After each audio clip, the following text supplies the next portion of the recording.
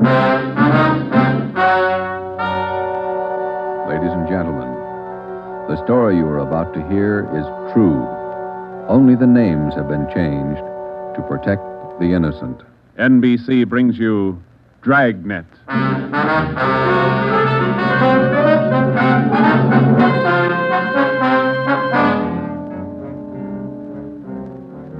You're a detective sergeant. You're assigned to homicide. Somewhere in the tangled web of your city, there's a killer on the loose. A young woman has been brutally murdered. The weapon, a steel bludgeon. Your job is to get him. Dragnet, the documented drama of an actual crime, investigated and solved by the men who unrelentingly stand watch on the security of your home, your family, and your life. For the next 30 minutes, in cooperation with the Los Angeles Police Department, you will travel step by step on the side of the law through an actual case from official police files, from beginning to end, from crime to punishment. Dragnet is the story of your police force in action.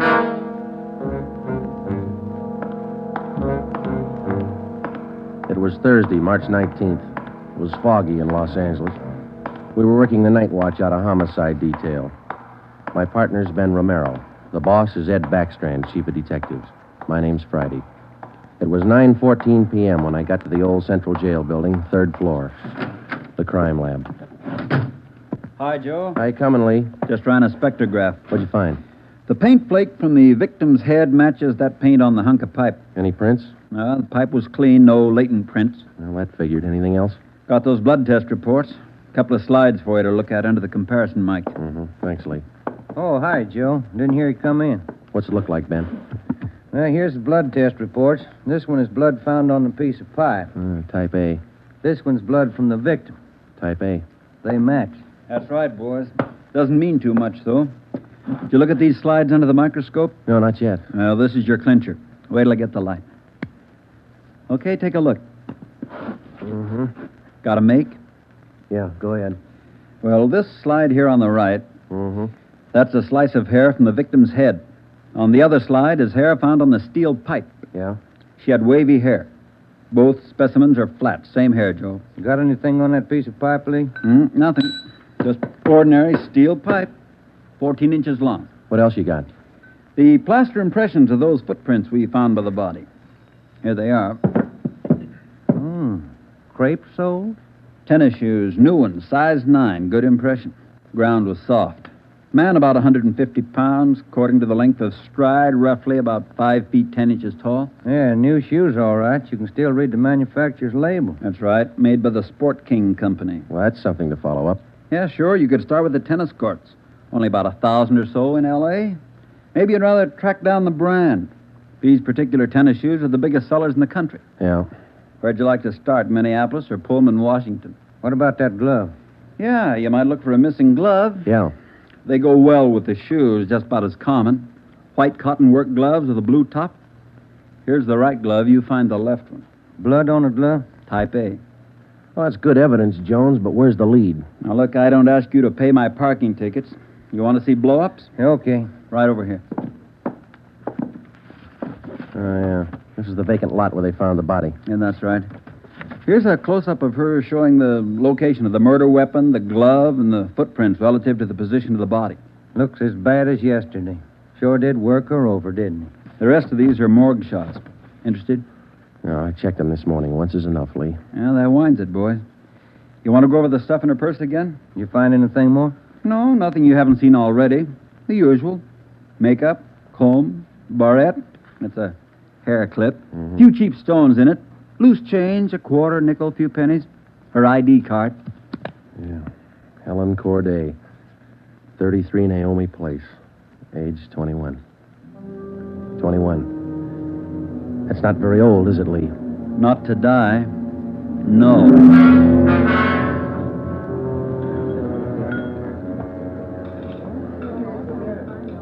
Helen Corday. Who could kill Helen Corday? Why? Why do you say that, Mr. Meyer? Well, people kill for money. They kill for love. Helen Corday had none of these. No boyfriend? Not in here. No, she was a good worker. 5 different addresses the union sends me 1 month. 5! Did the union send Helen to you? Oh, sure. All the girls come from the union, but none like Helen. Oh, she was sweet, honest, and courteous. Mr. Meyer, did you know anything about her personal life? Only that she was a good worker. Everything else she took home with her from this place. Did she ever mention any men to you? Anyone at all? No gentleman, not one. No. How much money did she make here? Well, I paid her $26.50 a week, every Tuesday. And not much salary for so much work, but the tips are very good here. Nice customers. Mm-hmm. Yeah, nice. This her home address, 33 Naomi Place? 33 Naomi, yeah, that's right, yeah. Thank you very much, Mr. Meyer, for your time. I wonder what kind of a person does things like that. Who could kill Helen Corday? Everybody liked Helen. Helen Corday? I never liked her. Come on in the office, boys, where we can talk. Never liked her because I never knew her. You the head of the union? Not just a steward. Well, I know most of the girls. This Corday girl, what'd she look like? Small brunette, about 5'3". Here's a picture. Yeah. Pretty girl, wasn't she? Oh, sure. Placed her out at Otto's place. Nice little Dutch fella. Otto Meyer. That's right. He seemed to think quite a lot of her. Yeah, she was a fine worker. Oh, sure. Always right up on her dues. Paid all the assessments right on time. Thought you said you didn't know her. Well, not right off, I didn't, but when you showed me that picture there, placed her right away. You know anything about her personal life? Hey, wait a minute. Why all these questions? Helen Corday was murdered last night. Oh. Who did it? You know anything about her personal life? Well, you can see my position, Sergeant. 1,200 girls. Check 'em in, check 'em out. Just names to me till I see a picture of 'em. You wouldn't know if she had any boyfriends here in the union? Waiters, busboy? That I wouldn't know. Like I tell you, Sergeant, I never knew Helen Corday. Sure, I knew Helen Corday. Gus plays a nice piano, huh, Sergeant? Yeah. I read about it in the paper this morning. How long you been selling pianos here at this place? About as long as I knew Helen. 3 years. How'd you find me? Helen's landlady, we talked to her yesterday. She told us you worked here at this piano store. Oh. It's funny, isn't it? What's funny? See Gus over there? That fellow demonstrating the piano? A few weeks ago, I made a deal with him to give Helen piano lessons. I figured it would help her with her singing lessons. Wanted to be a singer, you know. Did Helen know that fellow, Gus? No, she never met him. Who gave her the singing lessons, Miss Olson? She took from Ostrander. Paul Ostrander out on Melrose. A lot of movie people used to take from him. What do you know about her personal life? How do you mean? Does she have any boyfriends? Well, yes. You don't seem sure, Miss Olson. Well, it's just that I don't know. I never asked Helen. But she did have a few dates with Paul Ostrander. I don't think she was serious. How about Ostrander? Gee, I don't know, Sergeant.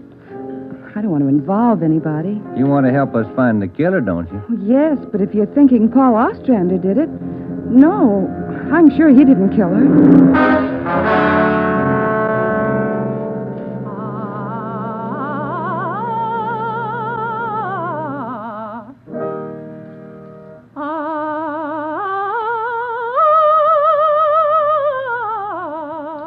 That's all for today, Victoria. No, gentlemen. I did not kill Helen Corday. You gave her singing lessons, Mr. Ostrander. You knew her pretty well? Yes, I gave her voice coaching for about 1.5 years. Helen showed a little promise. Not a great voice, a bad vibrato. You knew her pretty well. Why do you say that? Mr. Ostrander, didn't you used to take her out once in a while? No, I didn't know Helen socially at all. We know you had dates with her. That's not true. Only times I saw her was when she came here to the studio for lessons. You better tell the truth, Mr. Ostrander. We can prove that you've been out with her. Afraid of the publicity, is that it? Certainly that's it. I have a successful business here. I've spent years building it. Anything like this would ruin me. Then you have been out with her. Only a few times. Nothing serious. I had nothing to do with her murder. Now, that's the truth. Don't you know that withholding information about a thing like this can go kind of hard for you? Yes, I know that. What else could I do? Mr. Ostrander, somewhere in this city right now, there's a guy who beat a young girl to death. He crushed her skull with a piece of steel pipe. We need every bit of information we can get to track him down. I know that, Sergeant. You could have come to us. We wouldn't run to the newspapers with it. If the information's confidential, that's the way we treat it. Most of the time, it's the people who run to the newspapers first. Then they come to us. That's right, Mr. Ostrander. People are their own press agents. Sergeant, I'd like to know what right you have to invade my privacy and lecture me on my civic duties. All right, I'll tell you what right, Ostrander. We want the man who murdered Helen Corday. I got as much right as he had at 12:14 this morning. Come on, Joe. Yeah. Thanks, Mr. Ostrander. Sorry if I invaded your privacy.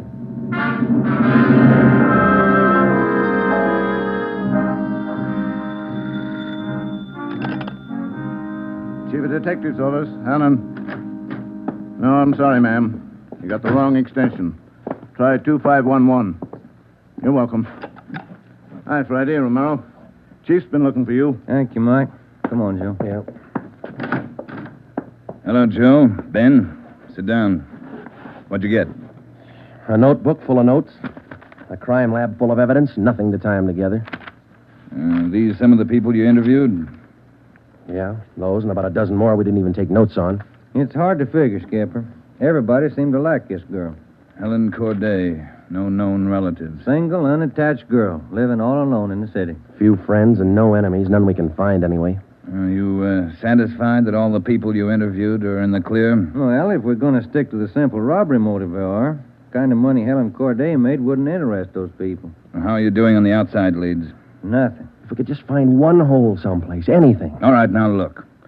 You've got a lab full of evidence across the street. You've got a book full of names here. You've got the pieces. Now fit them together. They just don't add. Well, go over them and keep going over them until they do add. Anything from the informants? No, nothing so far. No tips on anybody that's been dough-heavy lately. Nobody shooting off their mouth. The guy we want won't advertise. Figures himself a pretty smooth operator.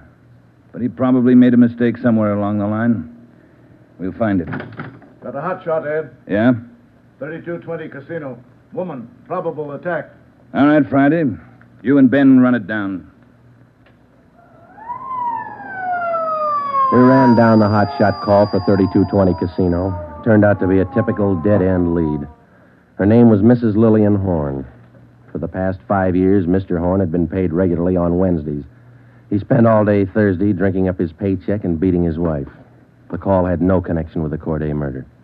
We made the usual call into communications. Unit 80K to Control 1, 80K to Control 1. Control 1 to 80K, go ahead. On that probable attack, 3220 Casino, code 4. 80K, roger. 80K to Control 1, KMA 367. That was the beginning. For the next 3 days, we followed up every lead and every call, but they were all blind. All units were alerted, and they had as much information on the killer of Helen Corday as we did. Ben and I cruised throughout the entire Central Division. We covered every probable call that might have some connection with the murder. Attention, Unit 41R. 1654 Swanson Terrace, a woman, victim of probable attack, code 3. Unit 41R. It didn't make any difference what the call was. If there was a possibility it might tie in with the Corday murder, we ran it down. We made it a 24-hour job. So far, if the killer made a mistake, we hadn't been able to find it. The Corday funeral was on Monday. They were all there. The girl's landlady, the voice teacher Ostrander, the girlfriend Marie Olson, the man from the union, and her boss Otto Meyer. But nobody else we hadn't checked. That was Monday afternoon. Monday night, we went back to the old routine, tracking calls during the night in the squad car, picking up small threads that led nowhere. 3 more days of the same thing. Thursday morning, 1 week after we found Helen Corday's body, we got an anonymous phone tip. I know who killed Helen Corday. His name's George Barlow. He lives at 418 White Oak Avenue. He used to date her up all the time. Get him and you've got the murderer.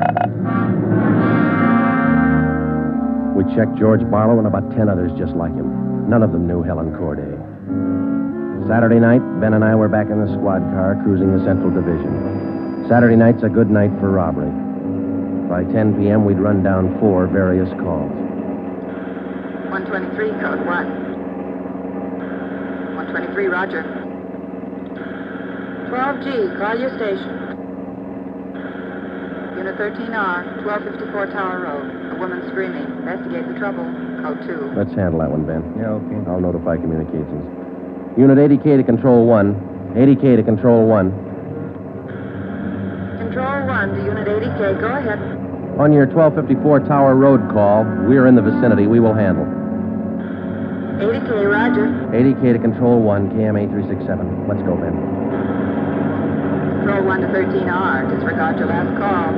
Handled by 80K. Yeah, it should be right about here. Oh, here it is. 1254.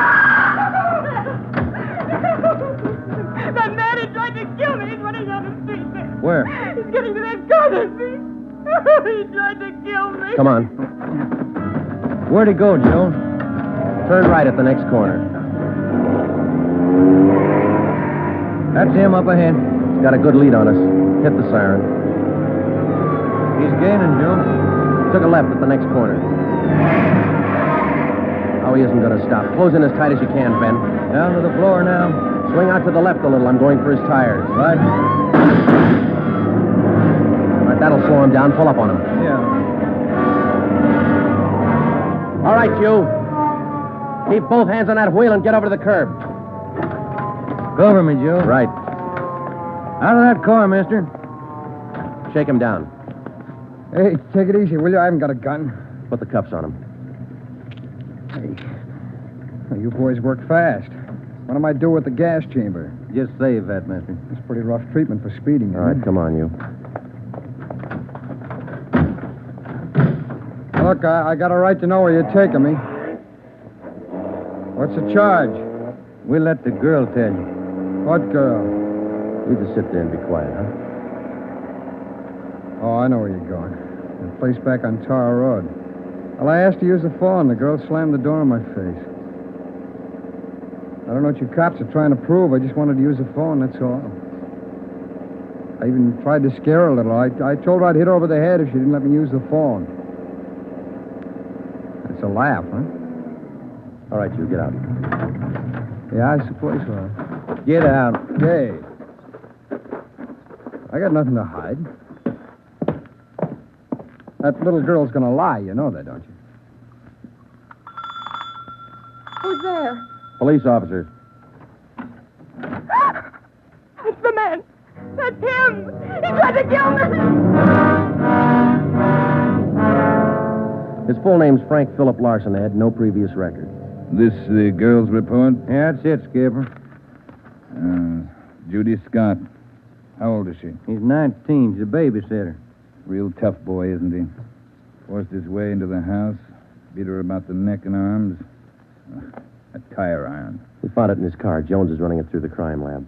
Asked her if she had any money. She told him no. Struck her again. Where's this Larson live? Hotel out near Santa Monica. He's a clothing salesman, Ed. Works for a big men's store, Burns and Company. According to the house book sales record, he bought a pair of tennis shoes 2 weeks ago. Weighs 158 pounds, 5 foot 11 inches. Tennis shoes are missing. They're not in his hotel room, and he's not wearing them. What else did you find? A rhinestone. You mean a pin? No, just a small loose stone recovered from the rug in Larson's room. Crime lab got it? Working on it now. Ed, I think...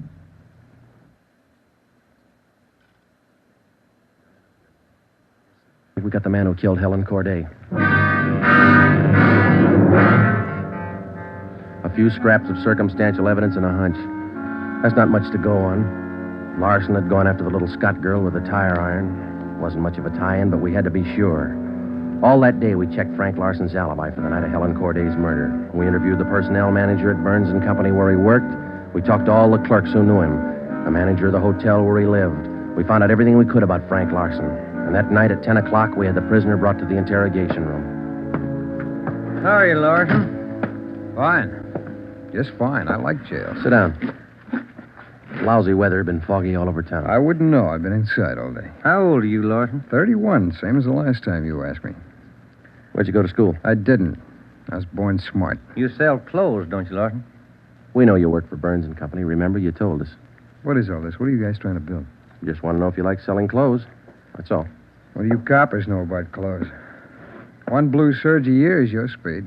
You know quite a bit about clothes, don't you? I've been selling them for 5 years. Can you tell me something I've been wondering about? What's that? Are your socks and tie always supposed to match? That's what the style books say. Bet you always know the right things to wear, don't you? You wouldn't wear black shoes with a brown suit, would you? Is that what you're keeping me here for? Style, isn't it? Oh, would you? Would you wear black shoes with a brown suit? Most people wouldn't. Bet you wouldn't wear brown shoes with a tuxedo either. I've been smoking too much. You got a glass of water? Oh, yeah, sure.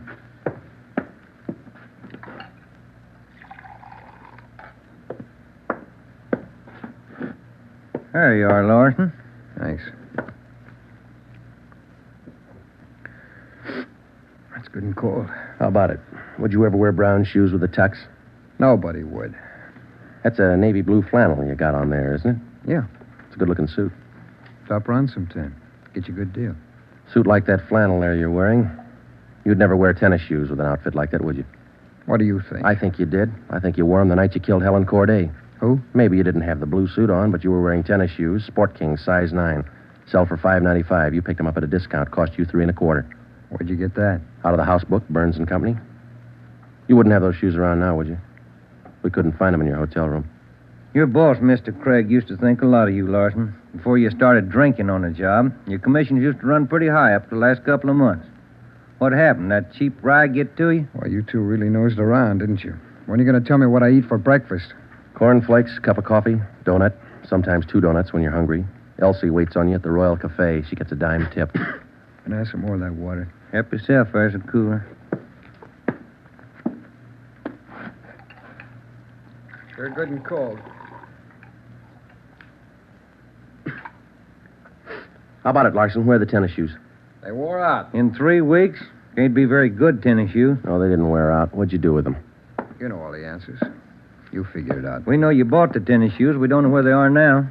We know you had them, size 9. 3 feet from the body of Helen Corday, we found 2 size 9 footprints made by a pair of Sport King tennis shoes. We figured the man weighed about 150 pounds. You weigh 158. Figured he's about 5'10". You're 5'11". You come awful close to being the same build as the man who killed Helen Corday, don't you, Larson? And you wear the same size tennis shoes, same brand name. A lot of people wear 9s. It's the average size. They sell a lot of Sport Kings, too. Everybody wears them. If we could find your pair, might make a difference. Doesn't mean your tennis shoes made the prints with the body. Doesn't prove it didn't, neither. What'd you do with them, Larson? I threw them away. That's too bad. Might make a difference. No, what difference could it make? I threw them away, that's all. Now, how about the mate to this glove? I never saw it before. Found this right-hand glove by the body of Helen Corday. Just an ordinary cotton work glove. Everybody wears them. If we could find the missing left glove, why, might make a difference. Size medium. That's average, too, isn't it, Larson? I never saw work gloves. I wouldn't know. No, but you bought work gloves, haven't you? Not a pair of those. Mean like this, don't you? We only got one. What kind of work gloves did you buy? I didn't buy any. You just said you did. I never said I bought any work gloves. You bought tennis shoes, though, didn't you? I told you I bought the tennis shoes. Didn't I tell you I bought them? No, you didn't tell us. We told you. Found out from Burns and Company where you worked. All right, you told me. I bought them. You know that. Same kind of tennis shoes that made footprints by Helen Corday's body. It wasn't me. Then why won't you tell us what you did with these I've shoes? already told you I threw them away. They were only 3 weeks old. Must have worn out awful fast. I didn't say they wore out. They got too dirty. No, you told us they wore out. Remember, Larson? I don't remember what I told you, but I don't have them now. We know you don't have them now. Where are they? He told us. They got too dirty. Right, Larson? Yes. Yes, that's what I said. Anyhow, you haven't got them now. No, I haven't got them now. All right, now, just for the record, Larson, which was it? Did they get too dirty or did they wear out? Whatever I said before. You said both before, Larson. All right, I said both. You haven't got anything on me. We got that little Scott girl statement from last night. She says you tried to kill her. She's lying. I told you she'd lie, didn't I?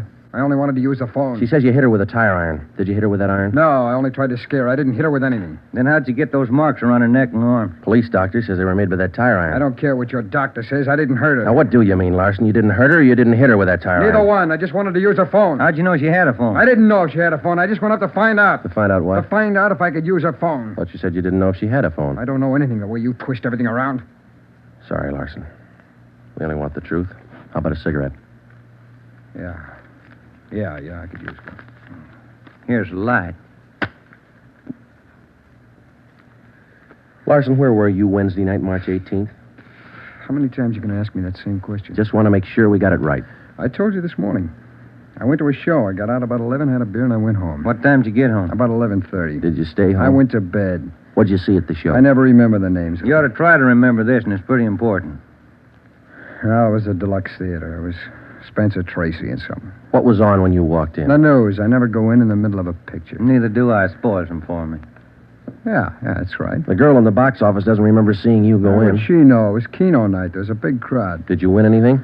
I never do. Anybody hit the jackpot? I don't remember. They give away a lot of money at those neighborhood theaters. I always remember who hits the jackpot. Well, all right, you do. I don't. Do you remember if anybody won the I jackpot? told you, no. Did they have a jackpot at that show? I guess they do. I don't know. You knew it was Keno night. You should know if I had a jackpot. Maybe they had a jackpot. I don't know. I went out for a smoke. You said the cartoon was on when you walked in. Why do you always twist what I say? I told you the news was on when I went in. You remember anything about the newsreel? It was 10 days ago. How do I know what was in it? I only know it was a newsreel, that's all. You're lying, Larson. We checked your alibi. The manager of the theater had to cut the newsreel Wednesday night because the show was running long with Keno night. You didn't go to the show Wednesday night, did you? All right, maybe I didn't. I don't remember. What's the difference? The difference is you could have been in that vacant lot the same night, the night Helen Corday was murdered. I didn't kill her. You can't prove I did. Interrogation room, Friday. Hiya, Jones. It did, huh? You're positive. Yeah, okay. Thanks, Lee. Sure you don't want to tell us what you did with those tennis shoes? I'm not going to go back over all that. I've told you guys all I'm going to tell you. You know how the Corday girl was murdered? How would I know? I don't know anything about it. She was on her way home from work, as usual, about midnight. Of course, you were home in bed about that time. But you didn't go to the show that night, Larson. On her way home, Helen Corday always took a shortcut across a vacant lot. She was about halfway through the lot when the murderer tried to grab her purse. She screamed and he struck her. Hit her several times with a piece of steel pipe 14 inches long. He beat her to death with that piece of steel pipe. Then he dropped the pipe in the right-hand cotton work glove. He left 2 footprints, size 9, Sport King tennis shoes. I know all that. Well, here's something you don't know. When the killer scooped the paper money out of that girl's purse, he accidentally took along a loose rhinestone. A stone that fell out of a cheap barrette in the bottom of her bag. He carried that stone home with him. When he reached in his pocket to pull out the money he stole from her, the rhinestone fell on the floor. So? We found that rhinestone on the rug in your hotel room. Well, I haven't lived in that hotel room all my life. Maybe the tenant before me dropped it there. No, not this one. We checked the cement that held it in that barrette. It matches the glue on the stone.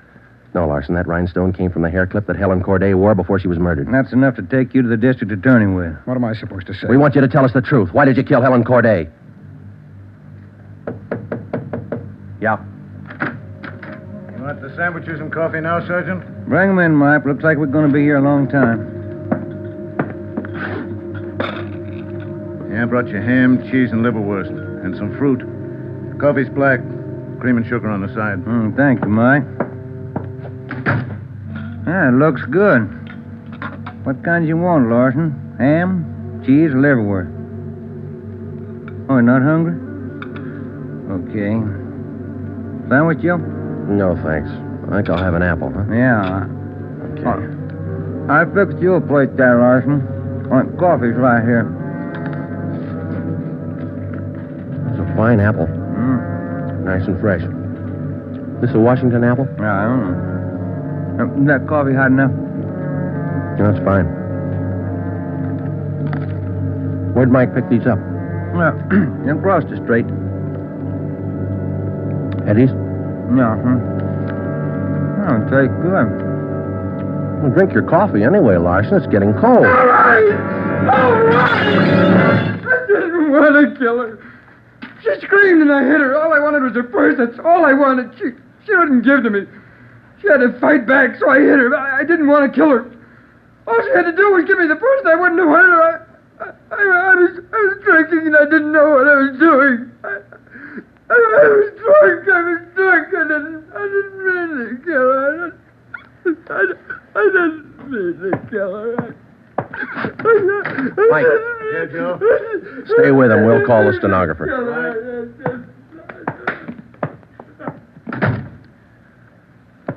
See you tomorrow, Joe. Good night. Yeah. Sour racket, huh?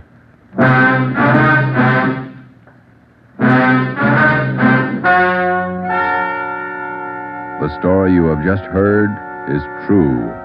Only the names were changed to protect the innocent.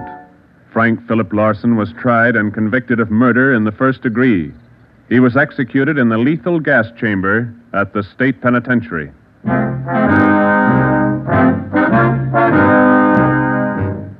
You have just heard the fifth in a new series of authentic cases from official files. Technical advice for Dragnet is furnished by the Los Angeles Police Department. Tonight's program is dedicated to Police Officer Charles A. Brady of the Chicago, Illinois Police Department, who on the night of September 2nd, 1945, gave his life so that yours might be more secure.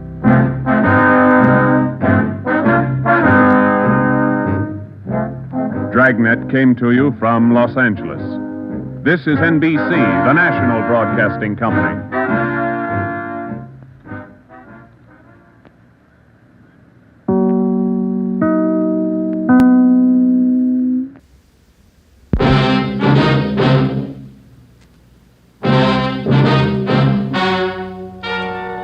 Ladies and gentlemen, the story you are about to hear is true.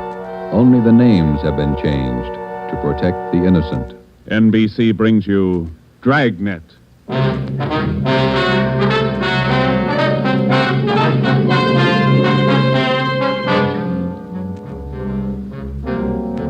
You're a detective sergeant. You've been off duty 2 hours. You receive an emergency call from the chief of detectives. An entire block in the heart of your city is threatened with complete destruction. Your job? Report at once. Dragnet, the documented drama of an actual crime, investigated and solved by the men who unrelentingly stand watch on the security of your home, your family, and your life. For the next 30 minutes, in cooperation with the Los Angeles Police Department, you will travel step by step on the side of the law through an actual case from official police files. From beginning to end, from crime to punishment, Dragnet is the story of your police force in action.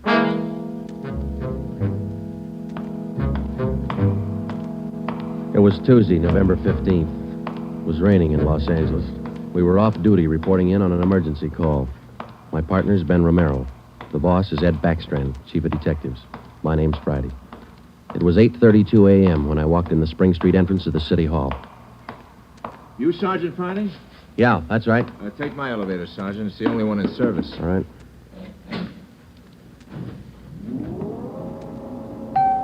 I'll run you up to 16. The chief's waiting for you up there. What's the pitch? Only one elevator in service out of 10? The place looks deserted. What's going on? Nobody in the building. All the office people been sent home. Lots of trouble. Somebody declare a holiday? No joke, Sergeant. Big trouble. All right, you convinced me. What is it? Here we are. 16th floor. Over here, Friday. Hi, Joe. Hello, Ben.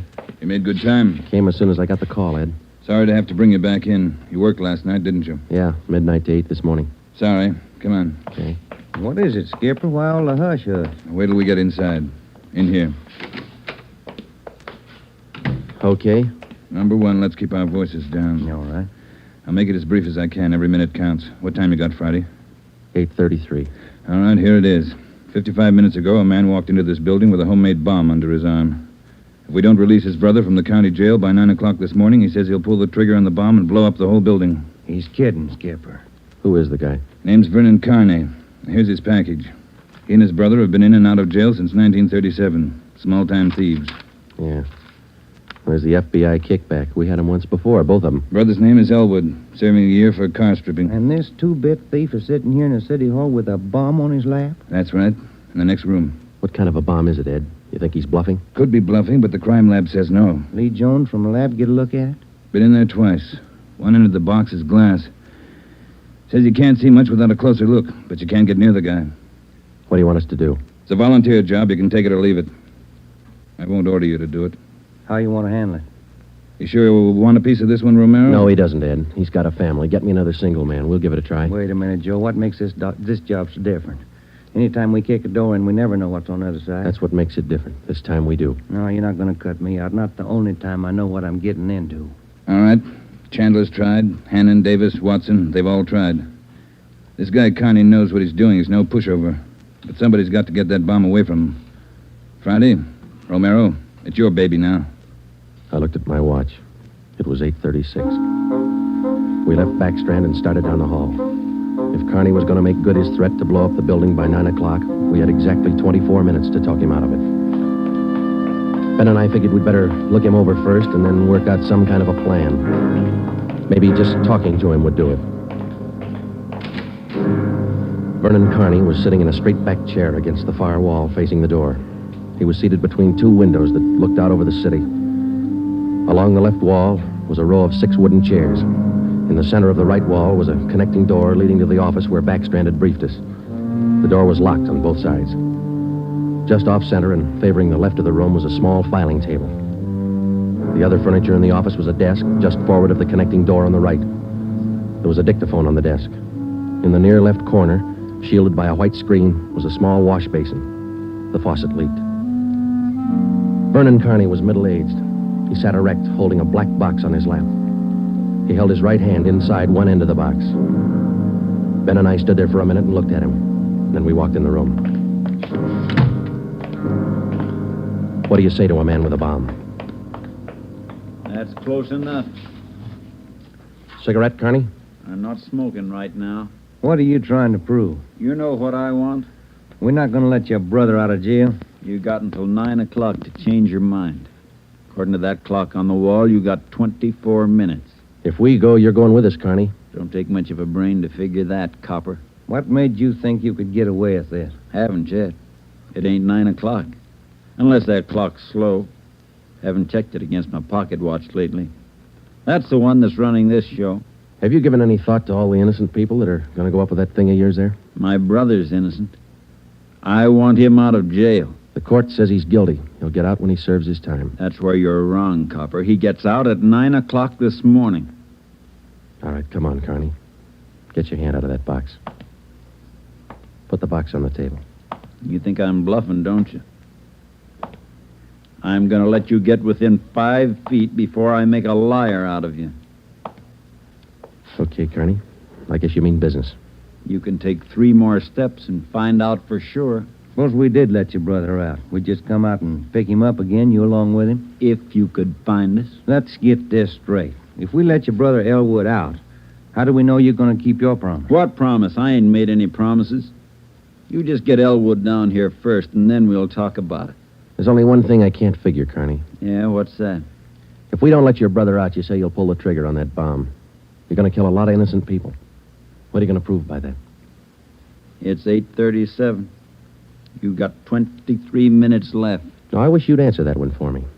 Why do you want to kill a lot of innocent people? Don't try to con me, copper. I know they cleared everybody out of this building 45 minutes ago. I know they cleaned out the whole block. They got it roped off. Where'd you get your information?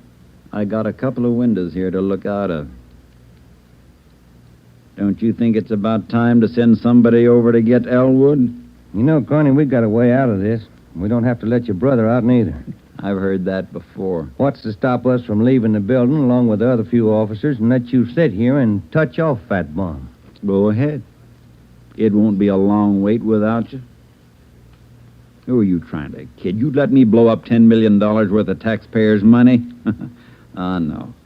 You're going to let Elwood out. You'll wait till the last minute to do it, but you'll let him out.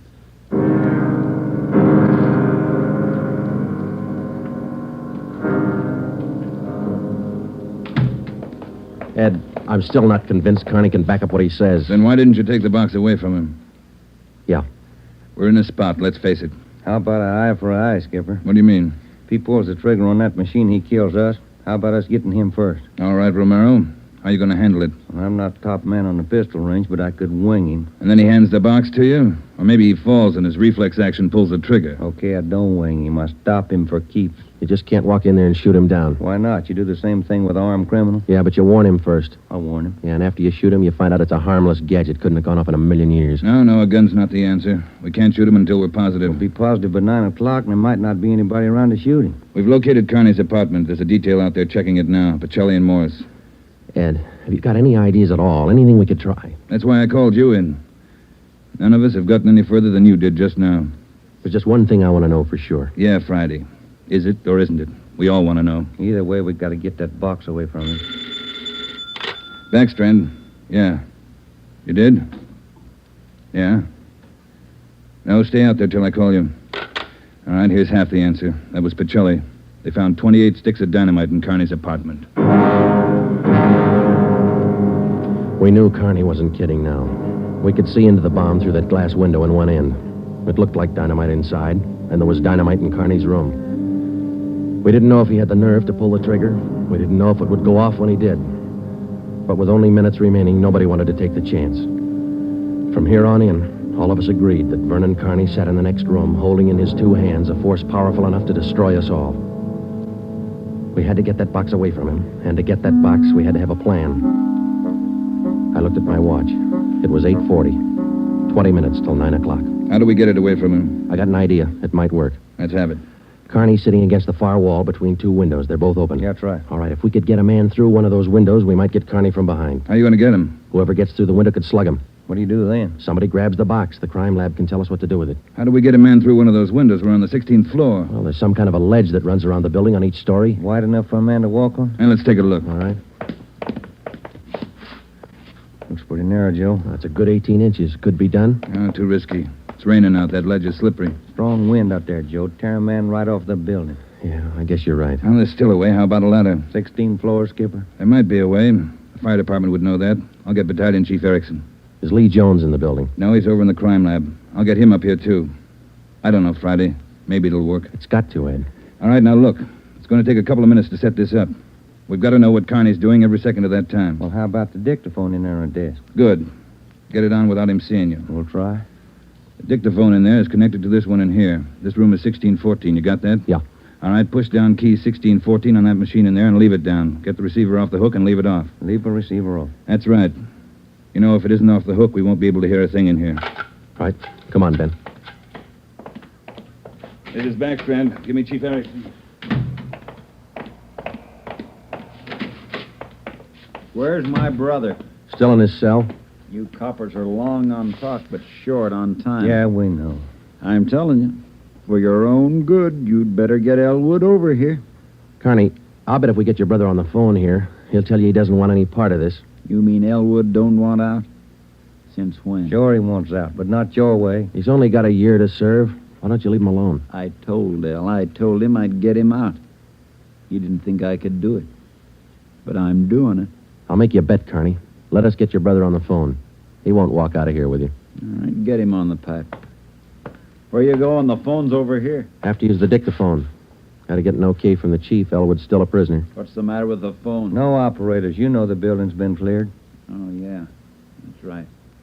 Almost forgot. Okay, you can use the dictaphone. This Friday, Ed. Carney wants to talk to his brother. Yeah, I know you'll have to send somebody over. Have them put the call on extension... wait a minute. What's that extension number, Ben? 2351. 2351, Ed. Right. It'll take a minute. Yeah. I'd kind of like to talk to El. Been a couple of months since I seen him. We've always been together, me and El, most of the time. Joe, let's go in and see if we can't hurry that call. Good idea, boy. 16 minutes to 9. Hey, cop. Yeah. Forgot to hang up the dictaphone, didn't you? I put the receiver back on the dictaphone. Ben and I had failed to make good on the first step of the plan. When we got outside the door, we briefed Davis and Watson. They went in to sit with Carney. It would be their job to keep us posted on Carney's movements. The dictaphone was out. We went back into the office next door. Chief Sam Erickson of the fire department and Lieutenant Lee Jones from the crime lab were already there. We told Backstrand what happened. Would have been a help. We haven't got time to cry over it. Carney's wide awake, Skipper. He doesn't miss a thing. Backstrand told us the plan Friday. We can't run a ladder up from the street. Too high, Chief? Best we got is a 100-foot aerial. You figure 12 foot to the story, that'll take you up 96 feet, 8 floors. And we've got the latest equipment. What's the idea you had, Jones? Sam, can you get hold of a pump here in a hurry? Sure, we got a lot of scaling ladders, but you got nothing up there to hook 'em on. You figure on dropping down from the floor above? That's right, and I figure a pump here would do it. Sure it would. You could make it fast to the windowsill up there, but you got a 1.5 foot ledge in the way. No, what you want is a lifeline. You mean lower a man on a rope, Chief? Yeah, Romero. That's the quickest and the quietest. Could you rig it so one of my boys could do it? Sure, Ed. What's the risk? None if you work it right. We'll strap on a life belt, give the man heavy leather gloves. 2 of my men will lower him down. Pick your lightest man. What do you think, Lee? That's it. What do we do with the bomb when we get it? I figure that box Carney's holding is about a foot square. Here's what I'll do. I'll get you a bucket with a 1.5 foot mouth. It'll be full of water. Yeah? I'll have it right outside the door to that office. When you get that box, place it in the water.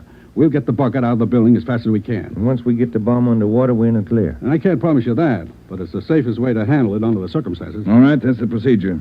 Sam, you take care of your end. Right away. I'll get a detail to give me a hand down on the street. We'll have a car ready to take the bomb to a safe area to decommission it. Work as fast as you can. Come on, Sam. It's our baby, Joe. That's right. Which part of it you want, the rope or the bomb? You call it. Fire Chief Erickson says the lightest man on the rope. That's me, Joe. All right, I'll get the bomb out of the building. Okay, that's the routine. But carry this with you. The man that comes down on that rope has one chance to make good. You slug him and make it count because there's no second try. Yeah. And, Joe, when you grab that box, you got to get it away from Carney before he can squeeze the trigger. Then you got to get it down into the street. The elevator. You know how to operate it? That's pretty simple, but I'll double-check with the operator. Better do it right now. Okay. Ed, we better get Carney's brother on the phone for him. He seemed anxious. Might be a pretty good stall. All right, Romero, that's the outside phone. Get to city jail. All right, Skipper. Get going, Friday. Okay.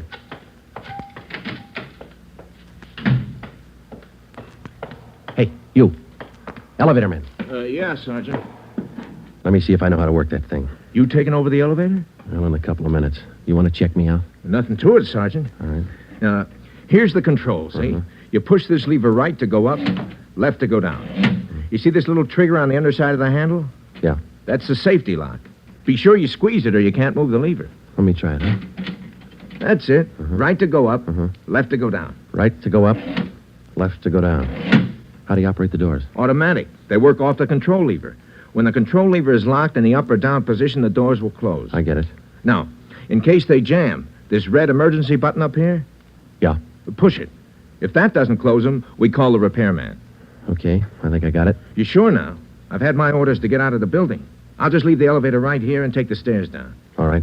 Thanks a lot. Sergeant, just curious. You going to take the bomb down in this car? We're going to try. You won't have any trouble. We haven't had an elevator failure in 18 months. The elevator man turned and went down the stairs. Outside of a handful of volunteers and a man with a bomb, the city hall was now cleared. I started down the corridor and met Ben outside the office. He told me that Lee Jones and Chief Erickson were on their way up in the freight elevator at the rear of the building with the necessary equipment. The 2 fire department volunteers were with them. The phone call had been put through to the city jail, and in a moment, Elwood Carney would be ready at the other end of the line. We went in to tell Carney. I told him over at the jail to put the call through on extension 2351. Yeah. When's it coming through? Right now. You got Elwood with you? No. Look, Carney, we told you we'd get him on the phone for you. The call will be through in a minute. Minute's a long time, cop. You only got 12 of them left. Elwood's going to talk you out of this. Oh, sure. Sure, everybody's going to talk me out of this.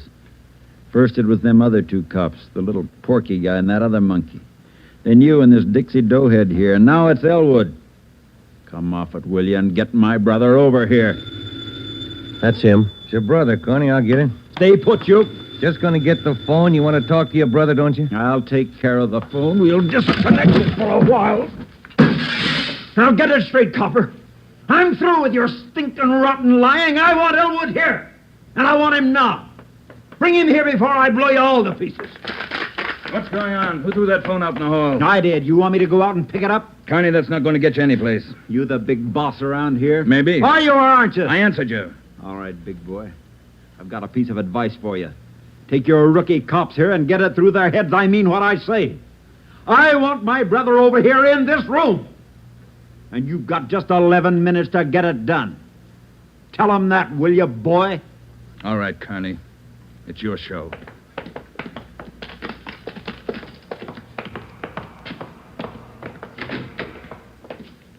All right, we got to work fast now.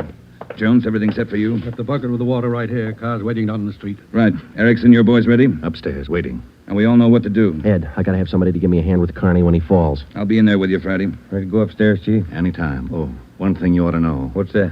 Strong wind coming up. About 20 mile an hour out there right now. That going to louse us up? No, but it's going to increase the sway. Got to allow for it. How you mean? Wind's coming from the south. We'll lower you just to the right of the window. If I figure it correctly, the wind will do the rest. Bigger risk, but we don't control the weather.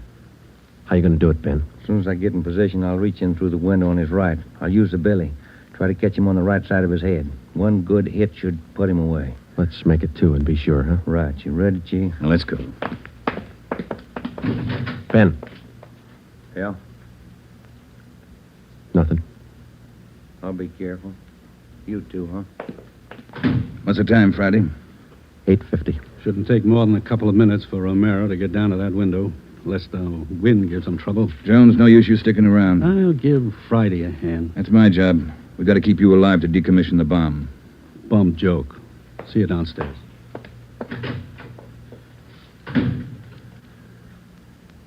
You ready, Ed? Yeah. Scared, Friday? Yeah. That makes us even. Come on. Ed Backstrand and I went into the next room with Vernon Carney. Our job was to keep him occupied until Ben was lowered to the windowsill from the floor above. Ben was going to make a try from the window on Carney's right. Somehow, we had to keep Carney's attention on us and away from that window. If anything went wrong and Carney got out of position, the plan would fail. If Ben was spotted, the plan would fail. If Chief Erickson didn't estimate the force of the wind correctly, the plan would fail. After Ben slugged Carney, my timing had to be perfect. If it wasn't, the plan would fail. I looked at my watch. It was 8 minutes to 9. Carney, anything we can say that'll make you change your mind? I've asked you 100 times. Now I'm ordering you. You're going to get to a phone and have somebody send Elwood over here right now. I'm through waiting. Now move. You ripped out the phone, Carney. Well, find another one. I told you I'm sick of your two-bit stalling. We've got until 9 o'clock to make up our mind about this. You had until 9. But you wouldn't do what I told you. Now I'm cutting you short. You guys have got exactly 1 minute to get a phone in this room where I can hear you call the jail and have them send Elwood over here. You said 9, Carney. All right, Joe. We'll give him what he wants. Davis, unlock the connecting door to this office. I'll get the phone, Ed. Will the cord reach? Yeah. Your brother's a prisoner. He's in our custody and he's under our protection. We can't place his life in jeopardy. Why not leave it up to Al? Here's the phone, Ed. Yeah. Kenworthy, this is Backstrand. We want Elwood Carney over here at City Hall. His brother wants to see him. Explain the situation. If he wants to come, get him over here. Leave it up to him. Room 1614. You'll have to use the freight elevator. And tell him to hurry. Yeah. Tell him to hurry. That's the only smart thing you've done today. Now, why don't you go next door and figure out another angle? We'll wait for Elwood, too. You don't think I'd let you get out now, do you? We're all going to wait right here for my brother. In case he don't show up, you're going to see me pull the plug. Just sit down. Not so close. Right where you are, sit down.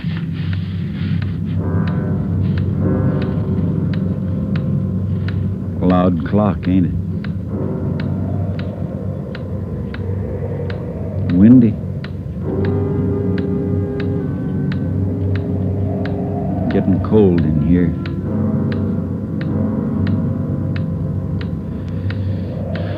Sure a loud clock. Real windy. Maybe I ought to close the windows. Don't want to catch me a cold. I can turn on the heat. Stay put, cop. Hey, what's that? What's going on? Just the wind, Shut Carney. up! There's somebody out there. I can see his feet. You stupid cops. Pull him up! Get back there, you! Pull him up! Friday, tell him to pull him up. Right. Pull him up! Pull him up! Pull him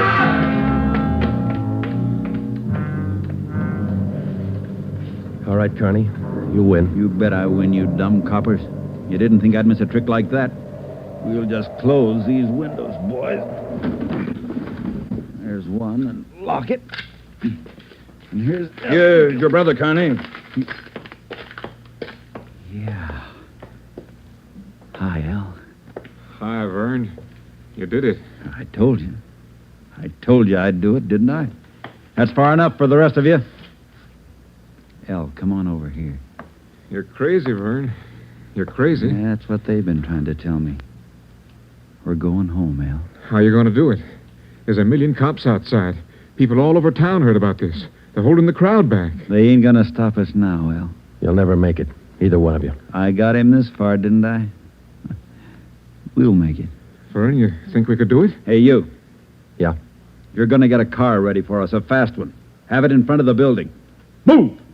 All right, Friday, do what he tells you. Right. Hold it. Yeah. If you ain't back by 9 o'clock, the deal still holds. I told him I'd pull the pin at 9, Al, if they didn't let you out. You ain't fooling, are you, Vern? Will that gadget really blow? 4 miles high. You know what that means, Al? Yeah, but they won't let you pull it. We're getting out. All right, Copper. Get the car. You got 4 minutes. Hey, Ben. What happened? He spot me? Yeah, there's no time to explain now. Listen, we gotta work fast. Yeah.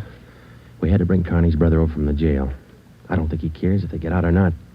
He just wants to use that bomb, and for some crazy reason, he's waiting until 9. How much time we got? Let me look. Less than 4 minutes. How about the ledge? You think you can do it? Strong wind. You'll have to hang on like a fly.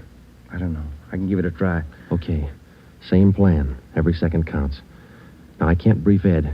He's in the room with the guy. It's up to you and me. I'll get on the ledge from one of these offices. I hope I make it. If you don't, we'll know you tried. Hurry. Hey, Ben, wait a minute.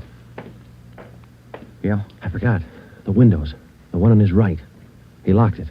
You'll have to crawl around to the one on the left. You got it? Right. Okay. The car will be ready in 2 minutes. Out front. Fine. El and I'll just sit here and wait. Gonna be good being back together, huh, El? We always were real good together, Vern. Yeah, that's the way brothers ought to be together all the time. Together. Vern, I'd feel better with a gun. We don't need no gun, El. We got the bomb. We'll need a gun when we get out, when we get on the road. Okay. Take your pick. They all got 'em. Hey, you, give him yours. I'm not carrying a gun. I left it in the other room. A cop without a gun? Who's kidding who? I left it in the other room. Frisk the big boy, El. He's got one. About time for the car, ain't it? 2 minutes to 9. Yeah, this feels like it. Right on his hip. Hey, Vern, look out! Grab him, Joe. I got him. Get the box. Leave that gun alone. I got him, Ben. I gotta get his hand out of it. Run, Joe. Get it in the water. Run!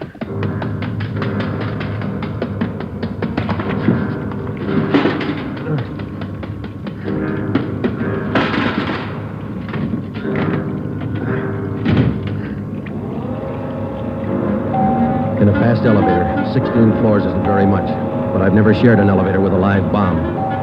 It seemed like minutes between floors. I kept watching the bucket.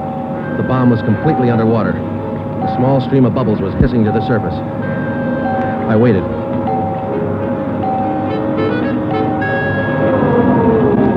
Main floor. I picked up the bucket and ran for the street. I missed the first step. I fell forward. The bucket spun out of my hand. I sprawled flat on the sidewalk. I waited for the explosion.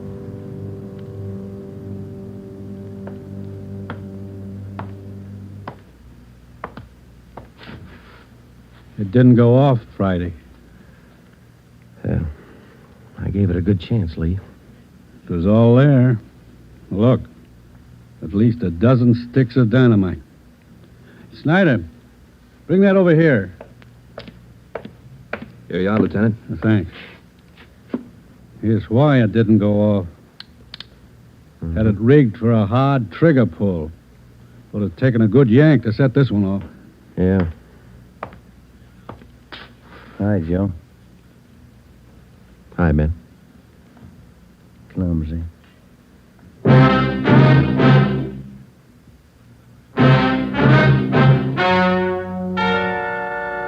The story you have just heard is true.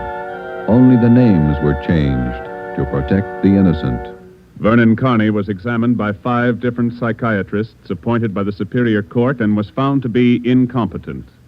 He is now confined in the state mental institution for the criminally insane. Elwood Carney is now serving the balance of his sentence with no time off for good behavior.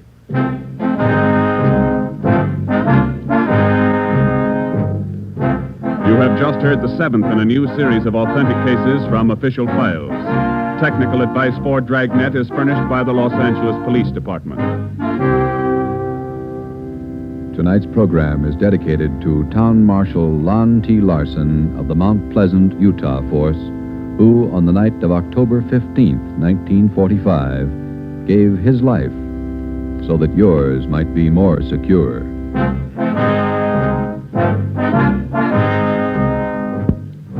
Dragnet came to you from Los Angeles. This is NBC, the national broadcasting company.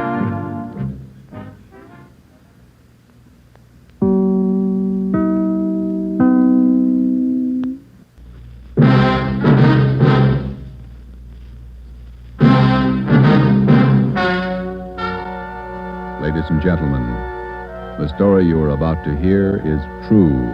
Only the names have been changed to protect the innocent. NBC brings you Dragnet.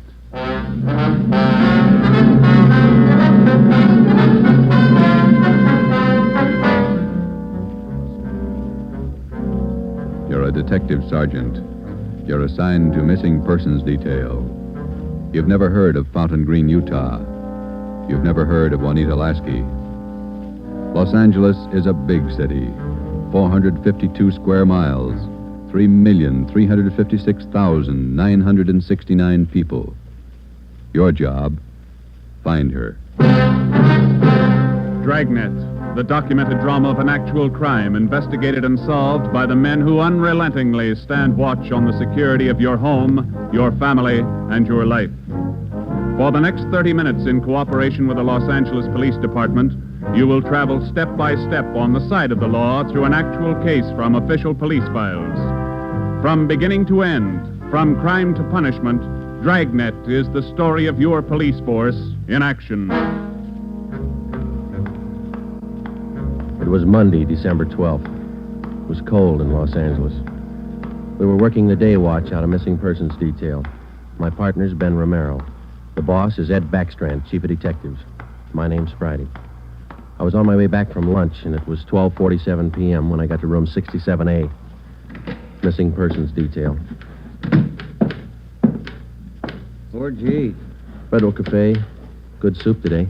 What kind? Corn chowder. It was real good. Place is jammed with Christmas shoppers. I had to wait.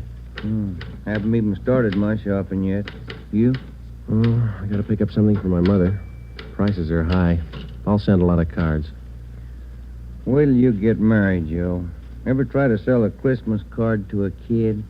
They got to have something with wheels on it. Yeah, I guess you're right. Missing persons, Friday. Fountain Green, Utah, calling the Los Angeles Police Department. Bureau of Missing Persons. My party will speak with anyone in charge. This is missing persons, Sergeant Friday. Just a moment, please. Mrs. Lasky, ready with your call to Los Angeles. Hello? Hello? Hello? Here's your party. Go ahead, please. Operator? Yes, madam. Could you please give me the charges for this call? I'm using my neighbor's phone. All right, madam. Please signal when your call is completed. Oh, yes. I'll do that. Go ahead, please. Hello? Hello? Are you missing persons? Yes, ma'am. Sergeant Friday. This is Mrs. Hannah Lasky. I'm calling you from Fountain Green, Utah. Yes, ma'am.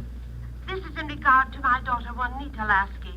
I haven't heard from her in well over a month, and I'm terribly worried. Where was she staying in Los Angeles, Ms. Lasky? At the Chelsea Hotel for Women. I have the address. 941 South Melrose Street. I can't understand it.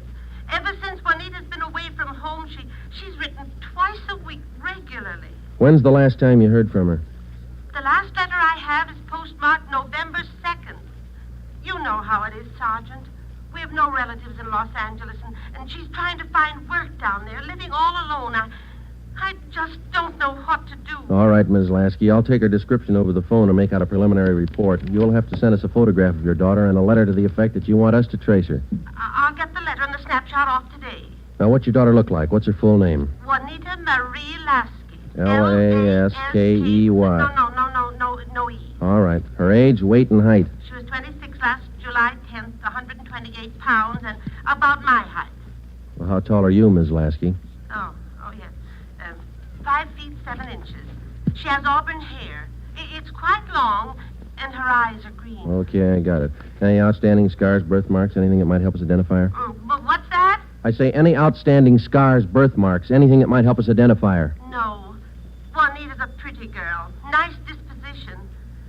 Oh, that's about all, Sergeant. Where can we contact you, Ms. Lasky? 122 Brigham Young Street, Fountain Green, Utah. When you find Juanita, I wish you'd have her call me right away. I'll pay for the call. We'll do that, Ms. Lasky. What's your number up there? This is the neighbor's phone, but they'll call me. It's Fountain Green 14R2. Yeah. You will try to find her as fast as you can. We'll go to work on it. Well, Juanita always comes home for the Christmas holidays. Do you think she's all right? I wouldn't worry about it, Ms. Lasky. We'll call you just as soon as we get any kind of a lead on her. Thank you so much, Sergeant. And if there's any charge, I'll be glad to pay it. No charge. If your daughter's in Los Angeles, I think we can find her. Oh, if there's anything wrong, you'll let me know right away? Yes, ma'am. You're very kind. Goodbye. Bye. What you got, Joe? Some girl owes her mother a letter. Come on, Ben.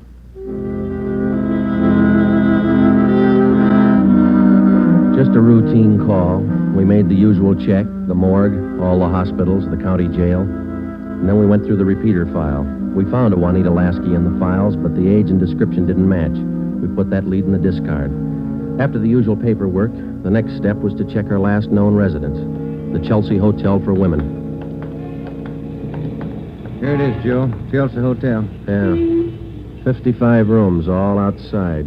Your home away from home. Now let's go in.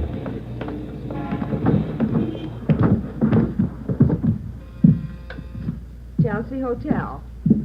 Thank you. Here's a bell. Yes, sir. May I help you? We're looking for a Miss Juanita Lasky. I'll ring her room. Whom shall I say is calling? Is she in? I believe so. I just saw her about an hour ago. Okay, would you ring her room, please? Yes, sir. And whom shall I say is calling? My name's Friday. All right, Mr. Friday. Just a moment. Do you wish to speak with her on the phone, or shall I have her come down? Ask her to come down if she doesn't mind. She doesn't seem to answer. That's funny. I'll ring again. No, sir, she doesn't seem to be in. Would you like to leave a message? Didn't you say you saw her about an hour ago? Yes, I did. She must have gone out again. I wonder if we could check her room. Oh, no. Gentlemen are not allowed above the main lobby. I'm sorry, ma'am. We're from the police department. Missing persons. I'm Sergeant Friday. This is Sergeant Romero. Oh. You men are from missing persons, did you say? Yes, ma'am. Well, I'm sure Juanita's just stepped out for a moment if you'd care to wait here in the lobby. We haven't got much time, ma'am. We'd appreciate it if you'd show us her room. Certainly. I'll get the pass key. That's 215. The elevator's right this way. Thank you. What seems to be the trouble? Some friend of Juanita's missing? No, ma'am. Juanita. Juanita? Well, I don't understand. Her mother's a little worried about her. Down this way. Here we are.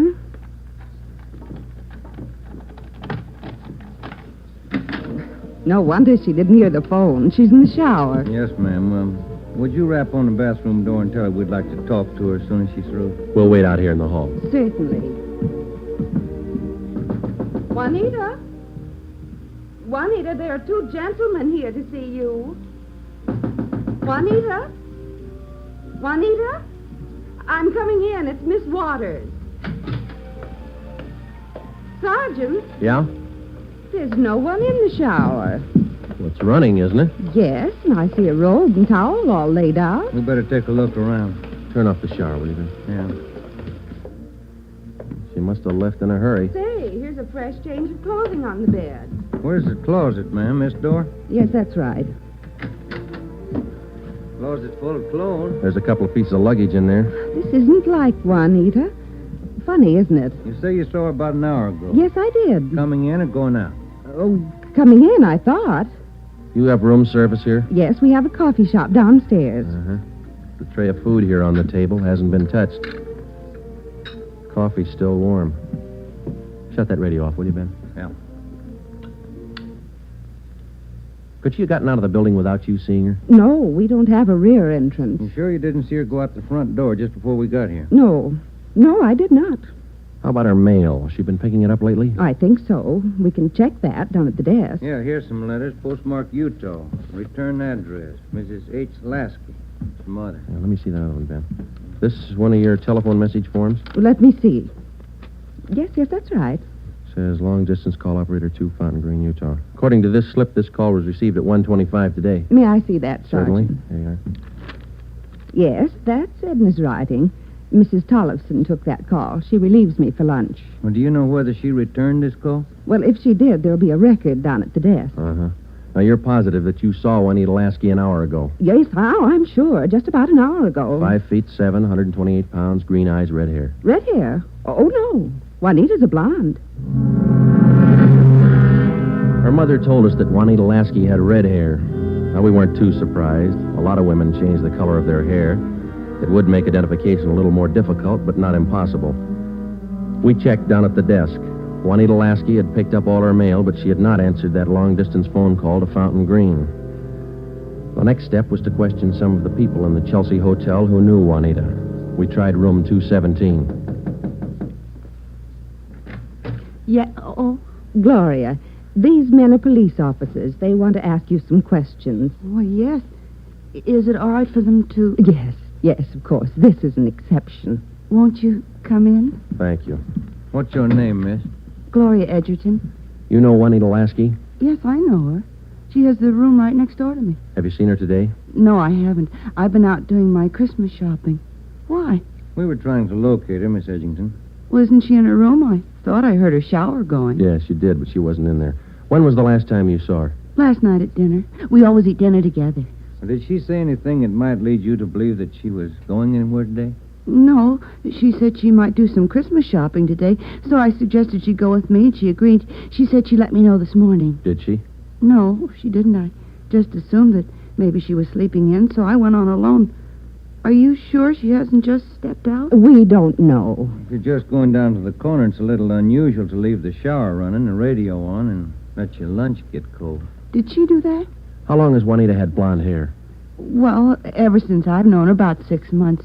We moved in here together. We work at the same place. Where's that, Miss Edgerton? At the Clagett building. We're elevator operators. I see. Who's your immediate superior down there? Darlene Camp. She's chief starter. Mm-hmm. You got that, Ben? Mm-hmm. She have many dates? No, not too many. Juanita likes to go steady. Who was her steady boyfriend? Paul Matthews. He works in the Clagett building, too. He's in the dental lab for Dr. Welty, 6th floor. Well, is there anything else that you'd like to add that might help us find her? Well, are you sure she's lost? The Clagett building is in the heart of downtown Los Angeles. It's a business and professional building. The cornerstone says erected in 1924, and it stands 12 stories high. The main entrance is on Hill Street. Going up. That's all in the car, please. All right, Marion. Going up. Get back in the car, please. Are you Darlene Camp? Yes. Just a moment, please. Going up. All right, Dora. Can I help you? I'm Sergeant Friday, Police Department. This is Sergeant Romero. Yes, sir. Juanita Lasky work for you? Yes, she does. She's one of my operators. When's the last time you saw her? Anything wrong? No, we're just trying to locate her. Well, you just missed her by 45 minutes. All right, Sylvia. She was in to pick up a check. Do you know where she cashes her check? Most of the girls cash them down at the bank on the corner. There's only one around here over on 8th. You say about 45 minutes ago? Yes, that's right. Thanks very much, Miss Camp. Come on, Ben. Going up. All right, Marion. Bank's not far from here. It is kind of funny, isn't it? What's that? Her room, the shower, the radio, that lunch. Sure pulled out in a hurry. What do you think? I don't know what to figure. It's a new one on me. She's alive, we know that. Well, she was, 45 minutes ago, anyway. Christmas is here. Santa Claus in his chimney. Yeah. No. I beg your pardon, sir. That's all right. Merry Christmas. Same to you. Here we are, Joe. Guess we better check with the manager, huh? You the manager? I'm the assistant manager. Can I help you? Police department. Yes, sir. I'd like to find out if a check has been cashed here within the hour. Yes, sir. And what's the party's name? Lasky, Juanita, payroll check, Clagett building. Yes, sir. I know Miss Lasky. If you'll step behind the counter, I'll get the check. Thank you. If you'll just wait right here. Okay, thanks. Wonder why she stopped writing to her mother. It's a good question. When we find her, we'll ask her. Wonder if anything was wrong where she worked. No, it didn't seem to be. We'll check back there when we finish here. Yeah.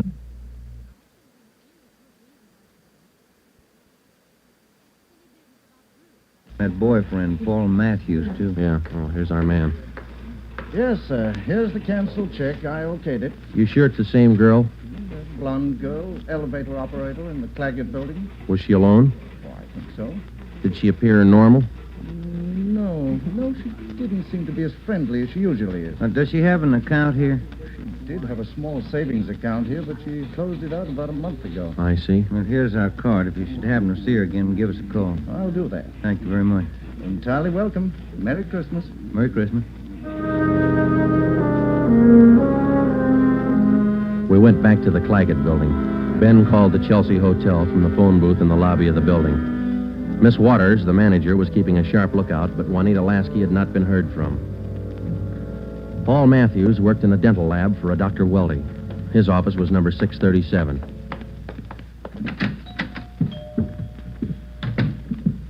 Yes, gentlemen, may I help you? We'd like to see Paul Matthews. I'm Paul Matthews. We're from Missing Persons Police Department. Sergeant Friday. I'm Sergeant Merrill. Yes, sir. Do you know a Juanita Lasky? Yes, sir. When's the last time you saw her? Saturday night. We went to a show. Is there something wrong? We're trying to locate her. Do you see a lot of each other? Yes, we do. I don't understand. Miss Lasky disappeared from a hotel a couple hours ago. Thought maybe you might know where she is. No, I don't.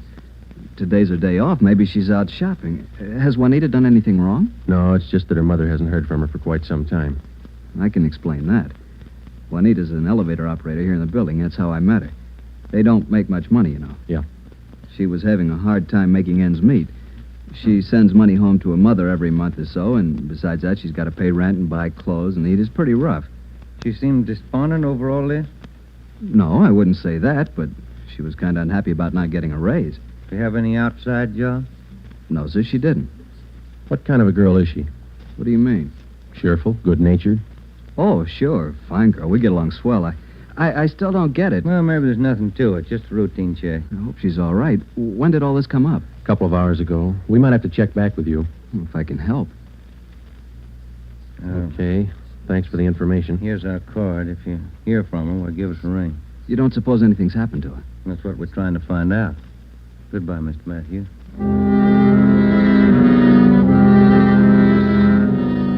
When we got back to Central Division, we had a full description of Juanita Lasky teletyped to all outlying stations in the metropolitan area of Los Angeles. We also put out an APB. We double-checked the repeater file and the wanderer file. We made out a full report on our findings to date.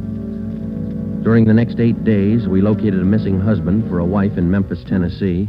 We picked up a runaway boy missing from his home in Reno, Nevada, and a 79-year-old veteran of the Spanish-American War who left his home in Bakersfield, California because he didn't like his daughter-in-law's cooking. But Juanita Lasky was still a mystery. For 8 days, we checked and rechecked all her known friends and habits. We went back over the course a dozen times, but no trace. It was almost as if she had ceased to exist that day in the Chelsea Hotel. The letter and photograph from her mother had arrived, and we circulated it to cities all over the country. Her mother wrote that during the war, Juanita was a whack corporal. We put a tracer through to the War Department. That way, we'd have another photo and a full set of fingerprints. Well, where do you want to start today? I'll get it. Missing persons, Friday. Joe, this is Spencer over in the morgue. Yeah, Archie. You still looking for that girl? What's her name? Ramona Lasky? Juanita, yeah. Just had one brought in. Looks like your girl to me. The city morgue is located in the basement of the Hall of Justice on West Temple Street, across the street from the City Hall. A lot of missing persons cases end right here. Archie Spencer met us at the door. Hi, Joe. How's the wife been? Oh, fine, Archie. Over here, Joe. Cooler 23. Give me a hand, huh? You bet. That's her, isn't it? When's she going to be posted? As soon as your fingerprint man gets here. Yeah. That's Ramona Lasky, isn't it? Juanita. Juanita, I mean. No. No, that's not her, Archie. You sure? Yeah. Oh, I was almost positive. Sure looks like this picture in your bulletin. Yeah, she looks a lot like the picture, but it's not Juanita Lasky. 5'7", green eyes, blonde hair, about 130. How close can you get? And look at the face. You sure that's not her? Yeah, I'm sure. Look at her hair, the roots. Yeah. They're blonde all the way down. They ought to be dark. Our girl's a bleached blonde. Yeah, I see what you mean. Look at her right hand, index and middle fingers. Heavy nicotine stains. Our girl didn't smoke, Archie. Yeah, I see what you mean. Guess I was wrong. That's not Ramona. Juanita. Come on, Ben.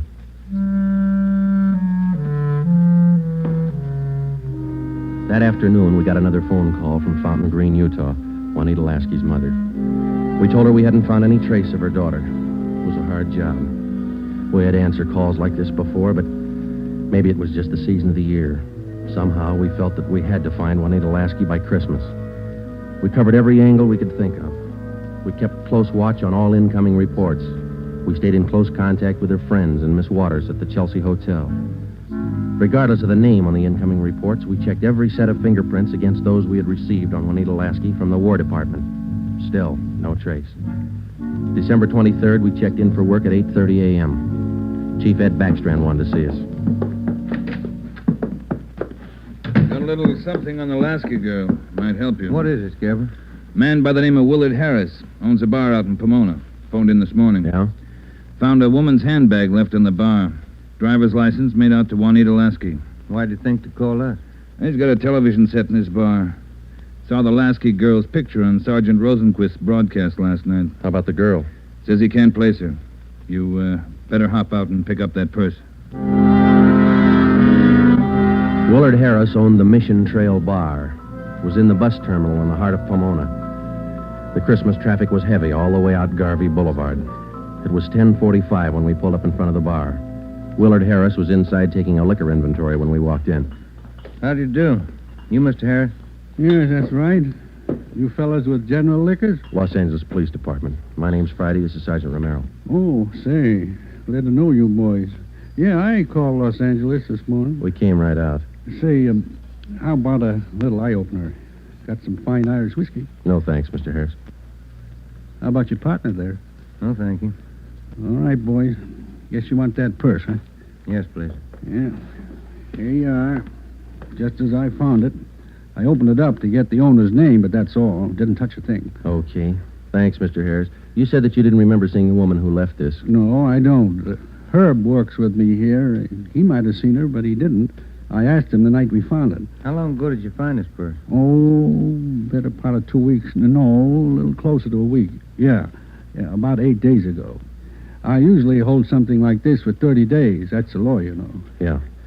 But I saw that fella on the television on that missing persons program. That's how come I called you, boys. Well, thanks very much, Mr. Harris. That's all, boys. It's cold out this morning. Sure you don't want a little nip? No, thanks, Mr. Harris. Goodbye. We checked the personnel at the bus terminal, but none of them seemed to recognize Juanita Lasky's photograph. We checked the contents of her purse, but we found nothing unusual. 4 $1 bills and some change and the normal things women carry. Since there was money in the bag, we felt sure that Juanita Lasky had lost the purse herself. That meant that she was alive 8 days ago, 2 days after she walked out of the Chelsea Hotel.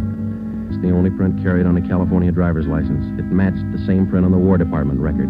It didn't prove anything except that all the evidence tied in and belonged to the girl we were looking for, Juanita Lasky. The next morning, December 24th, we checked in for work at 8:30. Morning, Ben. All right, Joe, here's the daily reports. You want to check them? There's a mess of them. Let's get at them. You looked through any of them yet? No, not yet. I figured I'd wait for you. All right, I'll take half, huh? Got any shopping done? No, you? Some. Lunch hour mostly. Mm-hmm. Found some nice cards. Be sure to send me one. Yeah, I'll hand it to you in the morning. Let's trade shaving lotions like we did last year. If I get any. You can get some. My kid's got a bottle all picked out for you. It's called South Pole for that cool feeling. Yeah.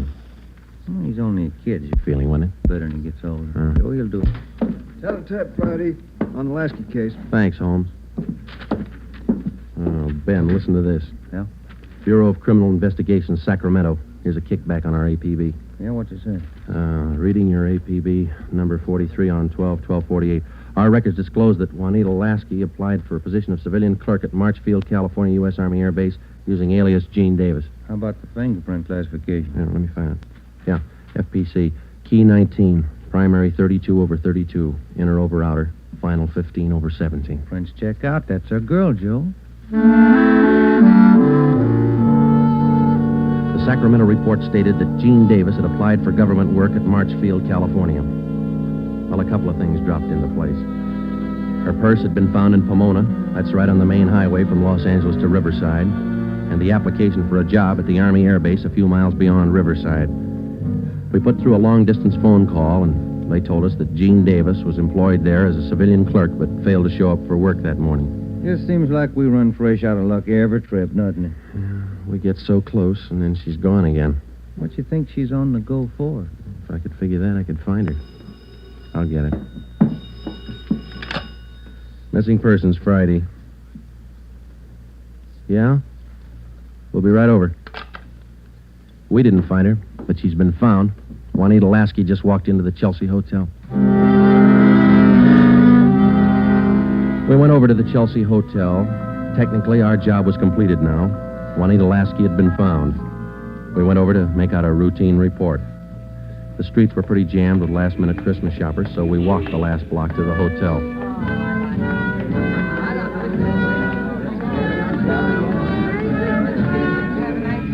What's your guess, Joe? Let's ask her. Come on, let's go in. That looks like her over by the desk there. Yeah, pretty well memorized that face. Sergeant, this is Juanita Lasky. Sergeant Friday and Sergeant Romero, Juanita. How do you do, Miss Lasky? How do you do? I'm sorry. I'm terribly sorry. Miss Waters told me. Do you mind telling us? Where have you been? Sergeant, I don't know. These last 12 days have been a complete loss to me.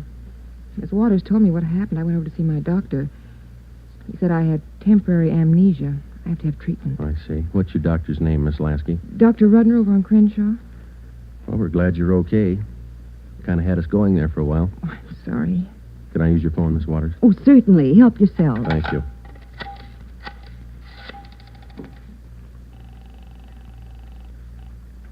Long distance? I'd like to place a person-to-person call to Mrs. Hannah Lasky, Fountain Green, Utah. That number is 14R2. Fountain Green, Utah, 14R2. That's right. Your name and number, please.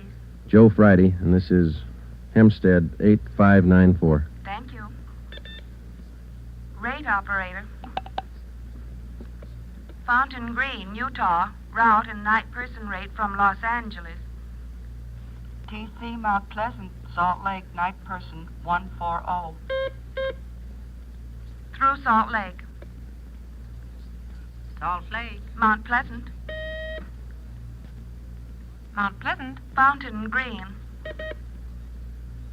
Fountain Green. Fountain Green, 14R2. Mrs. Hannah Lasky, Los Angeles, California, calling. Thank you. Ringing operator. Hello? Mrs. Hannah Lasky, please. Los Angeles, California, calling. Oh, yes. Hang on. I'll get her. Waiting on your party, sir. Thanks. Getting through all right, Joe? Yeah. Lucky. Christmas Eve. Yeah. Hello? Hello? Hello? Hello, Ms. Lasky. Yes? Just a minute, Ms. Lasky. Juanita, Yes? you're wanted on the phone. Oh, who is it? Just say hello. She'll take it from there. Let's go, Ben. Hello? Yes? Hello, Mother. Come on, Ben. Yes, I'm all right. Mother, it's so good to hear your voice.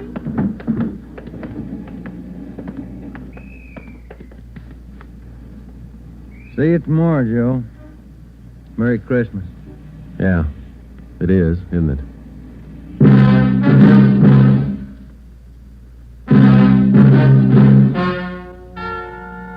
The story you have just heard is true. Only the names were changed to protect the innocent. Upon further examination by competent medical authorities, Juanita Lasky was found to be suffering from periodic spells of amnesia. She was given treatment, and a complete cure was effected.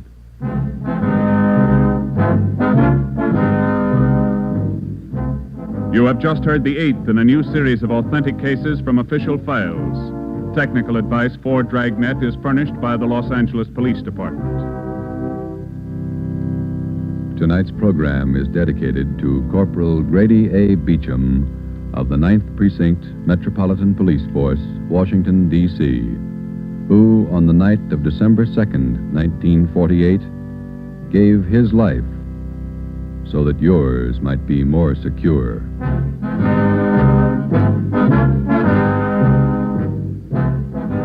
Dragnet came to you from Los Angeles.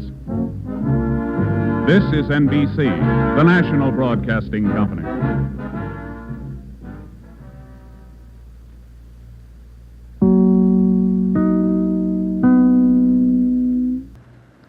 Here's another in NBC's great parade of new shows.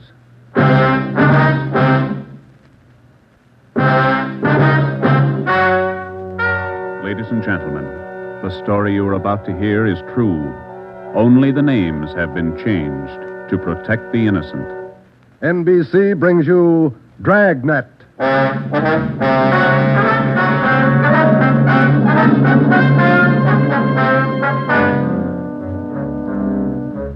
You're a detective sergeant.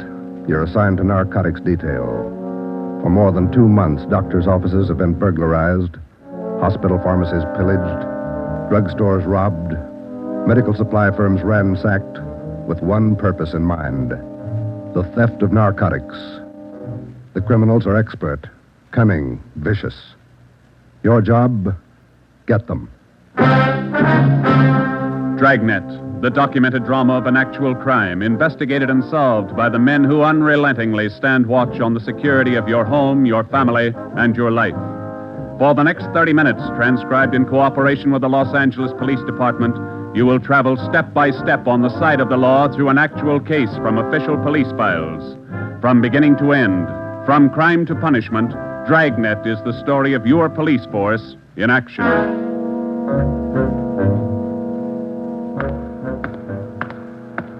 It was Thursday, March 23rd. It was windy in Los Angeles. We were working the night watch out of narcotics. My partner's Ben Romero. The boss is Ed Backstrand, chief of detectives. My name's Friday. I was on my way back from the record bureau, and it was 10:35 p.m. when I got to room 24. Narcotics detail. Yeah, okay. Well, we'll be right over. Thank you. Get anything, Joe? Nothing we don't know already. How about you? That was the county hospital on the phone. Doc Welch. Pretty fair lead. I told him we'd be right over. What's he got? One of our informants, Benny Trounsel. Ready? Let's go. What's with Benny? It's bad shape. Somebody worked him over. They found him in an alley off of South Main. Yeah? Doc says Trounsel talked before he passed out. Anything good? He claimed he knows who's running the new dope racket in town. Says they got him. No, let's take the stairs here, huh? Why should they bother with small fry like Benny? That's what I'm wondering. Blackmail, maybe. Benny's still on the needle? Maybe that accounts for his story. Doc says his skull is fractured. Morphine doesn't do that to you. Yeah. Benny mention any names? I don't know. Doc didn't say. Here's the garage. Come on. When did they pick up Benny? About an hour ago. He had a pocket full of bundles on him. Heroin. Trounsel's small fry. He never had that much dope on him in his life. That's what makes it interesting. Let's go.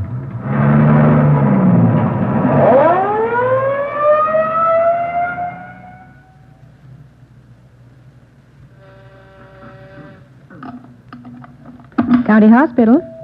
Yes, sir. The line is busy. Will you wait? Thank you. Can I help you, gentlemen? We'd like to see Dr. Welsh. She's expecting us. Your names, please? This is Sergeant Romero. My name's Friday, police officer. Oh, yes.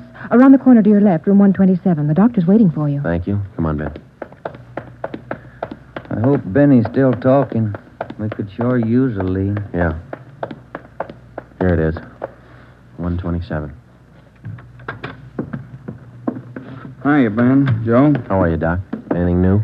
Just left Trounsel upstairs. You think we can talk to him now? Won't do much good. He died about 6 minutes ago.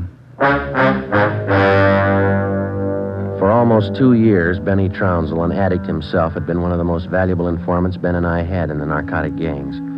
More than once, he had helped us solve a case, but this time, if Benny Trounsel had any direct leads to the nerve center of the newest narcotic ring, he took them with him.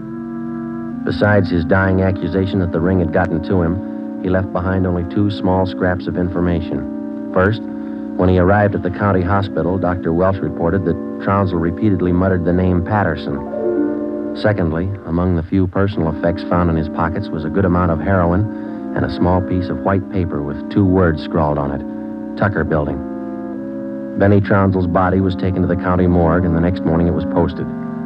At the coroner's inquest, the cause of death was listed as a brain hemorrhage induced by severe blows by a blunt instrument on the sides and base of the skull, inflicted by a person or persons unknown. Besides Ben and myself, the only identification witness at the inquest was a woman who managed a rooming house in Benedict Alley, where Trounsel used to stay periodically. After the inquest, we questioned her briefly in our office. Miss Strite, you say you can't remember any friends Trounsel had while he stayed at your rooming house? No, I can't. Besides, if I knew that man used dope, I never would have rented him a room. How long did he rent from you, Miss Strite? About 6 months. I run a respectable house. I don't mind if my people drink a little now and then, but those dope users, no, sir.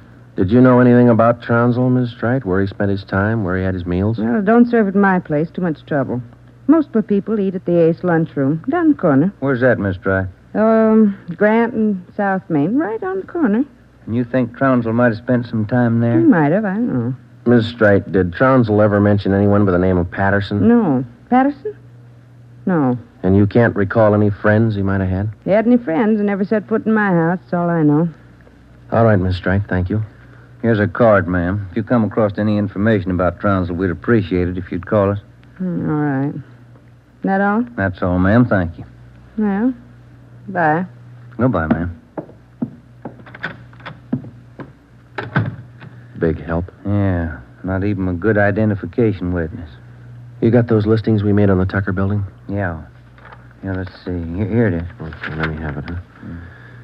Tucker building, 7310 South Wilshire. I wonder what Benny Trounsel could have been doing out there. Shouldn't be too hard to check. It's a small building. Yeah. 6 listings for the whole place. A couple of law offices, real estate guy, dentists, architect, and a doctor. One dentist, one doctor. Could be a lead. Maybe. Pretty thin. Friday, Romero. You got a minute? Yes, Skipper. Come on, Joe. Yeah. What do you got, Ed? Letters. Here's a sample. Now listen to this. Chief of Detectives, Ed Backstrand, City Hall, Los Angeles. In view of mounting wave of narcotic robberies, strongly recommend that your efforts to curb this lawlessness be redoubled. They all like that? All of them. They're mad. Can you blame them? Not a bit. We haven't got much to go on, Chief. The gang's pretty smart. All right, then let's be smarter. There's no law against it. Doing our best, Skipper. Then make it better. I'm sick of that bunch, and I'm tired of these letters. And look at that record. In 2 months, 15 drugstore robs, 8 medical offices, 2 supply houses, 2 hospital pharmacies. Narcotics missing every time. Now, who's behind it? None of the old-timers. We've checked them out. Gone over every hype and mainliner we know of. All right, then get on the transients. New faces. Climb on every one of them that shoots the stuff until you get to that gang and break it. If you need help, holler. But get to that gang and break it. Do you understand? Okay, Skipper, we'll try. You dig up anything on that Trounsel case yet? Still checking out one lead. What? Slip of paper we found in Trounsel's pocket, Ed. Said Tucker building on it, that's all. Just going to check it out when you called. All right, hop on it. Fast. We got a lot of pressure on us. Keep in touch with the office. It was almost noon when Ben and I got out to the Tucker building. It was a 2-story affair, comparatively small, very modern. We checked with the dentist in the building first, but he'd never heard of anyone by the name of Benny Trounsel. His records and appointment books proved it out. Well, that's one down, Joe. Yeah. Let's try that doctor's office now. What's his name? Let me see. Springer. Dr. Fred Springer. He's on the 2nd floor. Okay. There's a stairway down there. Come on. Pretty close to lunchtime. Might not be in. Maybe. Somebody should be there. We haven't got much time to play with. Yeah. Chief sure was up in there this morning. Here's the office. Fred Springer, M.D. Good morning. May I help you, gentlemen? We'd like to see Dr. Springer, please. Do you have an appointment? No, we don't. Well, the doctor's not in at present. Would you like to make an appointment for later in the day? No, ma'am. We're police officers. This is Sergeant Friday. I'm Sergeant Romero. How do you do? I'm Miss Turner. I'm the doctor's nurse. Then you must take care of the appointment and record books for the doctor. Yes, I do. Well, maybe you can give us the information we're looking for, Miss Turner. Did the doctor ever have a patient by the name of Trounsel? Benny Trounsel? Trounsel? Mm-hmm. No, I don't think so. Just a moment. I'll check. Thank you. No. Trounsel, is that the way you spell it? Yes, ma'am. No. The name's not listed here. Let me check the account book. No. Wait. It's funny. What's that, Miss Turner? Here in the back of the book in the doctor's handwriting. Look, Trounsel, the black parrot. certainly funny. I can't remember seeing that notation before. It must be fairly recent. Miss Turner, what kind of a clientele would you say Dr. Springer has? Oh, it's quite exclusive. Beverly Hills, Bel Air. That's where most of the bills are mailed. Can you recall seeing Trounsel in the office here, Miss Turner? Small man, thin, walked with a kind of a limp, not very well dressed. No, I don't think so. Doesn't sound like any of our patients. Would you show us the doctor's prescription lists for the last 2 months? We'd like to check them. Well, I'm afraid I can't. Dr. Springer keeps them in the safe. He's the only one who has the combination. How long you been with Dr. Springer? About 10 months. Ever since he started his practice out here. Where was he before that? Philadelphia. I don't understand all these questions. Is anything the matter? Just a routine check, Miss Turner. When do you expect the doctor back? About 4 this afternoon. He's out making home calls. All right. Here's our card. Would you ask him to call us as soon as he comes in? I'll do that. Thank you, Miss Turner. Bye. Goodbye. Bye. Oh, say, Miss Turner, there's one more question. Yes? Does Dr. Springer have a patient by the name of Patterson? Oh, yes. One of the doctor's first patients, John Patterson. He lives out on East Beverly Drive. When we left Dr. Springer's office, we called R&I. There was no make on John Patterson. Ben and I drove over to see him just on a hunch. It didn't pay off right then, but it showed a little promise. When the maid came to the door of the Swank apartment, she told us Patterson was out for the day. We asked her about Patterson's occupation. She didn't know. We asked her about his friends, his business acquaintances. She could remember only 2 people visiting the apartment. One of them was Dr. Springer, apparently a constant visitor. The other, a tall, dark man who spoke bad English. We asked the maid how long she had worked for Patterson. She said ever since he moved to Los Angeles, about 6 months before. A few things started to fall into place, but it was strictly a guesswork operation. Ben and I got in the car and headed for the south end of the city to check out some of the places Benny Trounsel was supposed to have frequented. We met a stone wall. From the Ace lunchroom near Benny's former rooming house to the Black Parrot. No one was willing to talk. Threats didn't work, and neither did promises. Ben and I gave up for the moment and headed back to the office. Pacific Ambulance 1, call to Alhambra is now code 3. Seems like Skid Row doesn't want any part of this one. Yeah, there's a bad feeling. Something's got him scared. Sure would like to know what it is, or who it is. Yeah, I'd like to know Control the 1 answer to to Unit that, too. 80K. Control 1 to Unit 80K. Us, Joe. Get it, will you? I got it. 80K to Control 1. 80K to Control 1. Go ahead. 80K. Call station 2511, code 3. 80K to Control 1. Roger. KMA 367. Wonder what that's all about. Well, let's find out. There's a drugstore. They ought to have a phone. Pull over, huh? You got a nickel? Oh, yeah, sure. Thanks. I'll be back in a minute.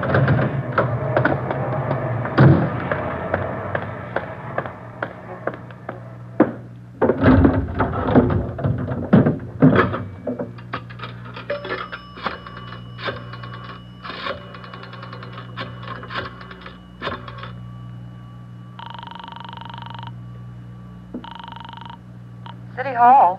2511. Thank you. Chief of Detective's Office, Hannon. This is Friday, Mike. The chief there? Oh, yeah, just a minute. Backstrand talking. This is Friday, Ed. What do you got? You tied up? Nothing big. Then check in as soon as you can. Got something good. What? You remember the stick-up at St. Agnes Hospital about a month ago? Pharmacy there? What about it? 2 patrolmen picked up a user down near Union Station about an hour and a half ago. Yeah? Guy was way back on his heels. He had 2 vials of morphine on him. Vials had serial numbers. Good. Did they match out? Perfectly. Thanks, Ed. We'll be right in. When Ben and I got back to the office at 3:52 p.m., we picked up Chief Ed Backstrand and went directly to the crime lab, where Lieutenant Lee Jones analyzed the contents of the 2 vials taken from the suspect. Jones told us it was high-grade morphine. We went back to the office and double-checked the serial numbers on the vials with the crime report on the St. Agnes Hospital robbery. They matched. And there's a good break. These vials were in the loot when the gang knocked over the hospital 28 days ago. Now stay on the trail and we'll crack that gang wide open. This the arrest report on the guy, Ed? Yeah. Picked him up in a bar off South Main. Who is the guy? A transient? Yeah, here it is, Ben. James Steiner, Phoenix, Arizona, age 37, transient laborer. Anybody talk this guy yet, Ed? Not yet. He shouldn't be too hard. You better get on it. Right, Skipper. Come on, Joe. Check you later, Ed. What time you got, Ben? Let me see here. 25 past 4. Got a phone call for you, Ben? Yeah, who was it? Your wife. Want you to pick up some aspirin and a bottle of nose drops for your kid on your way home. Oh, yeah, almost forgot. That the only call we had, Mike? That's right. Thanks. Okay. You got that Dr. Springer's number, Ben? Yeah. Here it is. Crestview 55284. Thanks. Nurse said he'd call us around 4, didn't she? Yeah.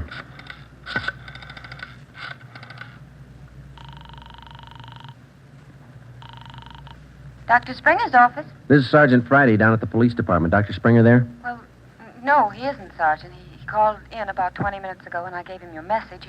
He said he'd call you. All right, Miss Turner. When he comes in, tell him to call us. Impress on him it's urgent. All right, Sergeant, I'll do that. Goodbye. Goodbye. No luck? I don't know. Just a hunch. He may be ducking us. Who you calling now? State Medical Board. Maybe they can check us out on Dr. Springer. I put the call through to the State Medical Board and asked for a check on Dr. Fred Springer. They said they'd call back within the hour. In the meantime, we had James Steiner brought to one of the interrogation rooms for questioning.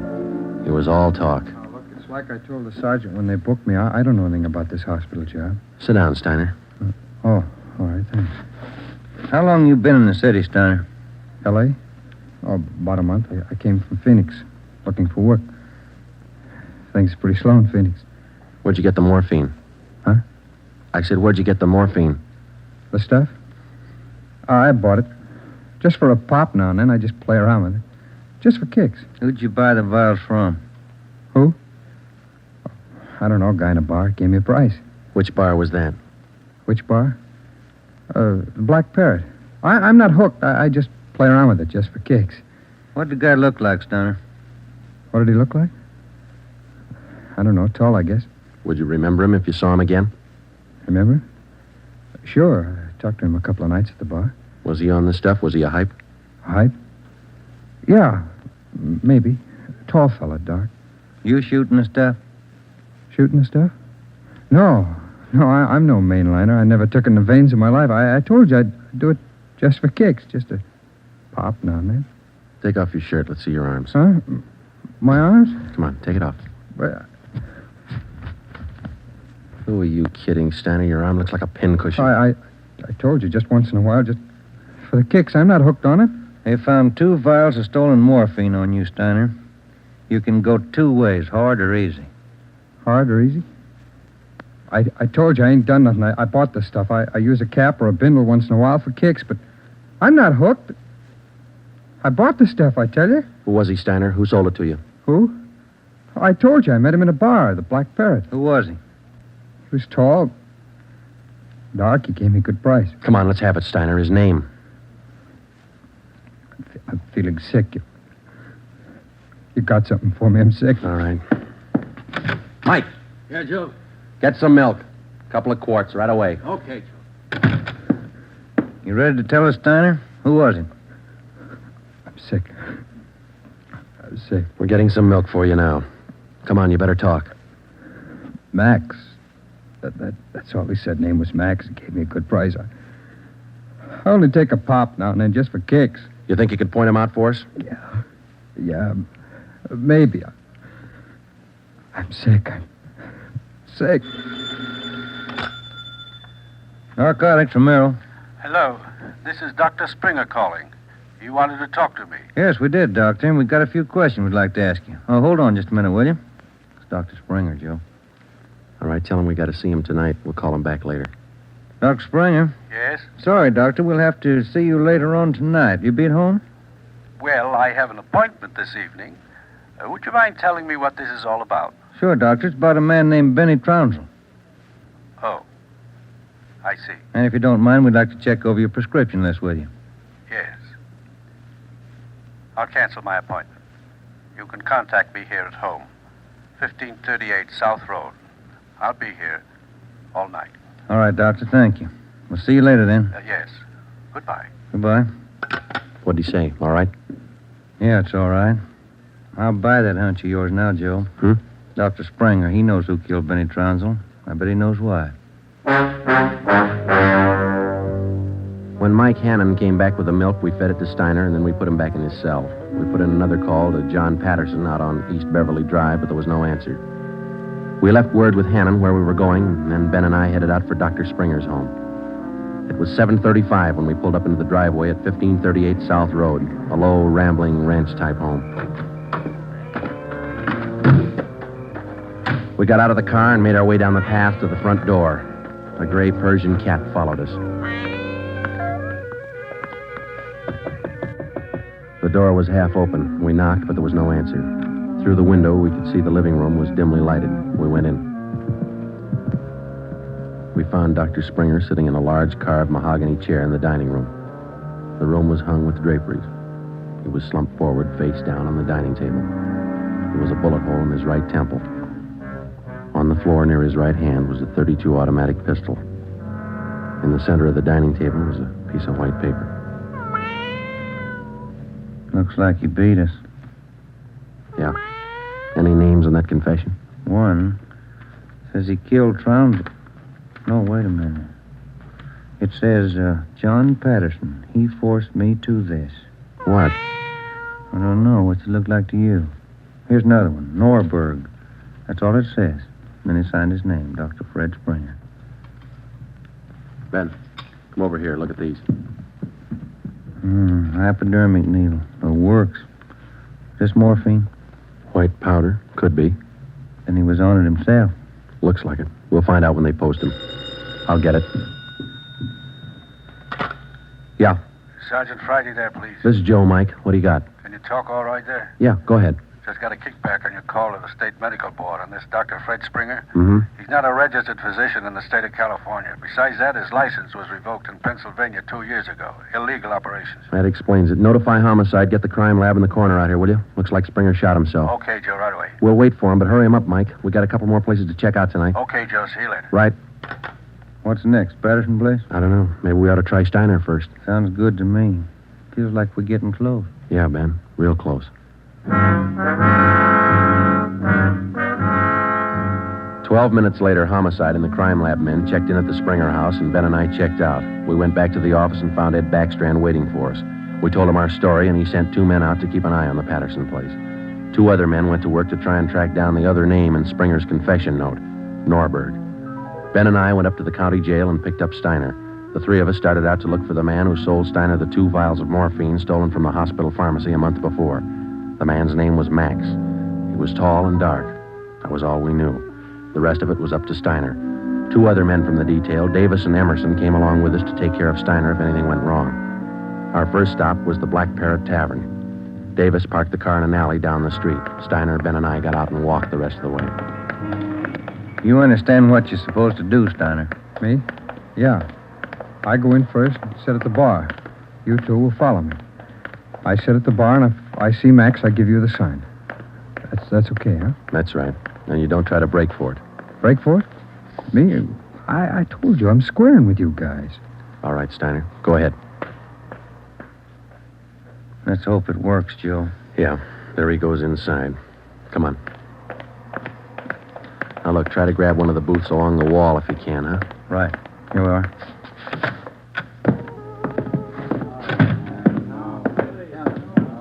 The first booth, Ben. It's empty. Yeah. Fellas left to order at the bar. Waitress got a night off. Make it a couple of beers, will you? Couple of beers? Okay. Joe. Joe, look at Steiner.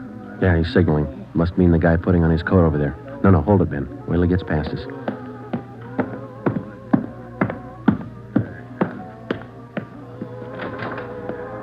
All right, get Steiner back to the car. I'll tail the guy. You come after me.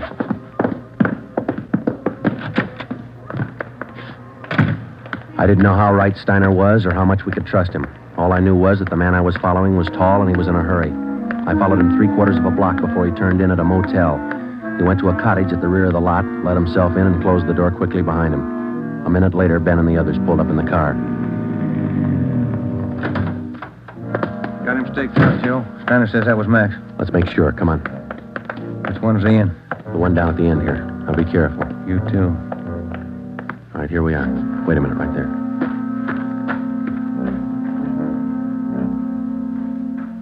All right, look, there's no rear door. He's got to come out the front. Keep the door clear. You ready? All set. Cover me.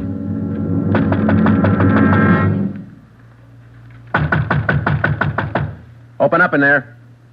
Who is it? Police officers, open up. Just a minute. All right, Ben, give it back to him. Stop! Don't shoot! We'll come out! All right, throw your guns out first, then come out with your hands behind your head and make it fast. Watch it, Ben. He's making a break. All right, mister. That's far enough. Get out of my way. Get out of Get him, Ben. That's good, Ben. You all right? He didn't mean it, Copper. He didn't mean it. He didn't know what he was doing. Well, that must be a good excuse, lady. A lot of people use it. Come on, Ben. Let's take him in.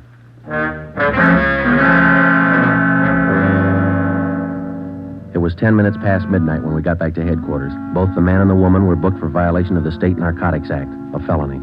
He gave his name as Max Jansen. In his luggage, we found 13 vials of morphine, large quantities of heroin, and a small amount of Panopin. He gave us the names and addresses of 6 active members of the narcotics gang. He identified Dr. Springer as second in command. Just a few more questions, Jansen. Yeah, all right. Why did Springer kill Trounsel? He had it coming. Trounsel knew the score, and he was blackmailing him, bleeding him white. Why didn't the gang take care of him? The boss said no rough stuff. Things were going too good. He warned Springer, but he wouldn't listen. All right, Jensen, just one more question. Who's the boss? Do I get off light? State's witness? It might help. We can't promise you anything. Who's the boss, Patterson? Yeah. 138 East Beverly Drive? That's right. What about Norberg? How does he figure? It's the same guy. Patterson, Norberg, both the same. And what's his real name? Norberg. Tony Norberg. What's his front? He's legit, or he used to be. Importing business. Where? Here. Got an office downtown. Do I get protection? Where's Norberg now? Home out in Laurel Canyon. Do I get protection? I thought you said he lived out on East Beverly. His apartment, his home's out in the canyon. Where? What's the address? Do I get protection? You'll get protection. Wind Way. 860 Wind Way. All right, Friday. Romero, take some men with you.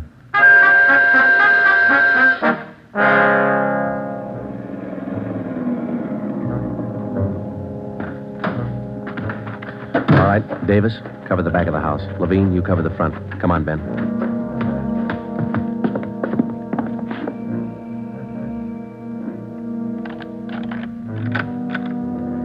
Yes? Mr. Norberg in? Who's calling? Police officers. Oh, come in, won't you? Thank you. Now get your hands up. Face the wall. You'll never make it, lady. The house is surrounded. Tony, get the stuff. It's our only chance. They'll cut you down, Norberg. All right, Jeannie, give him the gun. Don't be a fool. They're going to march out the door in front of us, right to the car. I'm not going, Jeannie. Try it if you want. I'm not going. All right, Tony, stay. Come on, coppers. You'll never make it, lady. I said move. Fast. All right, Ben, hit the dirt. She's going for the car. See if you can get those tires.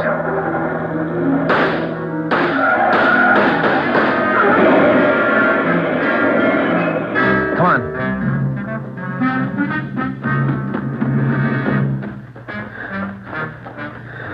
Dan?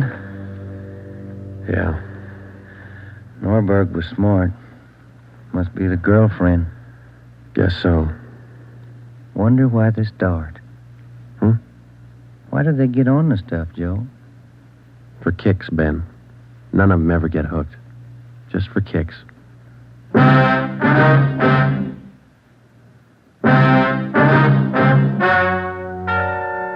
story you have just heard is true.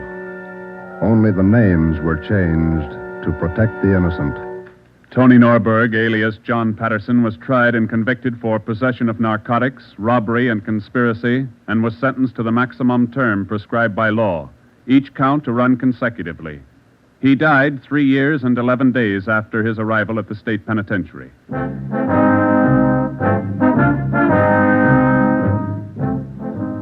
You have just heard the 9th in a new series of authentic cases transcribed from official files. Technical advice for Dragnet is furnished by the Los Angeles Police Department.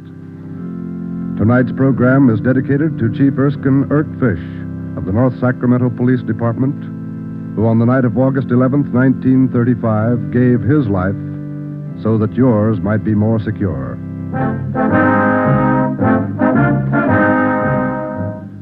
Dragnet came to you from Los Angeles. This is NBC, the national broadcasting company.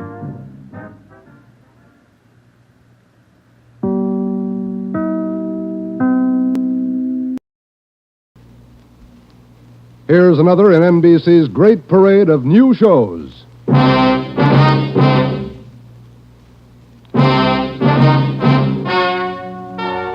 Ladies and gentlemen, the story you are about to hear is true. Only the names have been changed to protect the innocent. NBC brings you Dragnet.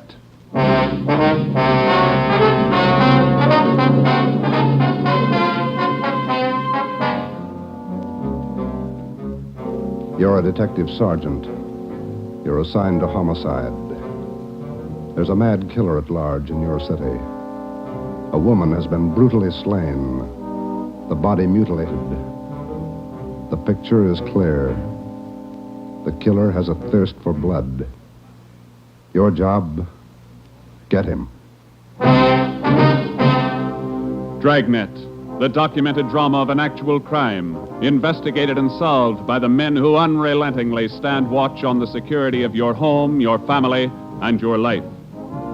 For the next 30 minutes, transcribed in cooperation with the Los Angeles Police Department, you will travel step by step on the side of the law through an actual case from official police files. From beginning to end, from crime to punishment, Dragnet is the story of your police force in action.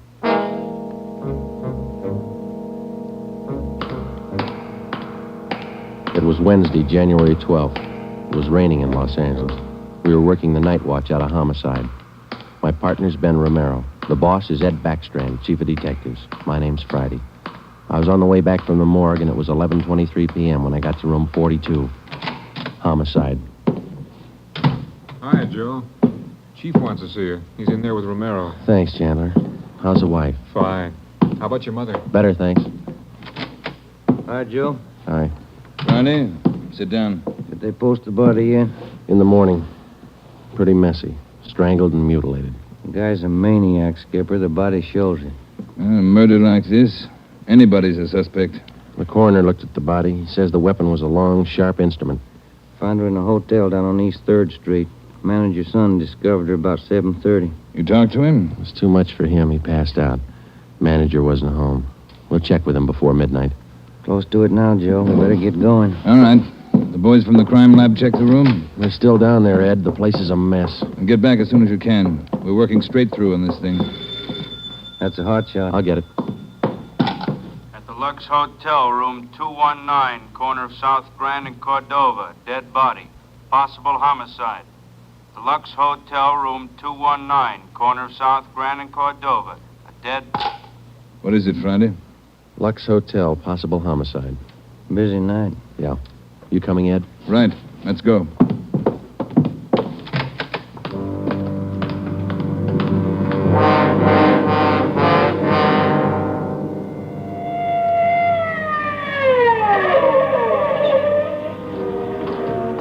Six minutes later, Ed Backstrand, Ben, and I pulled up in front of the Lux Hotel. The manager met us at the door and led the way up a narrow stairway to the second floor. The room number was 219. We were prepared for the worst. We got it. You're right, Romero. The guy must be a maniac.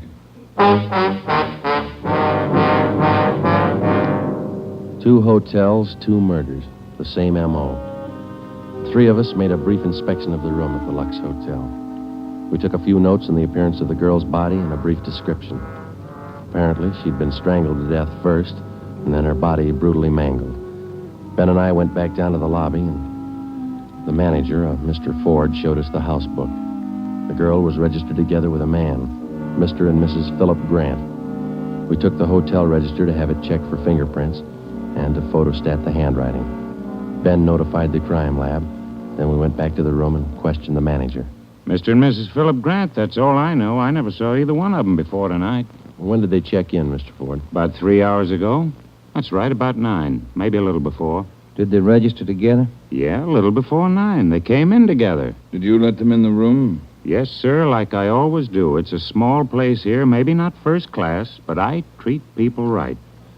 What did the man look like? You remember? I think so. Kind of tall. Young, maybe 30 or so. Husky fella. Had a mustache. How tall would you say, Mr. Ford? Oh, about your height, Wade. Must have been at least 180. Seemed like a nice fella. Would you know him if you saw him again? I think so. People sure don't act like they look. You think it was him? Can you think of anybody else? Well, no. I never saw him before tonight, either one of them. I don't know anything about it. Did you notice anything in particular about them when they came in? Well, he didn't show it, but it looked like she'd been drinking a little. Giggling, you know. And you didn't see this man Grant leave the hotel? No, I didn't. I must have been checking the account books back of the desk. Guess he got by me. Is there a back entrance to the hotel, Mr. Ford? No, he had to come out this way, all right. How about the fire escape? I never thought of that. Say, I bet you cops think I'm trying to hide something. How did you happen to find the body? I don't know anything about it, honest. I've been running the hotel for 10 years now. Everybody knows me around here. You can ask at the bank. All right, Mr. Ford. Now, would you mind telling us how you happened to find the body? I don't want a lot of lousy newspaper publicity. Give the place a bad name. Can you blame me? The newspapers won't get your name from us. All we want to know is how you happened to find the body. Well, I told you. It's a small place here, but I like to treat people right. A couple hours after they checked in, I remembered I forgot to fill the ice water pitcher in the room. So I got some and took it up. The door was opened a little ways. It's got a bad catch on it, and the lights were on. I peeked in, and there she was. She was... Well, the guy must have been crazy. Do you remember what time it was when you found her? Well, just before I called the cops, about 11:30, I guess. All right, Ford, that's all for now. When the other officers get here, show them up, will you? Yes, sir, I sure will. Romero? Yes, Skipper? Get on the phone downstairs and call the Metropolitan Division. Have them send us every available man from the reserve unit. We're going to patrol the area for the rest of the night. Right, Chief. Least we can do is make it hard for him. 2 murders in 7 hours. Yeah, both of them in a 3-block radius. Same pattern. It's got to be the same guy. All right, we got a description. What do you think? Well, when the reserve unit shows up, have them cover this whole section of town. Pick up everybody who even comes close to that guy's description. All right, Ed. It's got to go fast. We can't lose a minute. 1 hour either way, it might mean another body. Like this one. 9 minutes later, at 4 minutes past midnight, the men from the crime lab showed up. It started to drizzle. They went over the room in detail. They dusted everything in the room for fingerprints, the walls, the doors, the fixtures in the bathroom, the lamps, chairs, everything. They took samples of the girl's blood and her lipstick. Small pieces of flesh and human hair were found under the girl's fingernails. The nails were scraped carefully and the contents put in an envelope, marked and sealed. Ed Backstrand ordered pictures taken of the room and the girl's body from different angles.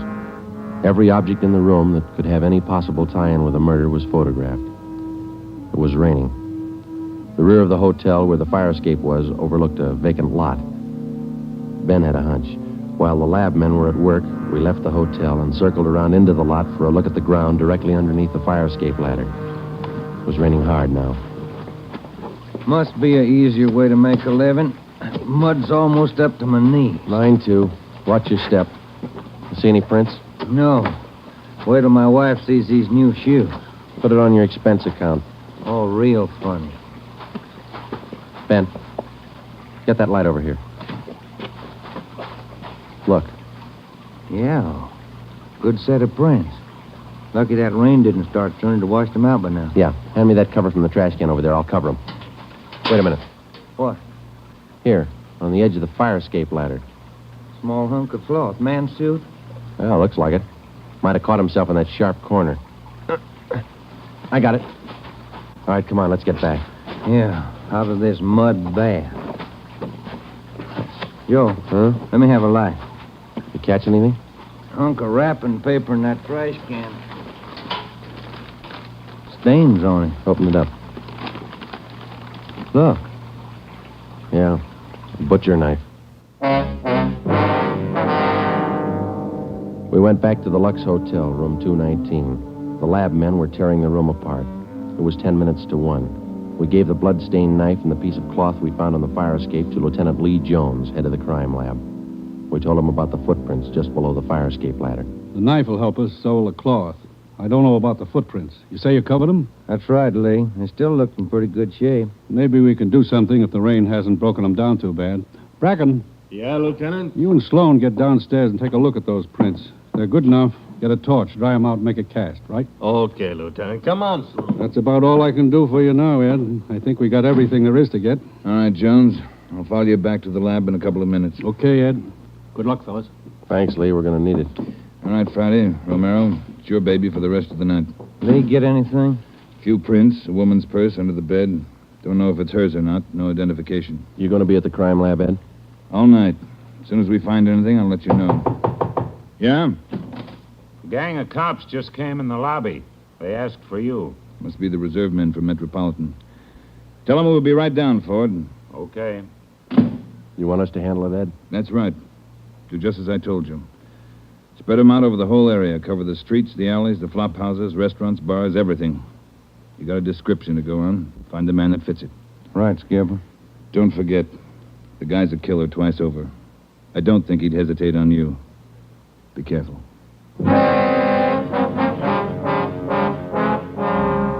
We went down to the lobby, and Ed Backstrand gave the reserve men their orders. Then Backstrand left, and Ben and I took over. We picked up another half-dozen men in addition to the men in the reserve unit. They were deployed over an area of a dozen square blocks. It was one of the toughest sections of the city. With a general description of the suspect, some of them were to travel on foot, some in cruiser cars. A few minutes before 1 a.m., there was a steady downpour. Visibility was bad.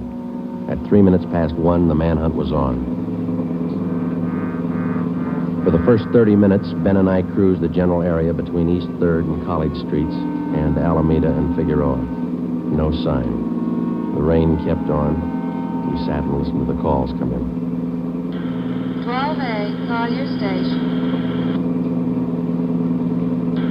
12A, KMA 367. Attention, all units. Recovered license plates in the 6th column. 4 Young. 7690. 41R, 788 Standard Avenue at 373. 41R, KMA 367. Unit 71 at 2816 West La Cienega, a 507 party. What do you think, Joe? Any hunches? I think he's still around. Somewhere inside these 12 blocks. I'd bet on it. 5? All right, you're on. Want to check out a couple of these bars along here? Getting on to closing time. It's a good idea. Pull over, huh? All right, let's check them for the next couple of blocks, huh? Right. For the next 6 blocks until closing time, Ben and I checked every bar and every informant we met along the way. The questions got to be automatic. Have you seen a man answering this description? Tall, dark, about 5 feet 11, 180 pounds, well-built, mustache, about 30 years old. The answers got to be automatic, too. Sorry, officer, I haven't seen him. No, can't remember him. Try the place down the street. We kept on checking the bars until they closed for the night. Then we started on the all-night restaurants and coffee counters. We did plenty of legwork for the next hour. Not a trace. About 2:30, the rain let up a little, and then it started in heavy all over again.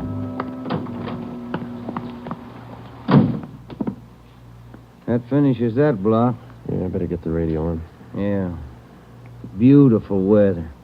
By the bucketful. You want to smoke? Thank you. Control 4 to Unit 80K. Is Your that a match? location, please. Yeah. 80K, your location. KMA 367. That's us, Joe. You want to take it? Yeah, I got it. 80K to Control 4. 80K to Control 4. Our location, corner of Alameda and Commercial. KMA 367. 80K, stand by. Something doing. Maybe. No, hold on a minute. Control 4 to 80K. Go to the crime lab, code 2. 80K to Control 4, KMA 367. Crime lab. Maybe those prints paid off. Well, I hope so. Let's go. That killer sure picked fine weather to work in. Feels like I just been swimming in these clothes. Yeah. I hope those guys in the crime lab have the heater on. A hot bath and a warm bed lead me on. Attention, all units. Hold it. Let's get the radio. All units. At 420 St. John's Place, a woman screaming. At 420 St. John's Place, a woman... All right, double around, Ben. Hit the siren. I'll get the light. Right, hold on. Left turn on the market, is that right? Yeah, watch out for those car tracks. They're wet. Hold on again. The alley up ahead to your right, huh? All right, pull up, Ben. Put the street light over there. There you are. All right, come on. Let's go. Officer! Officer, over here! All right, what happened? Let's have it. This girl, Rita, she was coming home up the street. A man, he tried to grab her. He slashed her coat. Look at her. I saw him as he ran under the streetlight. Where'd he go? Down that way, down the alley, over that fence there. A big man. Davis, you there? Yeah, Joe. All right, Ben, go with Davis. Circle behind the alley. See what you can find. I'll call in. All right, come on, Dave. Yeah. Officer, look at her face. What's wrong with her? Severe state of shock, it looks like. Get her in the house, huh? I'll call an ambulance.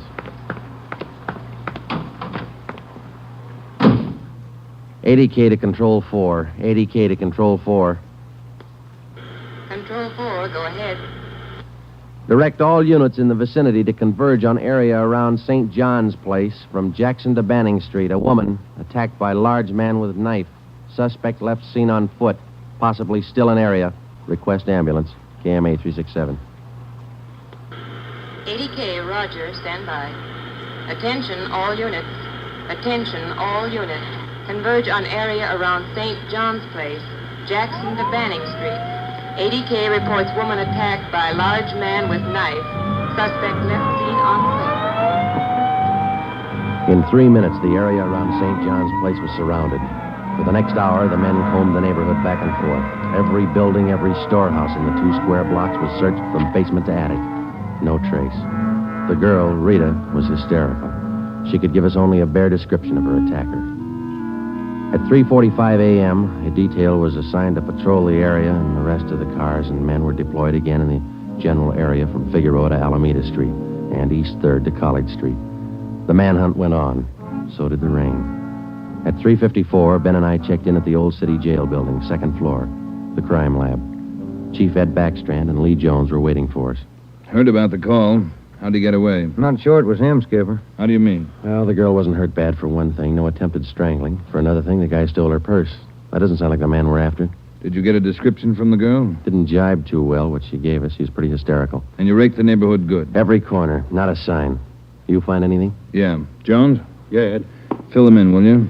Not one print on that knife you found, boys. Blood, but not a print. Your killer's crazy like a fox. And how about the scrapings from the girl's fingernails, Lee? Didn't help too much. Rarely do. Not enough to go on. Gotta have a fair-sized bit of flesh to run it for papal ridges. All we found under the girl's fingernails were small bits of skin. Yeah? She probably scratched the guy up some. Might have drawn blood. We had more luck with the footprints. You get an impression? Dried out the ground with torches and cast them. About size 10B. That's fine, Lee. But how about the prints? Only good one was a thumb. Real good. Got it off the wall near the light switch in the bathroom. Did you classify it yet? Yep. Found it in our single fingerprint file. The print belongs to a man by the name of Long. Robert Long. You got a record, Ed? Yeah. Misdemeanor. 2 arrests for drunkenness last October. Petty theft in December. The mama sheet shows a dishonorable discharge from the United States Coast Guard in 1946. Age 29, 192 pounds, 5 feet 10 inches, dark hair, dark eyes. That's close enough. We got even closer, Joe. Long works as a counterman at the Cottage Cafe down on South Flower. Started there last week on the early morning shift, but he didn't show up for work last night. Good. Where'd you get the tip? The knife you boys found. It didn't have any prints, but it had a brand on it. We ran it down. It was taken from the Cottage Cafe. Mm-hmm. Any address on this Robert Long, Ed? Yeah, got it from his boss. Rooming house on East 1st. Landlady says he hasn't been home in 2 nights. Yeah, now we wait. Rooming house is staked out, and so is the Cottage Cafe, just in case Long decides to show up for work this morning. What time you got, Romero? 6 minutes past 4. All right. We've got every indication that Robert Long's the man we're after. His description, fingerprints, the knife, the footprint, his size. Maybe we're wrong. I don't think so. How about a motive, Ed? I think Robert Long likes to kill. He's thirsty for it. None of the victims were criminally attacked. They were strangled. Bodies mutilated. How about robbery? No. 2 of the women he killed had money in their purses. He didn't touch it. Well, what's next, Skipper? Back on the street? Figueroa to Alameda, East 3rd to College Street. Keep a net around that area and work it back and forth until we're positive he's not inside. I think he is.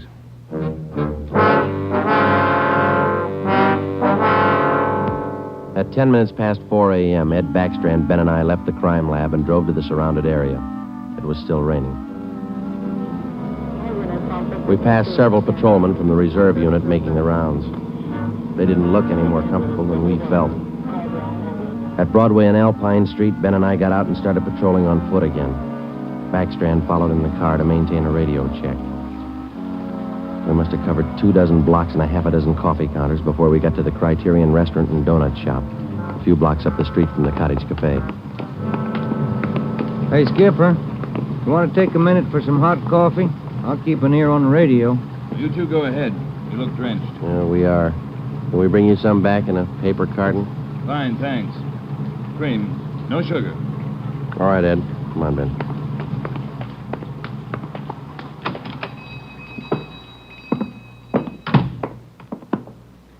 Place is empty. Yeah. Yes, sir, gentlemen. What'll it be? Hot coffee? Yeah, there's two of us here. Can you fix up one to go? Sure thing. Say, on that one to go, cream, no sugar. Right. Say, you fellas cops? Yeah, why? No offense, just wondering. Here you are. Thank you. Cop in uniform was around a couple hours ago. Wanted to know if I'd seen some guy he was looking for. Tall, about 190 pounds, mustache, about 30 years old. Yeah, that's the description he gave me. He was looking for the guy. So are we. Say, that's good. That other cop came in right at my busiest time, a little after 2 when the bars closed. You know, it gets pretty rushed, and I didn't have much time to think, so I just said no. Then after the cop left, I remembered. You saw a man answering that description tonight? Yeah. I would have told the cop, but I was rushed. You know how it is. No time to think, and then I remembered. Are you sure? Oh, I'm sure, all right. Whoever he is, he's a lady killer. What do you mean? No offense. There was a sharp-looking dame down the end of the counter, and this guy breezes in and picks her up. Talks to her about 20 minutes, buys her a cup of coffee, and they walk out together.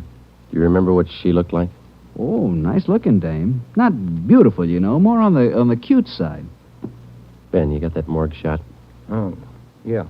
Here it is. Thanks. Here's a picture. This the girl? Let's see. Yeah, that's her. Who is she? I don't know, mister. Down at the morgue, they call her Jane Doe, number 7. Just by accident, we'd come across a concrete lead on the killer's method of operation. The picture we showed the man in the donut shop was a shot of the strangler's first victim the night before. Evidently, the killer would enter a bar, coffee shop, or restaurant, strike up a conversation with a woman, make friends with her, either buy her drinks or invite her to a bar in the neighborhood, and then the rest of the puzzle was still unsolved.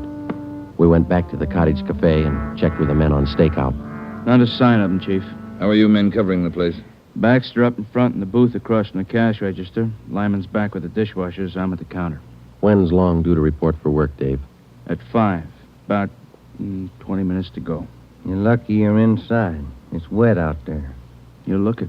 All right, Davis. We'll be around about 5. Right, Chief.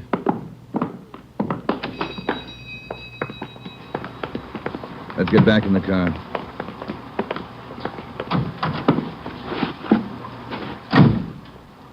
Where to, Skipper? Cruise the next 2 blocks, but don't go too far. If Long shows up for work this morning, we want to be around. The next 10 minutes dragged by. The rain kept on. Backstrand chewed nervously on a cigar. At South Flower and First Street, the sewers were clogged with street refuse. The rain backed up and filled the intersection. A group of aircraft workers huddled together in a doorway on one corner, waiting for the bus. It was cold and damp. I opened one of the back windows in the car to get some fresh air in. Off in the distance and close by, we could hear the sounds of a big city waking up slow to a rainy January morning. It was 8 minutes to 5. Attention all units. Attention all units. At 780 East Main, a restaurant. Man answering description of murder suspect. All right, Romero, step on it. Right, Skipper. About 10 blocks away, Ed. Who's going to cover the men at the Cottage Cafe? If this is a blind lead, it won't take us long to find out. They can handle it alone if they have to. Hang on. Look out. We're skidding. That was a close one, Ben. Yeah. If this is the guy, I owe you $5, right? Yeah. Attention all units. Additional information on your call to 780 East Main. Officers in pursuit of suspect. suspect. Suspect is on foot. Step on it, Romero. Attention all 2 more blocks, skipper. Watch it, Ben. Next one to the left. Got it. That's the joint up ahead there. All right, watch your step and don't take chances. Don't play with him. Right. Here we go.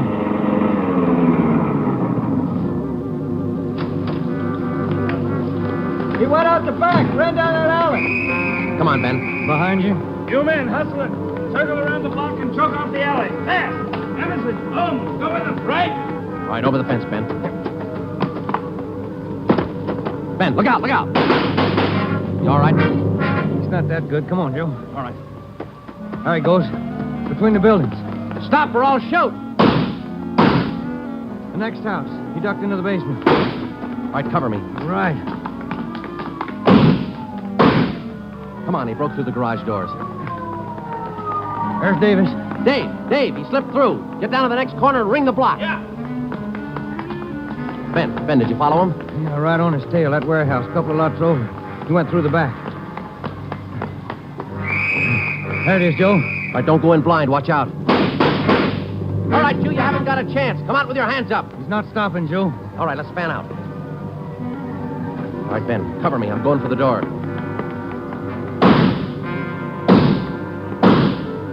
All right, Ben, come on. You're clear. You spot him? There he is. Let's get him. Close. He's in a good spot. Let's move. He's up in the loft. Come on, let's head for the stairs. Will you? Easy. You spot him, Ben? No. Not a sign. Ben, look out, that packing case.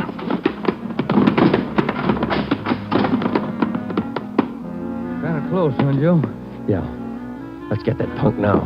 Look out, Joe. There's another one. All right, you. We got the warehouse surrounded. Come on down. All right, then we'll blast you out. Joe, he's dropping down the ladder. He's going for the front door. They're waiting for you with Tommy guns out there. They'll cut you down. Stop. Joe, he's got the door open. He's making a break for it. He's crazy. He's trying to shoot his way out.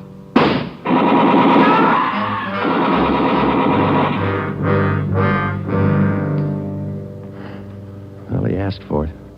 Yeah. Let's take a look.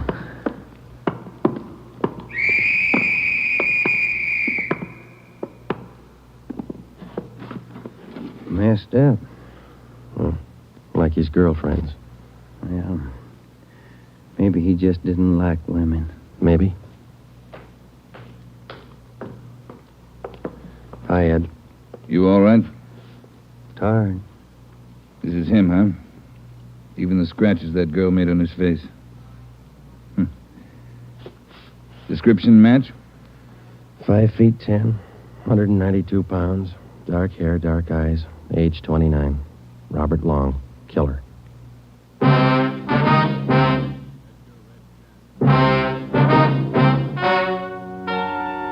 The story you have just heard is true. Only the names were changed to protect the innocent.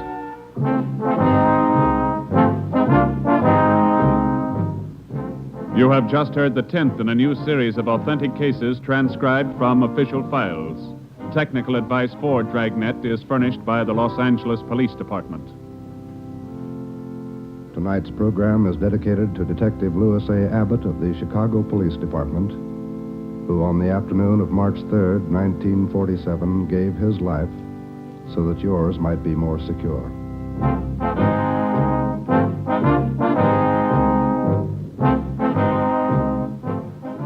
Dragnet came to you from Los Angeles.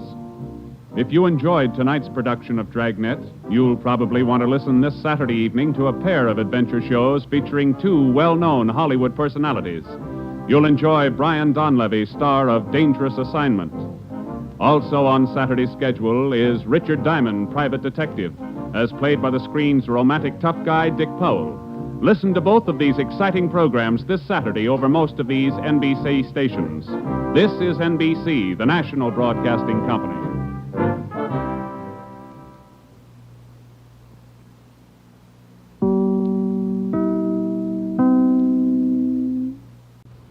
Here is another in NBC's great parade of new shows.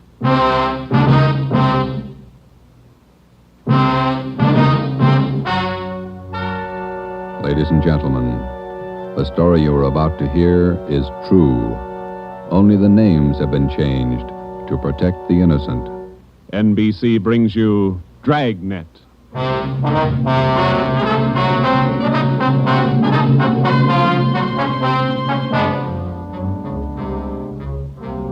You're a detective sergeant.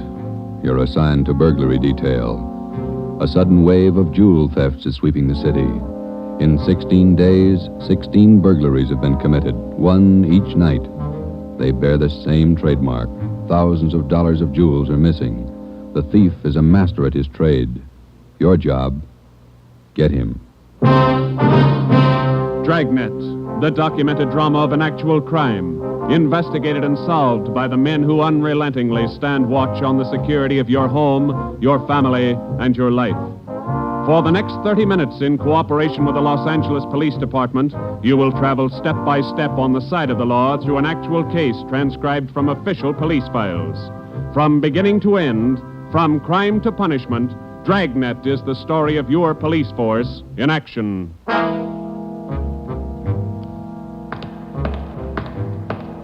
It was Tuesday, June 17th. It was warm in Los Angeles. We were working the day watch out of burglary. My partner's Ben Romero. The boss is Ed Backstrand, chief of detectives. My name's Friday. I was on the way into work that morning, and it was 7:53 a.m. when I got to room 45. Burglary detail. Hi, Joe. How are you, Walker? Gonna be a scorcher out today. Yeah, just like yesterday. Ben in yet? I think he's over in communications picking up the mail. Thanks. You guys been busy? Yeah, kind of. Jewel thefts. Anything big? No big hauls, but he's consistent. 16 nights in a row. Same guy? Think so. Same M.O. Yeah, everybody's got troubles. Gotta check some records. See you later, Joe. Okay, Willie. Burglary Friday. Yeah. Okay, Mike, soon as Ben gets back. He's picking up the mail. Right, bye. Hi, Joe. Hi, Ben. Hannon just called. Chief wants to see us. Take a look at these first. What do you got, overnight reports? Yeah, here, these two. Yeah. 2 of them. 3 diamond rings, 1 sapphire, 1 necklace, jade. Big haul. Look at the other one. Lady's watch, diamond band, emerald bracelet, tourmaline brooch. What's tourmaline, Ben? I don't know. Must be valuable. It's gone. Let's see. Owner left house about 9 p.m., returned about 1:30 a.m., found property gone, scratches on the door. Probably using the cellophane method. Hasn't missed yet. 2 in one night. Well, he's picking up his pace. Must have a bag full of loot somewhere, whoever it is. You get the description sheets from pawn shop detail? Yeah, got them right here. You take half of them. Let's see what luck we got this morning. Yeah, Nothing so far. Me neither. Let's see. I'll get it, Joe. Burglar Romero. Hi, Ben. Chief still wants to talk to you, boys. He's got an appointment at 8:30. Wants to see you before he leaves. Okay, Mike. Just checking some buy sheets. Be right in. Better make it fast. He's in a bad mood this morning. Okay, Mike. Thank you.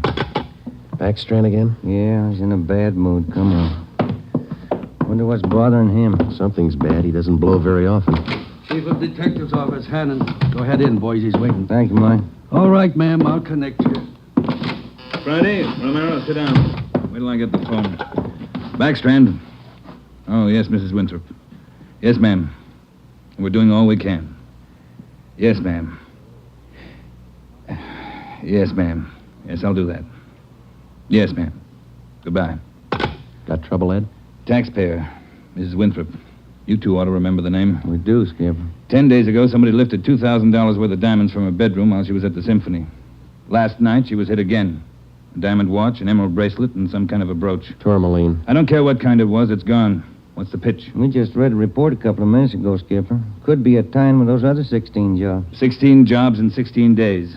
You haven't got a lead on the thief yet? Nothing shows up. No prints, nothing. What about the pawn shops? Nobody's tried to soak any hot stuff as far as we know. We double-checked the detail. We got every hock shop in town on the alert. Whoever it is, they've got to try to pawn the stuff sometime. Unless they're going to give diamond rings for Christmas presents. And they haven't tried the pawn shops yet, Skipper. We're sure of that. Look, 16 burglaries in 16 days. Jewels and watches. Good ones.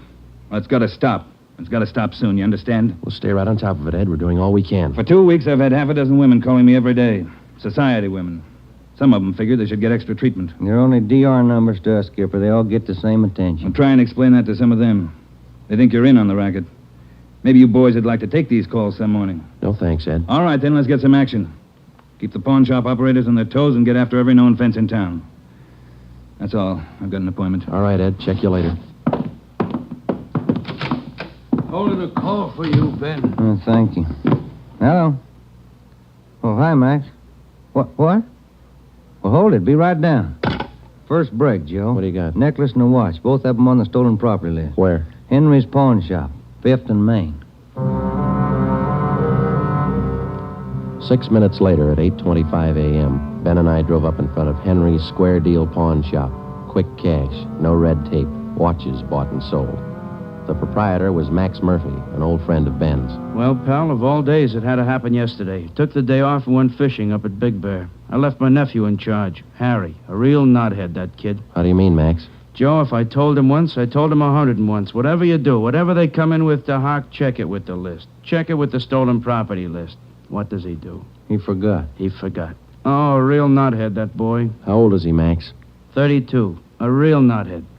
I checked the slips from yesterday. Then I checked the stolen property list. There it is. Hot stuff.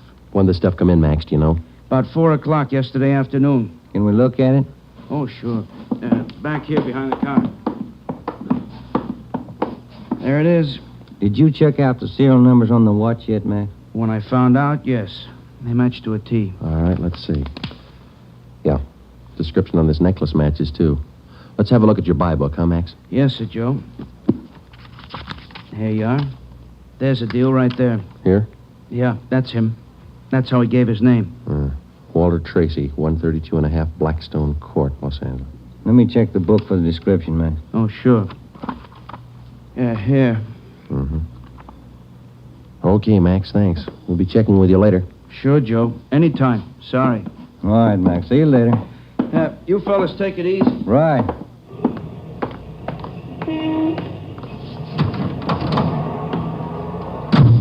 Want to check and see if we're clear, Joe? Yeah, I will. 80K to Control 1. 80K to Control 1. Are we clear? Control 1 to 80K, stand by. Good lead, Joe. Got a description in here. Yeah, it's too bad Max's nephew had to slip up.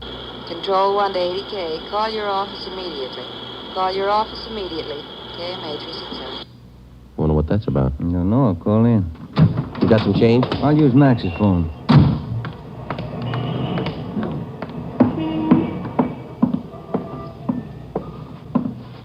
Use your phone a minute, Max. Oh, you, Ben? Sure, help yourself. Thank you.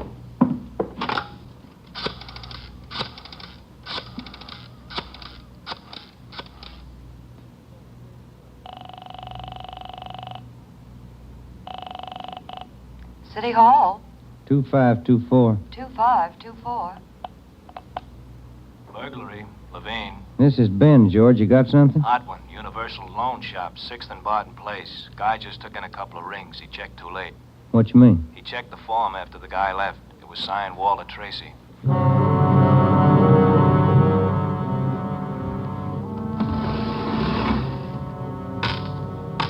There they are, Sergeant. Both rings.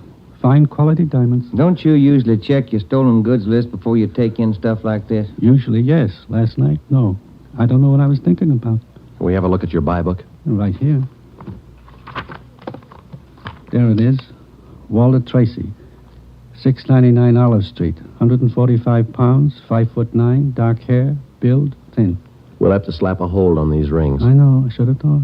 Can you think of anything else that might help us to identify the man? Well, no. Had a light suit on. Nice cut. Very well dressed. Thank you. That's all for now. Here's our card. If the guy happens to drop back, give us a call, will you? Sure will, Sergeant. Say. Yeah? I've got some nice watch bands. Yours look gold. Can I interest you? No, thanks. Some other time. Come on, Ben.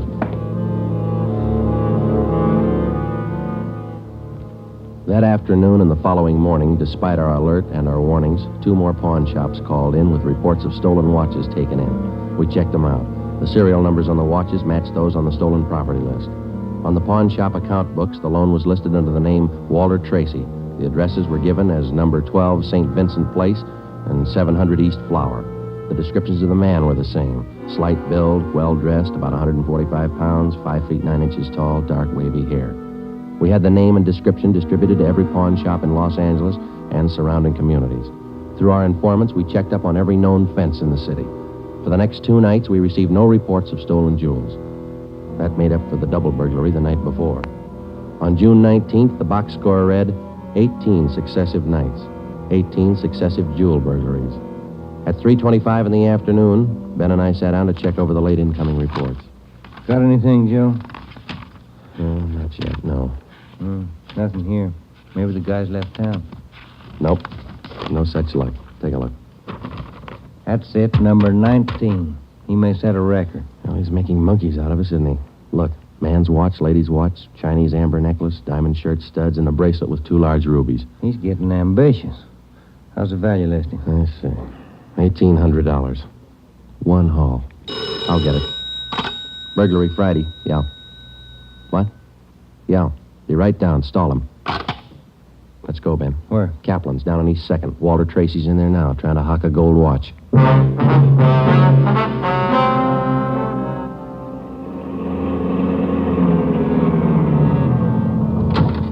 Ben, cover the door. I'll go to look like I'm shopping around. Right, but watch your step. We don't know this guy. Yeah, stay close to the door, huh?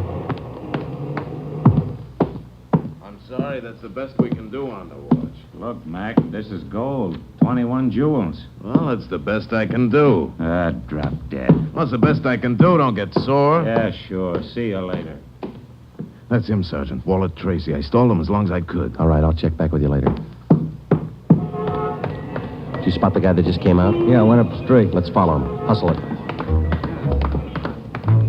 You spot him, Ben? Straight ahead, about 15 yards. He's crossing the street. Yeah, let's get up a little closer. We'll lose him, sure, if the light changes. Come on, run for it. What's the traffic light? That was close. We might have spotted us as going faster. Come on, Joe, run. Yeah. Don't lose him. This crowd's not helping. Hey, wait a minute. I bet you're a cop. You're chasing somebody. All right, let go of my arm, mister. Let go. Well, you don't have to get tough. Lousy cops think they own the street. I'm going to write the mayor's office. Come on, Joe. He's running for it. Yeah, I see him. Watch the signal up ahead. Hurry, Joe. Almost up to him. Into the parking lot. Hey, you! Stop! Look out, Joe. A gun. Yeah, I see him. Get away. All right, smart guy. It's a nice job. Yeah. He's too fast for an honest man. Let's take him in. When we got back to headquarters, Walter Tracy was under technical arrest. We took him directly to the interrogation room. We searched him thoroughly. We had him take everything out of his pockets and put it on the table. Then we had him take all the money he had in his wallet, count it out, and hold it in his hand. What is all this routine? That's all the money you have on you? $47.17, right? Yeah. Okay, keep it in your hand. Ben, shake him down. All right, Tracy. Take off your coat, shirt, tie, and your shoes and socks. What kind of a pitch is this? I'm no hood. Take them off. Two-bit cops. You're not pinning anything on me. I don't care what you do. Sleeves, pockets, lining. Nothing in the coat, Joe. Get his shirt. Take it light with the threads, huh? Costs money. How about the trousers, Ben? Let's see. Cuffs, pockets. No. Let me get the belt. Zipper on the inside of the belt? No, it's clean. Shoes are okay. All right, Tracy, let's see the soles of your feet. I hope you don't mind. They're dirty. Why don't you take a shower? Let's see. All right, Joe, nothing. Put your clothes back on. Yeah, thanks. All right, you. What's your name? Huh? I said, what's your name? You telling jokes? Walter Tracy, you know that. Your real name. How old are you, Tracy? 27. Where do you live? No place. Just got in town a couple of days ago. Where are you from? Salina, Kansas. Where you been sleeping the last 2 nights? The park, Pershing Square. Clothes don't show it. Pretty natty. I had 'em pressed. Where? Down by the square. I don't remember. You ever been arrested before? No. Where'd you get this gun, Tracy, the one you pulled on us? I didn't know who you were. Could have been a couple of hoods. You kind of look like it. Where'd you get the gun? I won it in a crap game coming out on the train. Where'd you get the watch? Graduation present. You want to run a make on him, Joe? The gun and the watch? Yeah, I'll call him. Nothing. Check. You can't prove a thing. Pawn shop records, Gilmore. Gil, is Friday. Can you give me a make on a watch? Sure, Joe, go ahead. Time Master, yellow gold, man's wristwatch. Okay. Case number 716F23. Right. Movement number B351708. Got it. Okay. Now give me a make on this gun, huh? 32 S&W automatic. Serial number 579461. Okay. Call me back? Right. What's your station number? 2572. I'll ring you, Joe. Thanks. Having fun? What'd you do with all those jewels you stole? When do I get out of here? I don't think you're going to get out. You got nothing on me. How tall are you, Tracy? Get your tape measure. 5'9". How much you weigh? 140. I'm 27. My name's Walter Tracy. I come from Salina. I've been in town 2 days, and I don't know what you guys are talking about. You sound smart. You don't act it. And you're flying blind, copper. What'd you do with those jewels you stole? I don't know what you're talking about. What color are your eyes? I don't know. I'm colorblind. What color would you say your hair is? You colorblind, too? You ever been arrested before? Straighten out. He asked me that. I'm asking you. No. You ever done any big time? No. All right, I don't care if you level with us or not. We're going to make you on those prowl jobs, all 19 of them. Sure. You guys are smart. You got in Los Angeles 2 days ago, is that right? Yeah. You don't know anything about any jewel thefts. That's what I said. And how come your name and your handwriting's on the account books in 4 pawn shops in Los Angeles? It's not mine. You can't prove it. We can, Tracy. Come clean. What'd you do with the stuff you stole from 1250 Moraga Drive, June 5th? I didn't steal any stuff. What'd you do with the rings and watches you took from 1400 Placerville Road, June 9th? I wasn't in town. What'd you do with the diamond dress pins you stole June 13th, 123 South Van Ness? Did I do that? You're not only kinky, you're a bad liar. You prove it. Porter, get you a sawbuck, your prints bounced, Tracy. Our handwriting man's gone to work on those signatures of yours. You haven't got a chance. Now, come on. Where'd you hide this stuff? You can't prove a thing. Where'd you say you've been sleeping the last 2 nights? In the park, Pershing Square. You want a map? Clothes sure look nice. I said I had 'em pressed. But you can't remember where. No, I can't remember where. That a crime? Friday talking. Joe, this is Gilmore. Here's the stuff you asked for. Let's have it, Gil. No make on the watch, no make on the gun. Okay, Gil. Thanks a lot. Yeah. You're in up to your neck. You said that, didn't you? You're gonna talk, Tracy. Kind of tired. All right, we'll let you sleep on it. Come on, Ben. Let's book him. Right. I'll get your jobs, coppers. Sure. Come on. We took Walter Tracy to the county jail and had him booked on suspicion of burglary. He was still sullen. We knew we had the guilty man. Now we had to prove it. As it often happens, the victims never see the burglar. They only know he's been there. They can't identify him, but they can identify their property. Our job was to find the property. When we did, we'd have Walter Tracy. And the 19 victims would have their property returned. But Tracy wasn't talking, and we knew he'd never talk unless he thought it might help him.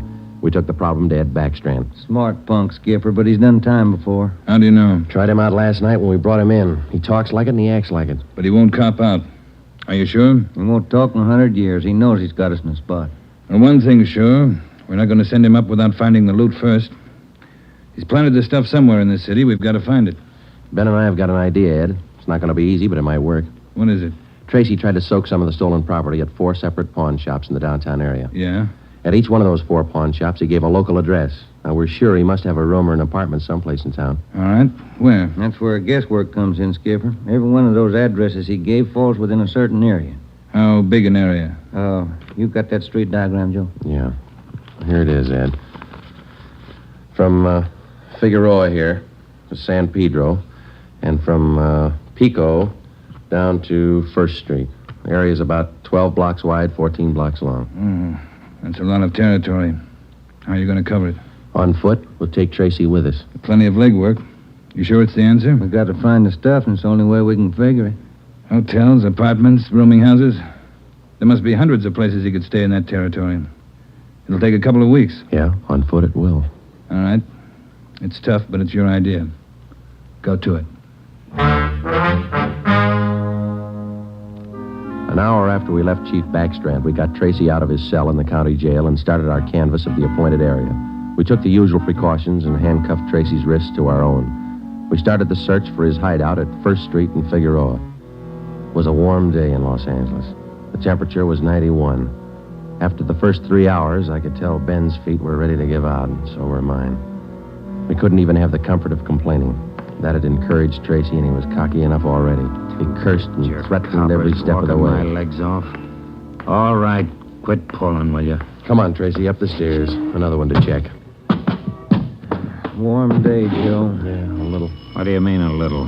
Must be 110. Yes? What is it? You the manager? Yes. Could you tell me which apartment this man has in your house, ma'am? Who, him? Yes, ma'am, this one. Never saw him before. He don't live here. All right, ma'am, thank you. Yeah. Hot, ain't it? When are you going to get wise? Come on, Tracy. Well, that finishes this side of the street. You want to cross over, Joe? Yeah, let's go. I'm hungry. I want to eat. After we cover the other side of the street. You can't do this to me. I'm going to get a lawyer. I'll have your jobs, both of you. Yeah, come on. We only got a couple of hundred places to cover.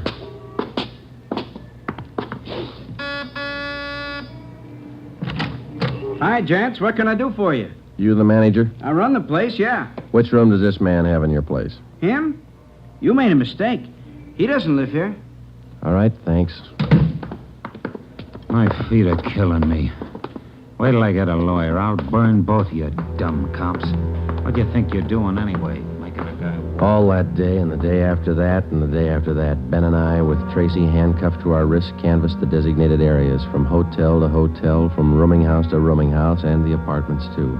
Every day our feet ached a little more, our pace slowed down, Tracy got more irritable, and the weather got hotter.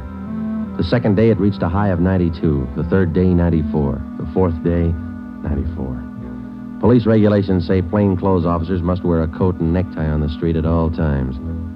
We wore our coats and neckties. The search continued into the fifth day. Our pace got even slower. Ben and I started to lose heart. After a while, we forgot our object was to recover the stolen jewels. All we wanted was to find Tracy's hideout. We knew we were right. We knew Tracy was our man. It was a point of pride. Whether your feet hurt or not, you don't give in to a thief. Yes? What do you want?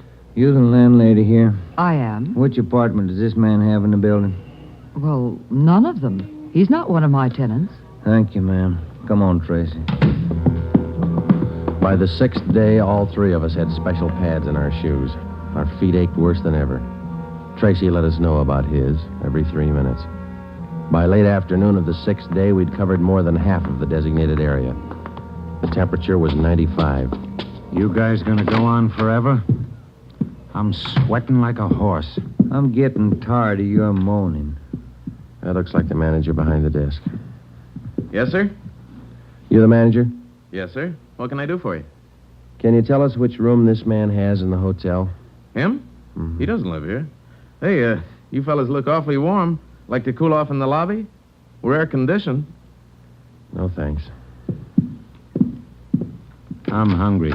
When do we eat? You're always hungry. You got the biggest mouth on a cop I ever saw. Oh, all right, man. Yeah. I'm hungry. I want to eat. Now. Wait till I give this story to the papers. Mistreating innocent guys. They'll break you. All right. Come on, up the stairs. I'm going to get a lawyer tonight. I'll show you. Yes? Why, Mr. Baker, where have you been? We questioned the landlady, a Miss Elizabeth Hunter. She told us that Baker, alias Tracy, had rented an apartment from her about 2 months before. That's all the information she could give us. Tracy clammed up. He would admit nothing. We asked Miss Hunter to accompany us as a witness. We took the elevator up to Tracy's apartment on the 6th floor. Miss Hunter, Tracy, Ben, and I. Down this way. Here. Do you want me to open it? Please, Miss Hunter. What? There's a girl. Walter? What is it, Walter? I told you to get out of town if I didn't come back. I didn't want to leave. I didn't want to leave without you. I thought you slept in the park. Take a jump. Where's the stuff hidden? All right, Ben, handcuff him to a chair. The girl behind him. We'll find the stuff ourselves. All right, Tracy. All right, you're next. I haven't done anything neither, so you can't prove it. Billy, shut up. That's better. No talking between you two. If there is, we'll separate you. All right, Ben, you take the living room here. I'll try the kitchen. And get a window open. It's hot in here. Right. Sergeant, you will be careful of the furniture. Yes, ma'am. I had no idea. You, Mr. Baker, of all people. Don't talk to him, please, ma'am. Oh, yes. Tin cop. Why don't you spell? Ben, look. It's only the beginning. He's got the stuff scattered 7 ways for Sunday. We're going to need help. In the milk bottle? Yeah, 2 rings, 3 loose diamonds, and this bottle of mayonnaise. We found some kind of a brooch in it. A couple of watches taped to the underside of the kitchen sink. All right, you. Convinced? Okay, Ben, call Backstrand. There was a definite possibility that Walter Baker, alias Tracy, had stored some of his stolen loot outside his apartment. We stood little chance of ever recovering it unless we got him to break. Ben called Chief Backstrand, and in 10 minutes he arrived at the apartment with another man from burglary detail, George Levine. Together we went over the 4-room apartment foot by foot. We found jewelry, watches, loose stones in every conceivable place. In cartons of cottage cheese, in jars of cold cream, in the garbage can, everywhere. Who's your girlfriend? All right, I'll ask her. What's your name? I said, what is your name? Billy. Billy Crawford. He didn't do anything. He didn't. All right, Billy. Maybe you can tell us. Where's the rest of the stuff he stole? He didn't steal. He didn't steal anything. Billy, shut up. Keep quiet, you. Ed, wait a minute. What? Just a minute. I want to look over here. Papers. Taped to the underside of that top drawer. What is it, Friday? No, you can't. You can't. Look at these. All right, you found him. I'll talk. No, Walter, don't. Parole papers. He's an ex-con. Yeah, I'll cop out. Don't do it, Walter. Billy, shut up. Dumb dame. The rest of the stuff, where is it? On the roof. Inside the ventilator, the one near the front, you'll find a couple of paper bags. That's it. Levine? Got it, Chief. I'll check it. Your papers say you did time in Oregon. What for? Fell for robbery. Did 5. I owe him 7. What about the girl? Walter, I'm going with you. Her? I don't know. You figure it. All right, Friday. Romero, take the girl to Lincoln Heights and book her. We'll take him. Right, Ed. Come on, Ben. No, Walter, I want to go with you. I'm sorry, ma'am. This way out. All right, easy, lady. No, wait a minute. Just a minute. Walter. You're a dumb dame, Billy. So long. Walter. All right, come on, let's go. What's the matter? You feel all right? He lied. He said he loved me. He lied to me. Don't feel hurt, lady. He lied to everybody.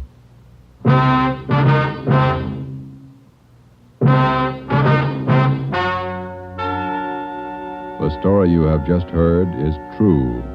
Only the names were changed to protect the innocent. Walter Baker, alias Walter Tracy, was tried and convicted on 3 counts of first-degree burglary and received the maximum sentence prescribed by law. He is now serving out his term in the state penitentiary. A hold has been placed on him by the state of Oregon, where he will serve out 7 years for violation of parole.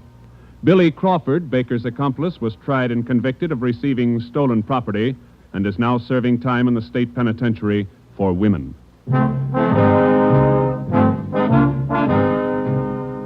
You have just heard the 11th in a new series of authentic cases transcribed from official police files. Technical advice for Dragnet is furnished by the Los Angeles Police Department. Tonight's program is dedicated to Warden Clarence A. Larkin of Folsom Prison, Sacramento, who, on the evening of September 24th, 1937, gave his life so that yours might be more secure.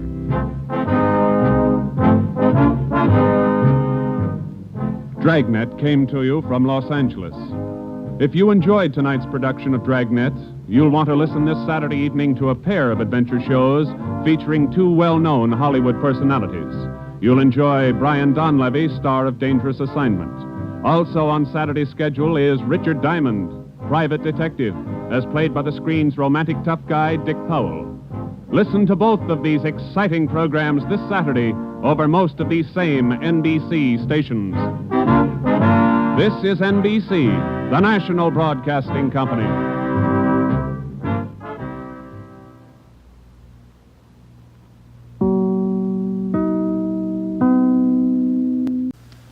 Here is another in NBC's great parade of new shows.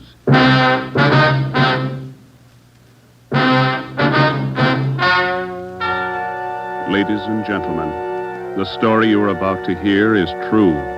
Only the names have been changed to protect the innocent. NBC brings you Dragnet.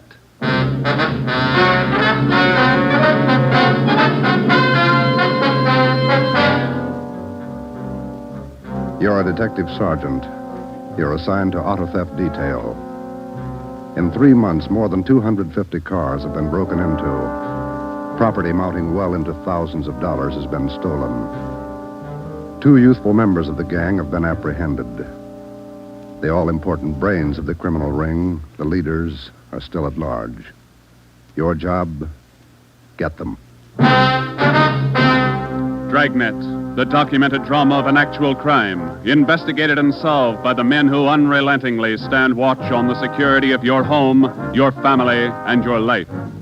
For the next 30 minutes, in cooperation with the Los Angeles Police Department, you will travel step by step on the side of the law through an actual case from official police files. From beginning to end, from crime to punishment, Dragnet is the story of your police force in action.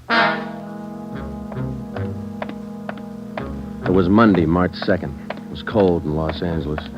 We were working the night shift out of auto theft.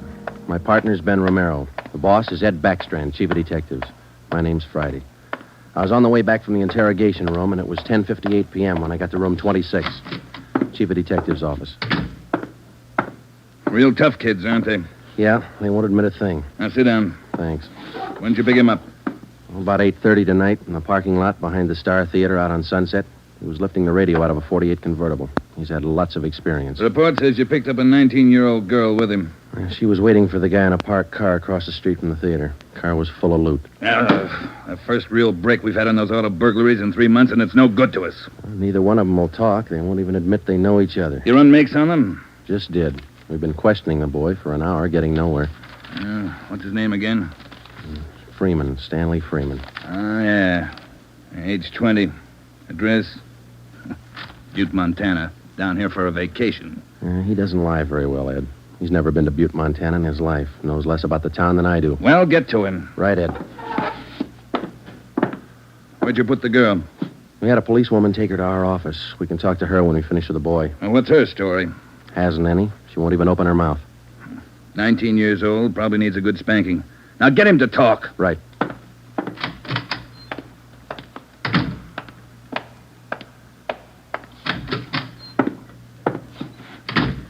Did you run a make, Joe? Yeah, he's clean. Get wise, huh, Flatfoot? Look, you're in a bad spot, son. That kind of talk isn't going to help. Says you. We caught you red-handed trying to steal a radio that didn't belong to you from a car it didn't belong to you. Is that right? That's enough to send you to San Quentin, boy. You better give us the story. Shut up. We got all the evidence we need for him. Maybe you don't realize how serious this is. We've had more than 250 car burglaries in this city in the past 3 months. Over $200,000 worth of property's been stolen. That's a lot of money. So what? So you're the number one suspect, young fella. Your method of operation in breaking into that car tonight is the same used in most of the other burglaries. That means you're not going to be tried just for this job tonight. What are you getting at, Flatfoot? Listen, son. In the state of California, breaking into a locked car is a felony. You can go to state penitentiary for that. And we're going to file a complaint of burglary with the district attorney in the morning. You say you're from Butte, Montana. All right, I don't believe you, but we'll make sure. Ben, go down to our office and call the news photographers. Stanley here is going to have his picture on the front page of every newspaper in Los Angeles tomorrow. Right, Joe? No. You can't. I won't let you. I got my rights. What's the matter, youngster? Everybody wants his picture in the paper. Yeah, well, I don't. I won't let him. We got your picture already for him, remember? They took it when they fingerprinted you. You can't use it. You can't. I'll get a lawyer. The reporters will be over in a couple of minutes. We have to give them your story and your picture, too. This one. You won't. You won't. Give it to me. All right. Give it to me. All right, Freeman, get your hands off him. Now, sit down. All right. Now let's have it straight. Don't let him use the picture. Don't let him. You can't. You can't. We got to have the truth, son. Now, look, you're 20 years old. You know right from wrong. You'll have to take your medicine. If you cooperate, we'll do all we can to help. I live out in the Wilshire district. All I wanted was a little extra money. We didn't take much. We didn't think it was so wrong. It was stealing, Freeman. You know that's wrong. Where do you live out there? Piper Avenue. 821 Piper. You won't give him my picture. You live there with your family? Yeah, my mother. Father's dead. Promise me you won't give him the picture. My mother, she'd see it. Promise me. You're working with a gang on those auto burglaries. We know that. Now, who are they? Where are they? And what's the setup? I can't. They'd get me for it. Who'd get you? I can't tell you. I can't. Who's your girlfriend, Stanley? The one you were with tonight? Joanne. Joanne Miller. Where does she live? Piper Avenue, same as me. Lives on the same block, 866. Is that her home? She live there with her folks? Yeah. Mother and father. They work. And you got her into this. Isn't that the story she gave us, Ben? I did not. I didn't. It was her. She said a bunch of kids were doing it. It was quick money, something to do at night. She started it. All right, Romero. I'll go see the girl. You stay here with Freeman. All right, Joe. Just stay put in that chair for him.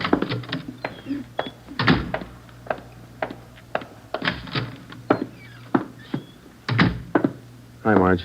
Hello, Joe. You and Romero handling this case? Yeah. I'd like to talk to the girl a few minutes, Marge. Will you stand by? Right, I'll sit over here. Thanks.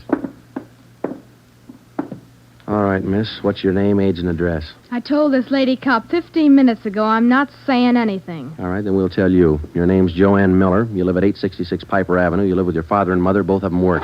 You're a liar. That's not me. You're 19 years old. You live on the same block as your boyfriend, Stanley Freeman, and you're the one who got him mixed up in this gang.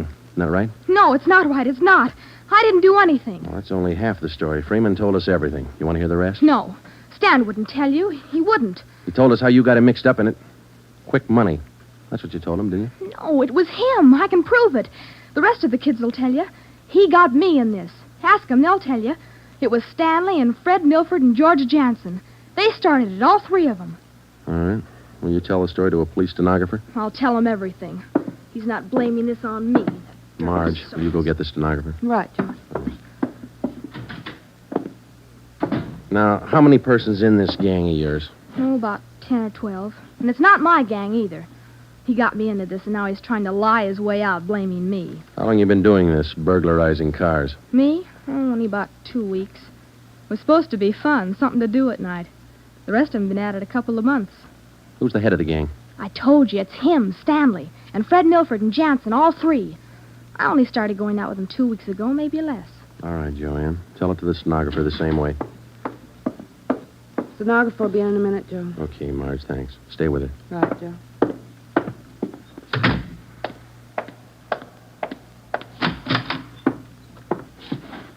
Just about a closed case, Ben. Girl gave us a full confession.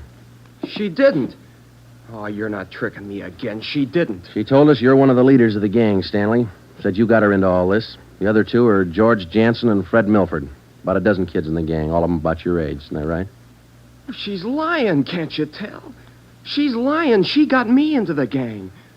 Well, she did. She's Milford's girlfriend. Ask her. Oh, she can't lie out of that one.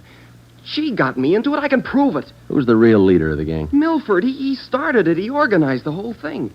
He collects the stuff we get, and he delivers it. Jansen helps him do it. What do you mean he delivers the stuff? Where does he deliver it? Somewhere in Dogtown, I think. Down around South Main, near the railroad yards. Who's it delivered to? Oh, I don't know exactly. I heard Jansen mention the name once. Myra, he said. It's supposed to be a big secret. Myra, that's all I remember. Where does Jansen and Milford live? Well, Jansen rooms down on East Flower. 1042, I think. It's a rooming house. And Milford lives 2 blocks over from me on Quincy. 234 Quincy. He lives with his grandmother. Got that, Ben? Right. All right, let's pick up Milford and Jansen. It was 10 minutes past 1 when Ben and I returned to headquarters with George Jansen and Fred Milford in our custody.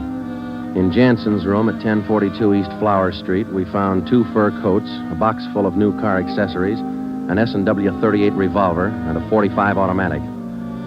When we picked up Fred Milford at his home, we discovered 5 deluxe car radios hidden in the garage, plus a valuable assortment of cameras, cigarette lighters, and clothing. Both Jansen and Milford refused to talk. But when we got them to headquarters and showed them the signed statements of Stanley Freeman and the girl, Joanne Miller, they broke.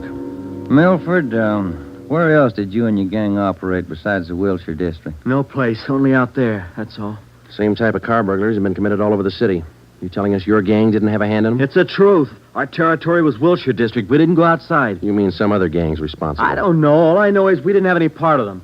Is there another gang, Milford? Maybe, I don't know. You find out. It's none of my business. It is your business, Milford. You admit you and your gang committed 55 jobs in the past 3.5 months. That leaves about 200 jobs to be accounted for. That's right. You figure it out. We have figured it out. I think you and your gang of young thieves pulled every one of those 250 jobs. There isn't any other gang. That's the story the district attorney's going to get. You're crazy. There is. I know there is. Then give us the information and save yourself a lot of trouble. Well, we're not the only ones. That's all I know. Milford, do you know how many years you get for auto burglary? I told you, we're not the only ones. There must be a couple of others besides us. Vince Mahoney, he's got a gang. Where does Mahoney operate? West Hollywood and Beverly. Where's he live? I don't know. Honest, I only met him a couple of times. Where'd you meet him? I don't remember. Where'd you meet him, Milford? Delivery. I met him down at the delivery place a couple of nights. When you delivered the property you stole from cars, is that right? Yeah. Where was that? Down by the railroad yards. Where? Chavez Street. It's a little alley off East Main. Who'd you deliver the stuff to? I told you, her name's Myra. That's all I know. We meet her and some guy on Tuesday nights. We give them the stuff and they pay us off. Mahoney delivers the same night I do. Do you meet her every Tuesday night? Yeah. You're going to meet her this Tuesday, tomorrow night? I don't know. I guess so. Same place? Yeah. Are you the only one she deals with? Sometimes Joanne. Me or Joanne. I know what you're thinking. You want to use me to trap Myra. Well, what's it worth? You know better than that. How about it, Milford? Oh, what else can I do? Give me another cigarette. By 3:30 that morning, the signed statements and confessions were piling up fast. Milford gave us a list of the names and addresses of each member in his gang, and within an hour, they were all under questioning at headquarters. Most of the suspects, about 1/3 of them girls, ranged in age from 18 to 21. As they told their individual stories, the scope of the case grew until it covered most of the city. By late afternoon of the next day, Tuesday, March 3rd, 3 more gangs operating in Venice, Bel Air, and North Hollywood had been apprehended. They confessed to more than 175 burglaries from locked cars during the past 3.5 months. At 5 o'clock that afternoon, Ben and I met with Chief Backstrand in his office. How many admissions you have now? Over 50, Ed. Here are the gang leaders' statements. What's their story? Yeah, it's pretty much the same. They all say this woman Myra set up the operation. You mean she got the kids and put them to work burglarizing cars? Well, not exactly. She picked the leaders, contacted them in bars or on the street, asked them if they wanted to pick up some spare money getting auto parts for her. Then she didn't tell them to go out and burglarize cars? Well, not in so many words, Ed, no. After they brought in auto parts for a couple of weeks, she told them to bring her everything they could find, outside the car or inside. Those are the words she used. 5 of the kids dictated those words into their signed confession. Oh, that should hold in court. What else did you get on this woman? Oh, she taught them how to work, told them to wear gloves, all angles. Well, we got most of the small fry. Now, where do we find this Myra woman? Any description on her? Yeah. Kids say she's about 33, 34. Good-looking redhead. 5'5", about 120, well-dressed. No description on the guy she runs with. You run a make on her yet? Yeah, no previous record. We've set up a stakeout for her tonight. 2 of the gang leaders have volunteered to go along, this Milford and Vince Mahoney. Good. Down on Chavez, where she usually meets them? Yeah, that's right. When?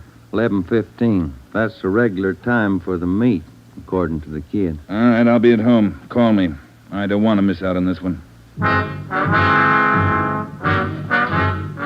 When Ben and I left Ed Backstrand's office, we went home for dinner and a few hours' sleep. At 9:30 p.m., we were back at the office. We met the men in the special detail which Backstrand had assigned for the stakeout that night. We briefed them on their duties, and then we got Fred Milford and Vince Mahoney out of their cells. To avoid any possible suspicion of the presence of a trap, we had Milford's permission to use his car in the stakeout.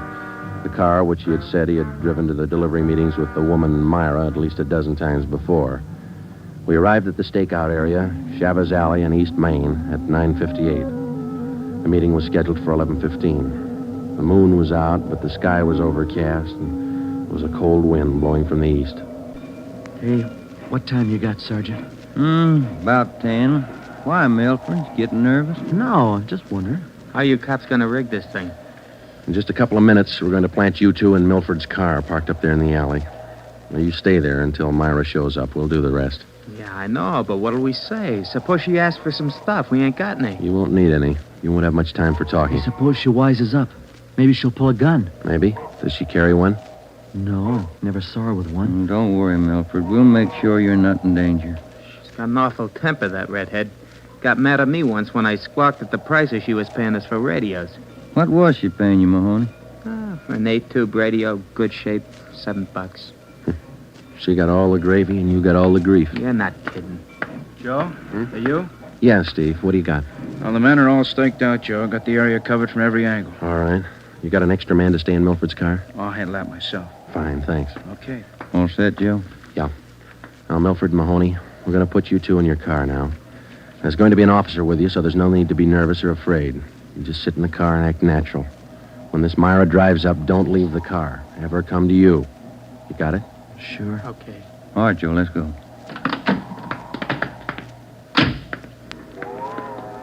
Sure is cold out. I don't even have a heater in my car. You stole enough of them.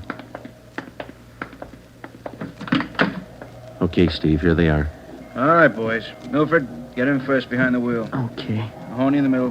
Now I'll sit in the back. We'll be parked in that garage across the street, Steve. Got a perfect view of the alley. Okay, Ben. Check with you later. Right.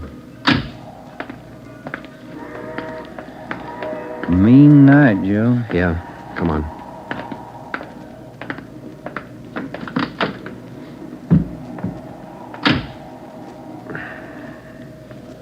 It's cold here in the garage, isn't it?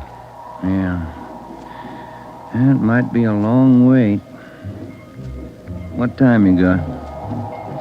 6 minutes past 10. Thank you.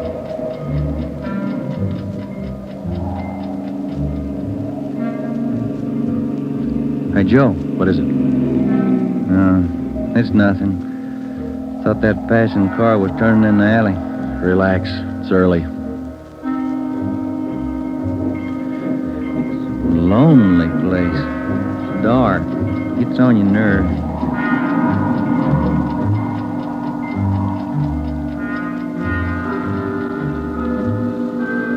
That's it, Ben. 11:30. Nothing yet. Somebody might have tipped her off. Yeah, that's what I was afraid of. Now, let's wait it out anyway. Joe, that blue coupe. Yeah, just turned in the alley. Let's go. Come on, run, Ben. Behind you.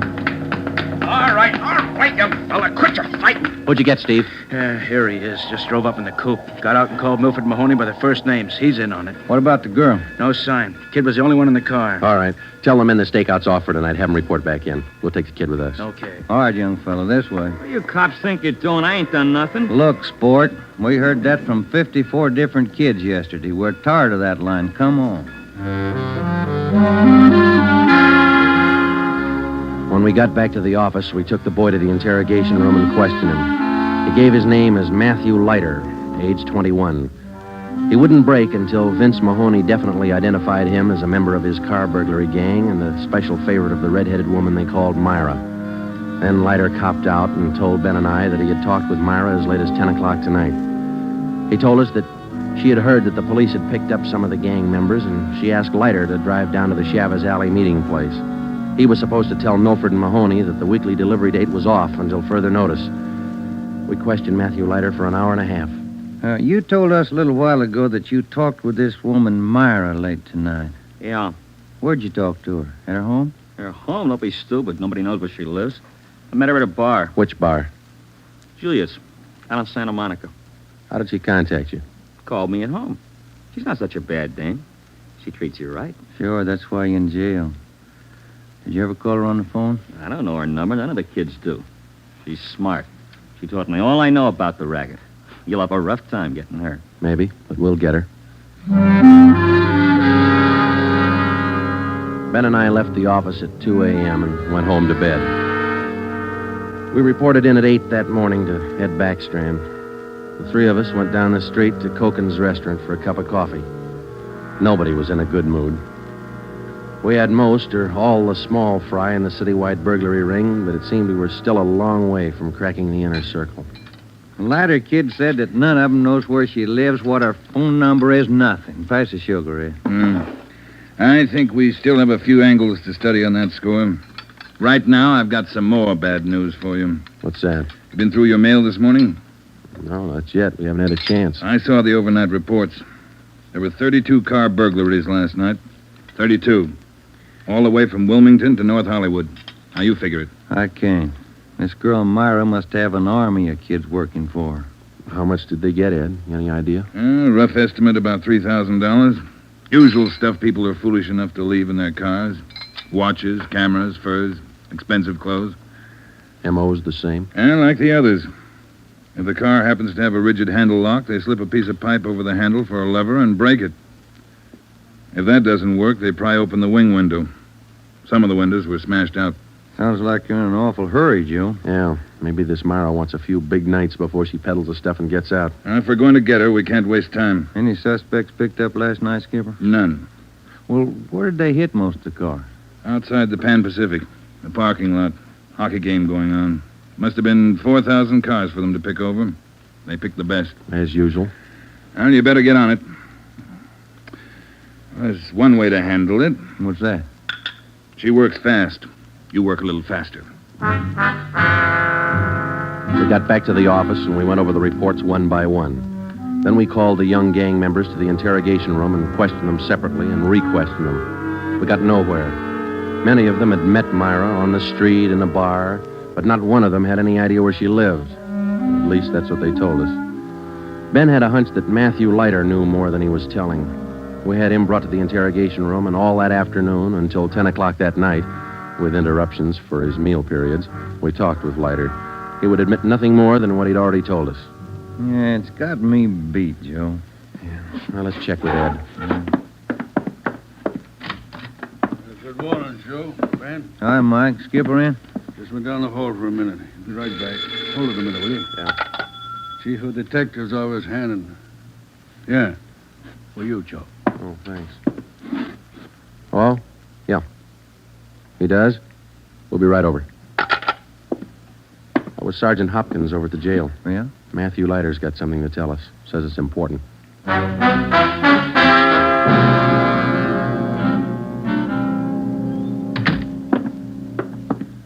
Have a chair here, Leiter.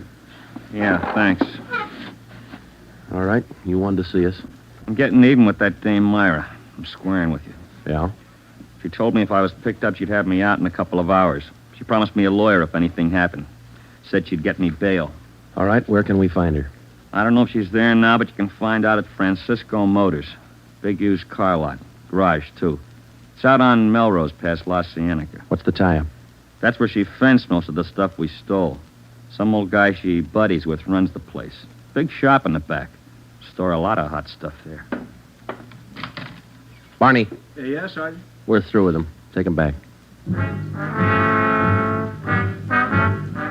We checked with Chief Backstrand, and then we drove out to the Francisco Motor Company. We located it on the corner of Melrose and Geneva Avenue. It was a big layout. Consisted of a large used car lot sign bannering the slogan, Deluxe Auto Accessories, lowest prices in town. Along the back end of the lot, there was a large L-shaped garage. We found the man in charge, and he gave his name as Paul Hackett, the owner of the car lot. In the garage, we found the entrance to a large back storeroom. It was loaded with thousands of dollars worth of auto radios, spotlights, cratefuls of assorted car accessories. Special closets built into the walls of the garage contain racks of fur coats, suits, dresses. Below that, smaller boxes containing watches and cameras, all wrapped in tissue paper. You can save all of us a lot of time and trouble by talking to us now, Mr. Hackett. Where is Myra? I don't know who you're talking about. I don't know what you're talking about. Can you explain what we just found in your garage? I didn't know it was there. I didn't know it was stolen. Well, which is it, Mr. Hackett? Make up your mind. I bought it, but I didn't know it was stolen. You can't prove I did know. I think we can prove it, Mr. Hackett. Some of those stolen car radios stored back there, the serial numbers are filed off, and this workbench here is full of filings. I didn't know. You'll have to do better than that. How does Myra figure in? I don't know. I don't know what you're talking about. It's all right with us, Hackett. We found the stuff and we got you. If we don't find Myra, you'll be doing time for 2 people. Stand still. You can't. You can't do this to me. I don't know anything about it. Come on, Hackett. We're taking you in.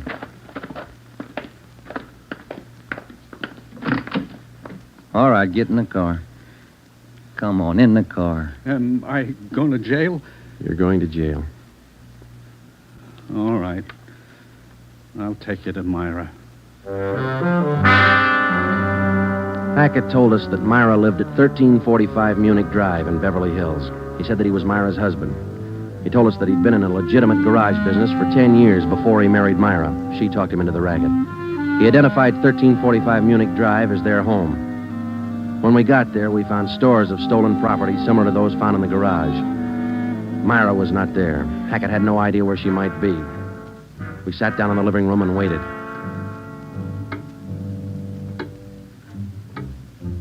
One hour, 2 hours, 3 hours. After 5 hours of waiting, the monotony started to wear on everybody's nerves, especially Hackett's. And the whole thing, it was her idea. I should have known, all hers. She did this to me. I won't take it alone. Where is she? You tell us, Hackett. Told you, I don't know. She couldn't have gone. She didn't know. I'm not going to take All right, this quiet alone. down, quiet down. That you, Paul? Thought I heard you talking to some. Who's he? The police, Myra. The police. Your smart kids told them the whole story. What are you talking about, my smart kids? What are these cops All doing here in the right, living... that's enough. Get your dirty hands off me. Get away. Kids are right, Joe. She got a Get away. temper. Who do you think you're... There, that ought to hold you for a while. All right, come on, you two. Let's go. All right, copper. You win. Stupid husbands. How many times did I tell you? Don't trust those kids. Don't store the stuff in the garage. Don't open it for anybody. Get a lawyer. No, you knew better. Dumb jerk. The idea of having those cops camping in the living room waiting for me. Why didn't you warn me? I'm going to divorce you. That's what I'm going to do. I'll stick you for plenty. Jerk. All right, inside you two.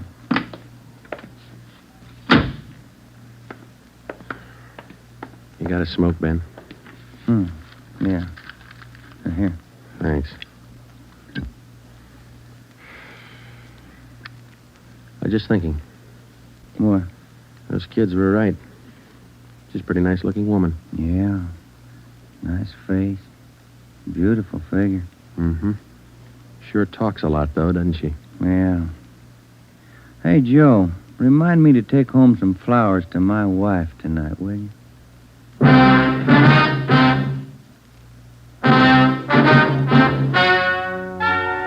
The story you have just heard is true.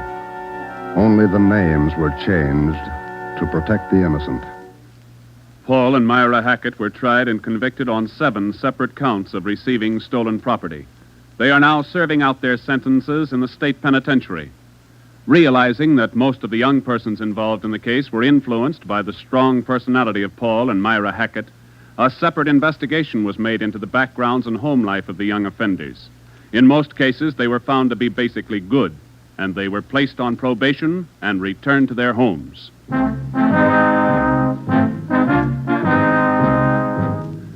You have just heard the 13th in a new series of authentic cases from official files.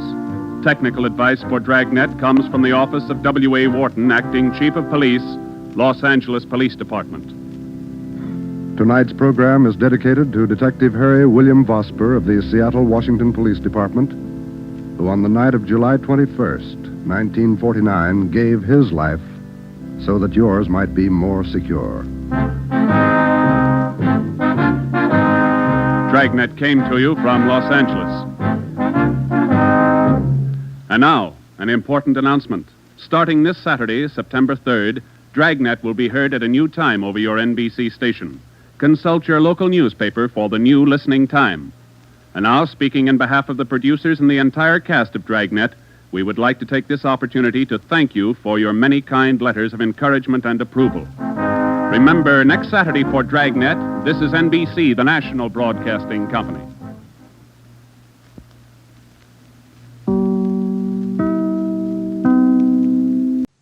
Pet Milk Show, usually heard at this time, has moved to a new time period on Sunday nights. Be sure to hear Larry Douglas and Kay Arman on the new Pet Milk Show tomorrow night on NBC. And now, Here's another in NBC's great parade of new shows.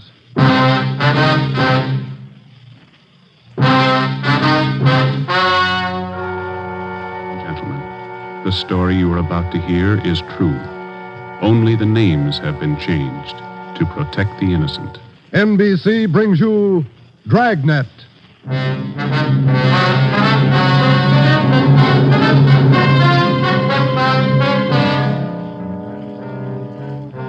You're a detective sergeant. You're assigned to a homicide detail. A man's wife has suddenly dropped from sight. On the surface, it appears only as a routine missing persons case. You start to investigate. Suspicion grows. There is evidence of possible foul play.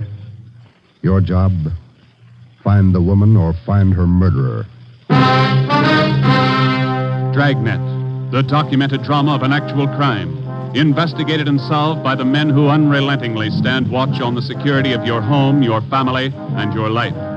For the next 30 minutes, in cooperation with the Los Angeles Police Department, you will travel step by step on the side of the law through an actual case transcribed from official police files. From beginning to end, from crime to punishment, Dragnet is the story of your police force in action.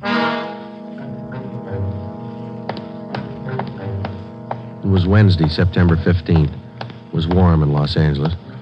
We were working the day watch out of homicide. My partner's Ben Romero. The boss is Ed Backstrand, chief of detectives. My name's Friday. I was on the way back from lunch, and it was 12:56 when I got to room 42. Homicide.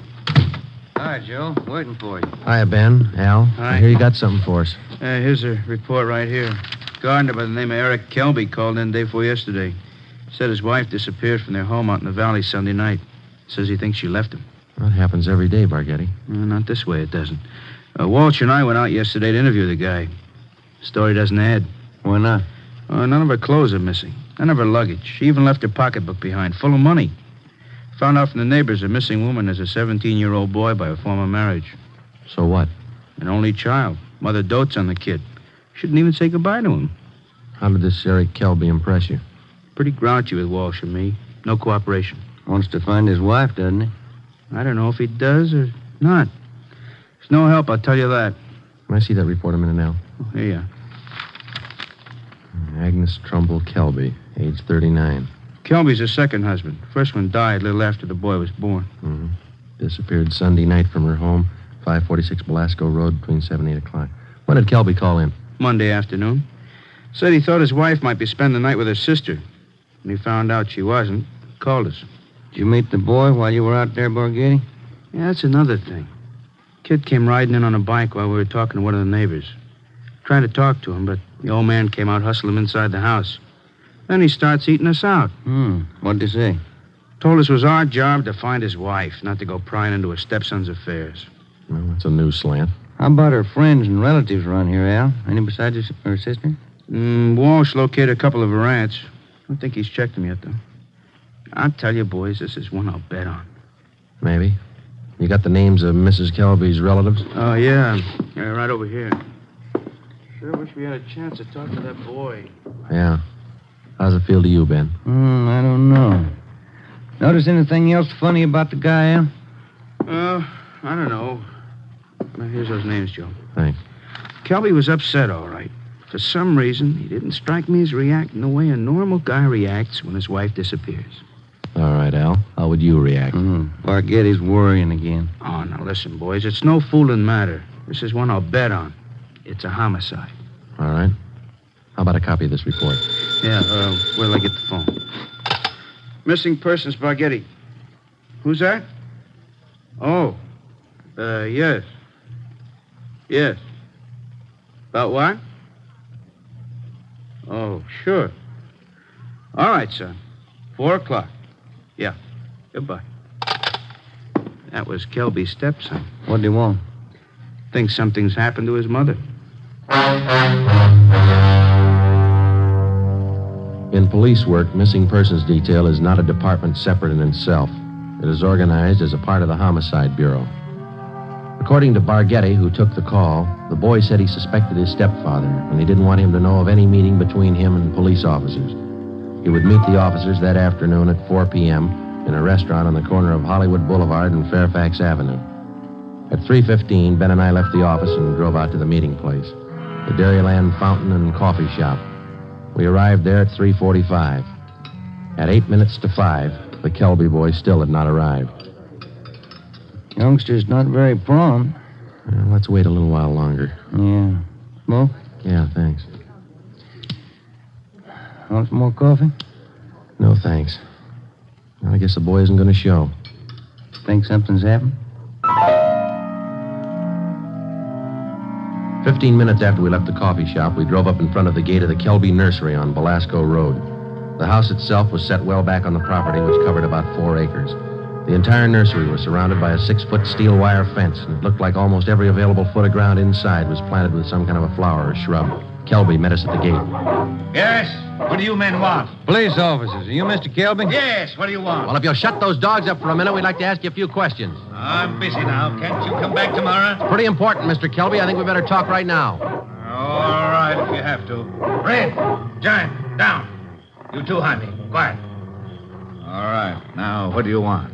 Mind if we come inside? Well, these watchdogs of mine are pretty vicious. We can talk here at the gate. All right, Mr. Kelby. This is Sergeant Romero. My name's Friday. We've been assigned to look into your wife's disappearance. Oh. Did you find anything yet? Nothing definite. Maybe you can help us. Would you tell us exactly what happened the night your wife disappeared? What do you mean? What happened? Well, when did you last see her? When you first noticed she was gone? We finished up Sunday night dinner about 7 o'clock, and I laid down for a nap. Agnes went out on the front porch for some air. I woke up a little before 8 and went outside to look for her. She was gone. Nobody saw her leave, Mr. Kelby? Not that I know of. Maybe some of our nosy neighbors, I don't know. How about your stepson? Wasn't he around Sunday night? Bruce? No, went out to a show with some other kids. When did he get back from the show? About 10, I think. Why? Where's your stepson now? Who are you looking for, my wife or my stepson? Both, Mr. Kelby. Where's your stepson? Gone. I took him over to my sister's in Alhambra. Been feeling bad since his mother disappeared. Figured the change would do him good. When did you take him over to your sister's, Kelby? This afternoon. What's that got to do with it? We'd like to talk to Bruce. No, I can't allow it. The boy's too upset. I can't allow it. I'm afraid you're going to have to allow it. Listen, mister, you can get off this property right now. No cop's giving me sass. Nobody's giving you sass, Kelby. We want to talk to your stepson, that's all. He might give us a clue as to the whereabouts of your wife. And I say you can't see the boy. What's more, you cops couldn't find thorns in a rose patch. I'll get somebody else to look for Agnes. It's my business anyway, nobody else's. It's our business, too, if anything's happened to her. What are you talking about? You better get your coat, Mr. Kelby. We're taking you in for questioning. You come through that gate, and I'm going to let these dogs go accidentally. I'd hate to shoot the dogs. Now go on in the house and get your coat. Eric Kelby turned and made his way up the path and into the house. 5 minutes later, he came out. Without a word to either of us, he came down the path, closed the gate behind him, and got into our car. On the way back to headquarters, he chatted pleasantly about the weather, the nursery business, and his dogs. When we pulled up in front of the city hall, we met the reason for his sudden change in temperament. His lawyer was waiting for us at the door. We took Kelby to one of the interrogation rooms. His lawyer tagged along. We tried to question him, but the lawyer objected to 2 out of every 3 questions we asked. It was hopeless, and we knew it. So did the lawyer. We released Kelby, but we did get the name and address of his sister where the stepson Bruce was staying. After they left, Ben and I got back in the car and drove out to Alhambra to check on the boy. Forget he had this one pegged right, Joe. It's a real sleeper. Yeah. I'd like to know how the stepson missed that date with us this afternoon. Well, if the kid called us from the house, his stepfather could have overheard him. It's possible. Sister's house ought to be along this block, shouldn't it? Yeah, let's see. 1408, 1406. All right, is Joe. A gray cottage, 1402. Right. Well, it's a nice-looking little place, isn't it? Well kept. Yeah, it's a nice neighborhood. Wonder how the lot prices run out here.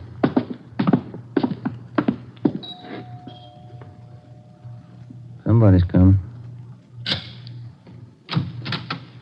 Yes, what is it? Police officers, ma'am. Are you Miss Kelby? Bertha Kelby, yes, that's my name. Why? We talked to your brother earlier today, Miss Kelby. He said that you brought his stepson Bruce here to stay for a while. We'd like to see him. Bruce? Yes, he was here till about, an hour and a half ago. I went to the store, and when I came back, he was gone. Have you any idea where he might be, Miss Kelby? Well, I telephoned my brother Eric's place just before you came to the door. He's not there. I don't know where he might be. I'm worried about him. He seems so upset. This business about his mother's disappearance, you know. Would you mind if we came in and looked around, Miss Kelby? Well, no, not at all.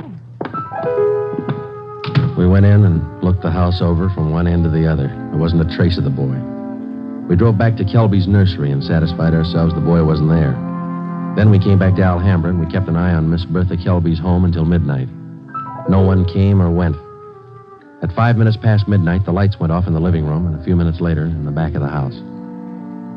The next morning, when Ben and I checked in for work as usual at 8 o'clock, we met with Captain of Homicide, Frank Kearney.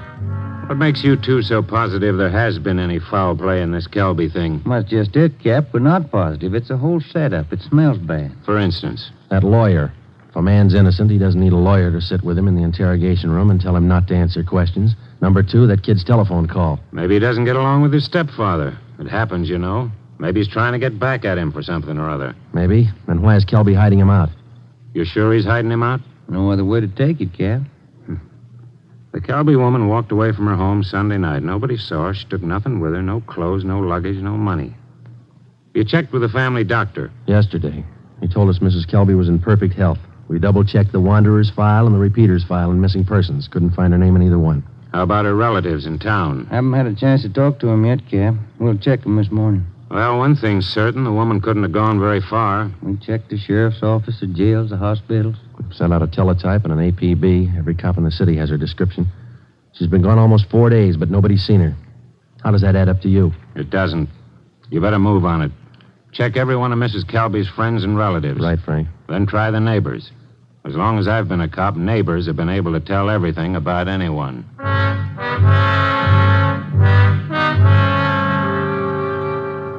All that day, Ben and I made the rounds. First stop was the Western National Bank, where Mrs. Kelby maintained her account. Her savings statement showed a total balance of $31,564.17. Her separate checking account had a balance of $842.71. At the Farmers Mutual, we found the record of an insurance policy issued to Agnes Trumbull Kelby. It was a 20-pay life policy covering the insured in the amount of $30,000. The beneficiary was listed as the insured son, Bruce Trumbull Kelby, if living upon the receipt of such due proof. If not, the insured's husband, Eric J. Kelby. By the time we finished checking her financial status, the odds were piling up fast. From only casual reports, we knew that Eric Kelby was a frugal man. If he was greedy as well, if he wanted or needed money badly enough to kill, then he had all the motives necessary to murder his wife. Maybe his stepson, too. Ben and I started to make the rounds of Mrs. Kelby's friends and relatives.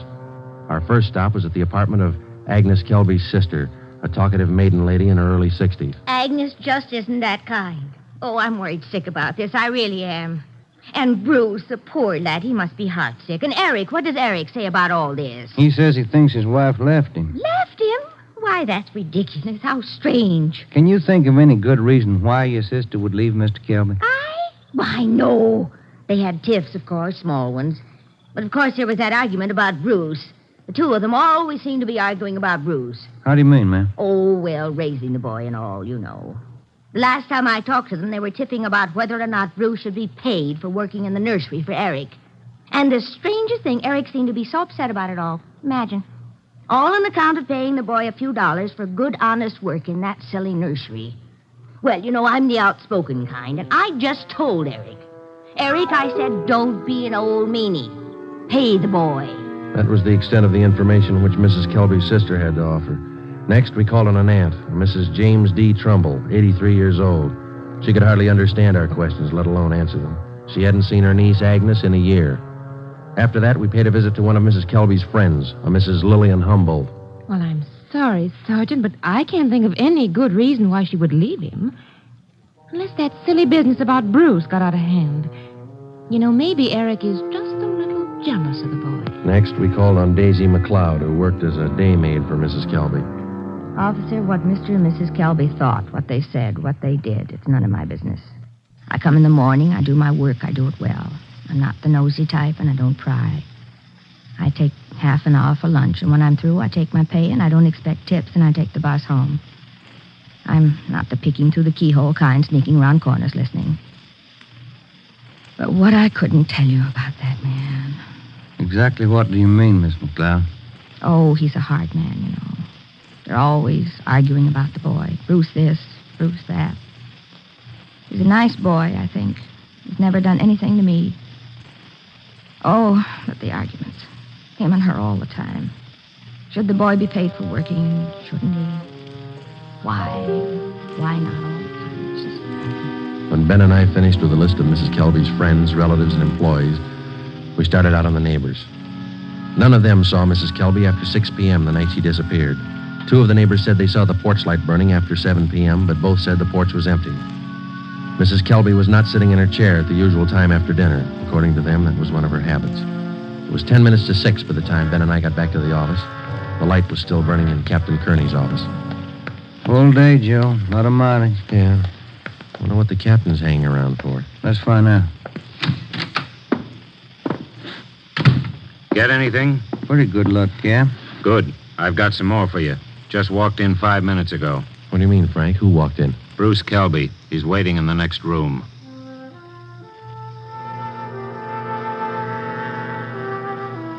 We went in the next room and met Bruce Kelby. He was small for a 17-year-old, dark-haired, and a little on the sickly side. He told us that he couldn't keep the date he made with us on the phone because his stepfather apparently did overhear the conversation and drove him directly to his sister's home in Alhambra. We asked him why he was so sure that his stepfather was responsible for his mother's sudden disappearance. For one thing, all 3 of us usually go to the early show on Sunday night. Eric, Mom, and me. But last Sunday, Eric said he wasn't feeling good and he wanted Mom to stay home and take care of him. Then he told me to go on ahead to the show, so I did. What time did you get home, son? About 9:30, 9:45. What was your stepfather doing when you got home? Sitting in the living room reading the paper. Did you notice anything unusual about the way he acted? He was nervous and jumpy, more than usual, I think. Anything else? Yes, sir. When I came in through the front yard, I noticed the dogs had mud all over their paws. They'd been out somewhere in the nursery plots. And they won't go out in the plots unless Eric's with them. He doesn't want them to trample the seedlings. What would your stepfather be doing out in the nursery at night? Does he usually do some work at night? No, sir. None of the plots are even lighted. Only the greenhouses. And the paths in the greenhouses are usually graveled, aren't they? No mud around. It's my job to see that the greenhouse paths are kept graveled. I know they're not muddy. I fixed them the day before, Saturday. What do you think it means, son? I don't know. I don't want to think about it. I just know he's done something. He's done something to her. Did your stepfather give you any reason for keeping you away from the police officers the other day? No, sir. He said people were getting nosy, and he said it might be better for me over at Aunt Bertha's. She's his sister. Do you think your Aunt Bertha might know where your mother is? No, we hardly ever see her. We don't know her well at all. We've heard your mother and your stepfather argued about whether you should be paid for your work in the nursery. When I started to work for him, he promised he'd pay me. I was saving up to buy a 31 Model A. And then after a couple of months, when he didn't pay me, I asked him. He told me I ought to be glad to work for him for nothing. And your mother argued with him over that? Sure, it was her money that bought the nursery anyway. How'd you get away from your aunt's place last night? Well, Bertha had some shopping to do, and she left me alone. She locked the door to my room. Even the screen over the window in my room was nailed down, but I kicked it out and got away. I stayed at a friend's house last night. Thought about where you're going to stay tonight? I don't know. But I'm not going home. And I'm not going back to Bertha's place either. I'll get a room. How'd you like to stay at my house a few days? Sure nice of you, sir. Maybe I'd better not. Mom might not like it. Oh, I'll take care of that. Now let's hop out and get some dinner. Sure darn nice of you, sir. All right, son. Come with me.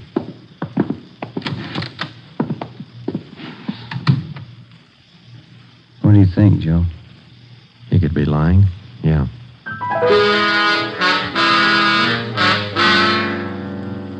Now what, Cap? Shall we bring Kelby in again? No, not yet. He's found out by now from his sister that the boy's gone. He probably figures the police station is the first place he'd come. Wouldn't do much good pulling him in now, Ben. We couldn't even question him. 10 to 1 his lawyer'd be waiting for us when we got back. That's the problem. How do we get to this Kelby without his lawyer finding out? Well, what about the early morning, Cap? Say tomorrow, about 5 or 6 a.m. Think you'd be looking for us then? Yeah, that might do it. If we can just get by that pack of hounds he owns without waking the whole neighborhood, might work. If we could just question him alone, I got an idea it wouldn't take much to make him cop out. All right, give it a try. Get out there in the early morning and bring him in for questioning as quietly as possible. I'll be in at 6 a.m. If you want me before then, call me at home. All right, Frank.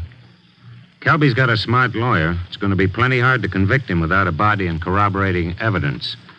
He's got 4 acres out there, Cap. You can hide a lot of bodies in 4 acres. Well, that's what I mean. This case isn't ending, it's just beginning.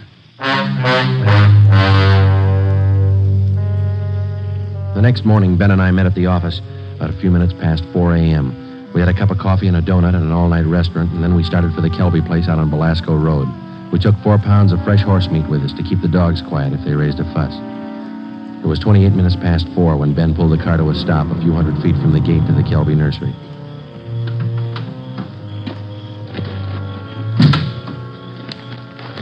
We got out of the car and made our way down the road to the gate. I reached in and tried the latch. It was padlocked. The dogs started in. Okay, Ben, looks like we'll have to jump the fence. Toss some of that horse meat over to him. Yeah, here. That's it. Come on, let's climb. Keep an eye on those hounds. Looks like they could chew your leg off. Yeah. Here comes a third one, Ben. Toss some more meat. Yeah, there you are, boy. Go get it. Go get it, boy. There. Look, Ben, lights going on in the house. Come on, let's make it fast. Who is it? Who's there? I'll set the dogs on you. Police officers, Mr. Kelby. What? What are you doing out here this time of night? You're under arrest, Kelby. Get your coat. You cops are asking for a peck of trouble. Get your coat. Where's my stepson? What you done with him? What have you done with your wife? You're going to pay for this. I'll have your jobs. That's not the first time we heard that, Kelby. Let's go.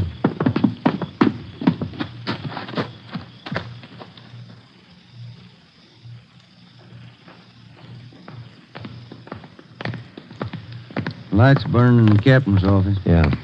All right, Kelby, in here. I'll pay for this, mark my word. Ben, take him in the office here and stay with him. I'll see if Frank's in yet. Right, Joe. Come on, Kelby, inside.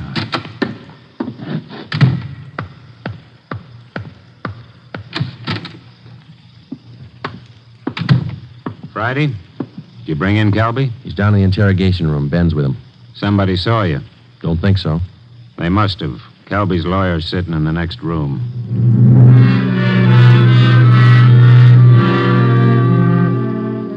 Kelby again refused to answer any questions without the advice of his attorney. We released him. That day, Captain Kearney sent out 2 men to keep an eye on the nursery and report on all of Kelby's movements. Shortly after 7 o'clock that night, just after nightfall, we tried once again to bring in Kelby for questioning without his lawyer's knowledge. It didn't work. A little after we booked him, his lawyer obtained a writ of habeas corpus. We had to release him again. The 2 men assigned to stake out the Kelby place reported definitely that somebody was tipping the lawyer whenever unknown visitors showed up at the nursery and drove off with Kelby. There was nothing we could do about it. The next morning, Kearney came up with a lead. I had a long talk with the boy last night. Accidentally, I think he's given us a pretty good lead. Yeah? There's only one way we'll ever get a conviction. That's by finding the body and evidence to tie Kelby in. Yeah, that'll do it. Where do we start looking? In a new rose bed next to one of the greenhouses in Kelby's nursery. The kid came up with it last night. How come? First, Kelby's crazy about saving $1 and making one. Yeah. In the nursery trade, especially where you have a limited area to work in, like Kelby, you cultivate every foot of ground. Every bit of soil you got is planted with something. Mm-hmm. Kelby's not the type to waste anything. Especially he's not the kind that would let ground lie fallow when he could plant something that might bring in a few dollars next season. Bruce tells me his stepfather has every inch of those 4 acres planted. Every inch. Except a 6 by 9 foot plot of ground in that rose garden. Oh, it sounds like a long shot to me, Frank. The boy said he prepared that piece of ground for planting late Saturday afternoon. His stepfather wanted it ready for Sunday morning. The plot of ground's still vacant. Might have planted it yesterday, Cap. When's the last time you checked? Before I came to work this morning. I called the men on stakeout next to the nursery. They told me the plot's still empty. It's worth a chance, Frank. When do we look it over? Tonight. I don't want Kelby or his lawyer to know a thing until we find that body. Well, how are we going to work it? We'll order up a crew from the crime lab. They can take probings through that plot and all around it. They can tell us without any guesswork how deep that ground's been worked over lately. When do you want to start? Be here in the office at 8:30 tonight. If my hunches are any good, we'll find a body.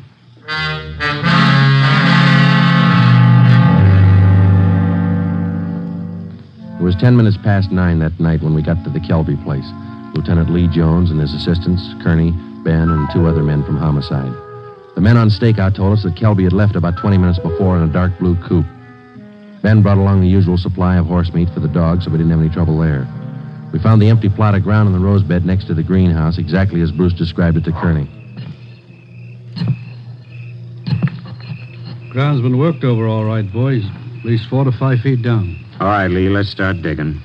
Romero, take care of the dogs. Watson, grab one of these shovels. Right, Cap.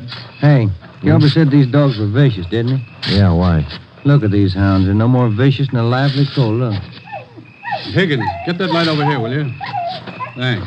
What is it, Lee? Let me see. Teeth. Set of false teeth. Been in the ground long? Don't think so, judging from the shape they're in. How far down would you say you are, Lee? A couple of feet. Ground's real soft. Lee, come here a minute. What is it? Body. Here's the shoulder. All right, you men over here with Watson. Get the dirt off the face. Romero, you got a picture of the Kelby woman? Yeah, Cap. Let's see. Oh, here it is. Thanks. Get the light down here. Hunch paid off, Frank. That's her.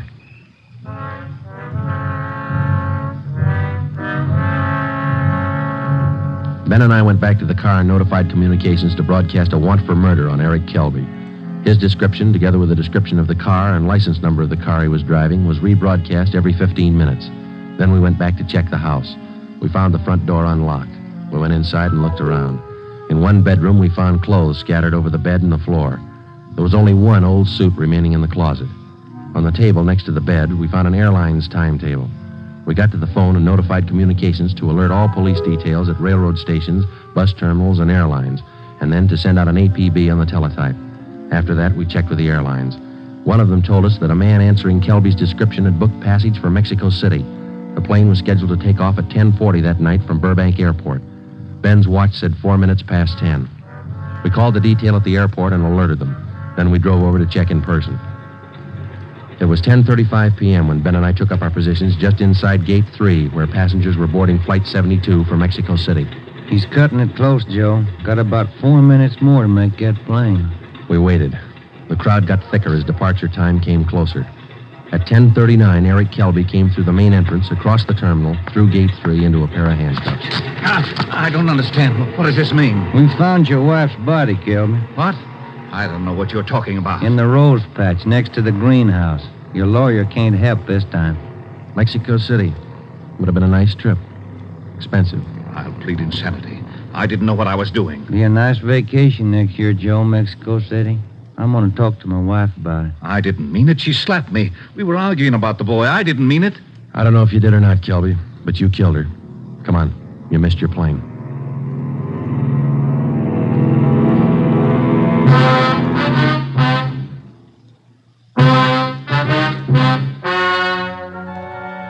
The story you have just heard is true.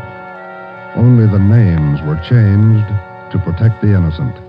Eric Kelby was tried and convicted of murder in the first degree. He is now awaiting execution in the lethal gas chamber at the state penitentiary.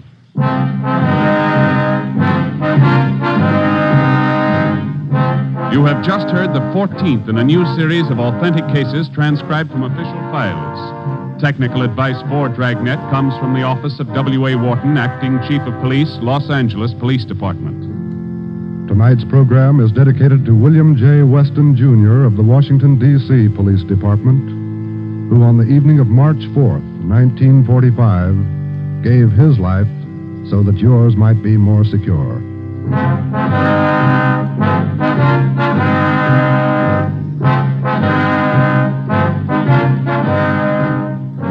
Dragnet came to you from Los Angeles.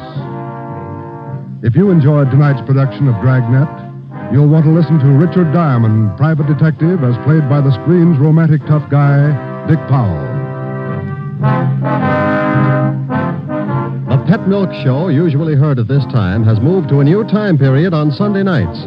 Be sure to hear Larry Douglas and Kay Arman on the new Pet Milk Show tomorrow night on NBC. This is NBC, the national broadcasting company.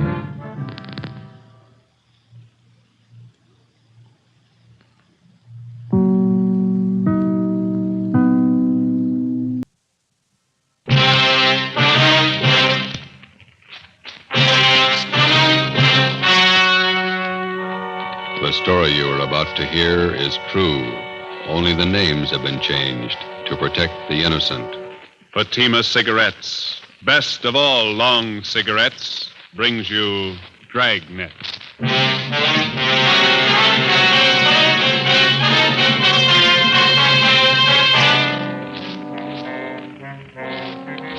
Detective Sergeant. You're assigned to Juvenile Bureau. The high schools in your city have been flooded with obscene literature. You stamp out one source, and a dozen more spring up. Your job, stop them. If you want a long cigarette, smoke the best of all long cigarettes. Smoke king-size Fatima. Fatima is the long cigarette which contains the finest Turkish and domestic tobaccos superbly blended to make Fatima extra mild. And that's why Fatima has a much different, much better flavor and aroma than any other long cigarette. That's why Fatima has more than doubled its smokers coast to coast. So enjoy Fatima, the best of all long cigarettes. It's wise to smoke extra mild Fatima. It's wise to smoke extra mild Fatima.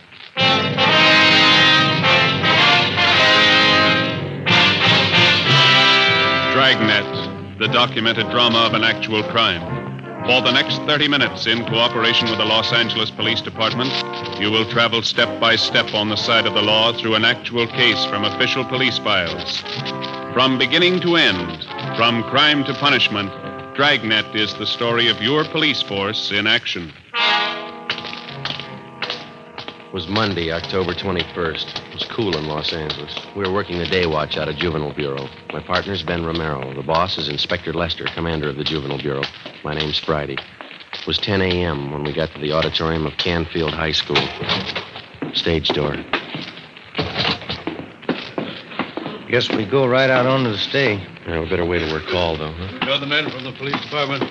Yes, sir. This is Sergeant Romero. My name's Friday. How do you do? How do you do? I'm Paul Fisher, the principal here. Come right out onto the stage and we'll get the meeting started. Yeah, all right. Yes, sir. Just have a chair there. Thank you.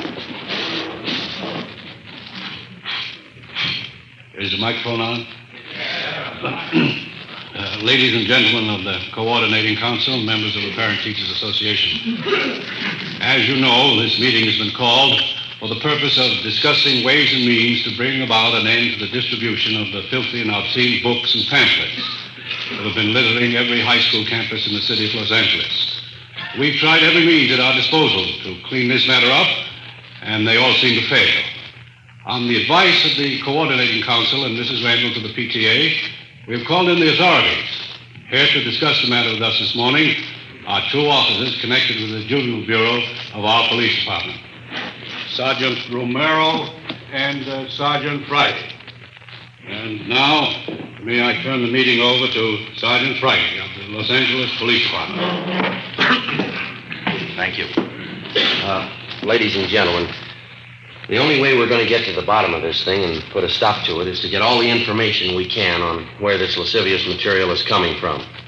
Now, you people, as parents and teachers of the children who are buying and reading this stuff, might be able to give us some help. So, if it's all right with you, Mr. Fisher, I'd like to hear from some of the people sitting out there, if I may. Certainly. Go right ahead. Thank you. Well, if any of you people have anything to say or any information, any questions, why, we'd be glad to listen to you and do our best to answer your questions. Yes, the lady out there, go right ahead. I'm Mrs. Stein. I know of a place in our neighborhood that has dirty books. I feel sure that that's one of the places where the children are getting this trash. Complaints have been made to the police department, but the man who runs the place has never been arrested. Can you tell me why? Well, ma'am, I think I better make it clear now that there's only one way a police officer can arrest anyone for possession of lewd literature. The officer has to prove that the party who possesses this literature does so for the purpose of selling it. Sometimes that's difficult to prove. Well, I told you I can prove it. You mean you can go to this place and buy a book from him? Now, maybe I couldn't. If I were known. Yes, ma'am, that's just the point. Now, I don't know offhand about the one in your neighborhood, but I can assure you that we've cracked down on hundreds of such peddlers in the past few months. And you can see for yourselves that this doesn't put a stop to it. We've got to get to the source. I have a question for you. Yes, sir? My name's Fred Scott. I'm director of the Square Shooters Boys Club. Yes, sir. The point I'm trying to make is, I know the young boys pretty well. With the exception of my boys, 49 in number, I'll wager just about every boy in this high school has one of those books. Or at least he's seen one. Yes, sir, we're aware of that. Point I'm trying to make is, somewhere in the municipal code, there's got to be a law to forbid such things. Yes, sir, there is such a law. Then why isn't it enforced? It is. What does the law say? Well, how do you mean, sir? Well, I mean, what happens when somebody's found guilty of selling these books? What's the penalty? Oh, well, the law states that an offender is liable to fines, a jail term of 6 months, or both. That's not much of a law, is it? Why isn't there a stronger law? Well, I wouldn't know that, sir. The point I'm trying to make is, we need laws with some teeth in them. We have good laws in the state of California for the most part. It's true that we're weak in some cases, but you can say that about most states, I think. Well, you may be satisfied with the laws, but I'm not. I say stronger laws. That's the answer. No, I don't think it is, Mr. Scott. Passing a set of new laws isn't going to make this city a cleaner or a safer place for your boys to grow up in. Laws don't decide how moral a city's going to be. People do. Laws don't mold character in young boys either. The parents and teachers do that. I don't think I know what you're getting at. What do you mean? Well, just this, Mr. Scott. It's our job on the police department to keep filthy junk like these books from falling into youngsters' hands. Yes? Now, on the other side of the fence, the youngster has to be taught to recognize this obscene material for what it is, filth and garbage. And the youngsters have to be taught that in the home, in the school, and the church. Now, if they can be made to understand that the kind of dirt and filth that these books represent, well, that'd be worth more than any new set of laws, wouldn't it? But what about these men who put out the books? The men who sell them? How do you reach them? Through the youngsters. They seem to know the way. The next morning at 8 a.m., after meeting with Inspector Lester of Juvenile Bureau, Ben and I went on stakeout at Canfield High School. From past experience, we knew there was little hope of a quick end to the case. It was going to be a long haul, tracing the source all the way up the line from the high school kids who bought the filthy books to the small fry pushers, the wholesalers, and finally, we hoped, to the top, the man who printed the books. We had no illusions on that score. Generally, with the arrest of his pushers and other small-timers who worked for him, the top man gets the alarm and clears out before the police officer can apprehend him with evidence that will stand up in court. During the first 2 days at Canfield High, Ben and I found out nothing. The obscene literature was being bartered and exchanged between students, but the main source of supply was still a mystery. We had one slim lead to go on. Mr. Fisher, the high school principal, helped run it down. We've been watching that boy down in the yard since yesterday, Mr. Fisher. Seems to have quite a bit of spending money, expensive clothes, car of his own. I don't know that boy's family. They could be well-fed. We saw him with a stack of those dirty books in his notebook. He must have had a dozen of them. He was showing them around to his crowd. Travers, are you sure? Joe, take a look down there. Yeah. Yeah, Travers is showing him something. I can't see what it is. Come over to this side of the window. Yeah. Small books. He's giving them to one of the other fellows. They've got their wallets out. They're giving Travers money. Come on, Ben. You better come too, Mr. Fisher. This way out to the yard? No, to the left. That's it. Let's hurry, huh? This door, Sergeant. Right here. Travers. Travers. Hello, Mr. Fisher. They'd like to talk to you. Yeah? These men here are from the police department. They want to ask you some questions. Can we go inside? Sure. Come on. Oh, what's the matter, Mr. Fisher? I haven't done anything. Oh, you see. Come on. What is it? What's it all about? Sergeant? It'll be a lot easier if we have the truth now, son. Did you just sell those boys out there some dirty books? No, I mean, it's only a gag. They're funny books. Have you got any more of them on you? Yes, sir. Can we see them, please? I didn't steal them. Only books. Funny books. Here. Thanks. Almost a dozen. Mm-hmm. You think these are funny books, do you, Travis?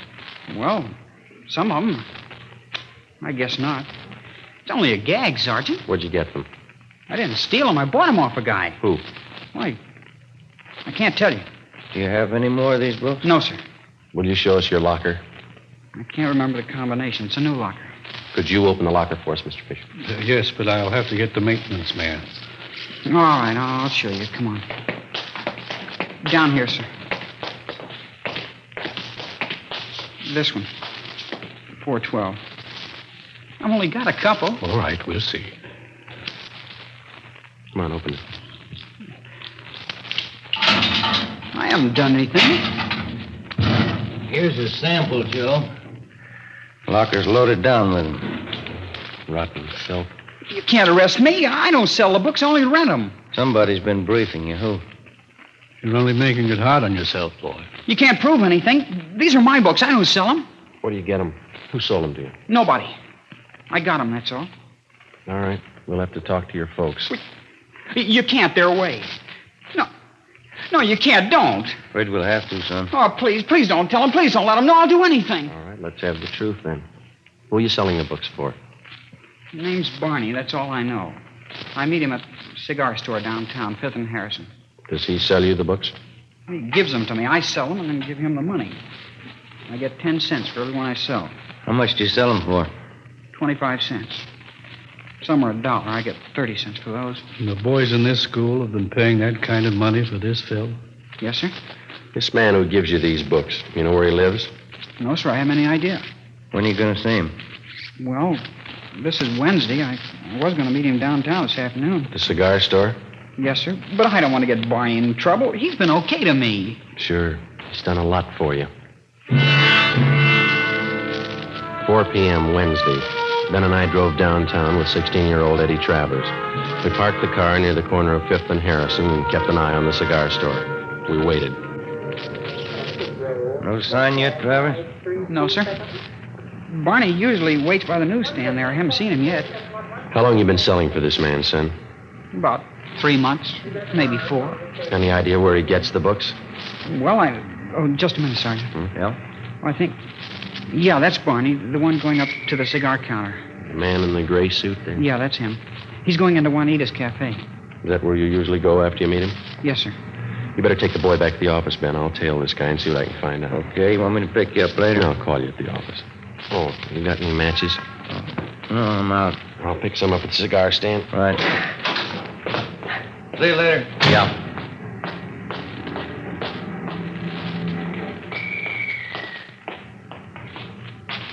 Box of matches? Oh, yeah. And a pack of spearmint, too. All right, sir.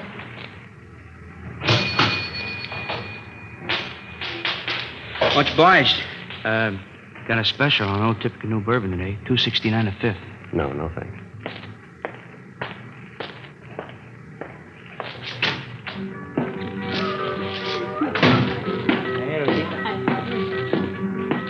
Hey, Rosie. Rosie, another tamale when you get time, huh? All right, Barney, go come in.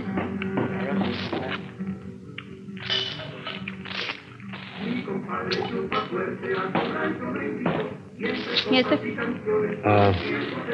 Let me have chicken tacos, side order of fried beans, and a cup of coffee, huh? Chicken tacos on one, side of beans. Another tamale. Anything else, Barney?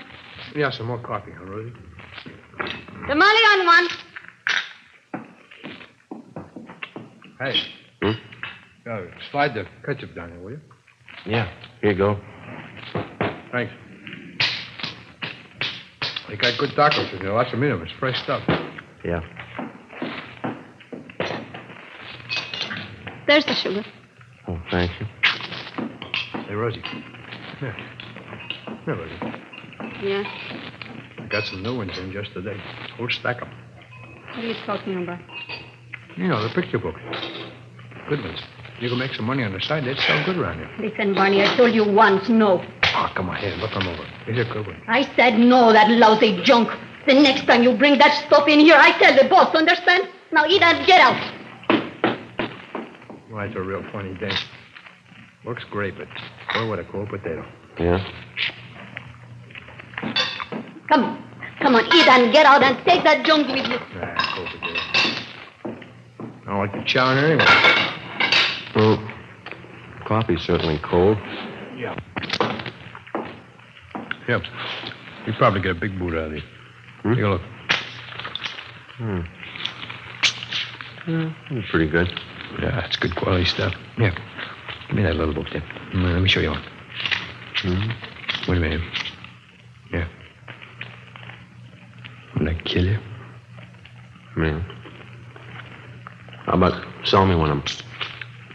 Okay. 4 bits for the small ones, $1 for the big one. Wait a minute. Let's see, I got 14 of them here. I'll tell you what I'll do. I'll make you a deal. You can have the whole works for $10. Okay. You got any more? Well, you going in business for yourself? No, I got a newsstand out in Riverside. Books, I guess, ought to go fast. I think I can probably handle another $25 worth. Ah. I got the rest of them back at the hotel. Some of them are in color. Yeah? You want to meet me there tonight? Around 7?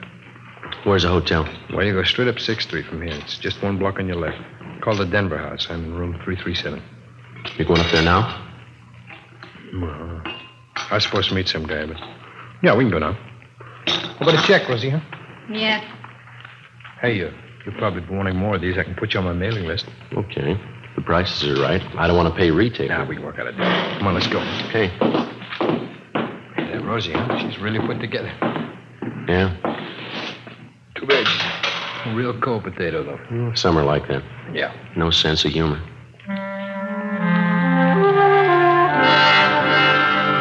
We left Juanita's Cafe and walked up Harrison Street to 6th. We turned left and went down one block. It was 5 minutes to 5 when we got to Barney's room in the Denver house, number 337. He dragged out a steamer trunk from under the bed and counted out a stack of books and pamphlets covering the general topic of degenerate filth in stories and photographs.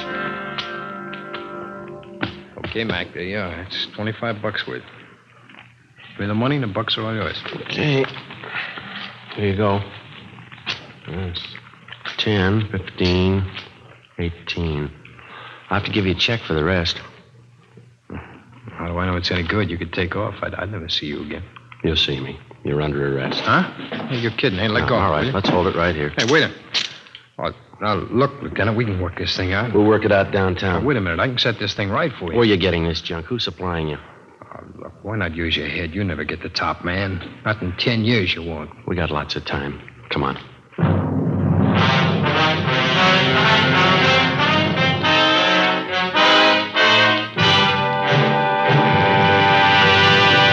You are listening to Dragnet, the case history of a police investigation presented in the public interest by Fatima Cigarettes. If you smoke a long cigarette, it will be in your interest to listen to a typical case history of a Fatima smoker. It's the case of Mr. Joseph G. Hertzberg, city editor of one of New York's great newspapers, and this is his actual signed statement. I recommend Fatimas to anyone who likes a king-size cigarette. In my business, the long hours really put smoking to the test. Working overtime means smoking overtime, and that has sold me on Fatimas. No matter how often I light up, Fatima gives me an extra mild smoke. And Fatima flavor, it's much better every time. I found out it's wise to smoke extra mild Fatima. And more smokers are discovering this every day.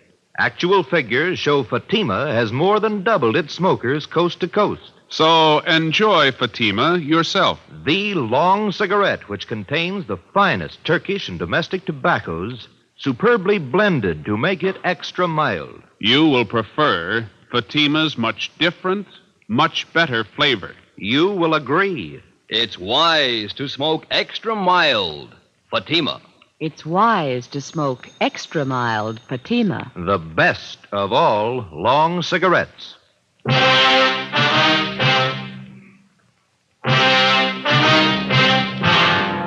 The filthy literature racket feeds on the curiosity of youngsters and the stupidity and ignorance of adults. It's an all-season business, and in its own quiet way, it has reached a market which the other heavy rackets never hoped to reach. Your home and your children. 6 p.m., Wednesday, October 23rd. We checked the records, and the make sheet showed the book peddler's true name to be Barney W. Timpson, 38 years old. He had a past record of one previous conviction for peddling lewd literature in Dodge City, Iowa in March 1948. We had him brought to the interrogation room. Sit down, Timpson. Okay. Let's make it easy, Barney. Where are you getting the books? I told you, Sergeant, they deliver them to me. Who Different guys. I don't remember them all. They send different guys every time. How often do they make the deliveries to you? Once a month. When? Around the first, usually. Sometimes maybe the second and the third. They bring the books to your hotel? Yeah, they leave a pack up in the lobby addressed to me. They ever use the mails? They never do. They're not that dumb. So you've never seen the men that you do business with, huh? Not so I'd know them, no. You have no idea where they're operating from? I don't know. You expect us to swallow that? I'm telling you, I don't know. Oh, don't push us that kind of a story, Barney. I'm giving it to you straight. Now, what else do you want? Who's the supply man?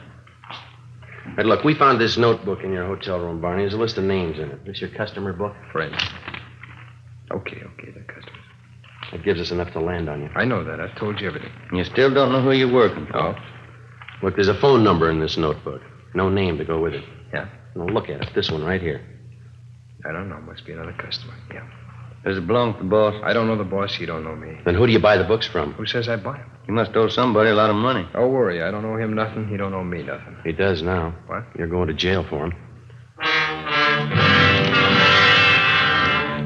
Barney Timpson was booked into Central Jail for violation of the Penal Code, Section 311.3. We contacted the telephone company, and they traced the extra phone number in Timpson's notebook to a private residence on Wonderview Drive in Laurel Canyon. A detail of men was assigned to stake out on the place. During the next week, mainly from information obtained from Barney Timpson's customers, 7 other peddlers of obscene books and pamphlets were taken into custody and questioned. 5 of the 7 told us they picked up their supply of books from the Laurel Canyon address. We moved in on the place and found thousands of lewd books and pamphlets stored in the garage. 3 men on the premises were taken into custody.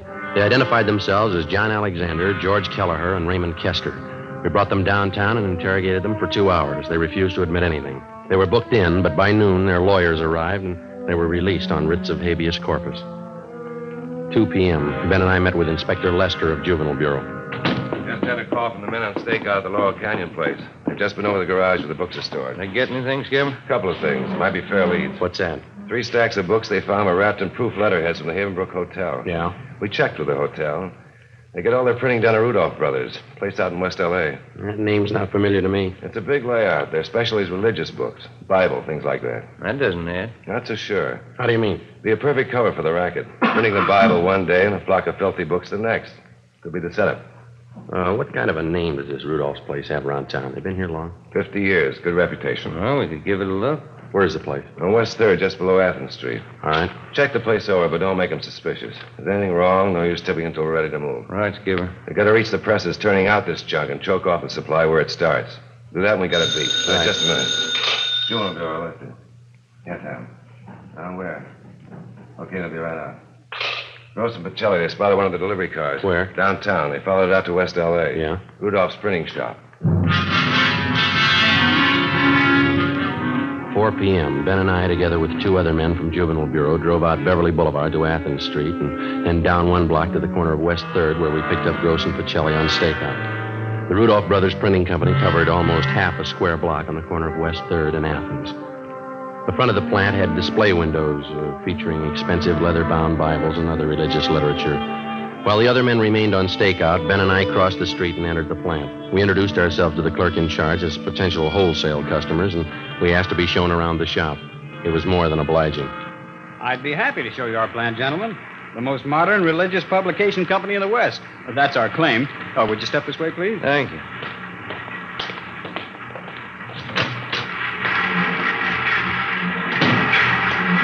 On your left there, those are 3 of our new Ludlow machines.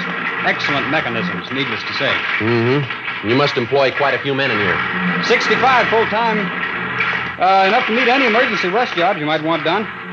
Now, over here are Bush Emerson hand presses. Oh. You handle only religious books, then, nothing else? That's right, sir. We specialize exclusively in that. You don't take in any small contracts, school journals, things like that? No, our steady customers take up all of our time. Here on this stone, you see the pages of a new prayer book we're getting together. Very ultra. Mm-hmm. An entirely different kind of typeface. Oh, is that so? Yes, and back there, along the wall, are new linotypes. The very latest, monotypes. Mm-hmm. Then the proof presses. Next to them are proof readers. And the flatbed trussload press beyond that. Seems like lots of activity. Business is pretty good, I guess, huh? Oh, yes, we're kept pretty busy. Quality printing is always in demand. Yeah. Well, thanks very much for showing us around. Not at all, gentlemen. Anytime. Here, this way out. All right. I'll get you one of my cards here. There you are. Oh, thank you. And when you're ready to do business, why, just give me a call. I'd be glad to take care of you. All right, sir, thanks. We'll do that. Good afternoon, gentlemen. Goodbye. All right. What do you think? You got me. Nothing out of place. Yeah, whatever system they're using, they got it down pat. Bibles, prayer books, church announcement, that's all I saw. Hey, Ben, look. Hmm? That man getting out of that car going into Rudolph's there? Alexander, the guy we picked up this morning out in Laurel Canyon. Yeah. Printing plant continued. 6 p.m. The lights in the display windows went out. The shades were drawn. We watched the employees leave. 6:30 p.m. The lights in the plant were still burning. Gross went down to the corner and picked up some hot dogs and coffee for our dinner. We ate in the car. 7:30 p.m. A black Cadillac convertible pulled up across the street. 2 men got out and let themselves in through the front door. We waited. Between 7:30 and 8 p.m., we counted 21 men entering the plant. That printing press. It's starting up. Okay, let's move. Hey, Gross, you and Pacelli want to go through the back, and Ben and I will take the front. Right, let's go, Mike. Come on. It's a neat setup. I had it all figured. Yeah, you didn't spot any side entrances, did you? No. Here we are. You try the door? Yeah, it's no good. All right.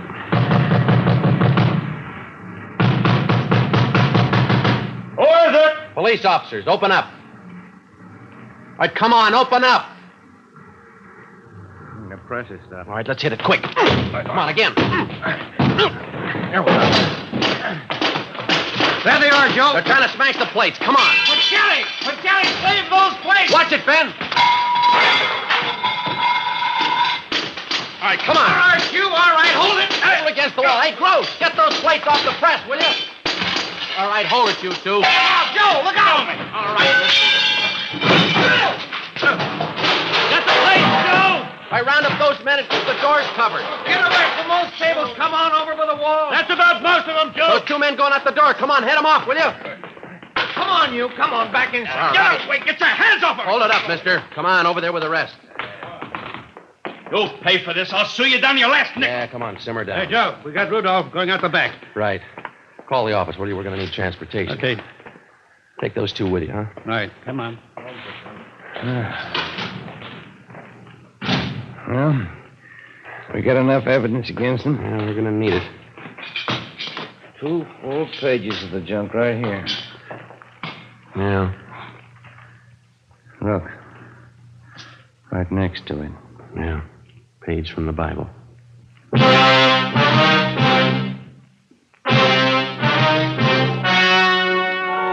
The story you have just heard was true. Only the names were changed to protect the innocent. On January 9th, trial was held in Superior Court, Department 94, City and County of Los Angeles, State of California. In a moment, the results of that trial. It's amazing how many long cigarette smokers are changing to Fatima. Here is the actual report. From coast to coast, king-size Fatima has more than doubled its smokers. Yes, more and more smokers every day are discovering that Fatima is the best of all long cigarettes. Long cigarette smokers find Fatima has a much different, much better flavor and aroma. Long cigarette smokers find that Fatima is extra mild because it's the long cigarette which contains the finest Turkish and domestic tobaccos superbly blended to make it extra mild. So enjoy extra mild Fatima. Best of all long cigarettes. It's wise to smoke extra mild Fatima. It's wise to smoke extra mild Fatima.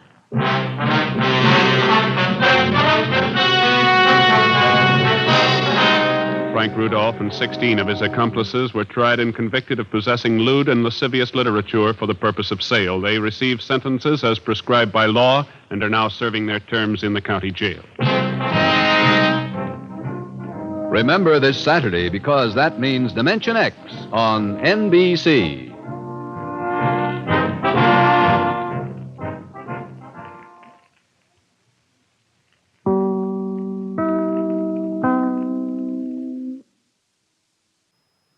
Ladies and gentlemen, Crime Prevention Week, now being observed nationally, is designed for one purpose: to emphasize that crime is your personal enemy. It costs money and lives. It weakens the moral and physical strength of your community. Show your respect for the law by cooperating with your police officer 52 weeks a year. Join the fight to stamp out crime, the ally of treason.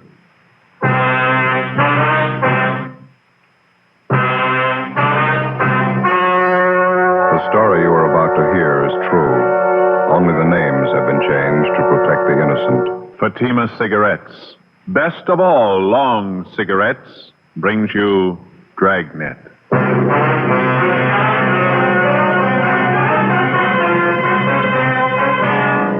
You're a detective sergeant. You're assigned to bunco detail.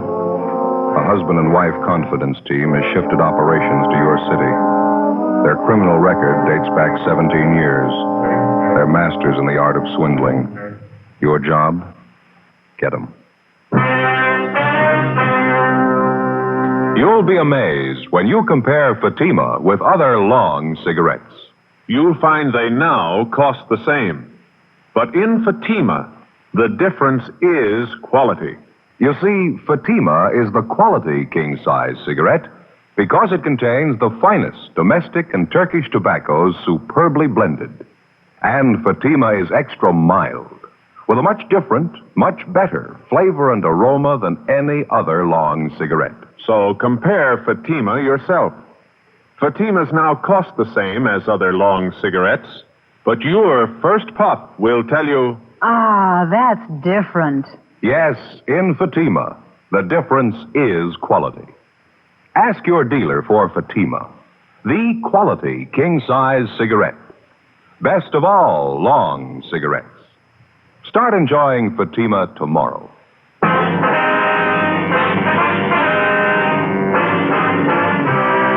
Dragnet, the documented drama of an actual crime.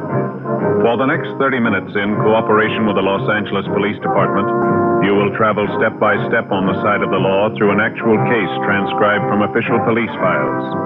From beginning to end, from crime to punishment, Dragnet is the story of your police force in action. It was Monday, April 20th. It was windy in Los Angeles. We were working the day watch out of bunco detail. My partner's Ben Romero. The boss is Captain McCauley. My name's Friday.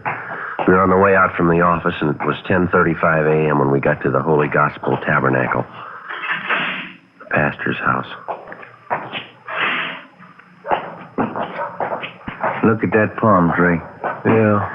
Windstorm sure didn't do it any good. Well, it was really blowing last night. Woke me up a couple of times. Yeah, not me. I slept like a baby.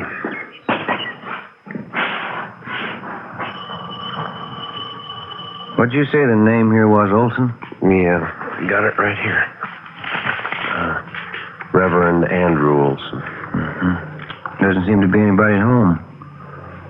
I'll try it again.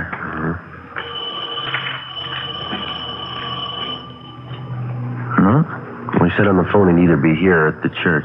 Where's that? Just around the corner, faces on South Spring. Not a very wealthy-looking neighborhood. It must be the church up there, huh? Mm-hmm. Sure could stand a coat of paint. Grounds are well kept, aren't they? Nice flower beds. Look at that. Giant pansies. Tried some in the backyard last year. Too bad. What do you mean? Giant snails. I sliced them right off at the roots.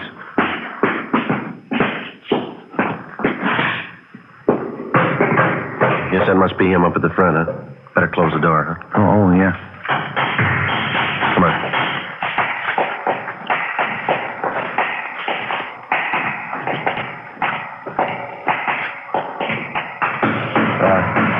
Excuse me, sir? Oh, didn't see you. You the Reverend Olson? Yes, can I help you? My name's Friday, Reverend. I talked to you on the phone. Oh, yes, Sergeant. And this is my partner, Sergeant Romero. How do you do? Oh, yeah, that night. Sergeant Merrill? No, that's Romero, Reverend. Oh, excuse me, Romero. Didn't expect you so soon. A little busy here fixing the pulpit. It happened last Sunday. What's that, Reverend? Guess I got carried away with my sermon. Quite a commotion. Oh? I leaned forward in the pulpit. This whole section here just splintered and broke right off. Ruined my whole sermon. Well, I can finish this up later. Have a chair there, officers. All right, thank you very much.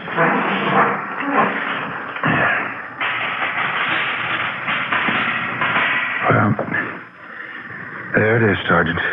The names, descriptions. Mr. and Mrs. Tom Herbert. That's the name they used, anyway. Mm-hmm. Would you mind briefing us on how it happened, Reverend? When did you first meet this couple? They came to us a little over a month ago. Didn't have any reason to be suspicious. Mr. Herbert showed me some fine references. I didn't think it was necessary to check them. What kind of approach did they use? Could you tell us? Well, the first visit, Mrs. Herbert did most of the talking. She told me she and her husband wanted to write a history of our church. It was supposed to be part of an historical book on all the churches in the county. Naturally, I felt a little flattered about it. Mm-hmm. Did this Mr. and Ms. Herbert make any demands for money or to write about your church, I mean? Oh, no. There was no money involved at first. They said all they wanted was our cooperation in doing some of the research work. Looking up dates, names, things like that. Oh, I see. They seemed very sincere, both of them. Didn't drink, smoke. They worked very hard doing research and writing. I don't know why they had to change. It would have been nice having history written about our church. Yes, sir. When did they first bring up the idea of money? Well, Mr. Herbert came to me one day and showed me this letter. It was supposed to be from the people who were going to publish the history of our church. The letter said, well, because of certain business reasons, the whole thing was off. They couldn't publish the book. Mr. Herbert acted very sorry. Did he leave that letter with you, Reverend? No, he took it with him. I felt badly about the whole thing. They're doing all that work and then the book not being published. Well, did the Herberts broach the idea of you and the church putting up the money to print the book? Well, no, not exactly, but I guess they gave me the idea. How do you mean? They suggested that I talk it over with the church board, so I did. We all agreed it'd be a shame to give up the idea of the book after so much work had gone into it. Is that when you agreed to finance the book? Well, the board and I did, yes. It's all my fault, though. I helped to persuade them. And the money came out of church funds, is that it? As a matter of fact, it didn't. We only have a small operating fund, so you can see we're a small church. Congregation isn't wealthy. And where'd the money come from, sir? Well, for one thing, the ladies of the Altar Society put on a Sunday afternoon ham dinner. It made some money, and then the Herberts suggested we help sell advertising to pay part of the cost, so we did that, too. It still wasn't enough. Well, exactly how much did you turn over to the Herberts? $804.61. I had to borrow $350 from the bank to make it. It'll all have to be paid back. People who paid for their advertising, too. It'll all have to come out of our pocket. It's a terrible thing. Yes, sir, it is. Terrible. I don't know what I'm going to do. I hate to ask the congregation for it.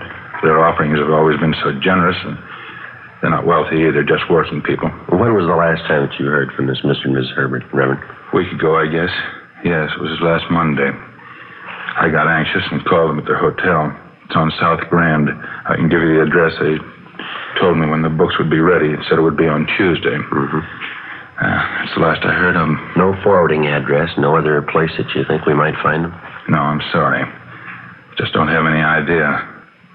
It's so hard to believe anyone would do such a thing to us. Yes, sir. I wonder if we could have the address of their hotel. Yes, all right. If you'll come with me, I have it over at the house.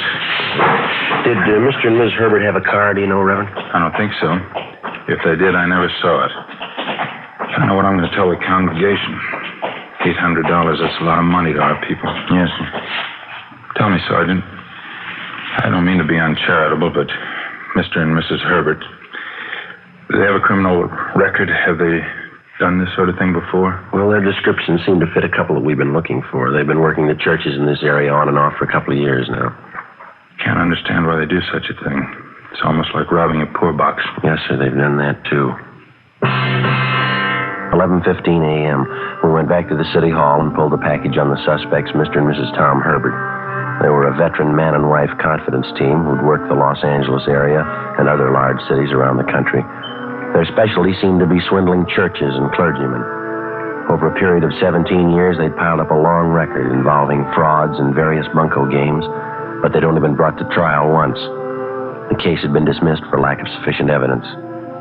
11:35 a.m., we took mug shots of Mr. and Mrs. Herbert out to the Reverend Olson, and he identified them.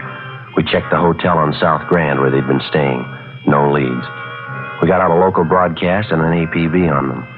Together with the sheriff's office, we sent a special bulletin about the Herberts to the pastors of the different churches in the city and county. From the list of names on the mama sheet, we began checking out all the known friends and relatives of the suspects. One of them was a Clyde Harris, proprietor of a physical culture school out in the Wilshire district. 1 p.m. Tuesday, we drove out to talk to him.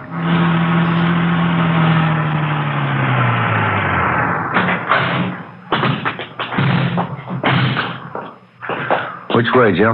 Right down the street, the blue and white sign there. Oh, yeah. Venus School of Physical Culture. I can make you an all-American girl, Clyde Harris, manager. This looks like the office here. No, we're supposed to meet him in the gym. That's next door. Oh. Yeah, here. No, go ahead. Oh, yeah. Back this way, I guess. All right, now. Once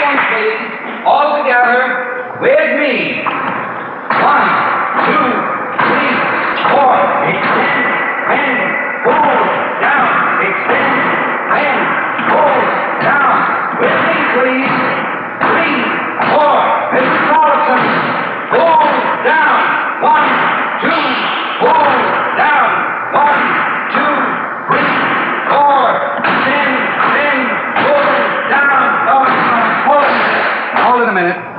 No, I'm sorry, Mrs. Tollefson. You're doing it wrong. Your pelvis is all out of position. Excuse me, are you Clyde Harris? Yes, did you want something?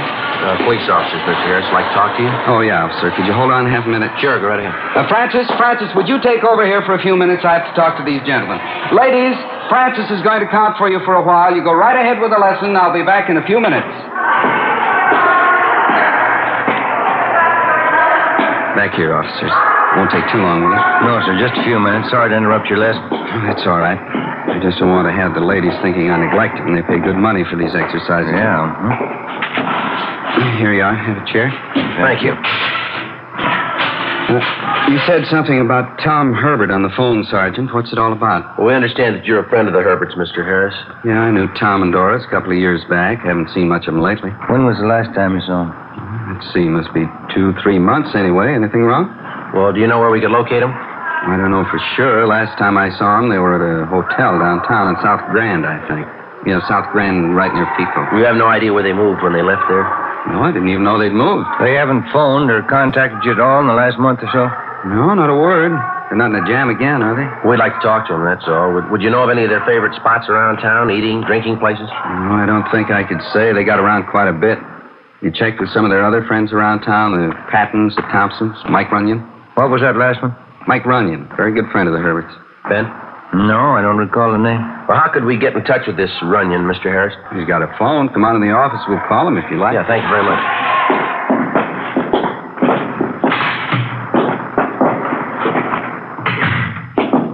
I'll get Mike on the line for you, introduce you. Would you mind talking to him, Harris? Don't tell him it's for us. Just ask if he knows where the Herberts are. Would you mind? Yeah, all right.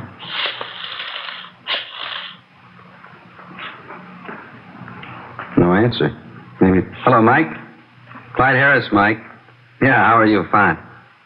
Fine? Yeah, long time. Say, Mike, you any idea where Tom and Doris Herbert are? Mm-hmm. Is that right? How about that, huh? No, you don't. No, that's okay. It's not important. Sure thing, Mike. Make it soon, huh? Right. Goodbye. Yeah? No, he doesn't know where the Herberts are staying. Saw him a week ago out in Hollywood, though. Says they're doing fine. How do you mean? Ran into him outside that big church on Hollywood Boulevard. They told Mike all about it. They really got religion. That's so? Yeah. They're even writing a book about the church. We called back Mike Runyon, a friend of the suspect, and he gave us the location of the church where he'd seen Mr. and Mrs. Herbert. Ben and I drove out there and talked to the pastor, Reverend John Kenworth. We showed him the Herberts' mugshots, and he identified them.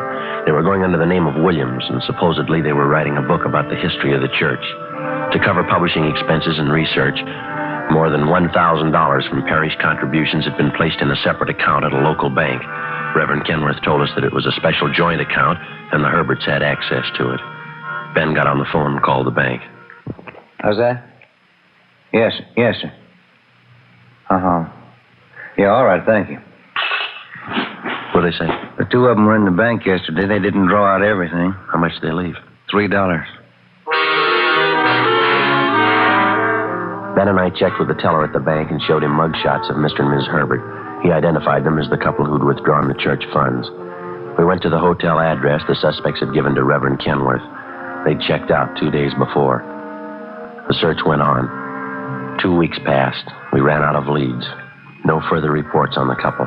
A month went by.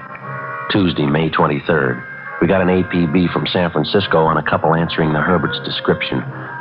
They were still working the church angle. During the next 6 weeks, we got reports on them from Washington, Oregon, Nevada, and Northern California.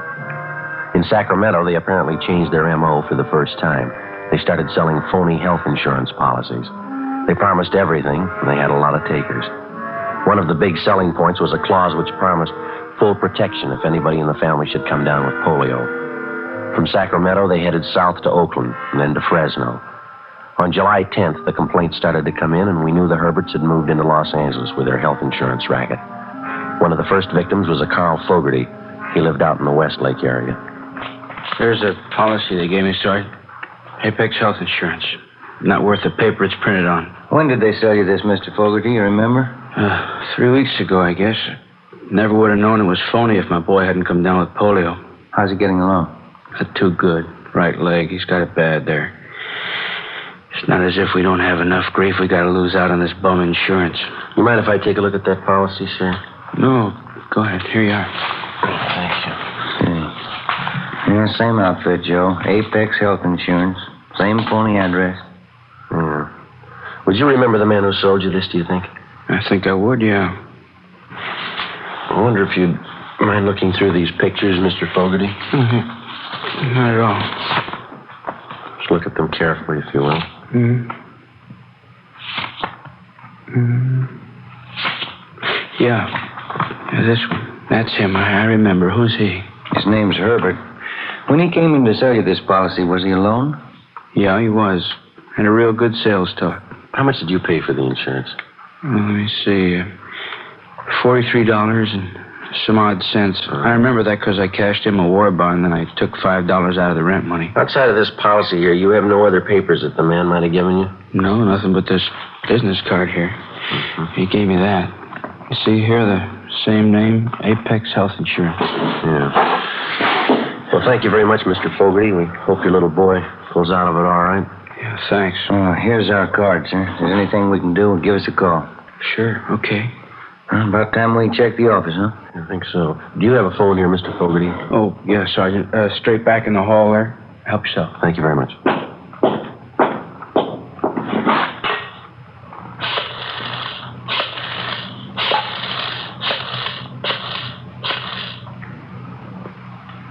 $2572. Yeah, that's right.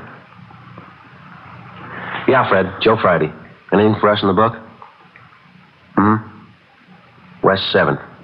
Yeah, okay. Right. Thanks, Fred.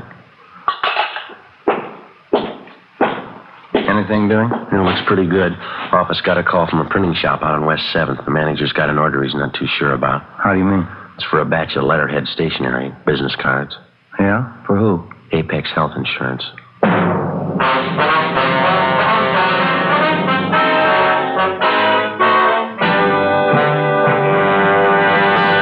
You are listening to Dragnet for the step-by-step solution to tonight's authentic case history.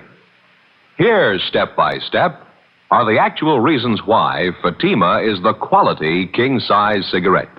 Why in Fatima the difference is quality. Quality of tobaccos. The finest domestic and Turkish varieties, extra mild and superbly blended to give you a much different, much better flavor and aroma.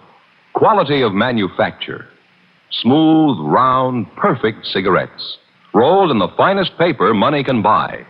Manufactured in the newest and most modern of all cigarette factories. Quality even to the appearance of the bright, clean, golden yellow package.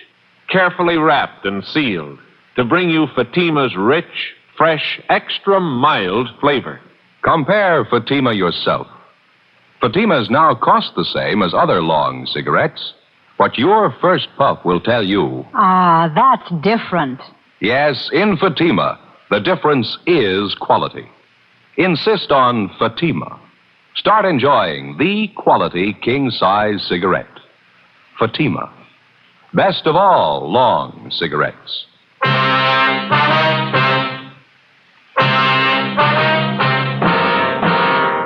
Wednesday, July 10th, 4 p.m. Ben and I drove back downtown to the printing shop on West 7th Street and talked with the manager. He told us that the order for stationery and business cards for the Apex Health Insurance Company had been placed 2 days before. He said he'd become suspicious after reading a story in one of the newspapers about the polio insurance fraud. He also said that the customer who'd ordered the stuff was a woman. She told him that she would call and pick up the order on Friday. We showed the manager a handful of mug shots. He could give us only a partial identification of Mrs. Herbert's picture. We called the office, told them we were going on stakeout, and arranged for a relief. Ben and I spent the rest of Wednesday and all day Thursday and Friday in the rear of the print shop, where we could keep an eye on everyone entering the place. Friday, 6 p.m. No sign of the Herberts, not a trace. Saturday, the same. No sign of either one of them. Monday, more waiting. The suspect stayed away. Tuesday, 3:30 p.m. I went out the rear door, went down the street and got some cigarettes, and then I headed back for the print shop.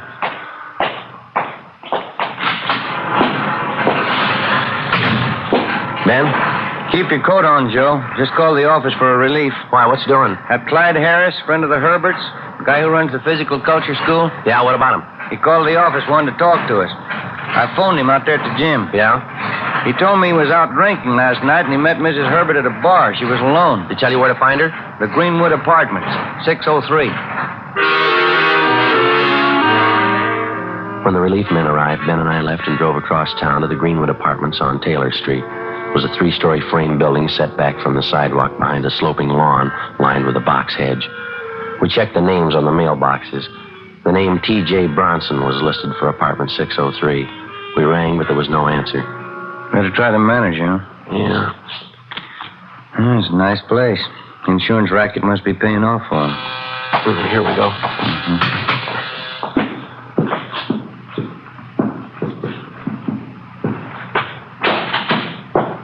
Yeah? Can I help you? Yes, are you the manager here? That's right. Thatcher's my name. Can I help you? Police officers, Mr. Thatcher. We're trying to locate the people in 603. Oh, that crazy woman tried to blow up the place last night. Why, what do you mean? Mrs. Bronson, she came in drunk about 2 a.m. No sense at all. About 3 a.m., the folks in 601 called me and they said they smelled gas. I went up there and found her in the kitchenette. Out like a light gas stove turned on, going full blast. Crazy. Where's her husband? Couldn't say, chasing around again, I think.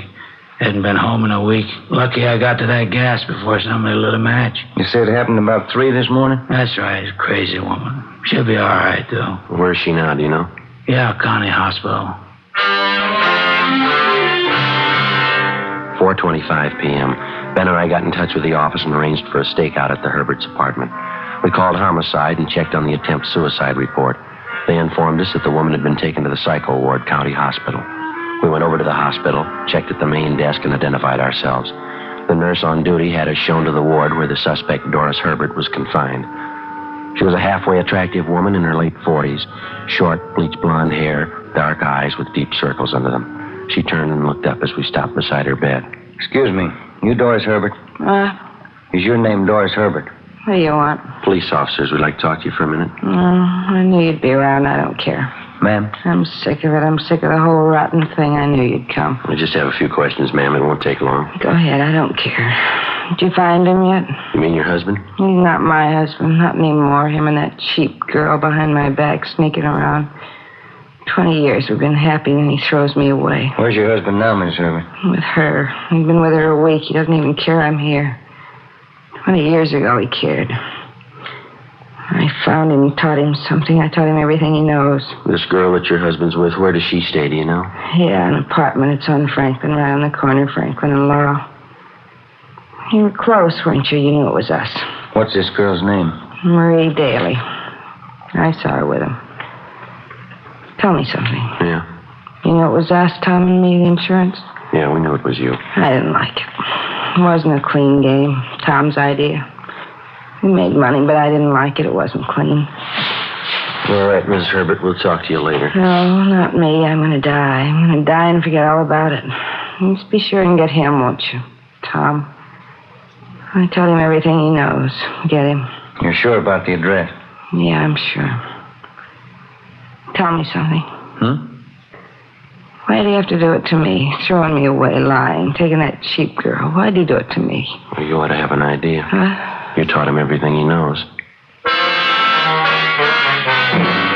Before we left the hospital, we made arrangements to have Doris Herbert transferred to the prison ward. 5 p.m., we drove out to the apartment house at Franklin and Laurel and checked with the landlady.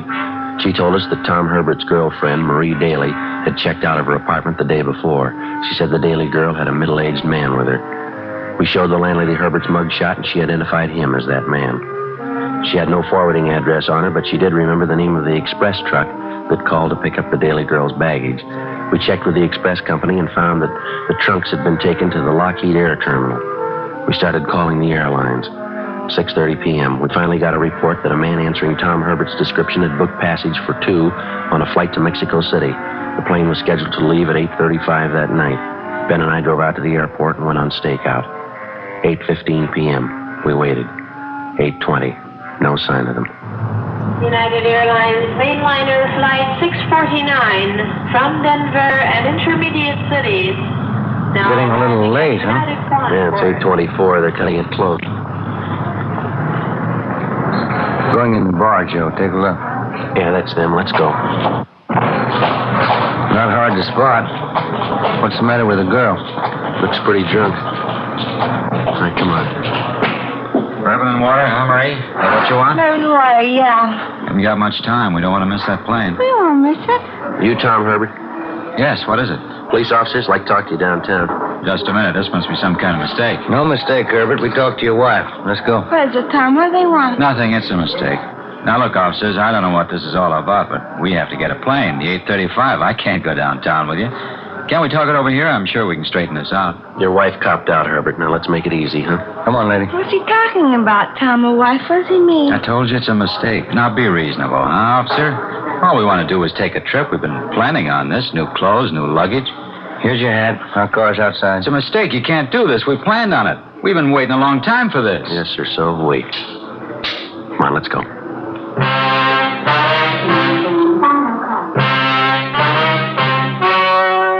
The story you have just heard was true. Only the names were changed to protect the innocent. On October 28th, trial was held in Superior Court, Department 88, City and County of Los Angeles, State of California. In a moment, the results of that trial. Now, here is our star, Jack Webb. Thank you. Friends, each week we're honored with letters from listeners all over the country. Letters telling us that you've bought Fatimas and you find them the best of all long cigarettes. Well, thanks to you and the many thousands of other smokers who have switched to Fatimas, I'm happy to report that more people are now enjoying Fatimas than ever before.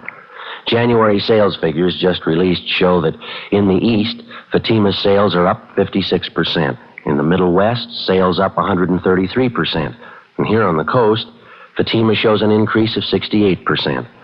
Well, that means Fatima sales are up nearly 70% all over the country. Now, if you haven't yet discovered Fatima's much different, much better flavor and aroma, I suggest that you buy a pack tomorrow. When you do, I'm convinced you'll agree with Fatima smokers everywhere. In Fatima, the difference is quality.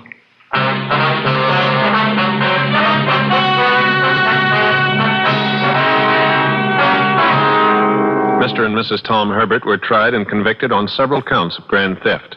They are now confined in the state penitentiary for the term prescribed by law. Grand theft is punishable by confinement for not less than 1 nor more than 10 years. You have just heard Dragnet, a series of authentic cases from official files. Technical advice comes from the Office of Chief of Police W.H. Parker, Los Angeles Police Department. Fatima Cigarettes, best of all long cigarettes, has brought you Dragnet, portions transcribed from Los Angeles. David Harding, Counter Spy, solves an exciting case next on NBC.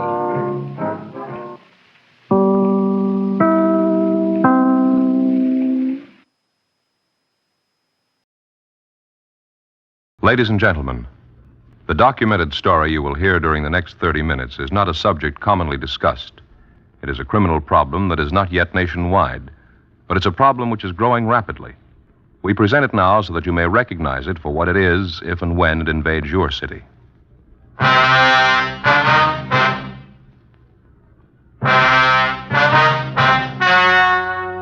The story you are about to hear is true. Only the names have been changed to protect the innocent. Fatima, best of all king-size cigarettes, brings you Dragnet.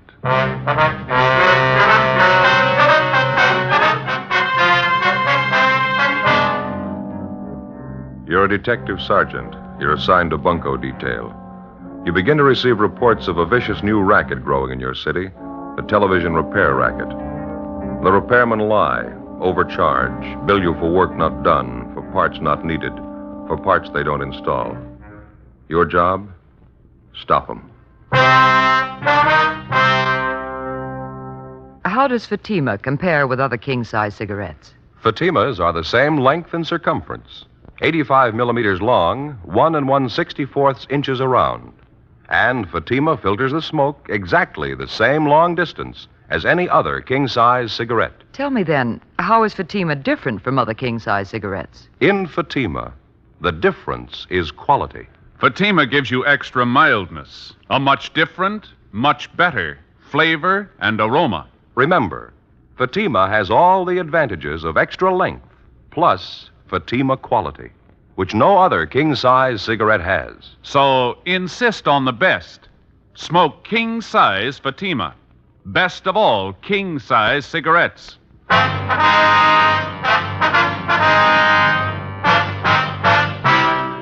Dragnet, the documented drama of an actual crime.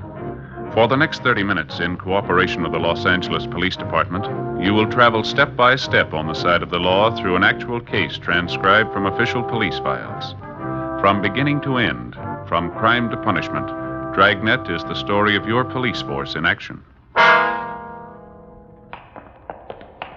It was Monday, January 19th. It was overcast in Los Angeles. We were working the day watch out of bunco detail. My partner's Ben Romero. The boss is Captain McCauley. My name's Friday. It was 9:15 a.m. when we got to the third floor of the Los Angeles Daily News, the assistant city editor's office. Hi, Friday. Come on in. Sit down. Morning, Jack. I'd like you to meet my partner, Ben Romero. Ben, this is Jack Kinnett, staff writer for the Daily News. All right, Kinnett. Glad to know you, Ben. Sit down, fellas. Thanks. We just left the skipper over at the city hall. Did the captain brief you on this thing? Yeah, he gave us a partial fill-in. We've been working on it from our end about 2 weeks now. Well, Paul Price, he's our radio TV editor. Paul and I had a long session with Captain McCauley yesterday, and I guess now we're all ready to move on this thing, huh? We'll do everything we can. Would you like to fill Ben in on what you told me yesterday on the phone? Yeah. Well, Price was the one who began getting the first complaints here at the paper. A tremendous number of his readers wrote in complaints about being victimized by crooked television repairmen. About being charged too much for repair? Partly, yeah. Some of the people even sent in receipts with their letters. Said they felt the guys who fixed their sets were dreaming up unnecessary repairs, charging them for work not done. Some of them said they knew they were billed for parts not even replaced or installed in their sets. Ben, Jack told me yesterday about a letter he got from some man who said he felt he'd been overcharged and he just started to bellyache about it. Yeah, a fellow by the name of Vincent. Said he just put up an old-fashioned squawk about it, and the repairman brought the price down at least 1/3. That doesn't sound very good, does it? We kind of figured operators like that must have too many repair sets on hand that their customers can't afford to bail out. That's why they cut. Sounds like a clear case of a two-bit gyp, doesn't it? Well, something's got to be done about it. We're ready to give it a big play in our paper, expose the fraud for what it really is. Captain McCauley says Chief Parker's okayed our plan, and we can count on full police cooperation. That's the way we got it, Jack. We were told to work with you people till we broke this thing. Fine. We dug up a little ammunition to start with, I think. Went around and interviewed about 15 different television repairmen in various neighborhoods, and about 3 out of 5 gave me the same pitch. Well, did they know you were with the newspaper? No, I told them I was a factory representative for a new kind of rosin core solder company, and I was taking orders. Yeah. Naturally, I dropped in the different stores, shot the breeze with them, and they didn't seem to get wise. A couple of them even placed orders for the solder. Well, what'd you find out? Well, I just wanted to try and get the general attitude of some of these gyp artists, and I really got an earful. One of the last places I hit was a tiny little hole in the wall out near Canoga Park. Uh-huh. As I say, about 2 out of 5 are honest, hard-working repairmen, and this fellow was one of them. Well, what are you getting at, Jack? For a while, this fellow worked for a guy that employed about 5 men in his shop. Yeah. Finally quit him because he didn't like the way this big operator did business. Fellow's in the next office. I want you to hear it from him just as I got it. Excuse me. Yeah, okay. Hank, will you come in, please? Sure, Mr. Knight. This is Hank Coulter, Sergeant Friday, Sergeant Ben Romero, Police Department. How are you? Hank, I wonder if you'd tell these officers a little of what you told me about Kilgore TV specialists. All right. Now, suppose I'm a customer and I come into Kilgore's. I don't like the size of my repair bill. What were you instructed to say? Well, we generally tried to talk him out of any complaint. Suppose I complained about all the multiple charges. I wanted an explanation of the work you did. What then?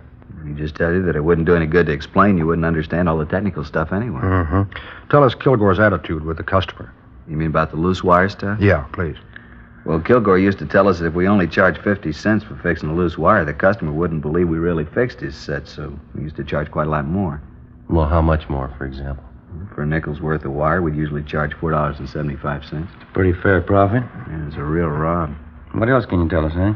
Well, we'd never let a customer watch any of the TV repair job. Mm-hmm. For example, if a customer calls and says he thinks a tube's blown out and it'll only be a simple replacement job in his home, and we'd tell him the parts are getting hard to get, and we'd have to take his set into the shop and charge him a higher rate because we had to pay black market prices for the tube. Was there any truth in that? I mean, about the tubes being hard to get? Not much. Some of them are getting a little hard to get, but we never paid any black market prices at Kilgore's. We just slugged the customer, that's all. Tell me about how you used to swap parts on a new set, Hank. Well, we'd lots of times pirate a new tube for one not so good. One not so good we put in a set with a bad tube. Yeah. Then the bad tube we'd exchange at the factory under a 1-year guarantee. Yeah. They don't miss an angle, do they? Well, that's it. You've heard it from a man who couldn't stomach such practice and quit, went into business, a little bit of a shop, isn't doing too well, are you, Hank? No, but I think I can build up the business. I don't make quite as much profit as Kilgore's, but I don't chisel my customers either. Thanks a lot, Hank. I wonder if you'd wait in the next office for me? Sure. Hope I've helped a little bit to crack down on some of these guys. Well, we think you have, Hank. Thanks a lot. Nice to meet you. Right. See you later. See you later. Seems like a nice fellow. He is. I've checked on him, and I've talked with some of his customers since I met him. He's honest. Well, it's a pretty vicious racket, isn't it? Yeah. It ought to be stopped now. Television's a wonderful medium of entertainment. A lot of the country doesn't have it yet, but when the cable goes through and it finally opens up, the people should know about the swindlers and crooks who'll try to gyp them. Yeah, that's right. It's the same way when radio first came in. Always seems like when anything new comes along, anything a little complicated, maybe a little too involved for the average guy, a few smart punks victimize him. Rob the consumer blind. Well, naturally, we got to have some positive evidence before we can file a complaint with the city attorney on this thing. Yeah, you fellas, any ideas where to start? Well, the best way to crack down on these crooked operators is to catch them red-handed with evidence that'll hold up in court. Yeah. We think maybe we've got an idea. Well, we were talking to Dick Saunders over in our sound lab, and he says that he can bungle a new TV set, and we can mark it and photograph it before it goes out to be repaired. And when it's returned or after it's fixed, we'll have what we need to go to court on, huh? Yeah, that's it. We can operate right out of one of our own homes. And all we have to do is hope the repairman overcharges us or tries to gyp us. Yeah, that's right. Let's hope it works. Well, from what we've heard, it's got to. 10 a.m. The staff writer, Jack Kinnett, Ben, and I drove back downtown. On the way, it was decided that we'd use Kinnett's home as the place from which to operate. It was centrally located and in an average neighborhood. When we got back to our office, we contacted one of the local television dealers and asked for the loan of one of their sets. They recommended K. Halbert because the chassis is easily accessible and any trouble could be located quickly because parts are visible. A 16-inch K. Halbert console model was sent to our sound lab. 10:18 a.m., we met with Dick Saunders, our police lab technician. Here's the set. 16-inch console model, serial number C2817901. What have you done to it, Dick? Well, first off, I tested the set and it performed perfectly. It's a good set. Brings in a fine picture, see? 20. Test pattern's fine, huh? Yeah, it's good. Tested all the tubes, all okay. How are you marking the set? Yeah, I'll show you. Get a tube out of here. Now, if you look closely here at the base of the socket, see it? What's that? This is it, isn't it, Dick? A little tiny dot of green paint? Yeah, that's right, Ben. Mm-hmm. I'm marking every part of the set with this tiny green dot. Looks good. If I didn't spot it, I doubt anyone else would, especially if they didn't know about it. Yeah, that's what we're hoping. In addition to this type marking, we've taken all serial numbers off the tubes and various parts. Anything that carried any form of coding, we took down. Mm-hmm. All major components have been marked. Transformers, coils, condensers, tuning units, so on. Did you get any pictures of it? Yeah, we did. Took photographs of the set in and out of the cabinet. Took them from 4 different angles just to be sure we were well covered. Well, how did you bungle it? Well, here's what I did. To put the set out of commission, I burned out the filament of the 5U4G low-voltage rectifier tube. What's the cost of that particular tube, Saunders? Well, this tube ordinarily retails for $1.65. Mm-hmm. Well, what does that do to the set? I mean, burning out the tube. By burning out that filament, we cause the sound and picture circuits to be completely inoperative. It won't work at all until that particular tube is replaced by a good one, is that it? That's right, Joe. Well, how big a job would it be to trace the trouble? Well, it could easily be detected by casual observation or by noting that the tube normally very hot is cold. How much time would you say it'd require to make a repair like this? Oh, I'd estimate not over a half hour would be required to place this set in operating order. Half hour, huh? Mm-hmm. Okay, thanks a lot, Dick. You going to take care of getting the set out to Kinnett's home right away? Yeah, we have his address right here. We'll get it right out. All right, fine. If you can, try to get whoever repairs this set to give you an itemized bill of all work done and parts installed. Right. In case you call more than one outfit today, here's an extra bad 5U4G tube. Thank you, Dick. Anything you'd like to know? No, I think that about covers it for me. Jack? One more thing. I was just wondering, if somebody spots the trouble right away and replaces the tube, what do you think they ought to charge, Dick? Labor and all. I checked through RTA on that this morning. They said to make a house call and replace the defective tube should not exceed $4.50. Okay, thanks. That does it for now, huh? Yeah, I guess so. Well, you're all set then. Think you'll get what you're after? Well, we should. The odds are all on our side. 10:30 a.m., Monday, January 19th. We left the sound lab on West 1st Street and walked back to Bunko Division. We met with Captain Macaulay and filled him in. We gave him the newspaper man Jack Cannett's address and told him he could reach us there. The console model television set was delivered to Cannett's home and properly installed. When we arrived at his home, we started going through the yellow classified section of the phone directory. We made a list of several TV service stores just picked at random. We chose a wide variety. We picked stores that were listed with large boxed-in ads, stores that carried no ads, just a listing. Ben called 2 places and staggered the calls so that the repairman would arrive about 1 hour apart. It was 11:30 a.m. when the first man made his service call, Bart's TV experts on Hollywood Boulevard. It took him 45 minutes. It was 12:15 when he left Jack Cannett's home. Must have been one of the 2 out of 5, huh? Yeah, he seems okay. I wonder if I could see that bill, huh? Oh, here you go, Joe. Thanks. Yeah, looks okay. Replace 5U4G tube, $1.65. Service charge, $2.50. Total charges, $4.15. That kind of bears out Cannett's thinking, doesn't it? Remember when we asked him how many men worked in his shop and he said he's alone? Yeah. I think you'll find that's a pretty good barometer. All the servicemen working alone aren't like this guy, but the bigger percentage of the honest ones are. When's the next one due to arrive, Ben? Any minute now. Called a place by the name of Cheney's Video Repairs. They're over on Beverly Boulevard. Had a big ad. Looks like a pretty big outfit.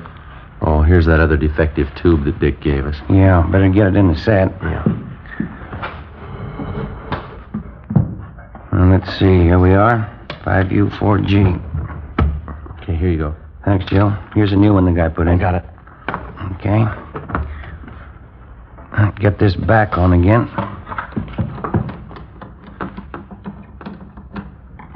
Okay? Yeah, fine. Better turn it on to make sure it's not working. I got it. How about the tube, Ben? Can you see? Is it lighting up? No, not yet. I'll push the set back against the wall. We better leave it on for a while, Jack, just to make sure, huh? Yeah. There we are. I gave you the other tube? Yeah, I got it right here in my pocket. Right. I'd like to try something, if you fellas think it'll be okay. What's that, Jack? I got a good little camera, like a 3F, candid. Mm-hmm. I think maybe if I turn all the 3-way lamps up to full, use a AAA fast film that's in the camera now, maybe we can grab some shots of the guy while he works. What do you think? Well, if you're careful, don't let him get wise. Maybe you ought to shoot some of all of us just so he doesn't think anything about it. Huh? Yeah, that's what I figured out. Just sit down on that chair over there by the set, make him think I'm just testing or something. Mm-hmm. I think I can bring it off without arousing any suspicion. Okay. If I get anything, the guy's out of line, we'll run the shots in the Daily News. What do you figure on doing, Jack? You going to run a series on the TV repair racket? Yeah, that's the plan. Lee Payne, he's our executive editor. He thinks it's high time somebody exposed the swindle in the paper. Mm-hmm. That'll be the next service, man. I'll let him in. Right. Better turn off the set, huh? Yeah.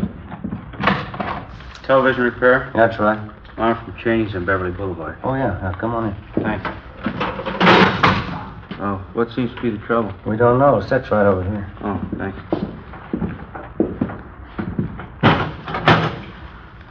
Kay Halbert, huh? 16-inch, nice set. Oh, what seems to be wrong? Darn if I know, son. Nothing seems to work. Well, how do you mean? No picture at all. How about the sound? Nothing. Uh-huh. I'll be all right to pull the set away from the wall? Sure, go right ahead. Can I give you a hand? Oh, no, it's all right. I can handle it. Well, I'll make some tools out.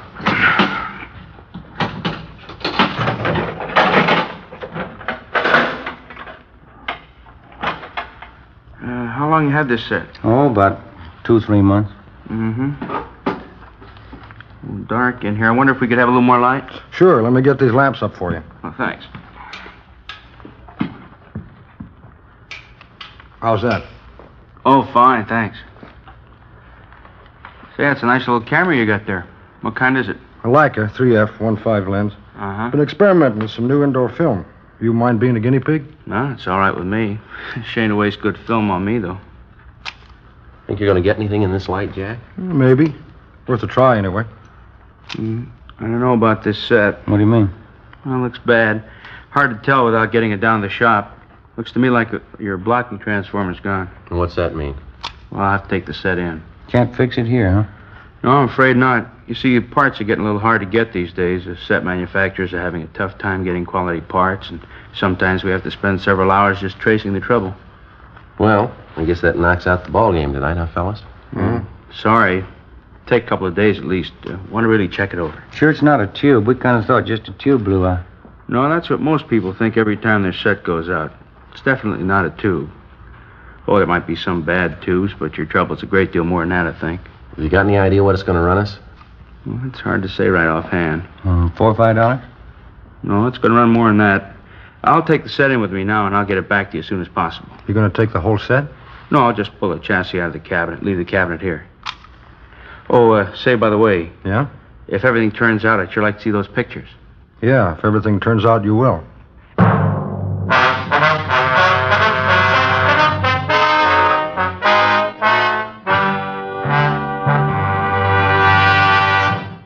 You are listening to Dragnet, authentic cases from official police files. Now, let's look at our Fatima files. Listed under B, Bella. James Warner Bella, distinguished author. He says, a man who smokes as much as I do wants a cigarette that's extra mild.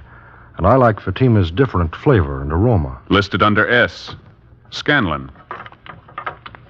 Louise Scanlon, Stork Club cigarette girl. She says, more and more of my Stork Club customers are smoking king-size Fatimas. They're elegant, distinctive, and really extra mild. friends, our files show Fatima sales are going up. Up every day. The reason for Fatima's ever-increasing popularity can be summed up in 2 words. Fatima quality. Fatima gives you extra mildness, a much different, much better flavor and aroma. If you smoke a king-size cigarette, remember this. Fatima has all the advantages of extra length, plus Fatima quality, which no other king-size cigarette has. In Fatima, the difference is quality. So insist on the best. Insist on king-size Fatima. Next time, buy Fatima in the distinctive gold and yellow package. Best of all, king-size cigarettes.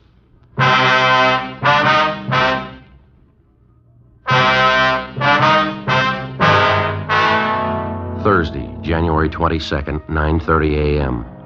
The TV set was returned to reporter Jack Cannett's home after having been repaired by a servicing company called Cheney's Video Repairs.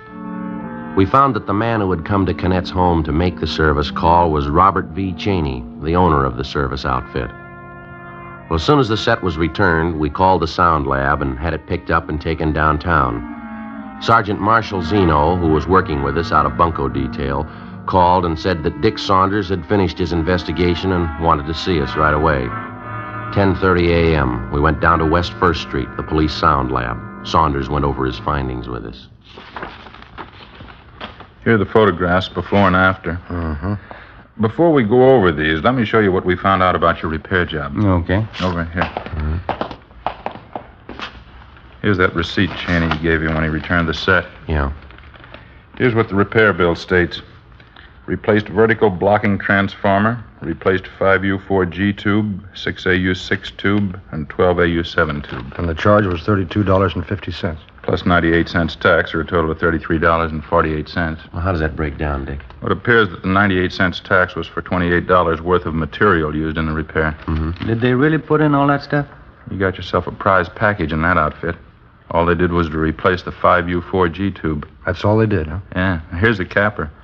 The 5U4G is a war surplus tube, but it works okay. What else did you find? According to the photographs and coding system, no vertical blocking transformer, 6AU6 tube, or 12AU7 tube were replaced. Let's get back to the photos here.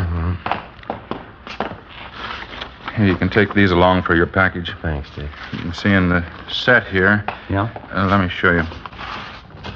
You see, this tube is the only part mentioned in the receipt or otherwise that doesn't carry our green paint coating system. Yeah.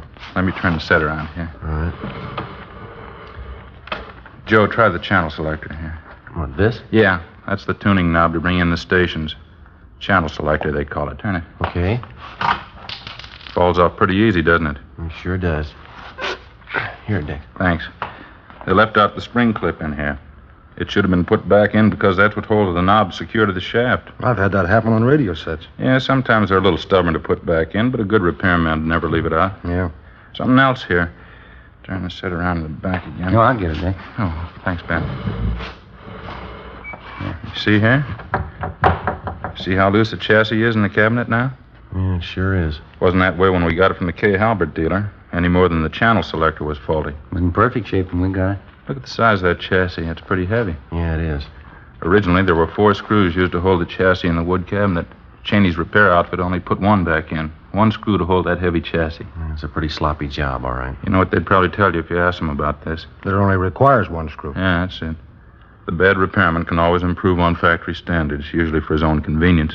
Certainly doesn't improve the product. Well, looks like we got what we were after. Think we got enough, Joe? I do. Let's see what the city attorney thinks. We collected all the evidence in the case against Cheney's video repairs.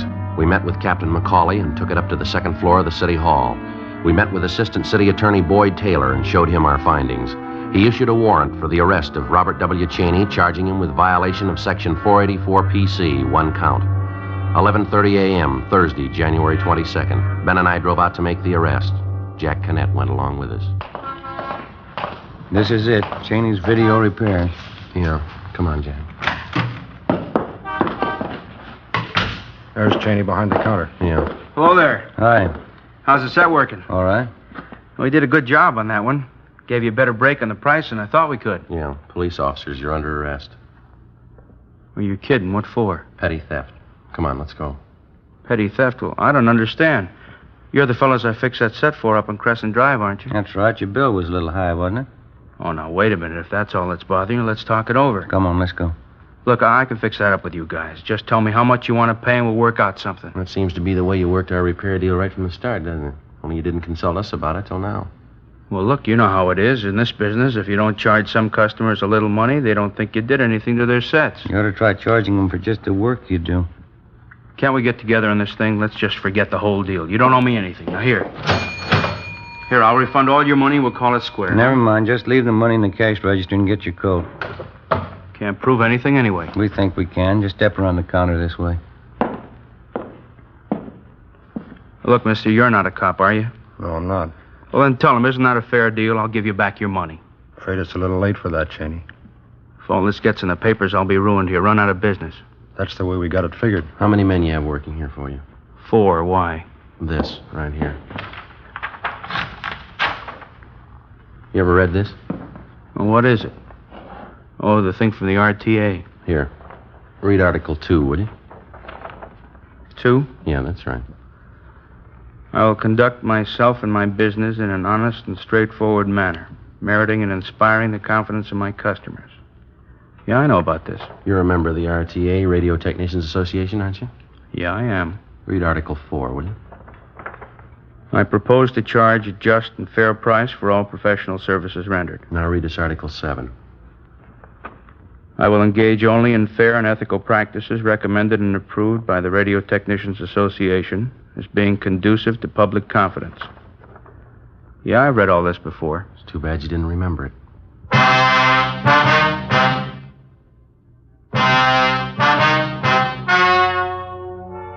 The story you have just heard was true.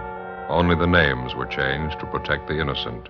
On April 15th, trial was held in Superior Court, Department 82, City and County of Los Angeles, State of California. In a moment, the results of that trial.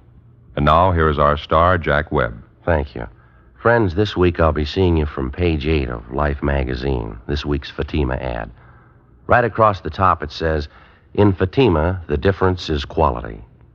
Well, in Fatima, the finest domestic and Turkish tobaccos give you extra mildness, a different, better flavor and aroma. Compare Fatima with any other king-size cigarette.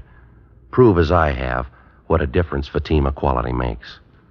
Next time, buy Fatima in the golden yellow package. Best of all, king-size cigarettes. Ladies and gentlemen, in the few remaining moments, we'd like to take this opportunity to thank you once again for your many kind letters of encouragement that come in from week to week. And also, we'd like to answer a few questions about our program which seem common to many of the letters that we receive from you. Many of you have inquired why, at the end of the program, in recounting the punishment of the criminal involved in the particular case, we generally refer to the sentence received as the term prescribed by law. Well, we use this reference for the following reason. In the state of California, the length of a convicted criminal's prison term is not set by the court, but by the state adult authority. Now, most of the time, a criminal is merely found guilty by the court and then sentenced to the state penitentiary. After he serves a year in prison, the convict has a hearing before this state adult authority, at which time his actual sentence is set. So you can see why we can't give you the actual sentence in many cases. Now, other questions common to many of your letters concern some of the authentic technical police terminology which comes up from time to time on Dragnet. With the help of George Fenneman, we'd like to explain some of the more common ones for you, if we may. First, you've heard us use the term or the letters APB. APB. That's an all-points bulletin, a communication dispatched to all divisions and law enforcement agencies throughout the state. And then we feel sure that you remember the term Mama Sheet. A Mama Sheet is the master information form on a criminal in a police department file. It contains his complete description, his habits, relatives, acquaintances, everything about him known to the police. Well, thank you, George, and thank you, ladies and gentlemen, for your very fine letters. From time to time, if we may, we'll take this opportunity to explain a few more of our authentic police terminology. Thank you.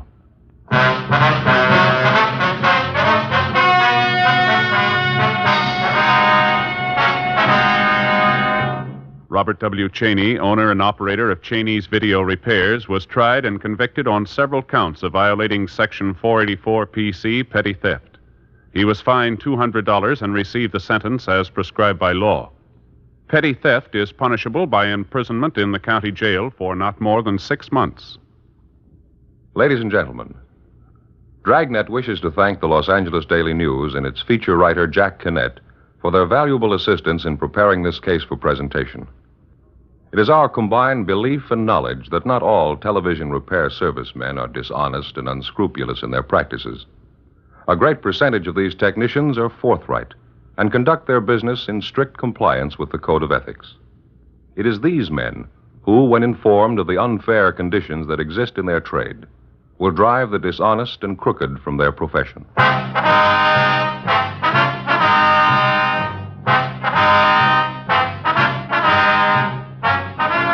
You have just heard Dragnet, a series of authentic cases from official files. Technical advice comes from the Office of Chief of Police W.H. Parker, Los Angeles Police Department.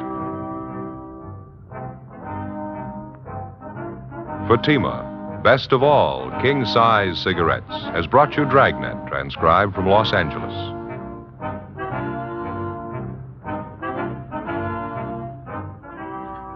It's the Silver Jubilee on NBC. For 25 years, NBC has been bringing you the very best in radio entertainment. Listen now to another exciting story on Counter Spy coming up on NBC.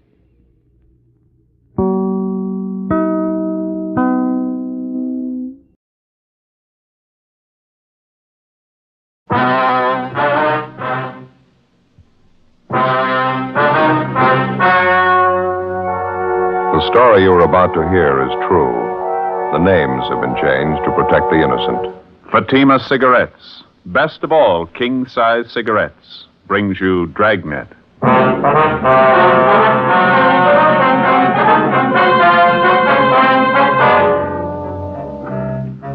You're a detective sergeant.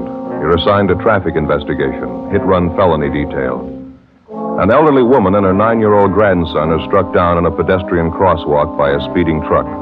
The woman is killed instantly. Witnesses fail to get the license number. The hit-run driver escapes. Your job? Find him. The latest Fatima sales report shows thousands and thousands of king-size cigarette smokers are switching to Fatima. For the month of October, coast-to-coast actual figures show Fatima sales are up 110%, or more than double. Fatima, best of all king-size cigarettes. Definitely the best quality in its class, but the same price as the cigarette you're now smoking. Remember, thousands of Americans are switching to extra mild Fatima. Next time, insist on the best, king-size Fatima, in the distinctive golden yellow package.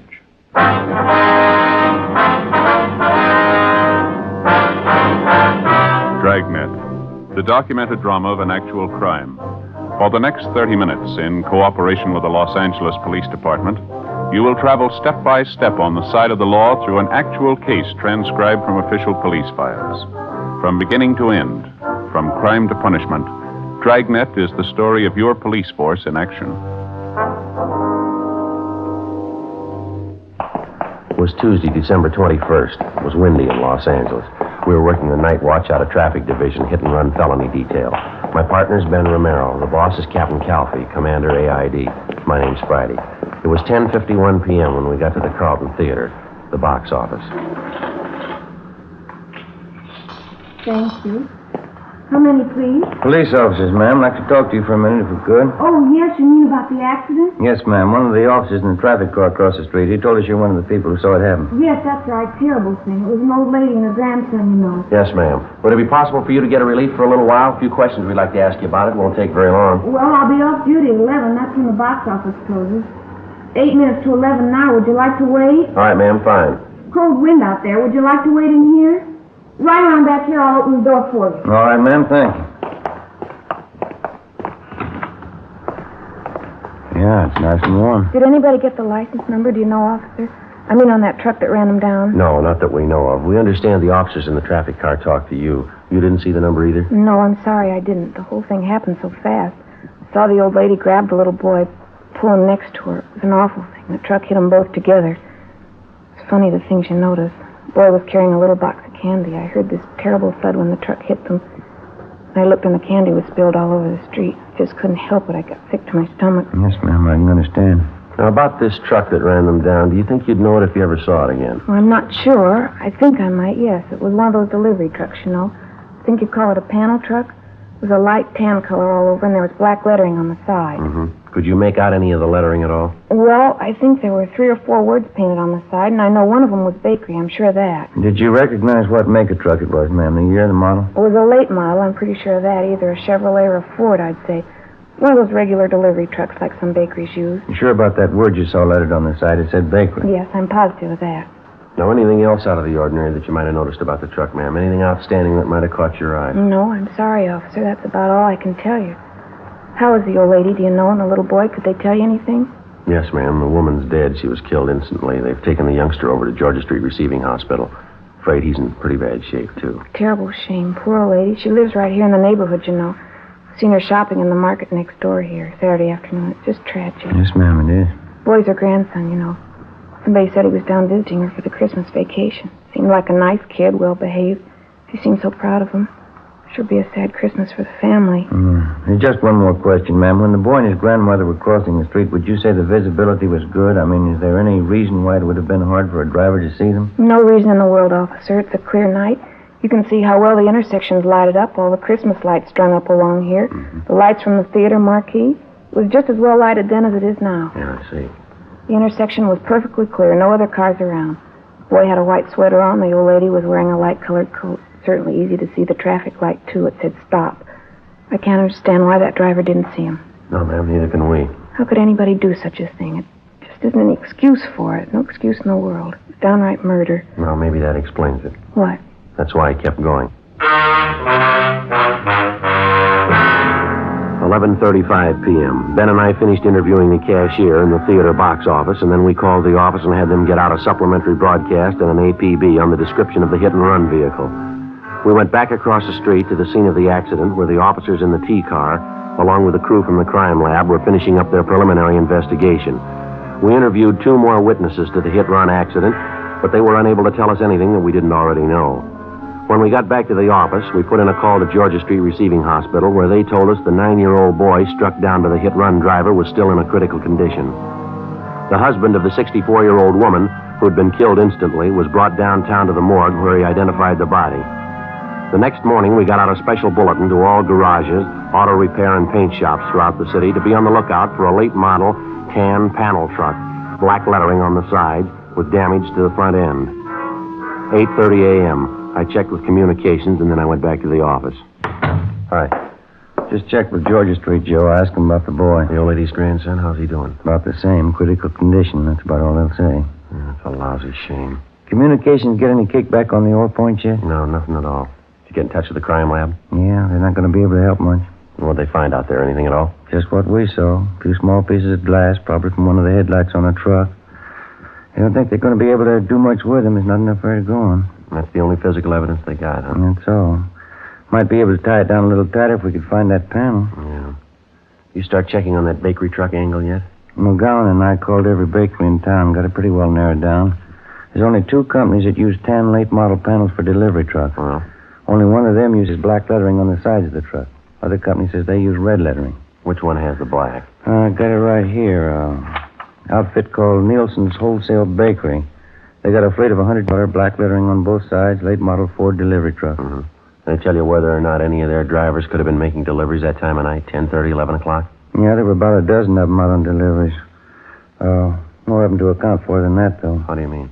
All their drivers are allowed to take the trucks home with them when they are off duty if they want to. Yeah. I'm afraid it's going to mean checking out every one of them, Joe. Well, we might as well get moving on it. They're going to give us some kind of a list to work with, are they? Yeah, I've got it all set up with them. I'll get it. Accident investigation, Romero. Oh, yes, sir. That's all. I see. You're right, thank you. Rotten deal. Yeah, what's the matter? That young kid, the grandson? Yeah. He just died. Many times and on many different occasions, the police officer has it proved to him that there can be very little difference between a crime of neglect and a crime that's been willfully premeditated. If you look at it closely enough, you can judge it for yourself. How much difference, for example, as far as moral guilt is concerned, is there between the following? Number 1, a man who plans a killing, takes up a gun, finds his victim, and shoots him to death. Or number 2, the man who thinks he has to look out for no one's welfare but his own, gets behind the wheel of a car, disregards the ordinary rules of safety, and proceeds to commit homicide with a motor vehicle. Oftentimes, the crime masquerades under the guise of an accident. Morally, no matter how you spell it, it adds up to murder just as surely as if the person had taken a gun and shot the victim down. The way it looked to us, the hit-and-run killing of the elderly woman and her grandson was a prime example. Wednesday, December 22nd, Ben and I began checking out the delivery trucks owned by Nielsen's Wholesale Bakery. Late that afternoon, we located one of the trucks with recent damage to the front end. We checked and found the driver's name was Arthur V. Singer. We drove out to his home to interview him. No, I wasn't working last night, officer. I was off. What's it all about? Did you spend the night at home, Mr. Singer, or were you out? Was home part of the time. After dinner, I went downtown, did a little bowling. Our neighborhood team bowls every Tuesday night. Where is that, sir? Place downtown. It's on West 7th. Got a pretty good team. Mm-hmm. Did you drive down, Mr. Singer, or did you take the bus? No, I drove down. Had the company truck with me. Let us use them when we're off duty. We pay for the gas. Did you drive down by yourself, or was there someone else with you? No, I was alone. The other boys had their cars. When did you leave the bowling alley, you remember? About 10:15, I'd say. How'd you drive home, Mr. Singer? I mean, what route did you take? Oh, I drove straight out West 7th. Got the Coronado. Came over Coronado to the house here.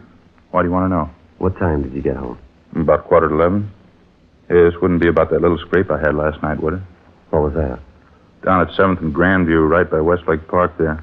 Old guy in the car ahead, he stopped fast right in front of me. Didn't even signal. All right. Yeah, I almost plowed right into him. Lucky I was watching. I slammed on the brakes, turned in toward the curb. Should have seen it. I clipped the headlight and the right fender against a telephone pole. Had to take the truck in this morning, get it fixed up. Are there any witnesses to this accident that you had, Singer? Yeah, half dozen people saw it. Did you get any names and addresses? Well, no, I didn't. I was so teed off about the whole thing, I guess I didn't think about it. Is there anyone at all we can check with? Anybody to corroborate your story? Just the old guy in that car. Sure a lousy driver. I really chewed him out. Did you get his name and address? No, but I took down his license number. Wasn't going to pay for that damage. He admitted it was his fault. I see. Do you mind giving us that license number? No, if I can find it. Wrote it down on the back of an old envelope. Thought I put it in my jacket, but when I looked this morning, it wasn't there. It's around someplace, so I'll check around again before I leave for work. It's bound to turn up. I'd like to have you look for it now, Mr. Singer, if you would. It's pretty important. Well, I think I get it, officer. What's this all about, anyway? Preliminary investigation. Want to see if you can find that number for us? Why? What did it have to do with an investigation? I didn't do anything. That old man was his fault. Well, a bakery truck was involved in a serious accident last night, the same kind that you were driving. Afraid you're going to need some kind of an alibi, Mr. Singer.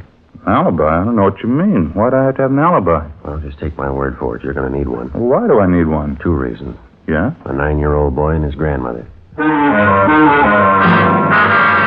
We continued questioning the suspect, Arthur Singer, but he denied any knowledge of the hit-run accident the night before at the intersection of Drexel and Pico Boulevard. We stayed with him while he searched his home for the license number of the car, which he said caused him to have his accident the night before. After half an hour of looking, he came up with a number scribbled on a scrap of paper which he'd found back in one corner on the floor of his closet. We put in a call to RDMV, and they came back with the information that the license number was registered to a Mr. Thomas Foley on Lancashire Boulevard. We drove out to the address to check with Mr. Foley, but there was nobody home. We left our card along with a message to contact us as soon as possible. 4:15 p.m. Ben and I got back to the office. At 4:35, Mr. Foley returned our call. Yes, sir, that's right. Oh, you did, huh? I see. Well, what time was that? Do you remember? Oh. Well, all right, Mr. Foley. Thank you very much. We may be contacting you later. Right, bye. What'd you get? Thought this was starting out too easy. Why, what'd he say? Apparently, this Arthur Singer's telling us the truth. Mr. Foley says he did have a little scrape with a bakery truck last night. Described Singer as the driver of the truck. Well, what about the location? Is Foley pretty sure about that? Grandview and West 7. Says it happened about 10:35 last night. That puts Singer about 3 miles from the scene of the hit-run. It's impossible, Joe. Yeah. This Mr. Foley's right. Singer couldn't have done it. Wasn't anywhere near the scene. I sure thought he was it, didn't you? We can drive out and double-check with Foley. Can't think of any reason why he'd lie about it, can you? I guess I'll get it. Accident investigation, Friday. Yeah, Ted. Where? Yeah. Nobody, huh? Yeah, right away, thanks. It's moving a little fast. Got a piece of luck here. Who was it? Ted Zimmerman. He and McClendon are down the south end of town. Yeah? The hit-and-run truck. They think maybe they found it. 4:28 p.m. Ben and I left the office and drove to the south end of the city where we met with Sergeants Zimmerman and McClendon, a block from where the tan panel bakery truck had been located. As soon as the truck had been discovered, an immediate stakeout was placed on it. A code 5 was broadcast on the vehicle's location, warning all units to stay away so as not to discourage the suspect in case he decided it was safe to return and get the truck. Ben and I drove down the side street where the truck was parked and got a good look at the front end of it. The right headlight was damaged, and so was the right fender. While Zimmerman and McClendon remained on stakeout, Ben and I contacted the Nielsen Bakery people again, gave them the number of the truck, and they traced down the driver's name for us. He was listed as Daniel Miller. He'd been employed by the bakery for the past 3 years, and he had a good record. They told us this was his day off. 5:30 p.m. We checked at his home address, but his wife told us he wasn't there. She said that besides driving a truck for the bakery, he also had a part-time job at night. He worked as a counterman at a small coffee shop out on Wilshire Boulevard. We drove out to the coffee shop and interviewed him on the job. No, I'm sorry. I don't know where the truck is. I wish I did. What happened, Mr. Miller? Was it stolen? No, not exactly. A fellow that comes in here quite a bit. His name's Paul. Good customer. He borrowed the truck from me last night. Said he'd only be gone an hour. I haven't seen him since. Where does this man live, this friend of yours, Paul? Well, to tell you the truth, I don't know. Good customer. He comes in quite a bit at night when I'm working. Gotten to know him pretty well. He asked to borrow the truck for an hour. Didn't think much about it. Let him have it. Is there anything wrong? What's this Paul's last name, do you know? No, I guess I don't. Never thought to ask him, as a matter of fact. Guess I never had any reason to. About what time was it last night that you loaned him the truck? A little after 8 o'clock, I think it was. He said he wanted to take his television set over to a guy he knew and get it fixed. He told me he'd be back by 10 o'clock at the latest. You don't know where this man lives? You have no idea at all how to get in touch with him? No, I guess I don't, Sergeant. Why? You're in the habit of lending the truck to strangers? No, not usually. Well, what's your beef, anyway? What's this all about? What are your hours here at the coffee shop, Miller? When do you check in for work and when do you leave? I check in at 7 o'clock. I go a straight 5 hours to midnight. That's when we close up, midnight. Well, you worked that shift last night, did you? 7 p.m. straight through to midnight? That's right. Monday through Saturday, 6 days a week. That's the schedule. Just a part-time job for me, extra dough, you know. My regular job is driving the truck for the bakery. Was anyone around last night when your friend Paul came in to borrow the truck? Maybe another customer, a waitress, somebody we could double-check with? No, there were a couple of other customers in the place. Don't know who they were, though. Why do you have to double-check anyway? I haven't done anything. I loaned Paul the truck, that's all. Well, have you any way at all of proving you were here from 7 to 12 last night? Must have been some customers you waited on that you remember. Sure, there are at least half dozen, and they'll tell you I was here. I'd like to have their names and addresses, if you don't mind, Miller. Yeah. Excuse me a minute, huh? Got a customer to wait on. Sure, right in. Hi, Dan. I missed you last night. Hi, Fred. What do you have? Coffee, a couple of those donuts back there, powdered sugar ones. Okay. Yeah, me and the missus dropped in for a sandwich after the show last night. Looking for you. That's so? Yeah, about 10:30. Where were you, Dan?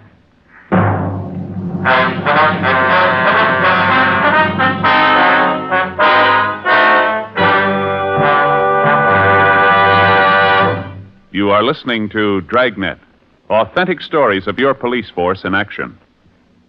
If you smoke king-size cigarettes, Listen to Fatima's amazing new offer. Buy a pack of Fatimas.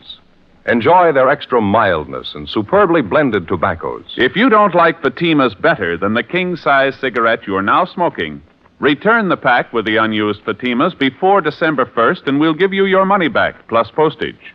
Fatima, Box 37, New York 1. We make this amazing offer because we believe Fatima is the best of all king-size cigarettes. Smokers all over the country are confirming this every day. Fatima's latest sales report shows Fatima sales up in every state in America. For the month of October, coast-to-coast actual figures show Fatima sales up 110%, or more than double. Yes, thousands of Americans are switching to Fatima. So why wait? Switch to Fatima today. Best of all, king-size cigarettes.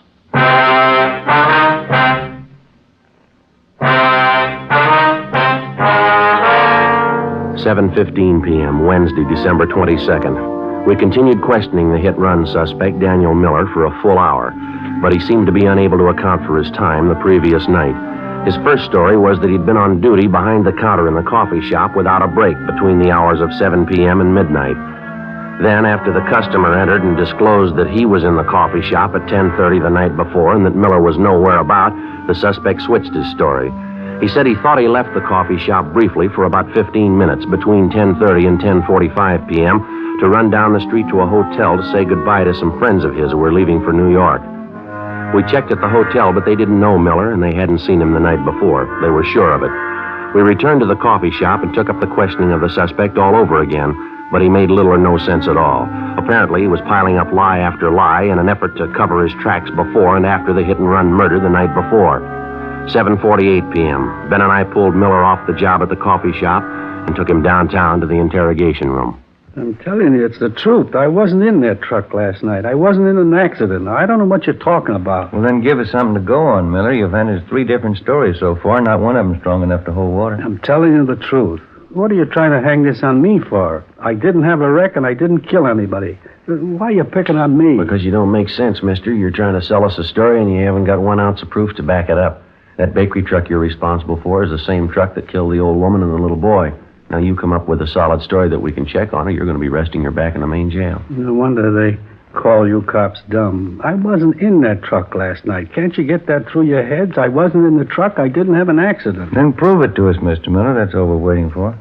Listen, call Bill Calder. He's a good customer. He was in last night, I think. He'll tell you. Go ahead and call him. He'll back up what I say. What's his number, do you know? Yeah, I got it. Yeah, right here in my wallet. Yeah, Bill can tell you. Yeah, here it is. Thank you.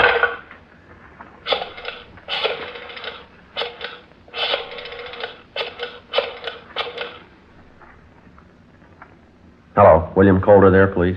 Yes, ma'am, it's important. All right, will you have him call Michigan 5211? Yeah, 5211. That's extension 2512. Right, thank you very much. Well, he's busy. He'll call back in a minute. He'll tell you the truth. I was in the coffee shop all night. Just those couple of minutes I ran down to the hotel to say goodbye to those friends of mine. That's the only time I left the place. Well, how come you couldn't tell us that to begin with, Miller? You say you've got nothing to hide. Well, why do you have to hand us 3 different stories? Which one are we supposed to believe? I got nervous, that's all, when you first come in and started to ask questions. I didn't know what it was all about. I didn't know there was any trouble. I just loaned the truck to this guy, Paul, as a favor. How'd I know what he was going to do, getting himself in a jam like that? All right, now try to look at it from where we stand, Miller. You loan out your truck to a man. You don't know his last name. You don't know where he lives. You say he must have been driving the truck when the lady and the boy were killed. Sure, he must have been driving it. I wasn't. I was back at the coffee shop. I was there until midnight. All right, then prove it to us. If you know the man well enough to loan him the truck, you ought to be able to find him. Now, they must be Bill Calder. He'll tell you. Go ahead. See what he says. Yeah. Interrogation room, Friday. Oh, yeah, Mr. Calder. Well, my name's Sergeant Friday, LAPD, Accident Investigation. Friday, yes, sir, that's right. Wonder if you'd tell me if you know a Daniel Miller? Mm-hmm. When's the last time you saw him? Do you remember? I see. The place where he works, the coffee shop? Were you in there last night by any chance? Did you see Miller in there? You're sure? Yes, sir. No, sir, that's all for now. Thank you very much. We're going to contact you later on. Thank you. Goodbye. Well, how about it? He told you, didn't he? That enough for you? He says he hasn't been in the coffee shop for 3 days. 9:45 p.m. Our interrogation of the hit-and-run suspect, Daniel Miller, went on. At his suggestion, we called half a dozen people who he figured might substantiate his alibi, but none of them were able to. Miller continued to deny any knowledge of the hit-run killing, but he still couldn't account for his whereabouts at the exact hour the 9-year-old boy and his grandmother were run down. The time element especially didn't work in his favor. Nothing worked in his favor. 11:30 p.m. Ben and I took Daniel Miller over to the main jail where he was booked in on suspicion of 480 V.C. The following afternoon, his lawyer obtained a writ, and he was released from custody. The writ was returnable in 5 days. He came immediately to the office to plead with Ben and I to help him find Paul, the man who'd borrowed his truck and thus clear himself. We took him up on it. Either way, we figured we'd get to the bottom of it. If Miller dreamed up the character Paul to escape blame for the hit-and-run killing, we were bound to find out sooner or later. If Miller was telling the truth, we had little reason to believe he was, and a man named Paul had borrowed the truck the night of the hit-and-run killing, we were bound to find that out, too. In any event, we had to investigate. It's the job of the police officer to prove guilt or innocence, not guilt alone. 2 days passed, and then another 2. The Monday following the Christmas weekend, we were ready to call a halt. I don't know what else we can do. I think we've given enough time, don't you? Well, the deeper we get into it, the more it looks like Miller's our man. I still can't make up my mind. Why do you have to be stubborn about it? We've checked every possible angle on this story. We still haven't an ounce of proof that this guy Paul he talks about even exists. We can't string along with Miller forever. Yeah, I suppose you're right. We've given him a square enough break on it. I still got that funny hunch. It's possible he might be telling the truth. We've gone 4 straight days on it, Joe. Haven't come across one lead to back up his story.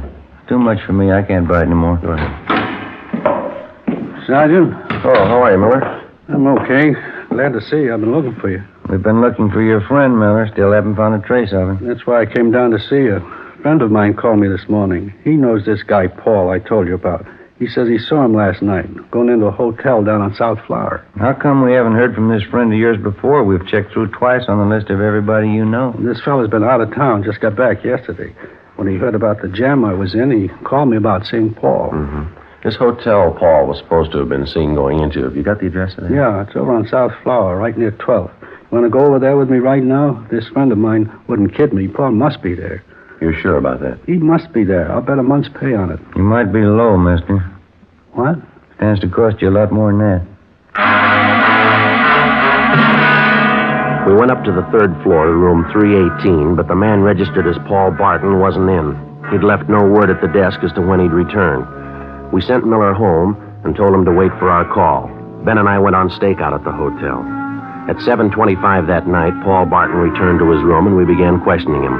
He showed no signs of being upset. His answers were quick, straightforward, and they seemed to make sense. The interview went on, a half hour, an hour, and Barton began to grow a little nervous. He contradicted himself. Big holes began to show up in his story as to how and where he'd spent his time the night of the hit-run killing.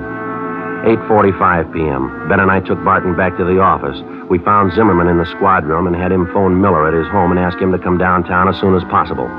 Meantime, we checked Paul Barton through R&I, and then we took him to the interrogation room where the questioning went on.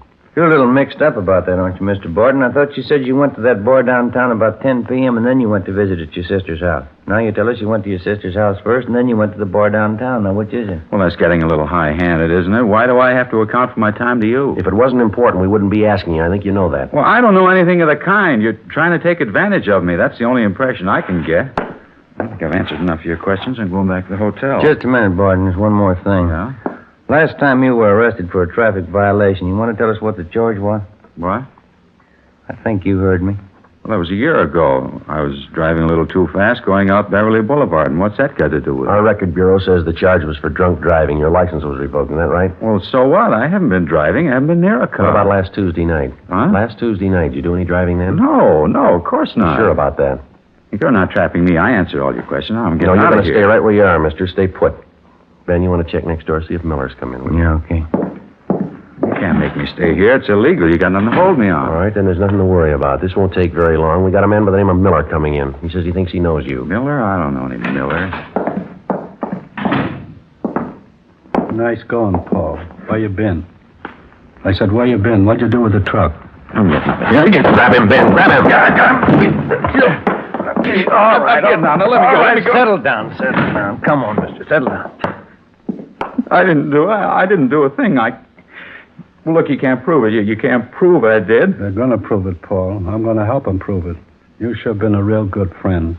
But give me a break, Danny. I didn't mean it. Honest, I didn't mean it. I loan you the truck. You get boozed up. You run down the little kid and the grandmother. Then you take off and leave me holding the sack, like I did it. Well, I didn't mean it, Danny. It was an accident. I wasn't boozed up. Yeah, you're a real good friend. I hope you get it in the neck. I hope you get it with both barrels. Look, Sergeant, that's not true. I wasn't boozed up. I only had 2 drinks. Now, believe me, that's all I had. Yeah. I couldn't have been drunk. It doesn't affect me that way. 2 drinks never hurt me. A couple of drinks never hurt anybody. They killed a little boy and his grandmother.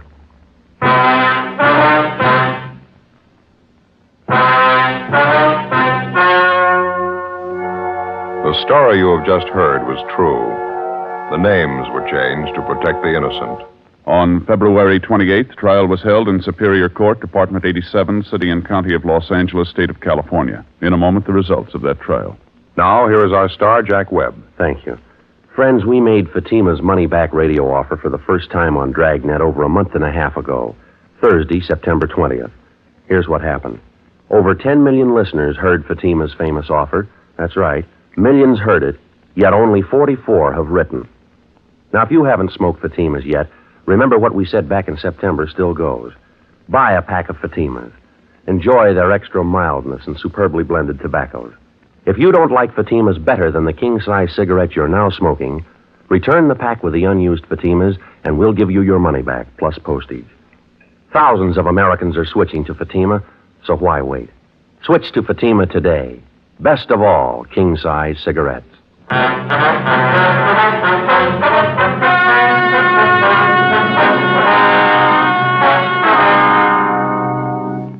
Paul Barton was filed on for violation of the State Vehicle Code, Section 480, a hit-and-run felony, and also for manslaughter, 2 counts.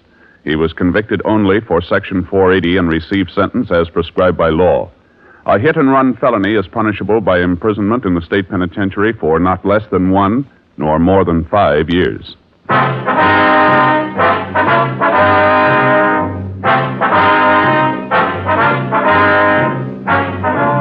You have just heard Dragnet, a series of authentic cases from official files. Technical advice comes from the Office of Chief of Police W.H. Parker, Los Angeles Police Department. Fatima Cigarettes, best of all king-size cigarettes, has brought you Dragnet, transcribed from Los Angeles. Stay tuned for Counter Spy next on NBC.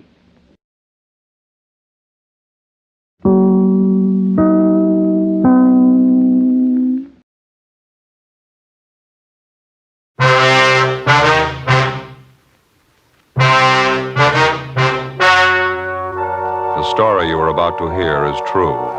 The names have been changed to protect the innocent. Fatima Cigarettes, best of all king-size cigarettes, brings you Dragnet on both radio and television.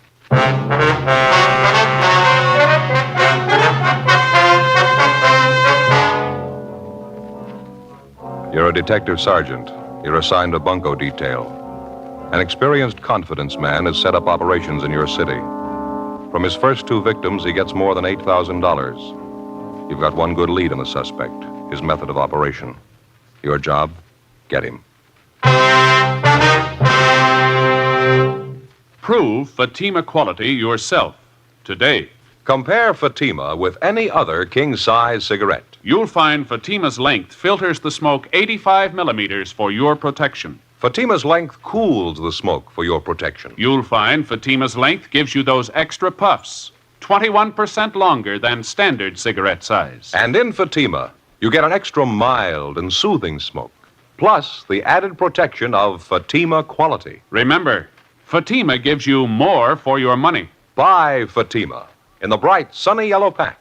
Best of all king-size cigarettes.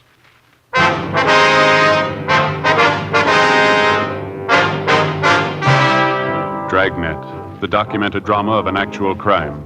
For the next 30 minutes, in cooperation with the Los Angeles Police Department, you will travel step by step on the side of the law through an actual case transcribed from official police files.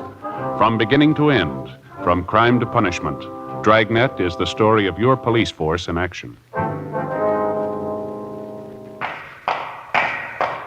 It was Tuesday, December 9th. It was windy in Los Angeles. We were working the day watch out of bunco detail. My partner's Ed Jacobs. The boss is Captain Steve. My name's Friday.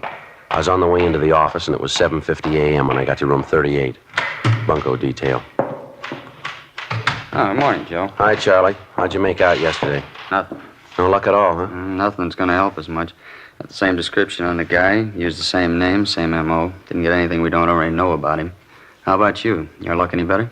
No, about the same. Checked out the building where the suspect rented office space. He moved out 3 days ago. No forwarding address. Checked the hotel he was supposed to be stopping at. Didn't pan out. Give him time. He'll stick his neck out again. Well, it doesn't guarantee we'll reach him. Too late to start when the complaints come in. We're going to have to dig up a faster way of getting to him. Hey, you got a match? Yeah, sure, Charlie. Here you are.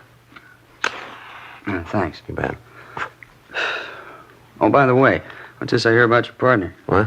Ed Jacobs understands you're losing him. Oh, yeah, temporarily anyway. What's the deal? Well, he's going on a loan out up at the academy. Going to be an instructor up there 2 months anyway, maybe more. When does this happen? Tomorrow, the 10th.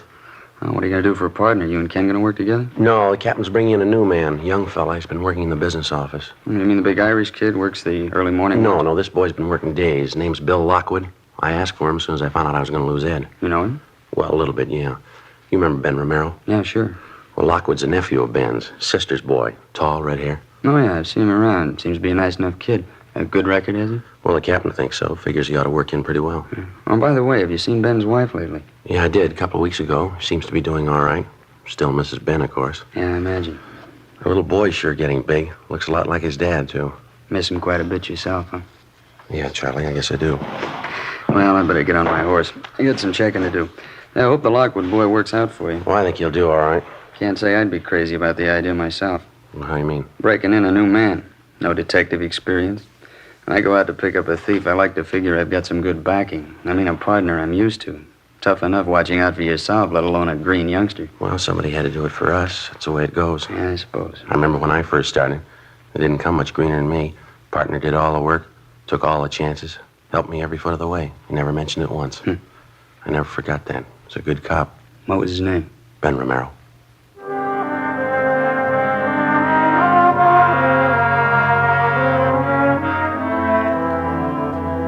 In our particular setup, before a man's eligible to apply for duty in the Detective Bureau, he has to have a minimum of 5 years' experience as a police officer, either assigned to radio patrol, traffic duty, or some other general assignment. After the initial 5 years of service, the men go through a screening process to determine which department and which job they'll fit into best, some position that they seem to show a natural aptitude for. If a man applies for duty in a division of the Detective Bureau, and if he's accepted, he's assigned a partner to work with the day he goes on the job, generally a working detective with some experience. In the case of Ben's nephew, Bill Lockwood, he put in his first 5 years working Wilshire traffic and also doing radio patrol in Hollenbeck and 77th Street divisions. After spending another 11 months in our business office, Captain Steed put in a request for him, and he was transferred. When I heard Ed Jacobs was going to be loaned to the police academy as an instructor, I talked to Captain Steed about Lockwood, and he assigned him as my new partner. The changeover happened in the middle of one of the toughest investigations we'd had in months. A bunco artist who was working hard at the business opportunities racket. The following morning, December 10th, Bill Lockwood reported in for work, and we drove out to check a potential lead on the suspect. On the way, I laid out the case for him. Nothing on the man in R&I, huh? No record at all? No, not as far as we know, Bill. Checked Brereton up at Sacramento, CII. Nothing doing there. He couldn't help us. What have you been going on? His description? Yeah, that and his M.O. and his name. He uses a different alias on each job. Russell Preston, that was the last name he used. I see. He usually starts by putting a want ad in the paper, is that it? Well, he rents himself an office first, usually a pretty expensive one, well furnished. Then he hires a good-looking secretary, has her put a want ad in the daily papers for him, and he's in business. How do the ads read? The usual? Yeah, typical thing you see in the daily paper. A business opportunity for people with vision, good investment, high profits. Apply now, you know. And then he gives his address and phone number. There's nothing clever about it, but people still go for it. He get many replies, do you know? Well, we figure he got between 20 and 30 on that last deal he pulled. Seems all he has to do is land one victim out of the bunch with enough money, and he's got it made. Took his first victim here for $5,000. Second one for $3,200. Both elderly women. Took them for their last dollar. About the way he sets up the deal with these different businessmen, Joe, I don't think I got it quite straight. Well, how do you mean? Well, say the owner of that manufacturing plant this Russell Preston lined up. Yeah. You say Preston went to the plant, introduced himself as a business advisor, told the owner of the plant he had some people with money to invest. He convinced the owner he was legitimate. Yeah, that's right. Then Preston had his 2 victims shown through the plant and convinced them they ought to invest their money in the business. Yeah, that's it. Do you mean to say the plant owners were acting in good faith? Well, they were all checked out, Bill. Everything about them. They all have good business reputations. They didn't know any more about the deal than the victims. They needed more capital for their business, and they figured this was it. This Preston, or whatever his name is, sure must have a line that won't stop. He's got everything that goes with it. Nice clothes, well-mannered, good-looking. He doesn't try to high-pressure anybody. Tells them if they have confidence in him, he'd be glad to invest their money. If they hedge it all, he shows them right through the office. Pretty good pitch. Once they're sold on him, he's got him over a barrel. It's about the size of it, yeah. Funny there's no record on him. Sure sounds like he's had a lot of experience. What are the other names he's used, you remember? Well, just 2 of them we know of. Russell R. Preston and George A. Fairchild. I guess the newspapers have been checked out, huh? The ones he ran the what ads in? Yeah, they've all been talked to. All their personnel have been notified to watch for ads of that type. Be one way to get a lead on him if he tries again. Well, what about the buildings where he rented office space? Couldn't the people there help any? Well, they confirmed his description. We picked up samples of his handwriting. That's about it. He only rented the offices long enough to cover his deal, about 2 weeks. Let's see, what 100 block is this, Bill? Can you see over there? Let's see. Yeah, 1700. We want the next one, 1811. Who's this woman we're going to talk to? Vivian Castle, that right? Yeah. I'm not sure if she's the right girl or not. Got the lead from an employment agency. Chance she might be the girl Preston hired to be a secretary. I don't know. Oh, good parking place up there ahead, huh? Yeah, that's good. You can pull up anywhere along here. It's fine.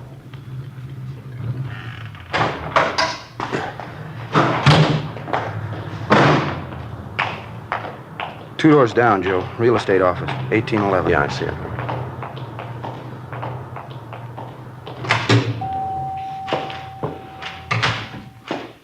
Good morning. Good morning. Can I help you? Police officers, ma'am. We'd like to talk to a Miss Castle, Vivian Castle. Oh, I'm Vivian Castle. Well, here's our identification. This is my partner, Officer Lockwood. My name's Friday. How do you do? How do you do?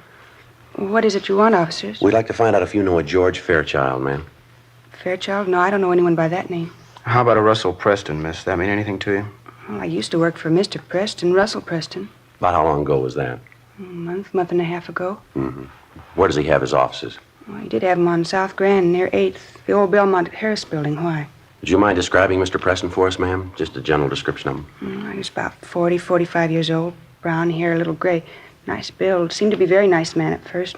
Always dressed so nice.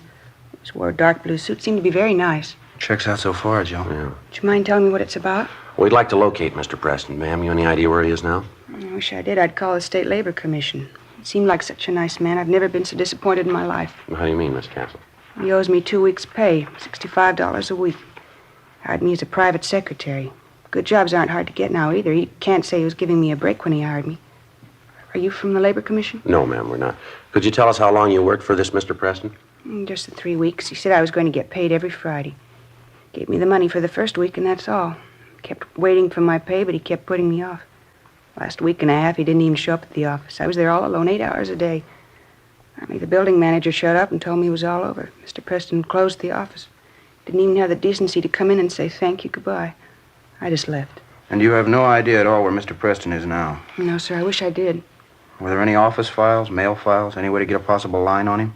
Not as far as I know. I didn't keep any files for him. Matter of fact, I didn't do any work at all. Just a showpiece. I guess that's all he kept me there for. There's no reason why he shouldn't pay me, though. Are you sure you're not from the Labor Commission? Did Mr. Preston ever have you place any want ads in the daily papers, Miss Castle? Yeah, he did a couple of times. Ads for business opportunities, you know. He was in the investment business, helped people invest their money. Would you happen to know anyone who invested money with him? I mean, would you know them by name? No, not by name. Quite a few people came through the office. I know a few of them made deals with Mr. Preston. I wouldn't remember their names, though. And you don't know any friends he might have had in town? Any of his business associates? No, sir, not a one. I didn't know he had any associates. How about where he was staying, Miss Castle? You must have known that. Now, the first week I was there, I did. It's the only week I got paid for. He was staying at a small hotel on South Flower. He moved the next week, though I don't know where he went after that. Neither does the hotel, I asked them. Well, during the time you worked for him, ma'am, did you ever have anything to do with Mr. Preston socially? I mean, was it part of your job to go out to dinner with him, things like that? I did once or twice when he asked me. I didn't think it was part of my job, though. Mr. Preston didn't mention it either. Once we went out to dinner, just the two of us. Another time we went out with my girlfriend, Norma. I had a terrible time. Mr. Preston was awful. And how do you mean, miss? Well, he drank too much and was throwing his weight around. You know, the boss. And he kept making a play for my girlfriend, Norma. I think he liked her quite a bit. Sure was embarrassing, though.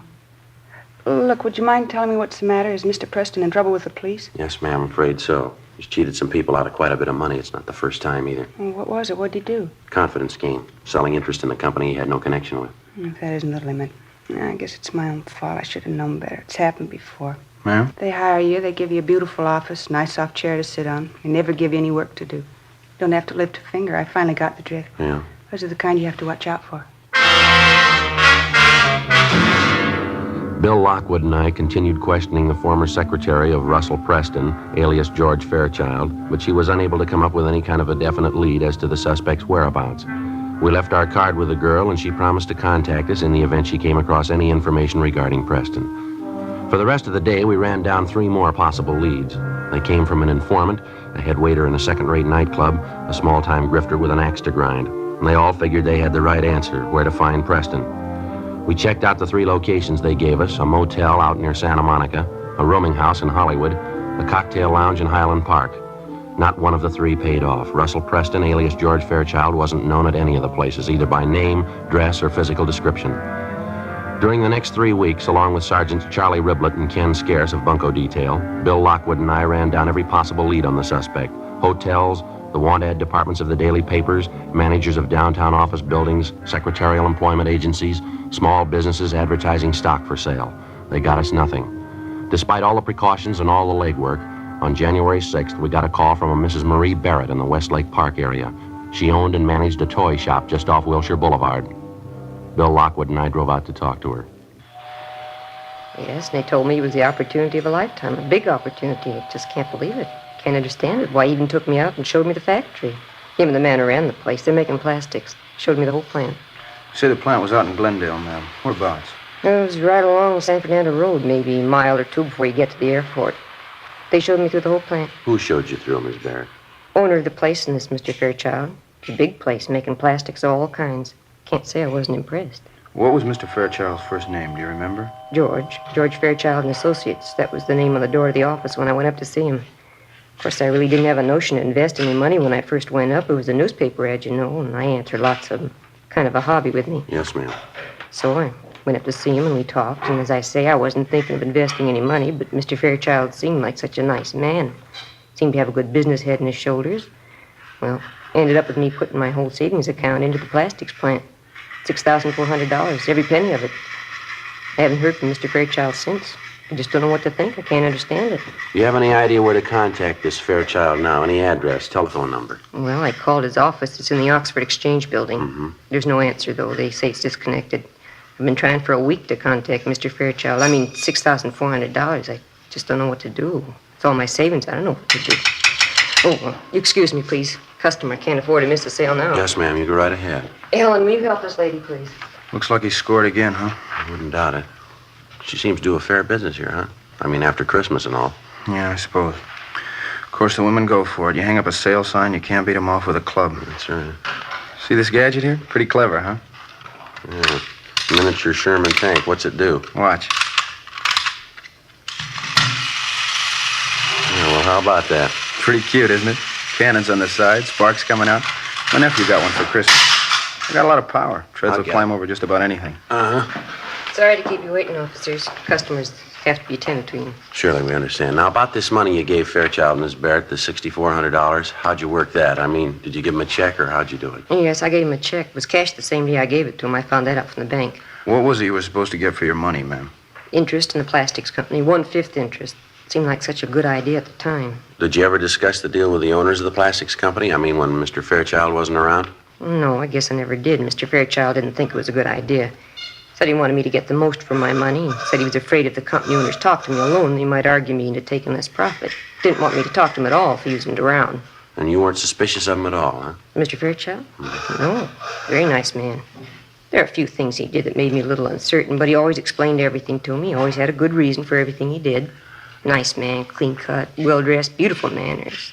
Never take him for anything but a gentleman. You'll see what I mean. Wait till you meet him. Yes, ma'am. Just a perfect gentleman. I don't know what to think. I can't call him a crook. He just isn't that kind. Well, he took your money, Miss Barrett. Yes. What else would you call him? 2:18 p.m. When we got through interviewing the latest victim, Marie Barrett, Bill Lockwood and I drove out to the plastics company on San Fernando Road where we talked to the owner and manager. The story was pretty much the same. The suspect, using the name of George Fairchild, had called on them 3 weeks before, introducing himself as an investment counselor. He told them he had clients with money to invest in a growing industry such as theirs, and they went for the story. They told us Fairchild had come back 2 or 3 times with different persons whom he introduced as his clients. They'd been shown through the plastics plant and given a sales talk. That's about all the company owners could tell us. When we got back to the office, we checked their names through the regular business channels and found out they were reputable businessmen. There was nothing to indicate that they had anything to do with the suspect's bunco operations. 4:30 p.m. Hey, Joe. Yeah, Bill. A girl out here to see us, the one who used to be Preston's secretary, Vivian Castle. Oh, yeah. She say what she wanted? No, seems a little anxious. Officer, I'm glad I found you in. How are you, Miss Castle? I'm all right. I was going to phone you, but I couldn't remember your number. Lost the card you gave me, so I decided to come down. You remember talking to me, don't you, about Mr. Preston, my old boss? Yes, ma'am. Have you heard from him? Well, no, I haven't, but you remember me telling you about my girlfriend, Norma? Mm-hmm. I mean, the time Mr. Preston took me out, Norma and her boyfriend were with us? Yes, ma'am. And the way Mr. Preston kept making a play for Norma. Well, I saw Norma at lunchtime today, first time in weeks. Mm-hmm. She told me she got a call from Mr. Preston. I told her I'd tell you all about it. She's got a date with him. When? For dinner Friday night.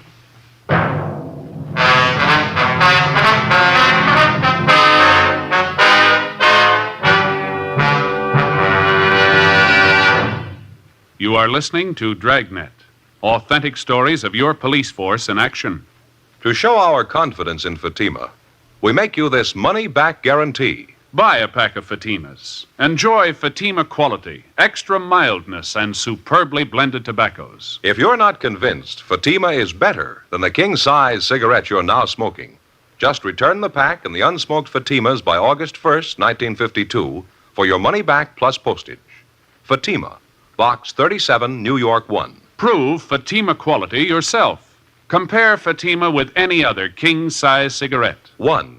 Fatima's length filters the smoke 85 millimeters for your protection. 2. Fatima's length cools the smoke for your protection. 3. Fatima's length gives you those extra puffs, 21% longer than standard cigarette size. And in Fatima, you get an extra mild and soothing smoke, plus the added protection of Fatima quality. Fatima gives you more for your money. Ask your dealer for Fatima in the bright, sunny yellow pack. Buy Fatima. Best of all, king-size cigarettes.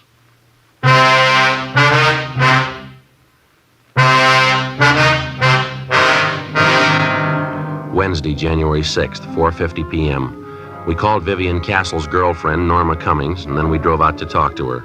The Cummings girl told us that Russell Preston had telephoned that morning and made the date with her for Friday night at 7:30. He said they were to have dinner at a nightclub out in the Wilshire district.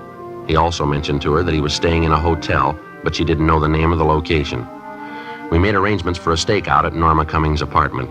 The girl agreed to cooperate with us. Thursday, January 7th.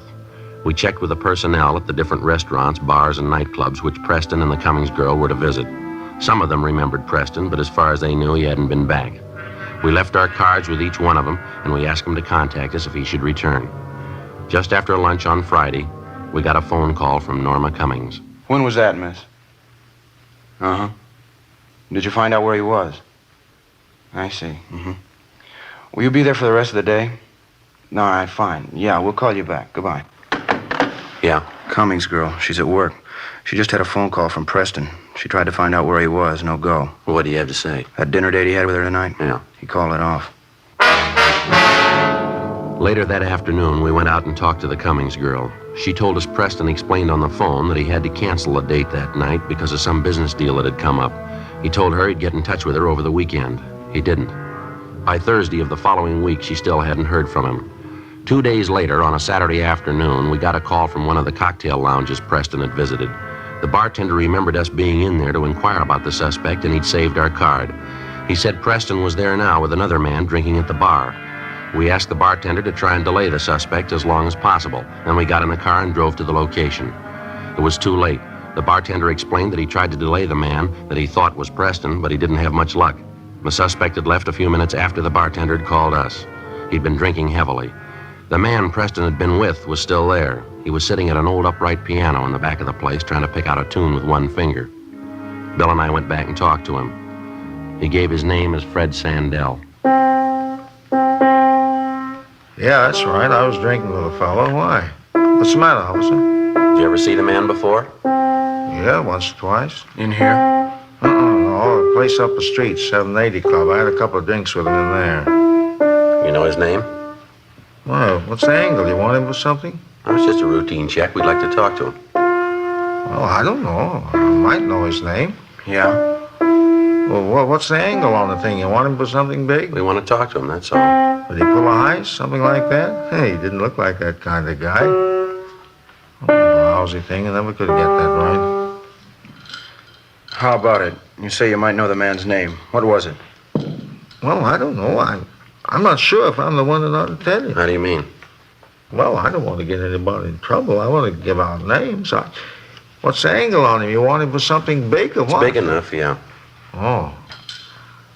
Well, his name's Preston, I think. That's the name it gave me, anyway. I see him around bars in the neighborhood every once in a while. How much do you know about him? Well, not much. I had a few drinks with him now and then, talked a little bit. That's about all. What did you say your name was, sir? Sandell, Fred Sandell. Well, what's the angle on this, Preston? We want to get in touch with him. You know where he lives? I don't know. I might. You want him for something big, isn't that right? Well, what's the difference? We want him. Well, it could be a lot of difference. I mean, what's the angle? If it's important to you and I helped you, well, you'd probably want to do the right thing, huh? I don't know if I got you right. Well, I mean, if you really want the guy, you know. If it's important to you and I helped you reach him, you'd want to make it square with me, wouldn't you? Huh? And not that I'm asking for payoff. You understand that? Yeah, we understand. Where's Preston live? Well, I didn't say I knew where the guy lives. I didn't say that. Do you know where he lives? Well, I'm not sure. I might. I don't know if I'll tell you, though. I don't know. All right, you want to stand by here, Bill? I better check in. Yeah, fine. Okay.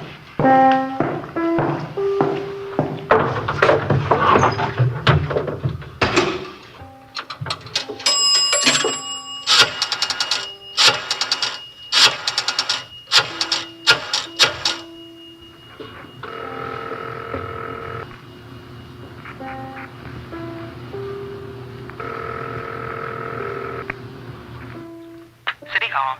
2625, please. 2625. Record Bureau, huh? Yeah, John, this is Joe Friday, Bunko. Yeah, Friday. I'd like to check on a suspect, John. He gives the name of Fred Sandell. He's a WMA, about 45, 5'10", 170 pounds, brown hair, brown eyes, ruddy complexion, small scar just below the left ear. Okay. Want me to call you back on that? Yeah, would you please? I'm at Dunkirk, 35016. Right, I'll call you. Thanks. Oh, say, John, could you switch me over to Bunko, please? I'm calling from outside. Yeah, sure. Hang on. Thank you. Yes? Would you switch? Switch this call over to Bunko detail, please? Bunko detail, surely. Bunko, Riblin. Joe Friday, Charlie. Anything doing? Oh, yeah, Joe, quite a bit. That suspect of yours, Russell Preston, Mm-hmm. he's been picked up. Yeah? Well, how'd that happen? A radio car picked him up 8th and South Grand. Drunk charge, I understand. He was pretty well plastered, wandering around in the middle of the street. Had quite a bit of money on him. They brought him into robbery for questioning. Are you sure he's Preston? Yeah, description checks, a couple of sets of identification on him, too. One for Russell Preston, one for George Fairchild. Well, where they got him now? Next door, interrogation room. Ken Scares is talking to him. He's copying out on 2 of the jobs he pulled. Okay, Charlie. Thanks a lot. We'll be right in. Right, Joe. All right, bye.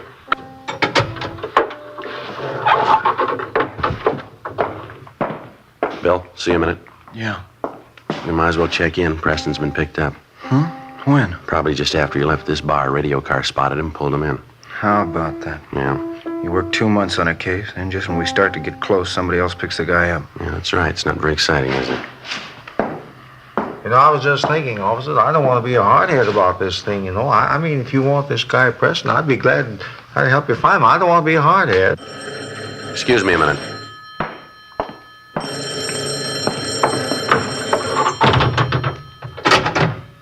Yeah? John Hunter, Friday, Record Bureau. Oh, yeah, John. I got a make on that name you asked for, Fred Sandell. There's a warrant on him.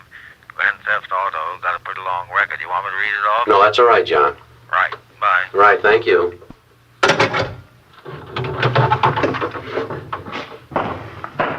What do you say, Sergeant? Suppose we sit down and have a drink and talk things over. And I'll show you where I think this Preston hangs out. I mean, if we make the right deal, Well, it's already been made. Do you want to grab your top coat there? We'd like to talk to you downtown. Me? What for? What are you talking about? Grand theft auto. They want you, mister. Oh, wait a minute. You made a mistake. You didn't come in here looking for me. You're not even assigned to my case. Well, this ain't fair. Get your coat. Let's go. Yeah, but this ain't fair. You come in here looking for Preston. You didn't want me. We do now. Well, what kind of a deal do you call that? You're looking for Preston. You picked me up. Well, what's the angle? There's no angle. Some days you gotta settle for less, that's all. Come on, let's go.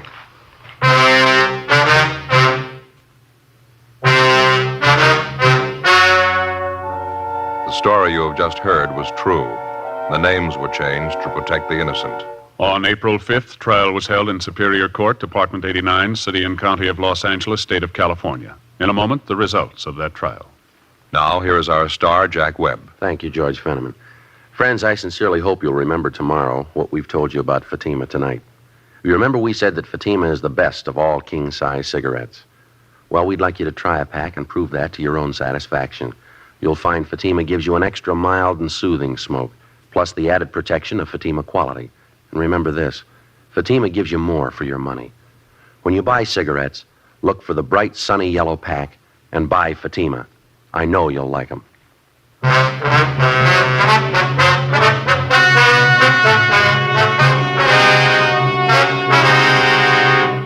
Russell R. Preston, alias George Fairchild, alias Robert Fairchild, was tried and convicted on 3 counts of grand theft. Fred Sandell was tried and convicted of grand theft, 1 count. Both men received sentences as prescribed by law. They are now serving their terms in the state penitentiary, San Quentin, California. Grand theft is punishable by imprisonment for not less than 1 nor more than 10 years.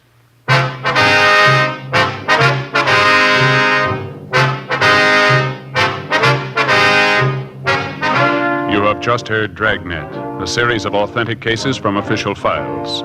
Technical advice comes from the Office of Chief of Police W.H. Parker, Los Angeles Police Department. Technical advisors Captain Jack Donahoe, Sergeant Marty Wynn, Sergeant Vance Brasher. Heard tonight were Martin Milner, Marion Richmond, Vic Rodman. Script by Jim Moser. Music by Walter Schumann. Hal Gibney speaking. Fatima Cigarettes, best of all king-size cigarettes, has brought you Dragnet, transcribed from Los Angeles.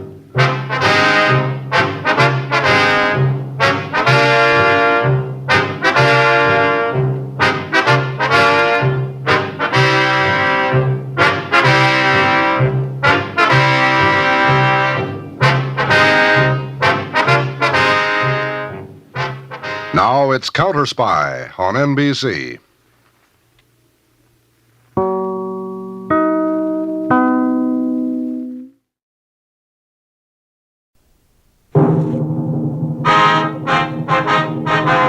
Sound off for Chesterfield. Chesterfield, the only cigarette in America to give you premium quality in both regular and king size, brings you Dragnet.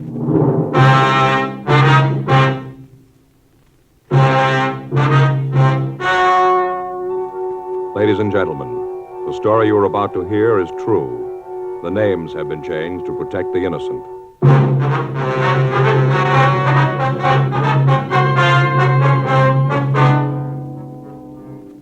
You're a detective sergeant. You're assigned to narcotics detail. A steady flow of heroin has been making its way into your city. Most of it has fallen into the hands of teenagers. You don't know the source or the head man of the operation. Your job, stop it. The modern way to sell cigarettes is the Chesterfield way. Premium quality in both regular and king size. And we're the only one that gives it to you. Premium quality in a cigarette means the world's best tobaccos, the best ingredients, the best cigarette paper. Only Chesterfield gives you this premium quality in both popular sizes. King-size Chesterfield contains tobaccos of better quality and higher price than any other king-size cigarette. Well, that's certainly important to every king-size smoker. Of course, it's the same fine tobacco as in regular Chesterfield. There is absolutely no difference, except that king-size Chesterfield gives you more than a fifth longer smoke. Yes, the modern way to sell cigarettes is the Chesterfield way. Premium quality, both regular and king size. Chesterfield is much milder. Chesterfield is best for you.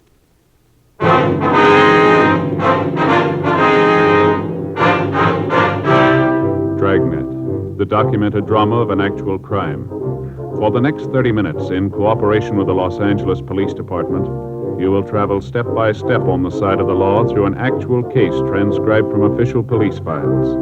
From beginning to end, from crime to punishment, Dragnet is the story of your police force in action. It was Tuesday, April 6th. It was warm in Los Angeles. We were working the day watch out of narcotics detail. My partner's Frank Smith. The boss is Captain Kearney. My name's Friday. I'd just gotten off work, and I'd gotten a call from a friend who wanted to see me. It was 5:46 p.m. when I got to my apartment house. Apartment 12. Hi, Joe. Oh, Ed. Just getting ready to go in. Come on in. Caught you. Go ahead. Thanks. Sit down. You got a date or something? No, it's all right. I just thought I'd get something to eat and then maybe take in the show. What'd you want to see me about? It's about Gary, Joe. Your boy? Yeah, I don't know quite how to say it. Yeah, well, you sounded pretty upset on the phone, Ed. I was, Joe. I still am. I don't know what I'm going to do. Well, come on. What's it all about? It was all I could do to keep my hands off him.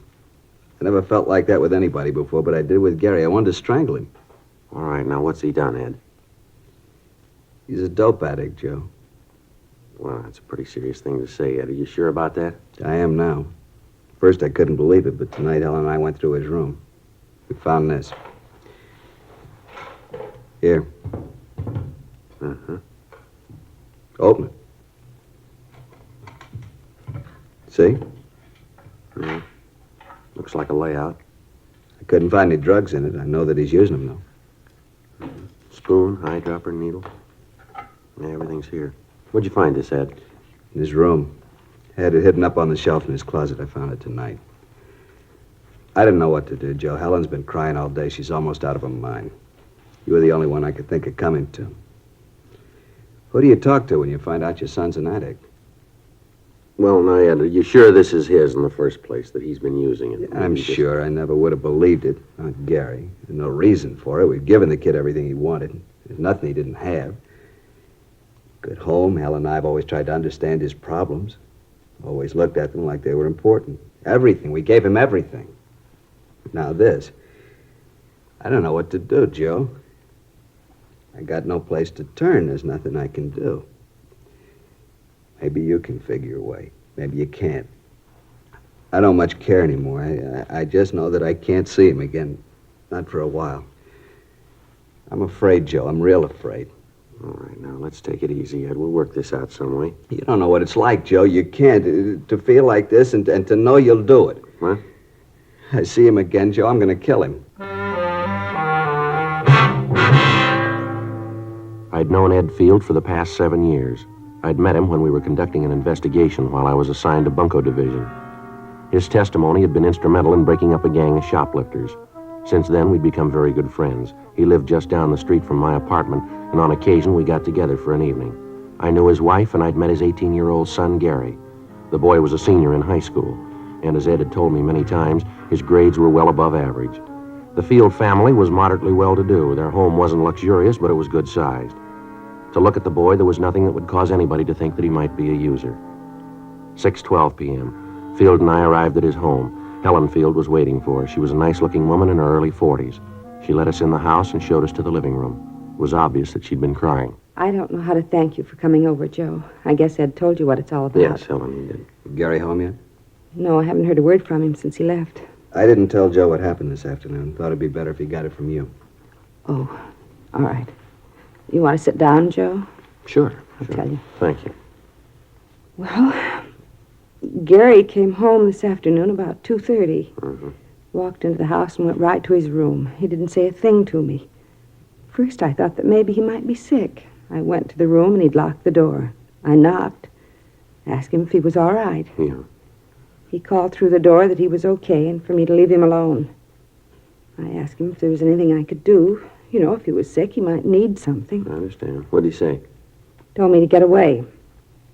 to leave him alone and get off his back. Those were his exact words. Leave him alone and get off his back. Mm-hmm. About 20 minutes later, he unlocked the door and came out. He seemed to feel fine. He came over and kissed me and said he was sorry about what he'd said. Said that he hadn't been feeling well and that he'd said those things without meaning them. Mm-hmm. I told him that he ought to wait until I could take his temperature. He said there was nothing wrong for me to get out of his way, that he had some business to take care of and be home for dinner. I tried to stop him from leaving, and he pushed me aside. He knocked me down. Get my hands on him, I'll teach him. He stood there for a minute, and I thought he was going to cry. But he just turned around and walked out. Well, you any idea where he might have gone? What this business was that he was going to take care of? No, not the slightest idea. You can see what we're up against, Joe. I'm afraid to even see the boy. Yeah. When did you first figure that he might be using narcotics? When I came home, Helen told me what had happened. I thought about what would make the kid do a thing like this. The more I thought about it, the more there had to be only one reason. That's when Helen and I went through his room and found that kit. Mm-hmm. Has the boy been ill at all lately? Under a doctor's care? Something that you might not know about? No. I'm sure that if he was, we'd know about it. I want to see you, Gary. Yeah, I'll be right with you. I want to see you right now. You'll have to wait. Maybe there's something wrong with your ears, son. I'm not going to take that from you. Please, Ed, don't do something you're going to regret. Now listen, Helen, that boy's 18 years old. For all that time, we've done everything we could for him. We've given him a lot more than most boys his age have. I'm not going to stand by and see it all blow up just because he's a kid. That's no excuse. I want an answer for all this. What he's been doing, what happened this afternoon. I want those answers, and I want them now. Remember, he's only a boy. And I'm getting sick of that, too. Where is it? Now listen, boy, I know what's been going on. I want to talk to you about it. I don't want you to lecture me. All I want to know is where's the kid. Take it easy, son. What are you doing here? I asked him to come over. You didn't turn me in, huh? Your dad asked me to come over to see if I could help here. I don't need nothing from you, cop. I want the layout. Where is it? You aren't going to use that anymore. I want the layout. I gotta have it. Where is it? Please, Gary, don't get your father any more mad than he is. I don't care how sore he is or how sore he gets. I want the layout. I want it now. I can't think of any more simple way to say it. If I had to take it away from you, then I'll do it your way. You lousy bum. I'll teach you to talk to All right, take it easy, Ed. This isn't going to get you anywhere. Now, come on, settle down, both of you. Get out of here. Get him out of here. Joe, I swear I'll break him in two. Please, Ed, Joe, do something. Let him go. It's about time he found out I'm old enough to call things my way. Go on, let him go. I'm not afraid of him. I'm not afraid of you either, cop. I'm not worried about anybody. All I want is that kit. I gotta have it. I got it. I'll give it to me and we can talk then. I gotta have it fixed. I got it. Joe, do something, please. All right, come on, sit down. Sit down, boy. This has gone far enough here. Let's get a few things straight. You're not going to have any more of that. We'll see that a doctor looks at you. He'll do what he can, but you've had it. No more narcotics for you, now face it. You want me to tell you where you stand? You're a user. Any way you slice it, this had to happen. I don't want anything from you. Why don't you just leave me alone? I can't do that. Let me see your arm. Come on, roll up your sleeve. Do what he says, Gary. Yeah. Both arms, huh? I'd take a joy pop once in a Now, while. don't con me, Gary. You got it bad, and it's going to get worse. You didn't get that arm from Chippy in with the stuff. The kit we found. You don't need to lay out that big to joy pop. You've been mainlining it for quite a while. I know it, and so do you. You holding now? Come on, boy, answer me. You holding now? Yeah? Well, let's have it. I'm not going to give it to you. You got no choice, son. Either you give it to me or I'll take it. All right, here it is. How big a habit you got? Not big. How big? Couple of bucks. Now, come on, boy. Let's have a straight answer. 25 a day. $25 a day. That's a lot of narcotics, isn't it? It's what it takes. Where's it come from? Come on, who's your connection? You maybe got me, but I'm not going to be a fink. You got to let me go at that. I can't do that. Now, where'd you get this stuff? How about that doctor? You going to do something about We'll that? talk to him. Talking to him ain't going to do any good. I got to have a fix. I'm going to fall apart. Come on now, be a pal. Let me have a fix. I'll tell you all about it then. You got the kit. You got the stuff. Come on, be a sport. No huh? go. You can't do it. Come on, let's go downtown. You're going to take him to jail, Joe? I'll take him down to Georgia Street Receiving Hospital. The doctor can look at him there. We're going to have to hold him for a while, Miss Field. Why'd you do it, Gary? Why? Can't you tell me? Is it something your father and I have done? There's got to be a reason. What is it? Oh, please, Gary, tell me. Come on, let's get out of here. Can we see him after he gets there, Joe? Yeah, I'll call you, Ed. Don't you want to say goodbye to your mother, son? Why? It wouldn't prove anything. Yeah, I guess that's the way you'd look at it.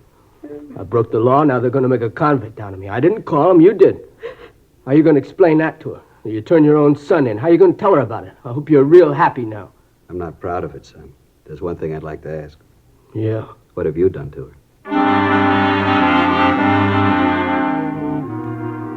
8:30 p.m. I called Frank Smith and filled him in on what had happened. He said that he'd meet me at Georgia Street Receiving Hospital. I took young Gary Field down with me and had a doctor check him over. After that, the boy was taken to the narcotics division, and Frank and I talked to him. I don't know how to tell you any better. Isn't any other way to say it. I'm not going to give you any names. That's not going to help you any, son. So it won't help me. It won't get any of my friends in trouble. Well, you got great friends, haven't you? Now, where'd you get the money to take care of your habit, Gary? I earned it. Where? I worked. Where'd you work? Look, it's getting late. That stuff the doctor gave me didn't do any good. I still need a fix now. I'm getting sick. Do what you got to do. Let's get this over with. Now, look, this is going to be the same in the morning, son. We're going to keep asking questions till you come up with the right answers. Look, cop, I don't want any favors from you. Now leave me alone. We're only trying to help you, boy. Oh, get off my side. Now, I need nothing from you. You saw your duty and you did it. That makes you a big man, huh? I know you'll both make lieutenant. Now beat it, All huh? right, that's enough of that. Now, there's a couple of things we'd like to set you straight on. Maybe help you to figure where you stand in this. Oh, here it comes. What do? Give you a license to preach when they hand you the badge? That's enough of that, youngster. Come on, get off my back, cop. If my old man hadn't turned fink, you'd never have got me. Where you going? I'm getting out of Now, here. sit down. Sit down. All right, young fella, you want to be a big man, that's the way it's going to be. I'm going to tell you that you get no special treatment here because I know your parents. You'll be treated just like any other user. You're getting a little of the edge because you're a youngster. There's not a pound of honesty or integrity in your distorted mind. The simple way would be to drop you in a cell and let you sweat out the cure, let you fall apart if you had to. Let me tell you this. We're going to get the connection that's been supplying you, and then we're going to get the man behind him. I don't much care about them, but I do care about the kids around you. You got a big habit. Takes a lot of money to keep up a habit like that. I've seen kids like you before, and there's only so many ways to get that money. You steal it or you start pushing narcotics yourself. I don't think you're stealing, so you got to be pushing it. That means that you probably got other kids hooked on it. Other youngsters that have got trouble because of you. Mules that are dragging your wagon for you. Your folks will maybe forgive you for what you've done to them, but they'll never be able to buy what you did to the other kids. You had a chance to help yourself and help the rest of them. You had a chance to do something good for somebody else, and you wouldn't take it. Well, you're playing it smart, big boy. Keep playing it that way when you end up in a jail cell, will you? You through, cop? Yeah, I'm through. Fine, let me get some sleep, huh? Let's go, Frank.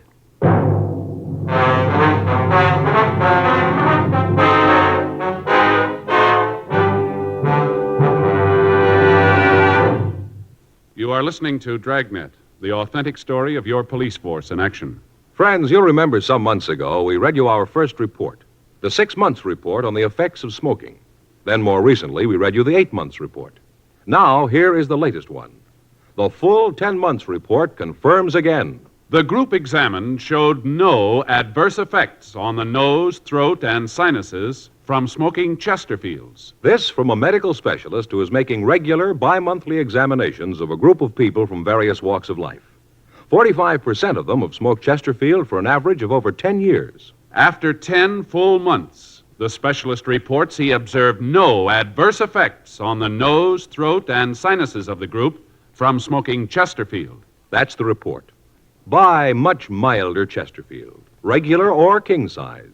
The cigarette that's best for you.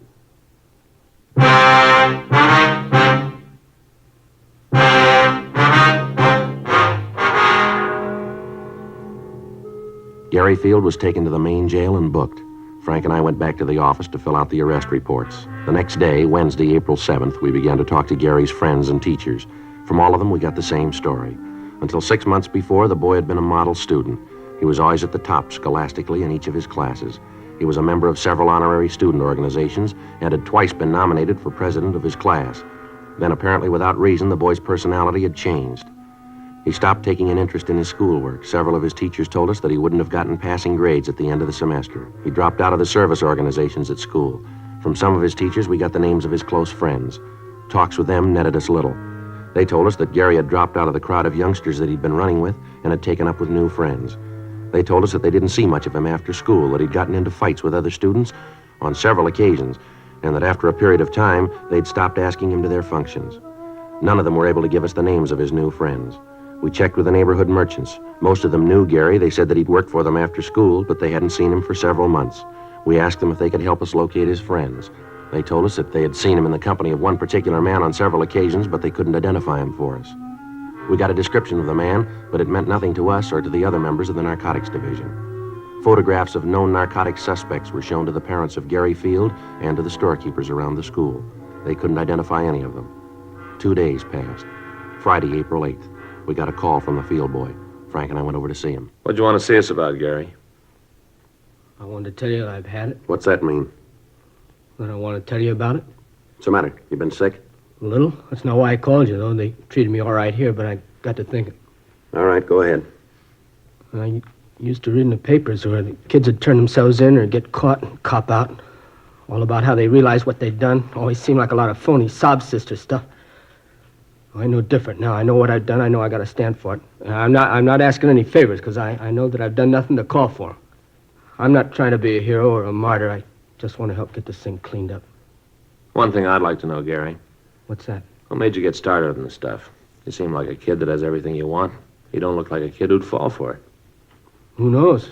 I'd give you 1,000 reasons they still wouldn't add. I guess I just wanted to be top man all the way around. How'd you get on it? Started lushing it up, then the tea, then the heroin. That's the way it runs, isn't it? Most of the time. I didn't figure I'd ever be hooked. Thought it couldn't happen to me. How wrong you can be. How long you had the big habit? About 6 months. Chippied with it about the same time before then. Where'd you get the money? Yeah, guess we had to get to that, huh? That's right. Where'd you get it? Well, I got some kids pushing this stuff for me.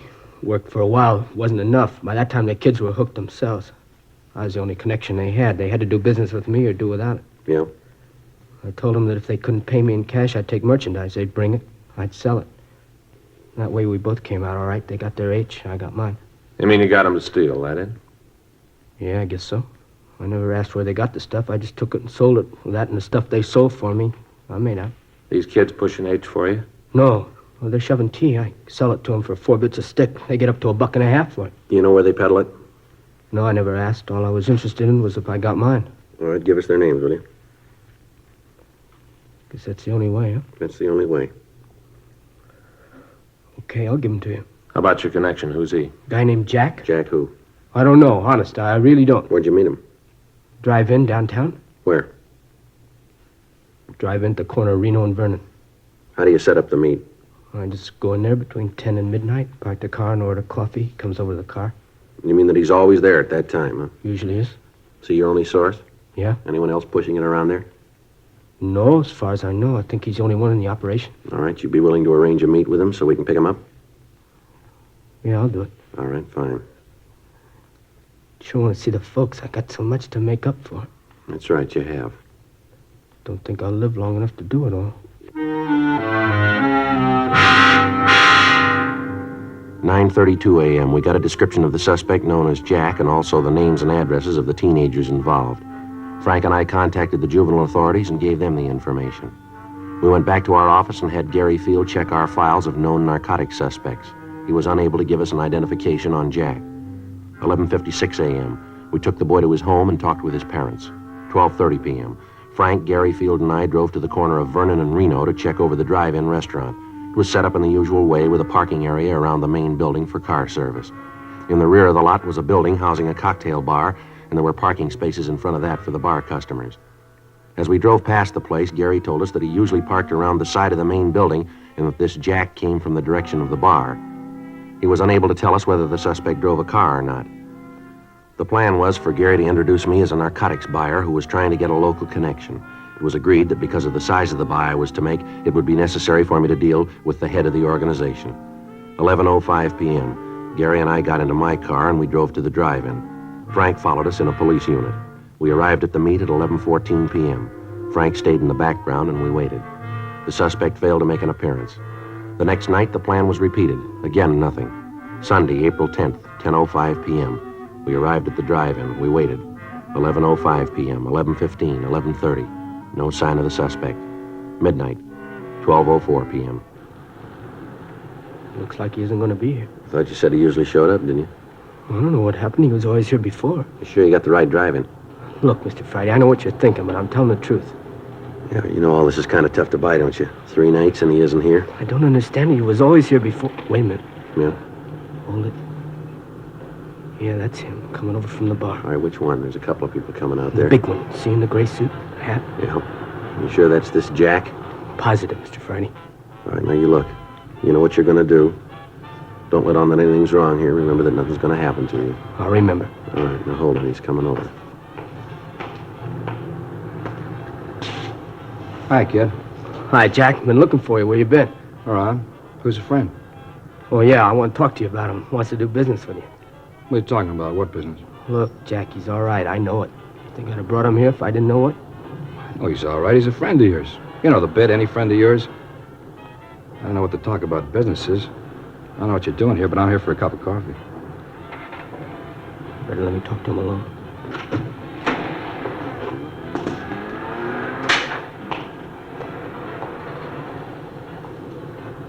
What are you trying to prove, bringing the guy here? Who is he? Friend of mine? Told you once, I told you 1,000 times. Don't ever bring nobody with you, haven't I told you, huh? Oh, yeah, but he's okay. He wants to make a buy, a big one. Crazy kid, you told him about it? Look, he's okay now. I know it.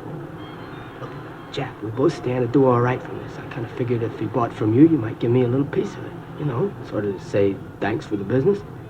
How long you known this guy? Long time. How long? A couple of years. How come I never seen him before? He doesn't hang around this part of town. Well, what's he doing here now? Like I said, trying to make a buy. Where'd you meet him? Before I met you, I used to buy stuff from him. He moved out of town, went up north, does business up there. Last couple of days, I couldn't get in touch with you. I ran into him. He fixed me up. And then he told me he wanted to buy. Right away, I thought of you. All right, I'll talk to him.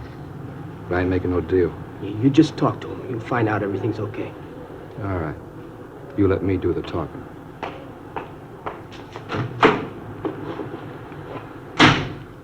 Joe, this is Jack, the fellow I was telling you about. Hi. Hi. Kidder tells me you're down on business, all right? Yeah, I'm looking around. Nice place, L.A. A lot of business to do here. What line you? Whatever pays me. Where you from? Up north. Mm-hmm. How long you known Gary here? Now, you listen to me. I haven't got all night to stand around here and guzzle his stale coffee with you. The kid told you what I want. Now it boils down to one simple question. You want to do business or don't you? You're going kind of fast, aren't you? I haven't got a lot of time. I don't like to deal that way. All right, kid, let's get out of here. Should have known better than to figure on dealing with a small-time operator. I told you that before. What do you mean by that? You read it any way you want. Well, let's go, son. See you around, mister. Hey, hold on. No need to get sore about it. Just have to be careful. You know how it is. Now, you listen. I was shoving horse when you were playing with marbles. I've outgrown the kid games. I thought I could make a buy. I see I was wrong. Maybe not. What? I said maybe we could do business. I gotta have it tonight. How much you need? I need an ounce. It's gotta be good. Mm-hmm. I haven't got that much with me. How much have you got? I only got 12 bindles with me. How much? You gotta understand, this is good stuff. How much? Now, look, this is better than you can find anyplace else. All right, let's quit playing, huh? What's the tab on it? $10 a bundle. All right, I'll take the 12. How soon can you have the rest of it? When do you want it? I told you I was in a hurry. Don't you hear good? Yeah, maybe tomorrow night. All right, that'll have to do. If it's good quality, I may want some more. How much can you supply? How much do you need? Oh, I'll go maybe another ounce. Mm-hmm. You got the cash for this? I don't do business any other way. Uh-huh. Wait here, I'll be back.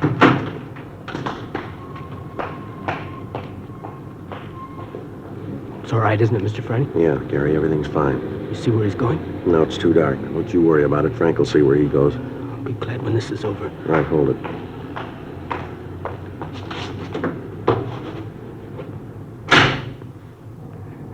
Okay, mister, let's see the money. I got it right here. Let's see the horse.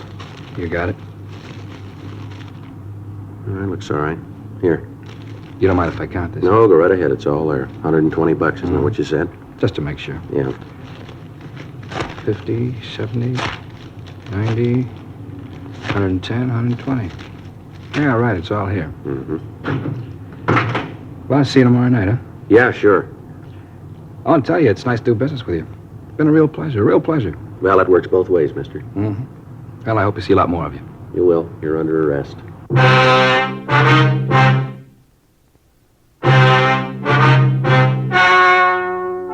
The story you have just heard was true. The names were changed to protect the innocent. On July 29th, trial was held in Department 89, Superior Court of the State of California, in and for the County of Los Angeles. In a moment, the results of that trial. Now, here is our star, Jack Webb. Thank you, George Fenneman. In 1952, American smokers bought more Chesterfields than ever before in the history of the industry. Today, sales continue to mount for two big reasons. Chesterfield is the first and only cigarette to give you premium quality in both regular and king size. Only Chesterfield gives you this scientific evidence on the effects of smoking. As we told you earlier, after 10 months, the group examined showed no adverse effects on the nose, throat, and sinuses from smoking Chesterfields. Change to Chesterfield yourself, regular or king size. Chesterfield is much milder. Chesterfield is best for you.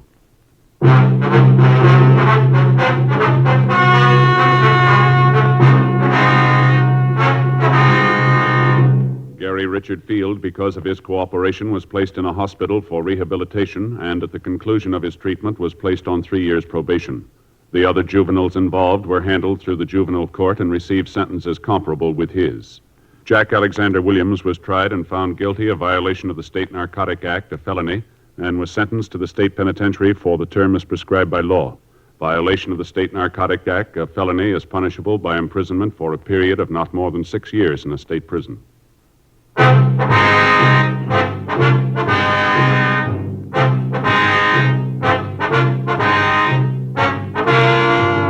You have just heard Dragnet, a series of authentic cases from official files. Technical advice comes from the Office of Chief of Police W.H. Parker, Los Angeles Police Department. Technical advisors, Captain Jack Donahoe, Sergeant Marty Wynn, Sergeant Vance Brasher. Heard tonight were Ben Alexander, Harry Bartell, Virginia Gregg, Eddie Firestone. Script by John Robinson. Music by Walter Schumann. Hal Gibney speaking.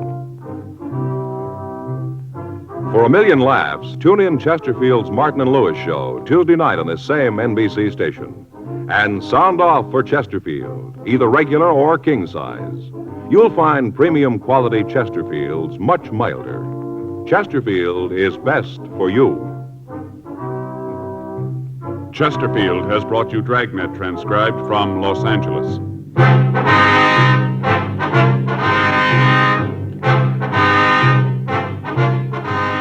Tonight, it's Adventure with Barry Craig, confidential investigator on NBC.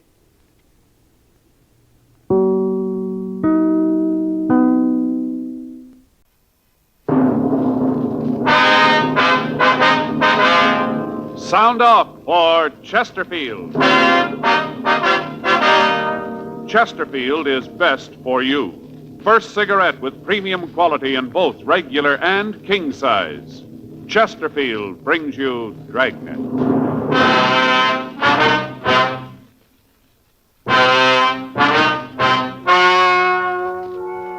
Ladies and gentlemen, the story you are about to hear is true. The names have been changed to protect the innocent.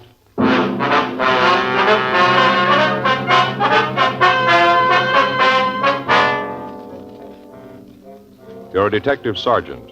You're assigned to burglary detail. For the past 2 months, a gang of safe burglars have been operating in your city. In that time, they've hit a dozen places. You've got no lead to their identity. Your job? Get them. Here's a report never before made about a cigarette. Smoked day after day by a group of people smoking from 10 to 40 cigarettes a day for a full year. Here's Chesterfield's record. A medical specialist giving this group thorough examinations every 2 months for a full year reports no adverse effects to their nose, throat, and sinuses from smoking Chesterfields. Don't you want to try a cigarette with a record like that? You'll find Chesterfield's best for you. They're much milder, with an extraordinarily good taste. And for your pocketbook, Chesterfield is America's best cigarette buy.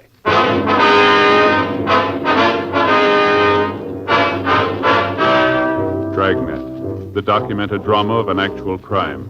For the next 30 minutes, in cooperation with the Los Angeles Police Department, You will travel step by step on the side of the law through an actual case transcribed from official police files. From beginning to end, from crime to punishment, Dragnet is the story of your police force in action.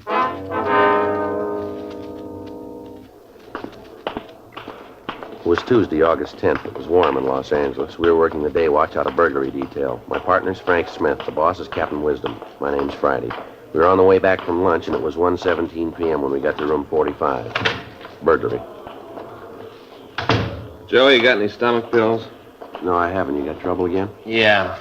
I don't know why I always do when we have lunch at Sal's. Must be that cheesecake, Joe. It happens every time. Well, maybe if you just stick to one piece, huh? And the way Rosie makes it, you can't stop there. You know, that Sal could make a fortune if he'd realize it. What do you mean? Well, you know how in some places they have a little bowl of mints by the cash register? Yeah. Well, if Sal had put a bowl of stomach pills, he could clean up. Yeah, sure. Anything in the book? I'll take a look. How about it? Yeah. There's a call here from Ernie. Our informant? Yeah. Says he wants to see us this afternoon. Say what it's about? No, just says to meet him at that coffee place over on 7th. Sure hope he can come up with something we could use it. Yeah. We've taken a lot on this one, haven't we? Yeah. The way the papers talk, you'd think we were in with the thieves. Now, from where they sit, it probably looks that way. We sure haven't been able to stop them. Yeah. You hear anything more on that last run from the stats office? Yeah, nothing. They've run the M.O. over and over. We can't make it. I saw the skipper this morning. He's sore, too. Yeah, it figures they're leaning on him, too. Well, there's got to be a break somewhere along the line. Their luck can't hold out forever. Maybe they don't know that. Did you check the FI cards from last night? Yeah, they're doing it now. They might come up with something. How about Rubles and Told? You heard from them yet? No, they're running down that report from the liquor store owner. Doesn't look like it's going anywhere either. I'll get it. Right. Burglary, Smith. Oh, yeah, did you find anything? Uh-huh. Where was that? Uh-huh. How do you spell that last name? S-O-N? Right. Okay, thanks. We might have something. Yeah? Officer made a field interrogation report on an Otto Bronson last night. Time was listed as 10:46 p.m., 4th and Central. Well, that's close. The last heist was at 7th and Central at approximately 11 p.m. Well, how's this Bronson fit in? Well, they checked him out. He's got a record. Yeah? Burglary. 1:35 p.m. Frank and I checked the name Otto Bronson through R&I. We found that he had an arrest record dating back 10 years. He'd been picked up 3 times on suspicion of violation of Section 459 PC. He'd been convicted once and had served time at San Quentin. He'd been released 4 months before he served his full term and was not on parole. We got his last known address from his ex-convict registration, and we drove out to see him. The address listed was a rooming house on Alexandria Street. We talked to the landlady, but she could tell us nothing about him. She said that he'd moved in about 4 months before, and in that time she'd seen very little of him. He didn't eat at the house, but he took his meals outside. She was unable to tell us what time Bronson had come home the night before. He was registered in room 2B. Frank and I went up and knocked on the door. Yeah? You Otto Bronson?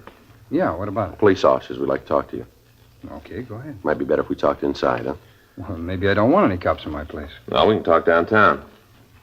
Come on in.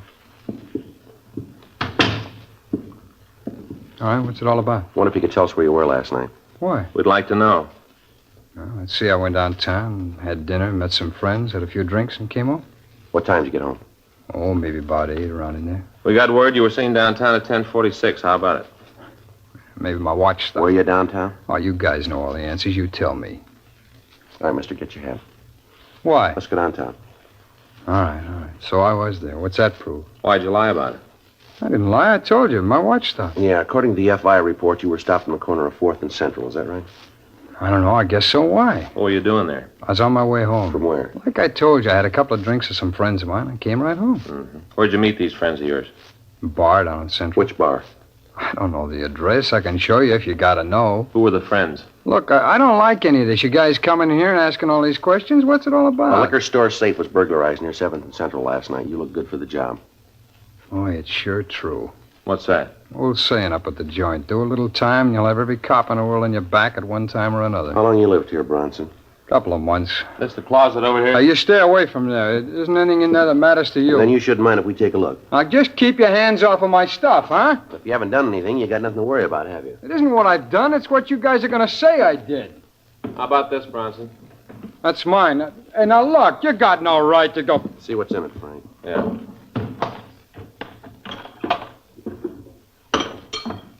How about this, Bronson? I never saw this before in my life. It's a frame you guys are trying to tie onto me. Well, it won't work, cops, and you know it won't. How do you explain these tools? I don't have to. They belong to a friend. He asked me to take care of them. How about this, Bronson? Can't see, Joe. What is it? Cutting torch. Looks like it's been used lately. 2:15 p.m. We searched the suspect's room. We found nothing further that would tie him in with the burglaries. We talked to the other people in the boarding house, but they couldn't give us any further information. They were unable to tell us if Bronson had any friends, and the landlady told us that he hadn't gotten any mail since he'd been there. We called the office and arranged for a stakeout on the boarding house, and then we took the suspect downtown to the city hall. We talked to him for an hour. 4:16 p.m. That's where you stand on this thing, Bronson. Now you make up your mind. You want to take the beef by yourself? You're going to tell us where you got the tools. I've been telling you. I didn't know anything about the tools. I got them from a friend. He asked me to keep the suitcase for him as a favor. He asked me to keep them for him, and that's all I know. Well, what's the friend's name? Like I told you, it's a fellow named Shorty. What's his last name? I don't know. If I knew, I'd tell you. I got no reason to hold back on it. I didn't have nothing to do with the jobs. Otto, we were talking to you about one burglary. What do you mean by jobs? Well, just the way you guys talk, I figured there was more than one. You know what we're talking about. I don't. I'm telling you the truth. I don't. When'd you last see this Shorty? When he gave me the suitcase. When was that? A week, maybe 10 days ago. Where'd you see him? In a bar down on 7th. And he just gave you this suitcase, asked you to take care of it for him? Is that what you expect us to believe? That's the truth. Well, that's kind of hard to buy. I can't help that. That's the way it happened. Well, your friend sure left you in a good fix, didn't he? What do you mean? Well, it looks like you're going to have to go this route by yourself. How do you figure that? You got the tools, you got a record. You were in the vicinity just before the safe was burned. You look real good for it. Well, I ain't going to take it alone. Well, you haven't got much choice. Well, what happens if I help you get the rest of them? It'll be marked down that way. Is that all you can do? That's all. How much if I help you break the gang? That's all we can do. Well, one thing you got to understand. What's that? I had nothing to do with the jobs myself. I just heard a few rumbles. You got to know I wasn't in on it. What have you heard? Well, there's 3 guys. They're from the east. They've been working out here about 6 weeks. Real heavy fellas. Who are they? I don't know him. The only one I ever saw was Shorty, and I'm not too sure he's in on it. You know where we can pick him up? No, like I said, I just heard a few rumbles. All right, how about this Shorty? Has he got a record? I don't know. He might have. You ever say anything about doing time? No, not so I could hear. How long you known him? About 3 months. I met him right after I got out of Q. Where'd you meet him? A bar downtown. We got to talking one night, and after that, I'd see him around here and there. And I never got to know him real well. Just well enough for him to give you a suitcase full of burglar tools, huh? Yeah, that's right. And you didn't know what was in the case? Huh? No, I didn't look. I didn't figure it was any of my business. That's easy to buy, isn't it? I can't help it. That's the way it is. How much do you know about how the gang works? Not much. Rumble is that they case a place for a couple of days, figure out when's the best time to hit it, and they walk in and burn the safe. They use a car? I don't know. I guess they do. Does Shorty have a car? I don't know. I never saw him with one. He never mentioned it. You ever mention where he lived? No, not to me. I figure it's over on the east side, though. How you figure that? Well, just the way he talked. Nothing definite, but just the idea. You look at some mugs and tell us if you see this Shorty? Well, sure. I'd like to see you get him, leaving me to stand for a thing like this all by myself. Anything else you can tell us about the gang? No, that's about it. Okay, let's look at the mugs. Well, how about it? I still got to go to jail? Well, you still haven't convinced us you're clean. Well, I told you everything I know. Yeah, let's go. Oh, no, wait a minute. Look, I go nuts in a cell. You should have thought of that before. Well, I can give you guys a lot of help if I'm on the outside. You haven't given us much here. Well, maybe I can. All right, go ahead. I can tell you when you're going to pull the next job.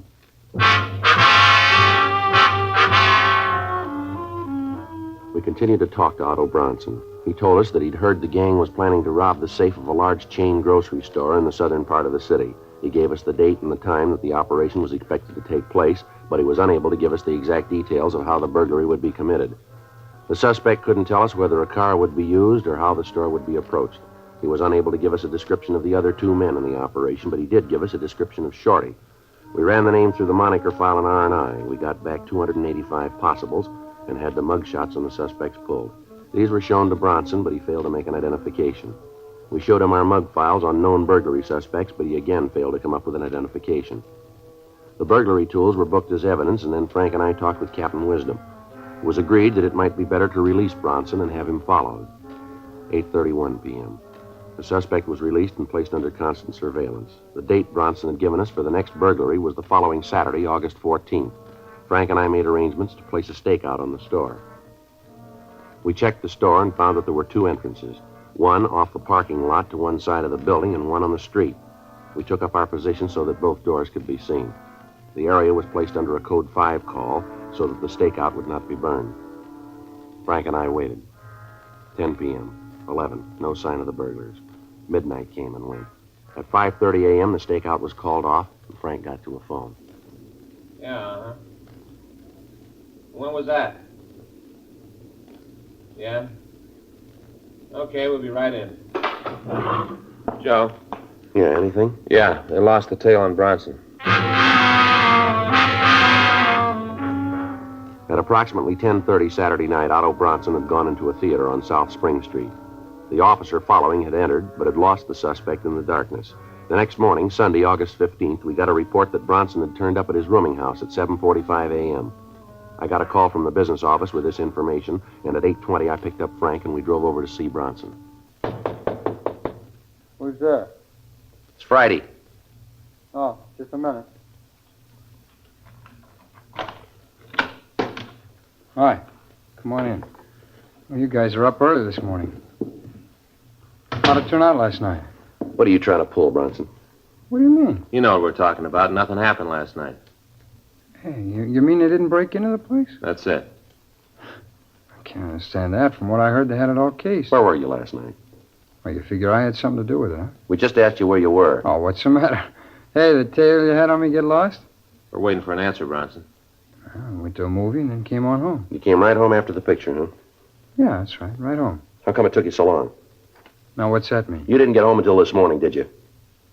You guys are pretty thorough, aren't you? Where were you? All right, I stopped and saw a friend. We got to drinking, forgot all about time. That makes me a pigeon for you. Come on, Bronson, let's go downtown. What for? I haven't done anything. You gave us wrong information about last night. Well, that's not my fault. I'm not running with the guys. I told you what I heard. Now, it's not my beef that it didn't work out. From what I knew, that was the way it was going to be. All right, let's go. Well, now, just a minute. Look, we can work this out, huh? I'm afraid not. I leveled with you guys. I'm not giving you a snow job. That's the way it is. Now, look, you got nothing on me. If you had, you wouldn't have let me go before. Now that I think about it, I don't like the idea of a tail on me. What are you guys going to prove with that? The way you act, it's no wonder you get no cooperation from anybody. It's no wonder at all. All right, now you've made your point. Let's go downtown. Yeah, who is it? Mr. Bronson, it's me, Kelly. It's the landlord. Yeah, what is it? Mr. Friday here? Yeah, I'm Friday. Phone call for you. You can get it here in the hall. Thanks. You can get it here. Thank you. This Friday. Yeah. Mm-hmm. When? Right. We'll be right there. Thanks a lot. Frank? Yeah? It's the business office. We gotta leave. Yeah? You called it, Bronson. They worked last night, all right? See, I told you. Yeah, we staked out in South L.A. So? They hit in West L.A.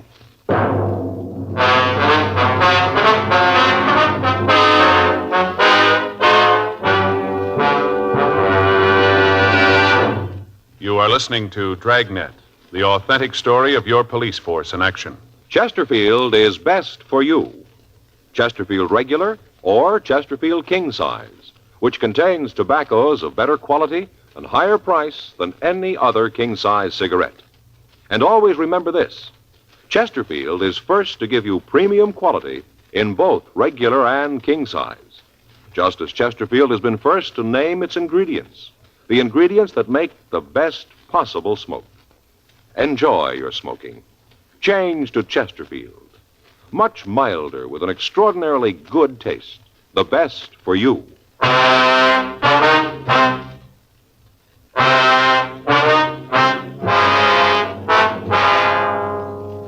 9:15 a.m. Frank and I contacted the West Los Angeles detectives and drove out to the scene of the latest burglary. It was a large chain grocery store. The thieves had burned into the safe, and the M.O. was the same as in the other burglaries. All the contents of the safe worth anything had been removed.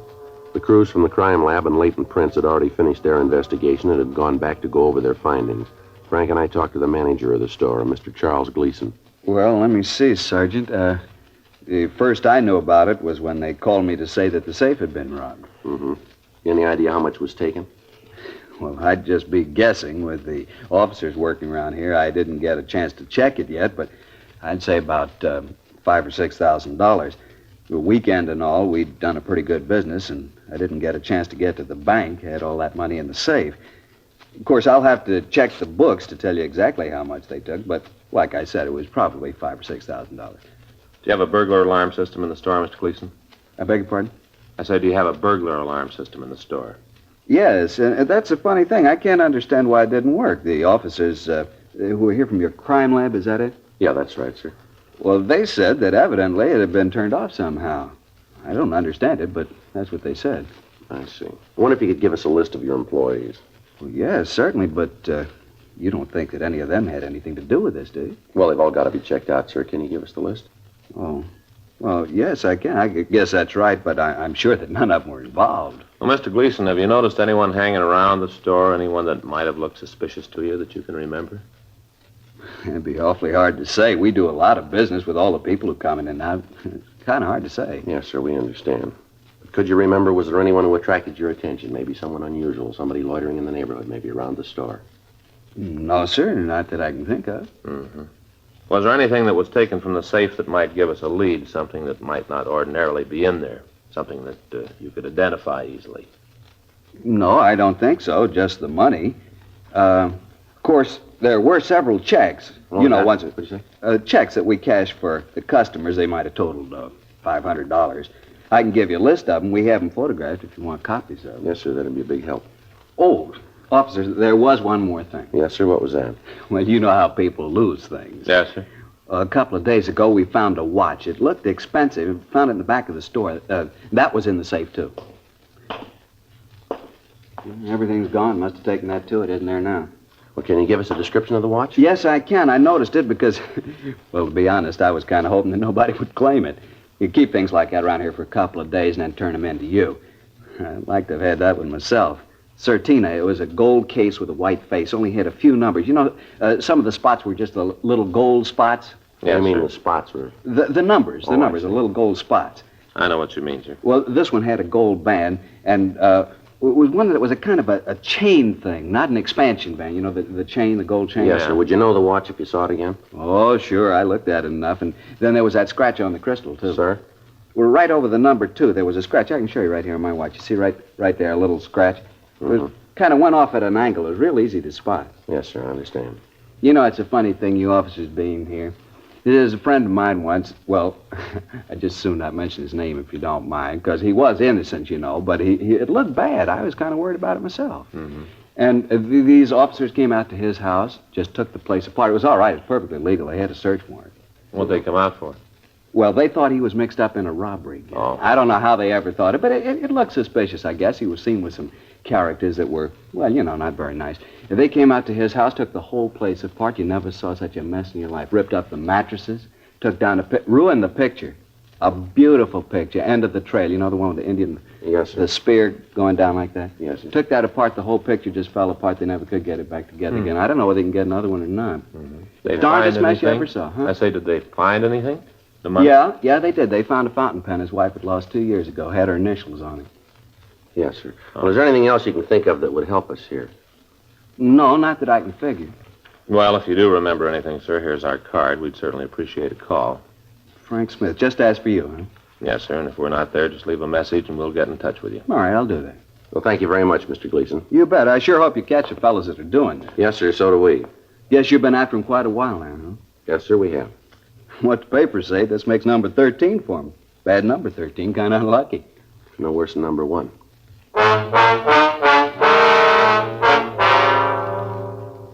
Frank and I went back to the city hall and completed our crime report. We contacted the crime lab and latent prints and found that they'd come up with no physical evidence at the scene. From the M.O., it could be definitely established that they were the same suspects we were after. We obtained a list of the employees of the store and checked them out. We came up with no new leads. A list of the checks that had been taken from the safe were given to forgery detail.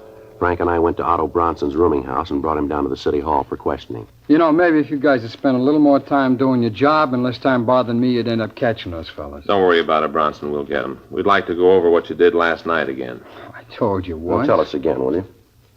All right. Like I said, I had dinner around 8, maybe 8:30. Where'd you eat? A place over on Spring. See anybody you knew?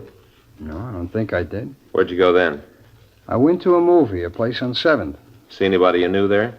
No. Well, then you'd have a tough time proving where you were, wouldn't Not all the way. You had a tail on me. Most of this you know already. you? All right, know. what'd you do after you left the movie?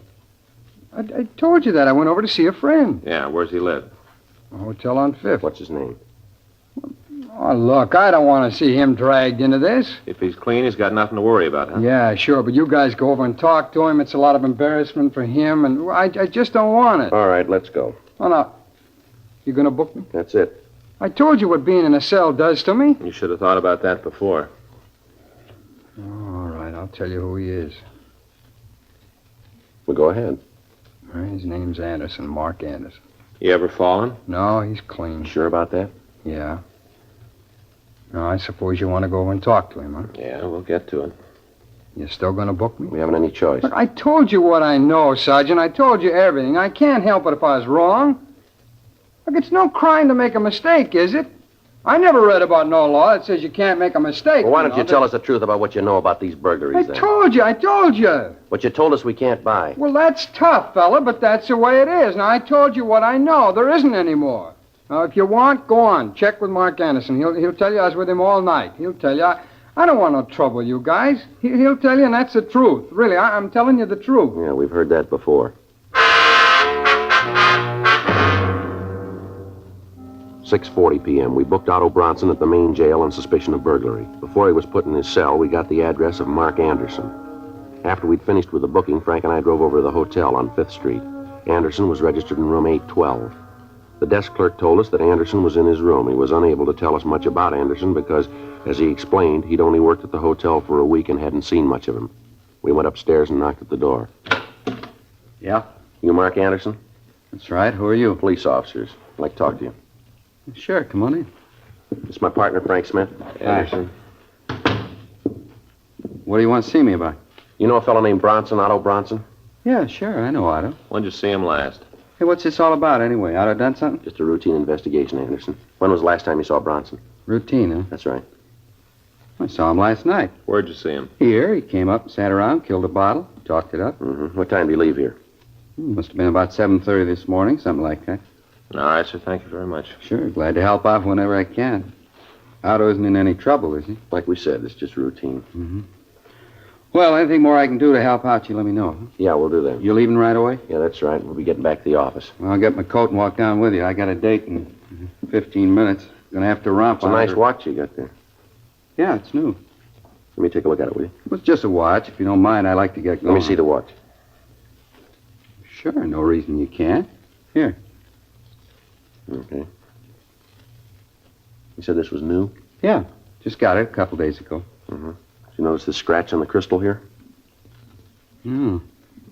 Yeah, I never saw that before. Guess I'll have to take it back and get another one. Let me see it, Joe. Yeah. Yeah. Did you buy this watch? Yeah. Where? Well, jewelers down the street. You get a receipt for it? No, I didn't. I know the guy. I didn't figure I'd need one. Why don't we take a look through your room? Why? What are you looking for? Just like to take a look. You got a search warrant? No, we can get one if we have to. Well, then you better go get one. I'm not having any cops looking through my stuff. Frank? Yeah. I told you to get a warrant. You got no right to look in there. Something in the closet you don't figure we should see. No, is it's it? not that. It's just... Well, then there's no problem, is there? Joe, Yeah. a couple of suitcases. You want to bring them out? Yeah. Here they are. This one's kind of heavy. Feels like there's some sort of tools in it. And open it up. Wait a minute. You got the key for this one, Anderson? There's nothing in there for you. We'll figure that, huh? Joe, looks like this other one's open.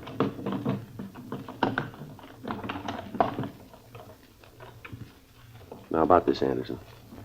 Money here and these checks. Watch, Joe. All right, Anderson. All right, come on, get up. Get up. I'll shake him, Joe.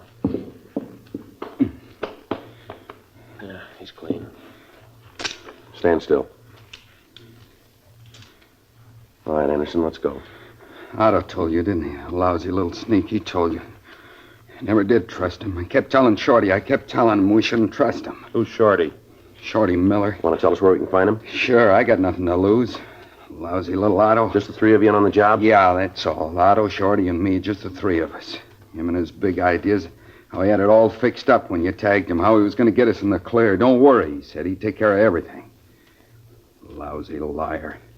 He'd fix it for us. That's real funny. Shouldn't be. What? He fixed it.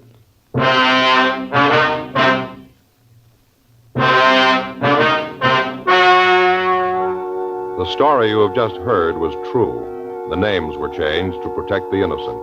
On December 14th, trial was held in Department 87, Superior Court of the State of California, in and for the County of Los Angeles. In a moment, the results of that trial. Now, here is our star, Jack Webb. Thank you, George Fenneman. I've been pleased to see how many of you king-size smokers have been changing to Chesterfield. It's just as I've been telling you, king-size Chesterfields contain tobaccos of better quality than any other king-size cigarette. Now, either way you like them, regular or king-size, Chesterfields have a better taste, and they're really milder.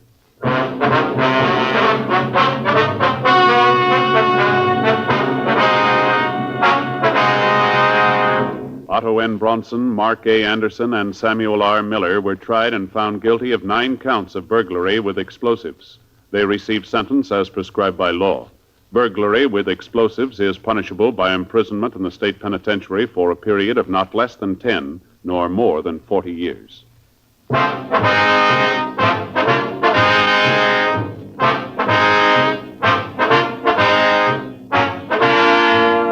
You have just heard Dragnet, a series of authentic cases from official files. Technical advice comes from the Office of Chief of Police W.H. Parker, Los Angeles Police Department. Technical advisors, Captain Jack Donahoe, Sergeant Marty Wynn, Sergeant Vance Brasher. Heard tonight were Ben Alexander, Vic Perrin, Stacey Harris. Script by John Robinson. Music by Walter Schumann. Hal Gibney speaking.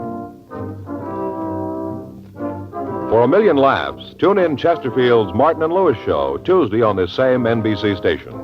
And sound off for Chesterfields. Either regular or king size, you'll find premium quality Chesterfields much milder. Chesterfield is best for you. Chesterfield has brought you Dragnet, transcribed from Los Angeles. Ladies and gentlemen, wherever and whenever people need help, the Red Cross answers the call. When a flood-stricken family needs shelter, when a crippled child must learn to walk and play, and when a wounded soldier needs blood, the Red Cross is always there. And now the Red Cross needs your help. To keep up their many services this year, $93 million is needed. So when the Red Cross volunteer calls on you, please answer the call and give generously.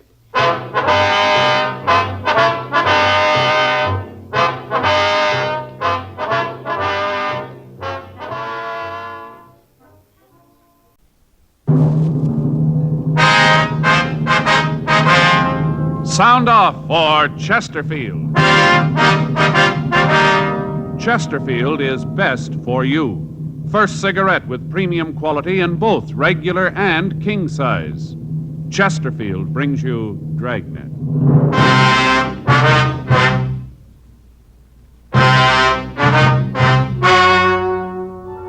Ladies and gentlemen, the story you are about to hear is true. The names have been changed to protect the innocent.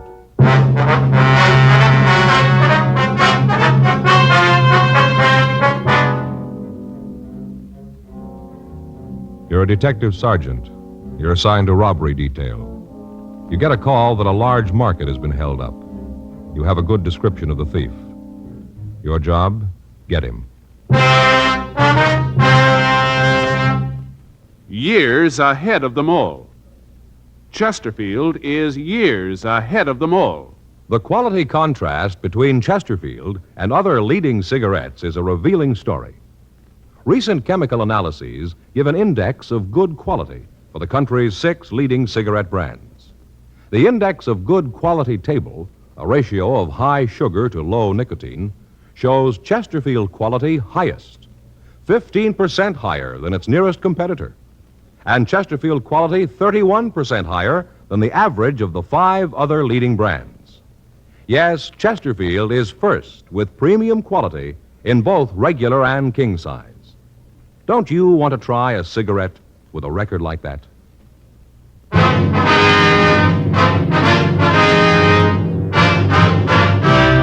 Dragnet, the documented drama of an actual crime. For the next 30 minutes, in cooperation with the Los Angeles Police Department, you will travel step by step on the side of the law through an actual case transcribed from official police files. From beginning to end, From crime to punishment, Dragnet is the story of your police force in action.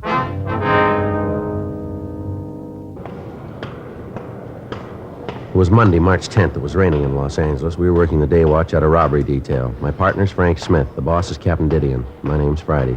I was on my way into the office, and it was 8:02 a.m. when I got to room 27A. Robbery. Joe? Yeah, Frank. It's really coming down, isn't it? Yeah, pouring out in the valley. That's so? Yeah. Keeps coming down like this, going to cause a lot of trouble. Sure makes Faye mad. Yeah, how's that? Well, it gets to raining like this, and she begins to think about the house. You know, doing something about it, changing stuff around. That so? Spent the whole day yesterday moving furniture. Finally got it all set just before dinner. Looked pretty good, too. What happened? Well, we got through dinner and all went in to look at television. Yeah. The way she had the furniture, none of us could see a thing. The chairs were either so close you couldn't see, or else they were way across the room. No, well, you're not supposed to get too close, are you, anyway? Yeah, but Joe, we only got a 10-inch screen. We got one of those big magnifiers on it, and if you get to one side, everybody looks like they got the mumps. Had to move all the stuff back the way it was. It's a hot shot. I'll get it. All right, get your coat. We got one to roll on. What is it? Liquor store robbery. 8:12 a.m. We arrived at the scene of the holdup. It was a large liquor grocery store at the corner of San Marino Avenue and 6th Streets. A radio unit was already there. Frank and I checked with him, and then we talked with the victim, a Mr. Henry Alden. I was just standing there at the counter. This old guy came in, pulled a gun, told me he wanted the money. I gave it to him. Uh-huh. He said in the phone that he was elderly. Is that right? Yeah, old guy. Must have been about 65 or 70. Real bum. How do you mean? Well, the way he was dressed, you know. Old clothes, real seedy. Uh-huh. What if you tell us just what happened? Well, sure. Well, it was about 8 this morning. I opened up, and I was there making out the deposit slip for the bank. Guy walked in the back door and pulled his gun. Told me he wanted the money. Uh-huh. Well, like I said, I gave it to him. He told me to get into the closet back there. Told me to lie down on the floor. Well, I did, and he had that gun pointed right at my head. I did like he told me. I see. What happened then? Well, he walked over to the door and flipped the lock on a couple of times, you know, make sure it worked. Yeah. And then he figured it was okay, and he told me not to make any noise for 5 minutes. And he locked the door and left. That's it. Took all the money. How much money did he take, would you know? Yeah, to the penny. I just finished adding it up. Just a minute. All right. I got the figures on the machine. Tell you right away.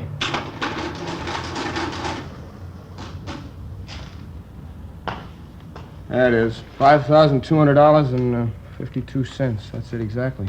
You said the guy came in the back door, is that right? Yeah, that's right. Well, were you open? I mean, was the store open for business? No, we weren't. You see, I usually don't open before 8:30. Leave the back door open, though, for deliveries, bread, milk, stuff like that. Uh-huh. What if you could give us a description of the man? Well, sure. Like I said, he was old. Say around 70, not in there. Uh-huh. About how tall was he? I'd say maybe 5'7", not much more than that. How much did he weigh, would you know? Not much, maybe 125. How about his complexion? Real tan, like he'd been out in the sun a lot. Face was all wrinkled. How about the color of his eyes? Blue, real blue. Mm-hmm. Now, what about his clothes? A real bum. Had on this old overcoat, brown, all frayed, ragged around the sleeves. Had a patch on the right elbow. Patch looked like it was kind of dark serge material. Was he wearing a hat? Yeah, blue, all beat up. You could see the dirt around the brim. Mm-hmm. How about his shirt and trousers? Blue striped shirt and old kind of brown pants, no press. Looked like he was getting ready to jump in them. Real seedy. Yes, sir. Did he wear glasses? No, he didn't. Was he clean-shaven, or did he wear a mustache? Well, he had about a 4 or 5 day old growth of beard, white. I see. Did he have any marks or scars that you could see? No, nothing like that, at least not that I could see. How about the gun? Was it a revolver or an automatic? Well, it looked like an automatic. Might have been a .45. I didn't look too close at that. Yeah. Do you have any sort of an accent when he talked to you? No, nothing like that. All right, Mr. Alden. Joe, I'll get the description out. Right, Frank, thanks. Mr. Alden, did the man say anything to you that might help identify him? No, not that I can think of. He kept telling me that he was real sorry he had to do this. Said, I'm really sorry, but I have to have the money. I have to. Kept asking me if I understood. I told him no. He said that someday I would. Real weird. Kept apologizing while he robbed me. I see. You the owner here, are you? No, I'm just a manager. The owner's Mr. Wood. He's going to be real mad when he hears about this. Second time in 3 months we've been held up. Getting a little tiring. A couple more times the insurance company isn't going to stand for it. Yes, sir. Do you usually have that much money in the store? Most of the weekends, yeah. You see, a lot of our stuff is pretty expensive. This is about the only store in the neighborhood that's open over Sunday. We get a lot of trade. Weekend business usually runs between $3,000 and $5,000. Mm-hmm. About how many employees are there in the store? 3 all told. We stay open until 2:30 in the morning. I come in the morning and work until noon. Hank comes in, then there's 2 of us until 6, and John comes in. He works on through. Once in a while, Mr. Wood comes in himself when we get busy. Uh-huh.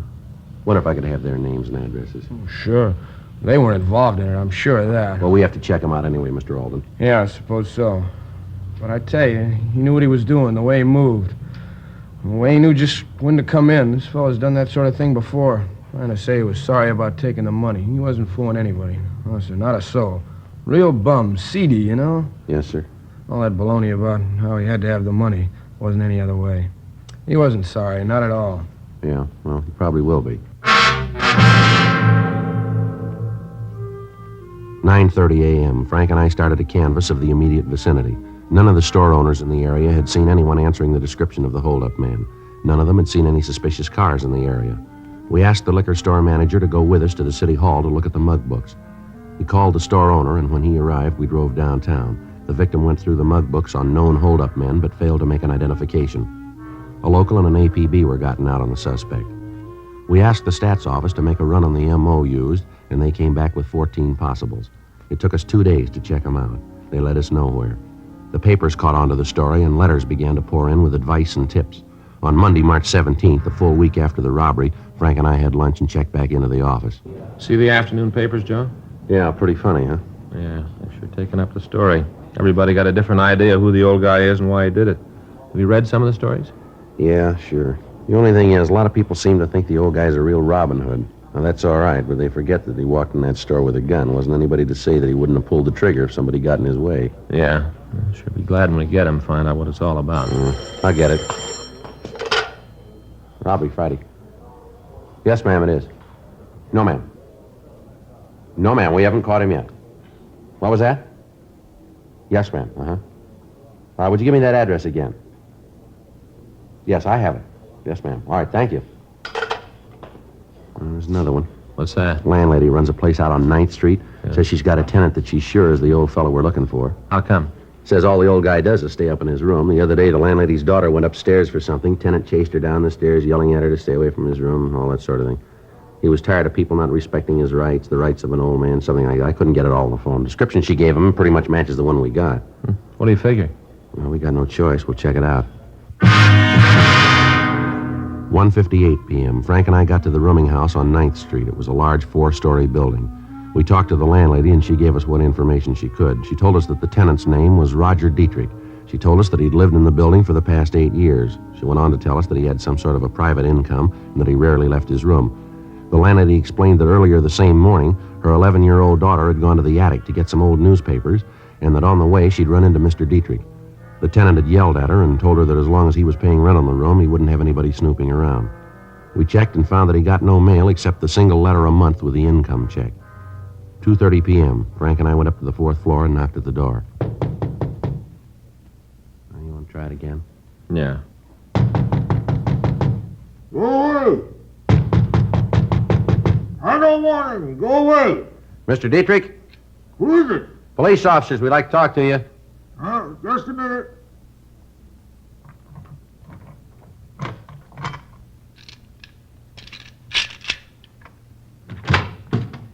Who'd you say you were? Police officers, we'd like to talk to you. Oh, what are your names? My name's Friday. This is my partner, Frank Smith. Uh-huh. I guess it's all right. Come in. Thanks, sir. Well, guess it's about that thing this morning, huh? Sir? Oh, you don't have to play cagey with me. I know that she called you, the old busybody. That brat kid of ours is just like her. He's always snooping. Well, there wasn't anything to it. The kid come up here and was snooping around trying to find out what I was doing. I'm not ready yet. Well, what do you mean, sir, not ready? No, the book's not finished yet. It will be in another year. And the whole world can see it. Maybe mend their ways. Give them something to hope to avoid what's coming. Well, sir, that's not why we're here. Don't lie to me. I know all about you. I know that you'd be around. You're trying to stop me. I knew it. I knew it all the time. You see that stack of magazines over there? Yeah? Every copy of Life magazine ever printed, right from the first. I keep track, you know. I use it for research. Well, I don't quite understand, Mr. Dietrich. That's from my book. Oh, yeah. Going to be in 5 volumes called The Evils of the Machine Age and Its Effect on Mankind. 5 volumes, yes, sir, 5 volumes. Got the first 4 finished. Working on the last one now. That's how I knew you were coming. I worked it out on the charts. Mm-hmm. Well, we'd like to talk to you about what you were doing a week ago, sir. Oh, you would? Oh, well. Well, yes, I figured on that. I knew that you'd be checking me. I knew it. I saw it in the chart. I'm getting close now. World's going to sit up and take notice. Sit right up. Yes, sir. Did you go out last Monday? Monday? Well, yes. I went out to get some supplies. I got them come right back. Would you tell us what time of day that was? Oh, night, yes. I always go out at night. Yes, sir. Where'd you get these, what are these, supplies? Well, that's a little place down the street. I always buy things there. Very nice, very nice. Yes, sir. And the man down there would be able to tell us if you were there, wouldn't he? Oh, sure, yes. Him and me had a talk about my book. Fellow's really interested. We talk all the time. I just finished volume 4, you know, about what's going to happen if the machine is allowed to continue. Oh, it's going to be terrible. I beg your pardon? The way the world's going. All these atom bombs. Now the hydrogen bomb. Gonna blow the world right away. Even if they stop that, things aren't going to be the same. They're all going to be different. All right. You just betcha. You know what kids are going to look like 1,000 years from now? Well, sir, I imagine pretty much the same way they do now, huh? Yes, sir, and that's just where you're wrong. See, I got a picture right here. That's volume 4. You know, finished volume 4. I'll get it. There you are. See? I do it up myself. Yeah. Well, what is it? Well, you see, that's the way we're all going to look. You see there? See? Yeah. That large hair, all brains, little bitty legs. That's from that we won't be doing any walking, you see, just riding all the time. One great big eye right in the middle of the head, and the right arm fit only for eating breakfast food that makes noises and turning on a television set, you see? Oh. It's clever. Yes, sir. That's what the chart says we're going to look like if we all eat atom bombs. Yes, sir. I wonder if you'd mind coming downtown with us. In an automobile? Yes, sir. Well, I'm afraid not. You see, I don't believe in them. They're not going to last, you see. Well, I'm sorry, Mr. Dietrich, but we have to ask you to go with us. Police business, huh? Yes, sir, that's right. Well, I don't like it, but I guess I got no choice. That right? Yes, sir, that's right. Well, all right. That way. Might as well ride an automobile. Won't be around long, you know. They'll just fade right out of existence. Is that right? Yeah. Tell you how it's going to happen in my book. Uh-huh. Volume 5. 3:01 p.m. We drove Roger Dietrich down to the city hall and checked him through R&I.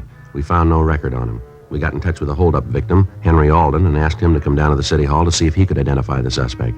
He got to the robbery squad room at 4:15 p.m. No, I'm sure of it. That's not the guy. Now, what's all this about, anyway? What are you officers trying to do? Well, it's all right, Mr. Dietrich. We're just conducting a routine investigation. It's all right now. Oh, it is, huh? Yes, sir. We can take you home now if you like.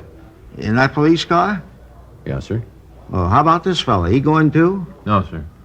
Oh, well, now, maybe I'll do just that. Would you mind dropping me off at Pershing Square? I'd like to listen to a speech.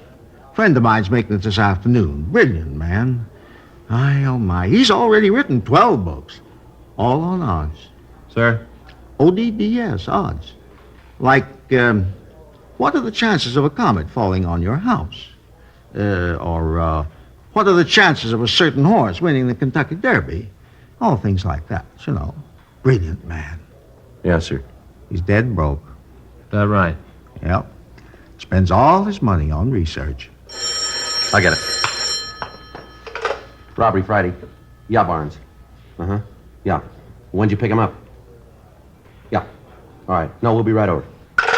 Anything? Yeah, Barnes over at the main jail says they got a drunk over there who's doing a lot of bragging. What about? Heisting the liquor store for $5,200. 4:30 p.m. We had Roger Dietrich taken to his home, and then Frank and I went over to the main jail. We talked to Officer Phil Barnes.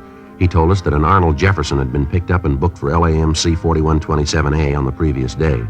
Barnes went on to say that this was Jefferson's 42nd arrest on drunk charges. We had the suspect brought to the interview room, and we talked to him. All right, Jefferson, now what's all this about you holding up a liquor store? What do you know about it?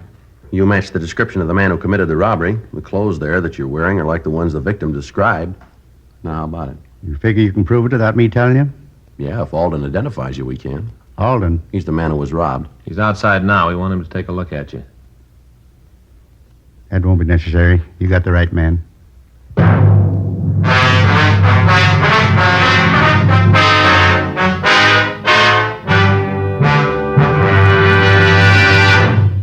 You are listening to Dragnet, the authentic story of your police force in action. Chesterfield is best for you. Listen to this report. It's a report never before made about a cigarette. Smoked day after day by a group of people smoking from 10 to 40 cigarettes a day for a full year. Here's Chesterfield's record. A medical specialist giving this group thorough examinations every 2 months for a full year reports no adverse effects to their nose, throat, and sinuses from smoking Chesterfields. Don't you want to try a cigarette with a record like that? You'll find Chesterfield's best for you. They're much milder, with an extraordinarily good taste. And for your pocketbook, Chesterfield is America's best cigarette buy. Chesterfield, years ahead of them all.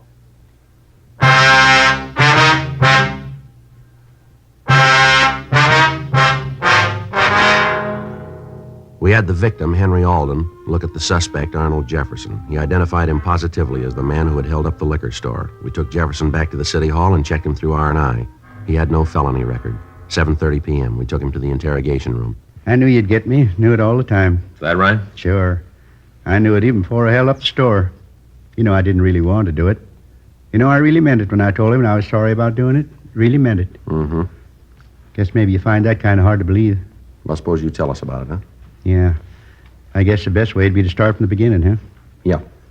First thing you should understand is I think basically that I'm an honest man. All my life I've never cheated anyone or taken anything that didn't belong to me. I've tried to live pretty much by the golden rule. Yes, sir. Sometimes, maybe, lots of times it'd be a little hard to do, but I did my best. Yes, sir. Go ahead. I was born in the Middle West. Tiny little town. You probably never heard of it. Isn't on most of the map. Went to school there through the 8th grade. Then I decided that I wanted to see the rest of the country. Worked my way through every one of the 48, every one of them. Uh-huh. Did a lot of things, met a lot of people. Is that right? Well, all that time, all my life, I never did anything real big. Nothing that I could ever tell anybody about and be proud. Nothing to tell people about. Yes, sir. I'm 72 years old now. That's a long time to live and never do anything big. Long time. Mm-hmm. Came downtown one day, sat in the plaza in the sun, met some real nice people. People like me, people without much reason. Got to coming down every day, sitting and talking, exchanging ideas. Found a lot of good friends. Most of them were alone. And I guess being alone made us members of the same club. Got to be sort of a lodge, 17 of us. Used to meet, talk about things, the way the world was going, how things look for the future, all things like that. Friends. Yes, sir. How'd you get along all this time? How'd you live? Oh, I get a little pension from the state, enough to get along on. I don't need much. Mm-hmm. Well, one day I got to thinking about how I didn't really have anything big to remember. That's when I decided. You mean on the robbery? Yep. Decided that if I could get my hands on a lot of money, a lot of it all at once, I could have something. Yeah? So I started to figure. First off, I had to figure what kind of a store to rob. Had to be one where I could get enough money. Thought about it quite a while. When I had that figured, I picked out the store. And then I, cased. Is that right? Yeah, that's right. Well, I cased the store. Figured how I'd do it. Then I figured that I'd have to have a gun. Yeah. Got one of those little plastic ones. Bought at the dime store, fixed it up with shoe black. Couldn't hurt anybody, just plastic. Looked real, but couldn't hurt anyone. Of course, the victim wouldn't know that, would he? Yeah, I thought considerable about that. Worried about it a lot. About how if there was any trouble, it'd make it hard with just a plastic gun. Oh, not that I wanted to hurt anybody. I didn't. But I got to thinking what would happen if somebody got scared and thought it was real. Could be trouble there. Mm-hmm. No, now, before I go any further, I want you to know that right at this point, I knew I was doing wrong. I knew it. Knew that I'd have to go to jail for what I did. Knew it, and it didn't matter. Had to be that way. Well, now, if you knew that, why'd you go ahead with the robbery? Well, wasn't any other way to get the money. At least none that I could think of. Believe me, I tried to think of one. All right, go ahead. And I held up the place, took the money, and then I made the man get in the closet. Did that so he wouldn't try to follow me. I was sorry about it. Tried to tell him, but I don't think he really believed it. Don't think he did.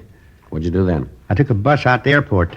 Thought about taking a cab, but then I figured that I'd want to save as much money as I could so as to have it later. Yeah. I inquired around out there at the airport and found a place where I could rent an airplane. I paid for it in advance so there wouldn't be any trouble. Hired it to go to San Francisco. Round trip, both ways. You hired an airplane? Yep. Big one. Carried 18 people. That's what I needed. Real comfortable seats, 2 motors. Had a girl painted on the front. From the war, I guess. All right, go ahead. Well, I took the bus back to town, and I started walking around the plaza. Rounded up all 17 of my friends, whole bunch of them. Talked to them all. Guys who had been nice to me, even if there wasn't anything I could do for them. Told them to meet me at 1st and Main, right by the fountain in front of the city hall that night. Told them that I was going to throw a party. A party they'd never forget. Well, we got together that night and took a cab out the airport. Well, matter of fact, we took 4 cabs. Had to show the drivers that I had the money for the tickets. Guess they thought we was going to try to get a free ride. But anyway, when I showed them the money, they drove us out. Give them a good tip. Nice fellas. Mm-hmm. Got on the airplane and flew up to San Francisco. Wonderful. Got into the city and then we started. Really had a time. Lasted 3 days. Wasn't anything we didn't see, nothing we didn't do. 3 days of it. Real living. Everything was on me, paid for it all. Went to the best places, ate the best food, drank the finest wines. Really lived. Where'd you stay when you were in San Francisco? Hotel down on Howard. Not the richest in town, but real nice. Clean rooms. All right, go ahead. Well, about the time that I thought we'd stayed long enough, we all got on the plane and come back. Got in Wednesday morning. Took cabs downtown, then we all went to breakfast. Had a real whopper. Kind of a farewell for the whole party. After I settled up with the waitress, I only had $1.75 left. Give it to her for a tip. Sure made her happy. I don't guess she makes much down there. Yeah. Well, did any of your friends know where you'd gotten the money for this party? No. You see, when I first got the idea, I told them that I had a real rich brother. Told him that he died and that I was his only relative, that all the money would get to me. I figured that I could sort of set things up by doing that. Seemed to work all right. None of them said anything. Uh-huh. You remember the man you chartered the airplane from? Oh, sure. Real nice fella. I got his card. I kept it, sort of a souvenir. I can give it to you if you want it. Yeah, we'll have to have it. You ever done any big time?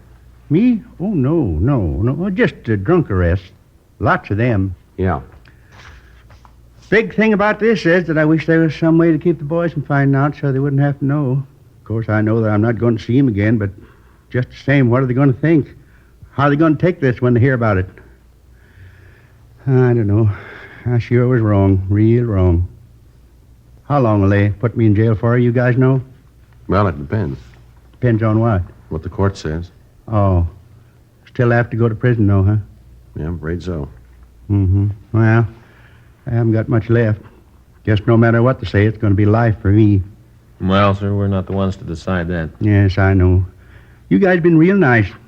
In a way, I'm glad it's over.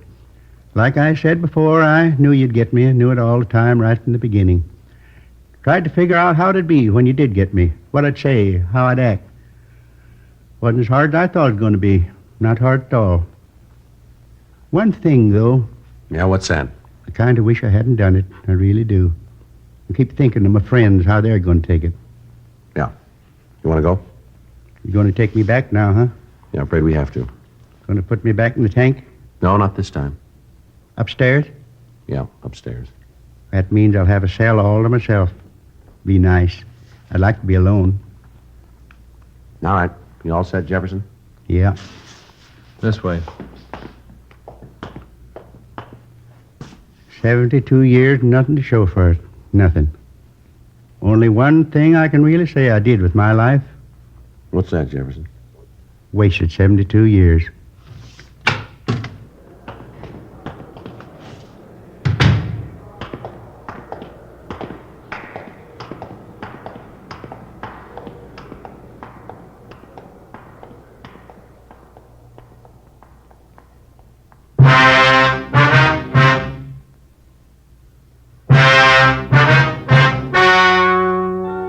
The story you have just heard was true.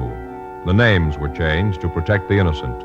On July 24th, trial was held in Department 89, Superior Court of the State of California, in and for the County of Los Angeles. In a moment, the results of that trial. Now, here is our star, Jack Webb. Thank you, George Fenneman. I hope you'll remember the facts George Fenneman reported to you earlier. Recent chemical analyses give an index of good quality for the country's 6 leading brands. The index of good quality table, a ratio of high sugar to low nicotine, showed Chesterfield quality highest, 15% higher than its nearest competitor, and Chesterfield quality 31% higher than the average of the 5 other leading brands. Now, I'd like you to try Chesterfields today. I know they're best for me, and I'm sure you'll find Chesterfields are best for you.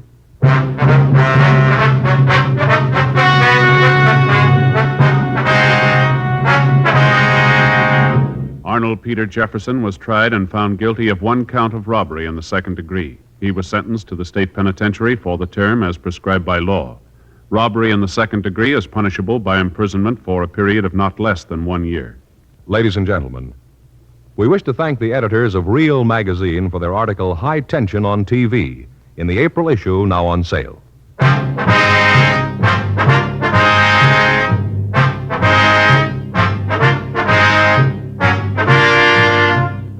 You have just heard Dragnet, a series of authentic cases from official files. Technical advice comes from the Office of Chief of Police W.H. Parker, Los Angeles Police Department. Technical advisors, Captain Jack Donahoe, Sergeant Marty Wynn, Sergeant Vance Brasher. Heard tonight were Ben Alexander, Vic Rodman, Ralph Moody. Script by John Robinson. Music by Walter Schumann. Hal Gibney speaking. For a million laughs, tune in Chesterfield's Martin and Lewis Show, Tuesday on this same NBC station. And sound off for Chesterfields. Either regular or king size, you'll find premium quality Chesterfields much milder. Chesterfield is best for you. Chesterfield has brought you Dragnet, transcribed from Los Angeles.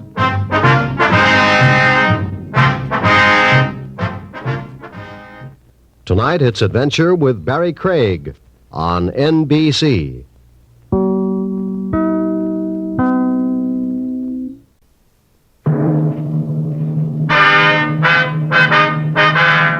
Sound off for Chesterfield. Chesterfield is best for you. First cigarette with premium quality in both regular and king size. Chesterfield brings you Dragnet.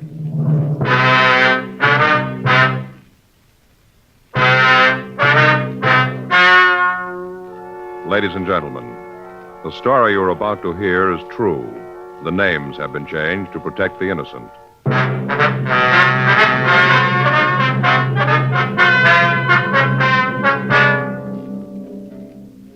You're a detective sergeant. You're assigned to robbery detail. Somewhere in your city, a man is endangering the lives of your fellow officers.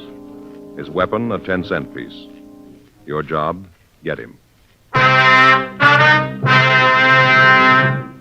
Years ahead of them all. Chesterfield is years ahead of them all. The quality contrast between Chesterfield and other leading brands is a revealing story. Recent chemical analyses give an index of good quality for the country's 6 leading cigarette brands. The index of good quality table, which is a ratio of high sugar to low nicotine, shows Chesterfield quality highest. Chesterfield quality highest. 15% higher than its nearest competitor. Chesterfield quality highest. 31% higher than the average of the 5 other leading brands. Yes, Chesterfield is first, with premium quality in both regular and king size. Don't you want to try a cigarette with a record like this? Chesterfield.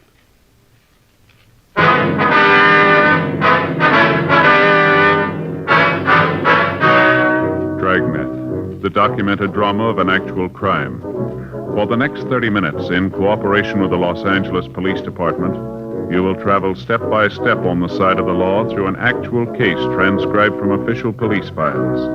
From beginning to end, from crime to punishment, Dragnet is the story of your police force in action.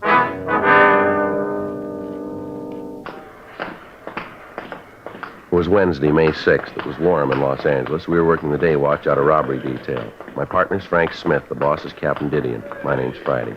We were on our way back from the drunk tank, and it was 8:34 a.m. when we got to the first floor, the interview room. Okay, you want to sit down, Harris? Yeah.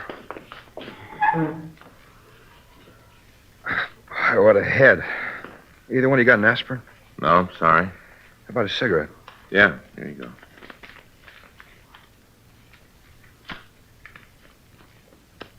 Here, I'll get that for you.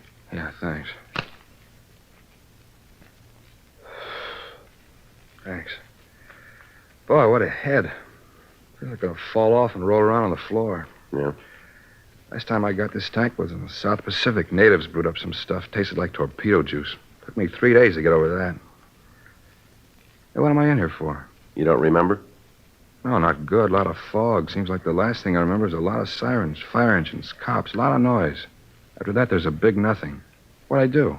Well, he called the police department, told them an officer had been shot trying to stop a holdup. Then he called the fire department, told them the Times building was on fire. You're kidding. No, he's not. Well, I really got it this time, haven't I?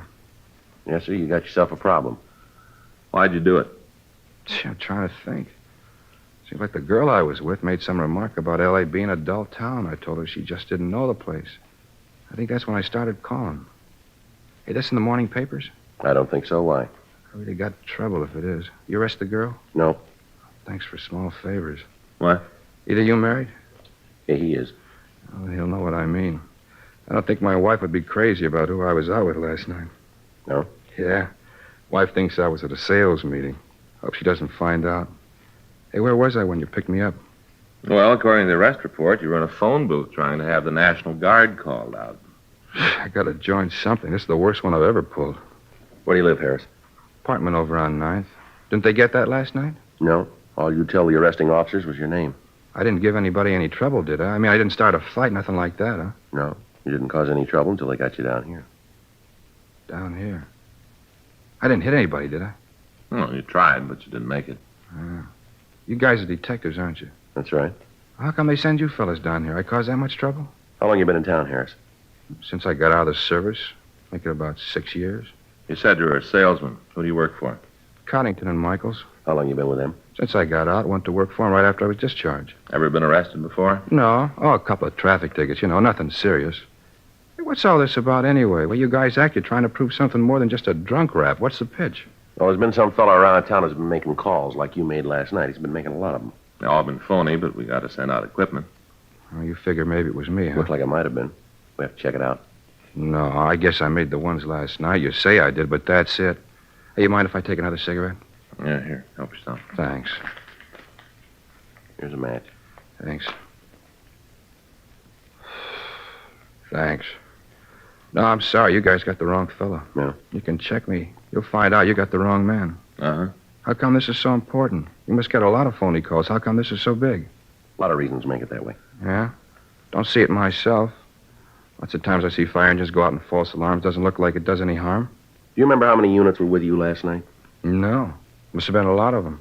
Well, 15 police cars answered the officer's need help call before they could get a code 4 out on it. There were 5 units of fire department equipment there. I suppose that equipment had been needed someplace else on a real call. Yeah, see what you mean. It's not just the equipment being out of service. Every time a unit rolls on a call, there's the chance that somebody's going to get hurt. That's what you built last night. Look, I said I was sorry. There's anything more I can tell you. Any chance of me getting an aspirin around here? There's a doctor here. All he had to do was ask for it. We'll check on our way out. All right, come on, Harris. You can go back now. Yeah. Now, just a minute. What's the name of the friend you were out with last night? You're gonna have to drag her into this? We got to check your story. I hate to have you do that. The story will stand. It isn't that. What is it, then? I told you I was married. Yeah. This gets in the papers. I'm gonna have a bigger headache. Is that right? Yeah, my wife won't understand about last night.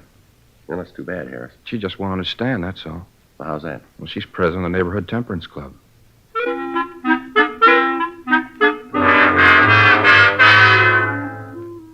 "9:30 a.m.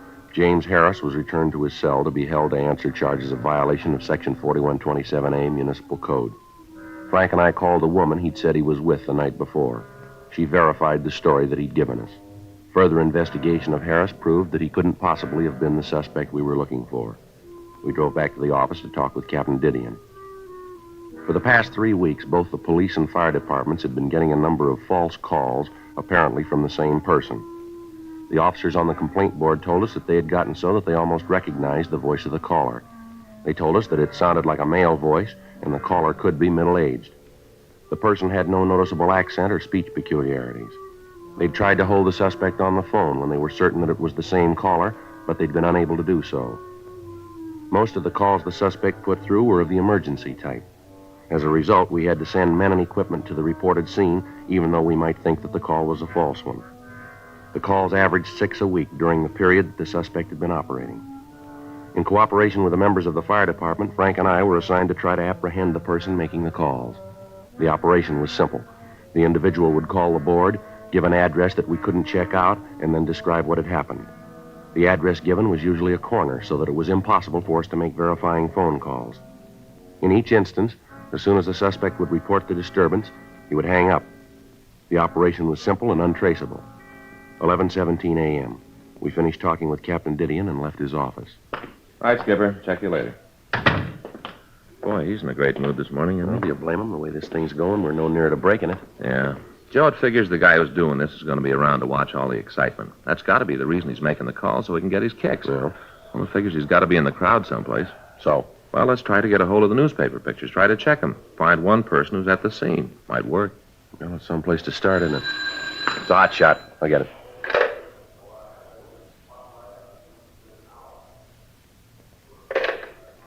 Gonna have to wait. Bank robbery in progress.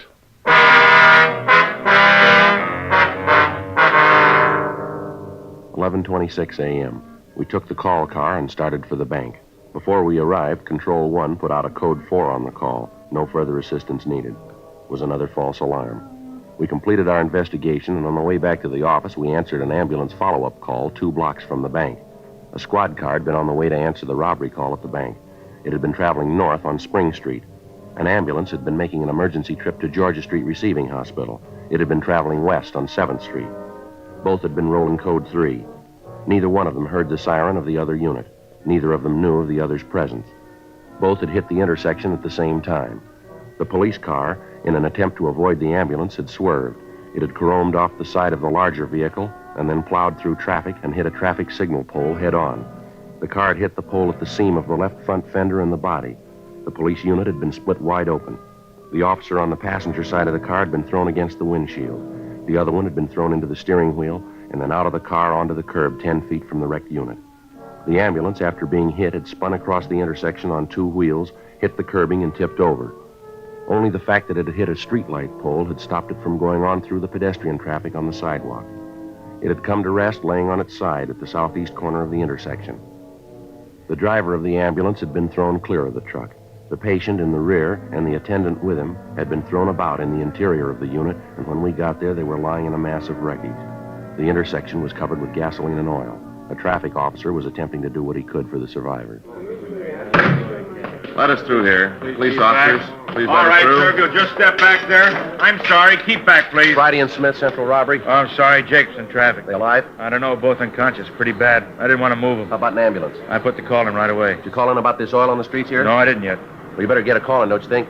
Have them warn all approaching units. Street's slippery. Have them approach with caution, huh? Right. Thank you. Sure is a mess, isn't it?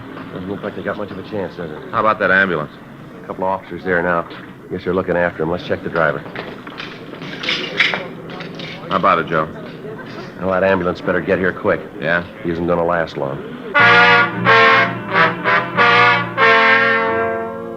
The ambulance arrived, and the injured men were removed to Georgia Street Receiving Hospital. The police garage sent out a wrecker, and the damaged vehicles were removed. The intersection was cleaned of the gasoline and oil, and inside of an hour and a half, the coroner was handling traffic as usual. The only indication of the wreck left on the scene was a broken hubcap lying in a puddle of dirty water in the gutter. 2 police officers had been seriously injured in the accident. Frank and I checked the immediate neighborhood for witnesses. We found a newspaper vendor who had a stand a block from the scene. He identified himself as George Kennedy. He told us what he knew of the wreck. I saw the whole thing. Yes, sir. If you tell us what you saw, please. Well, my stand is just up the street there. So you can see it on the corner. Uh-huh.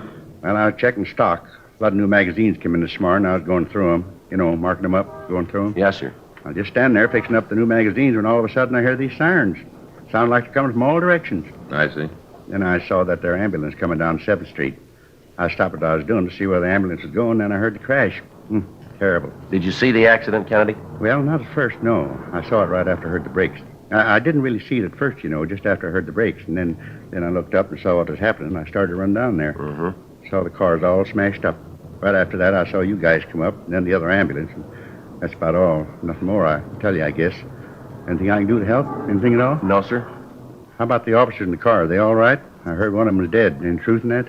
No, sir. Both of them are in pretty bad shape. Awful thing to happen. Biggest crash I ever saw. Just awful. Uh-huh. Well, thanks, Kennedy, for your help. Oh, it wasn't anything. Glad to do what I could. Anything else I can do, if you guys just let me know. All right, Kennedy. Thanks very much. Oh, not at all. Glad to do it. Sure, terrible thing. No need for it. Such a waste. Yes, sir. If they die, it'll almost seem like they was murdered, won't it? Yes, sir. From here, it looks that way.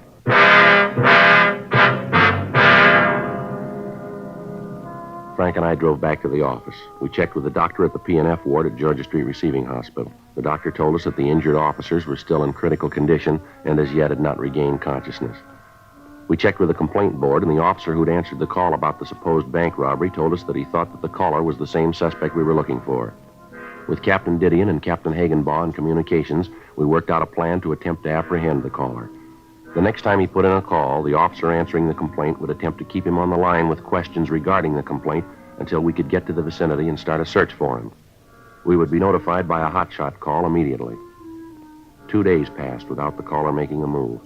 On Saturday, May 8th, we got a call from Georgia Street Receiving Hospital. Yeah, Doc. Uh-huh. Well, how about the families? They been told yet? Uh-huh. Well, I imagine they're pretty happy about it, huh? Yeah, well, thanks for letting us know. Right, Doc. Bye. Doc Hall? Yeah, both officers are going to be okay. They're doing what they can for him. Hot shot.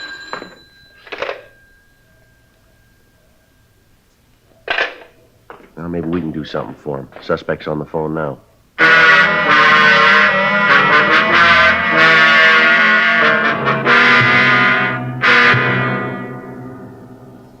The caller had told the officer on the complaint board that he wanted to report an attempted robbery at the corner of 6th and Spring Streets. He said there was a shooting as the operator of the store involved had tried to stop the holdup man. The man on the phone had requested police assistance and the dispatching of an ambulance to the scene. The officer, so far, had managed to keep the caller on the phone while he let us know of the call. Another officer had called the store and verified that there was no holdup as reported. Frank and I left the office and proceeded to the area code 2. We felt that if the suspect heard the siren of a unit, it might alarm him and we'd lose him. We arrived at the corner 4 minutes after we'd gotten the hot shot. Frank took one side of the street and I took the other. We worked our way down 6th Street, spotting all of the stores with public telephones. It took us a little over 3 minutes to cover the street for 1 block east. We met back at the corner and started down Spring Street. As time went on, our chances of the suspect staying on the phone dwindled. 12 minutes had passed since the suspect had placed the call. I was covering the east side of Spring Street, and I was almost to the corner of 7th when I walked into a store to check the phone booth just inside the door. The voice was familiar. It was George Kennedy, the proprietor of the corner newsstand. Sure, I can see you. No, my name don't matter. All that counts is you get an ambulance here right away. You don't, this poor man's going to bleed to death. Well, certainly, he's right here, right in the same room. All right, come on out of there. Hey, what's this all about? Come on out of that phone booth. What right you got to tell me what to do? No, don't hang up that phone, Kennedy. You got no business breaking into my phone call. All right, you come out of that booth, will you, right now? Now, stand right there. Hello. Yeah, no, this is Friday. Yeah, we got him. Uh-huh. Yeah, well, as soon as I pick up Smith, we'll be right in. Hold it up, Kennedy! Stop that man! Hey, stop him! Hey, mister, what's the car? You all right, mister? Yeah, did you see where that old man went? No. Sorry, mister. He ran in the crowd over there. I wasn't watching him. I thought sure you were going to get hit by that car. Hey, Joe, what are you doing out in the middle of the street? Well, I had him. It's George Kennedy, the guy with the newsstand. You mean the guy we talked to the other day? That's right. Well, at least we know who we're after. That's a help. Yeah, maybe. We got to get him fast now. Yeah? He knows we're after him. We went back to our unit and got out a broadcast on George Kennedy. After that, we checked the immediate neighborhood, but we were unable to find the suspect. We checked at his newsstand, but the people in the surrounding stores were unable to give us the exact address where he lived. We arranged for a stakeout on the newsstand, and then we went back to the city hall and called the city clerk. We asked him to check the records for the license issued to Kennedy. The clerk's office told us they would check their files immediately and call us back. We ran the name George Kennedy through R&I, but he had no previous criminal record. We checked with Captain Didion while we waited for the call back from the city clerk's office. I get it. Robbery Friday. Yeah? Who? Oh, wait a minute. Wait a minute. Hello. Well, that's all we need. What is it? That was Kennedy. Says he knows we want him, and he said we better forget all about it, that we'll never get him. Yeah? Says we might as well give up.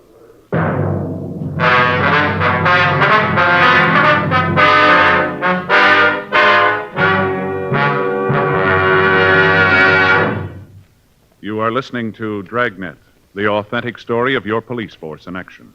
Don't you want to try a cigarette with a record like this? The first choice of young America, according to a recent survey made in 274 colleges. Chesterfield. The first cigarette with premium quality in both regular and king size. Chesterfield. The cigarette with highest quality, proven by chemical analyses to have higher quality than the 5 other leading brands. Chesterfield. And first, to give you this report. A doctor has been making thorough examinations of a group of Chesterfield smokers every 2 months for a full year. And he reports no adverse effects to the nose, throat, and sinuses from smoking Chesterfield. Try Chesterfield. Buy a carton. Much milder Chesterfield is America's best cigarette buy.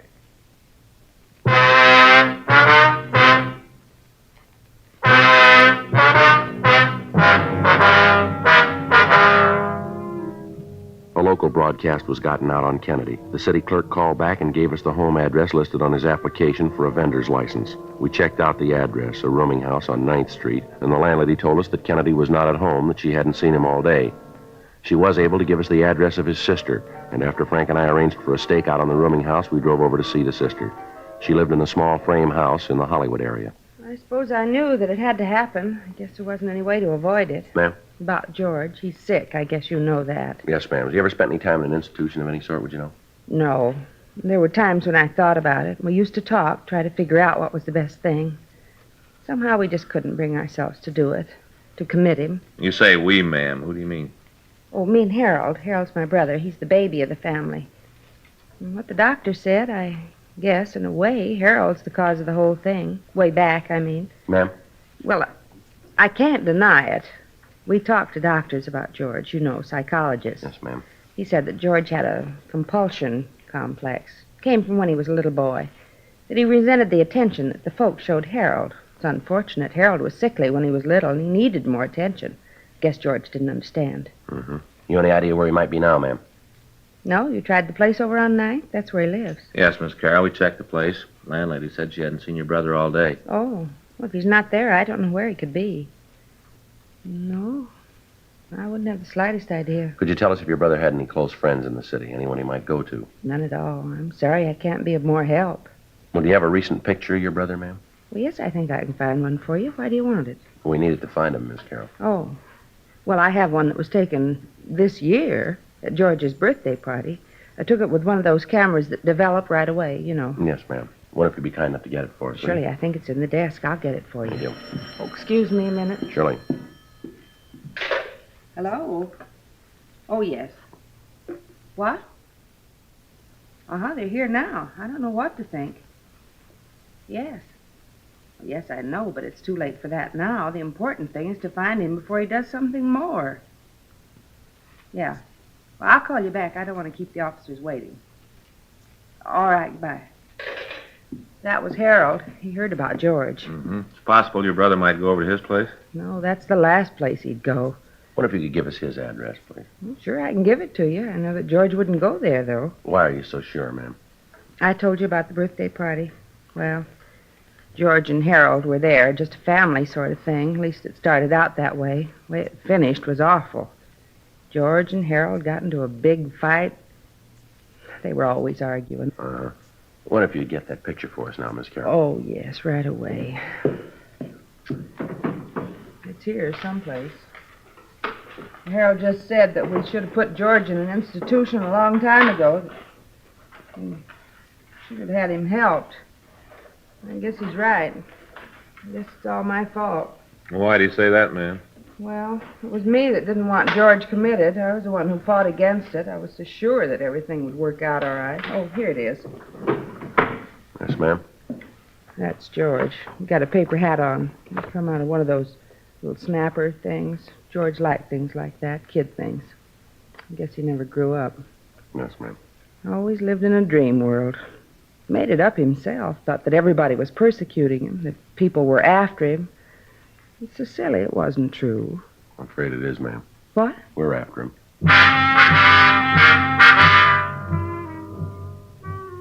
We got the address of George Kennedy's brother, and Frank and I drove over to talk to him. He told us that he didn't have the slightest idea where his brother might be. We called the office and arranged for a stakeout on homes of the sister and the brother in the event that Kennedy might try to contact them. 6:30 p.m., we met with Captain Didion and a psychiatrist from Georgia Street Receiving Hospital.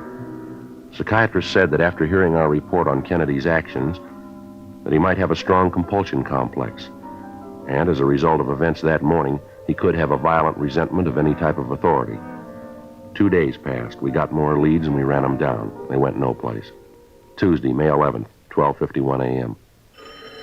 I get it. Robbery Friday. Yes, ma'am. Now, well, when was that? Yeah. All right, Miss Carroll, we'll take care of it. Yes, ma'am. Right away, thank you. Kennedy's sister says he just called her. Yeah? Said he was over by Westlake Park, that he was going to commit suicide.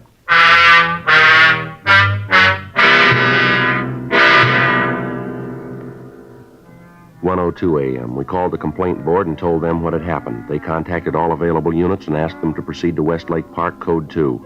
Frank and I drove to the area.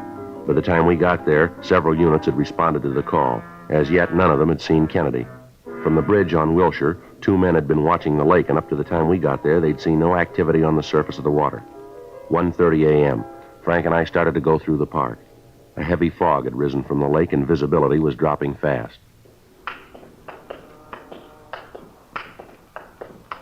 You see anything? No. Now, let's head down toward the lake, huh? Yeah. This way. Gee, it's getting cold. I should have worn a heavier coat. Hold it a minute. See him? Yeah. Just sitting there. Doesn't see us, though. All right. You take him from that side. I'll go this way. Watch it, huh? Right.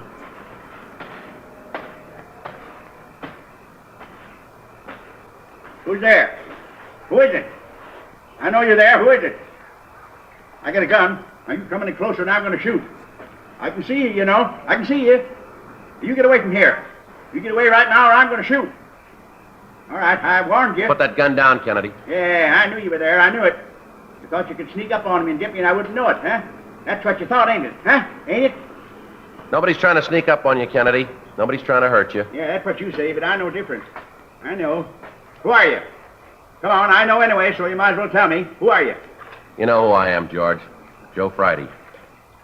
I'm your friend. Now, you know that, don't you? Ain't anybody that's my friend. Ain't anybody. Nobody I can trust. Why should I trust you? Come on, tell me, why should I trust you? You're a cop, ain't you? Ain't you? You know that, George. We met before. You know I'm your friend, too, don't you? No, you ain't. You ain't my friend. You want to take me away and lock me up. It's not true, George. I just want to talk to you. Just sit and talk, that's all. You stay away from me. I'm not going to tell you again. I don't want you near me. Now, take it easy, George. No, you ain't going to get me. I'm going to get away from you. Away from all of you. All right, wait a minute. Yeah. I know all about you. I know you ain't going to get me. Hey, I can't swim. Somebody help me. Help. All right, Kennedy, take it easy.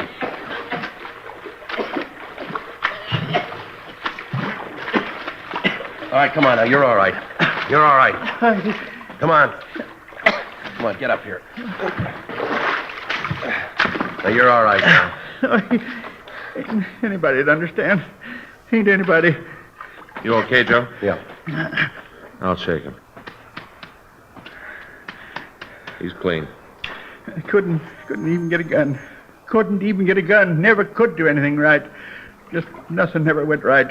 Wasn't anybody that understood. Nobody that knew what I wanted. Nobody cared about me. Nobody cared. You're wrong about that. Huh? We do.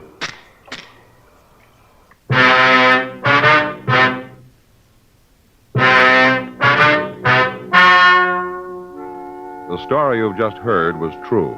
The names were changed to protect the innocent. On September 21st, trial was held in Department 97, Superior Court of the State of California, in and for the County of Los Angeles. In a moment, the results of that trial. Now, here is our star, Jack Webb. Thank you, George Fenneman. I sure hope you were listening real close to what George Fenneman had to say tonight, because it proves what I always tell you. You can't beat the premium quality you get in Chesterfield, regular or king size. I'd like you to try Chesterfields. They're much milder, and they have a wonderful taste.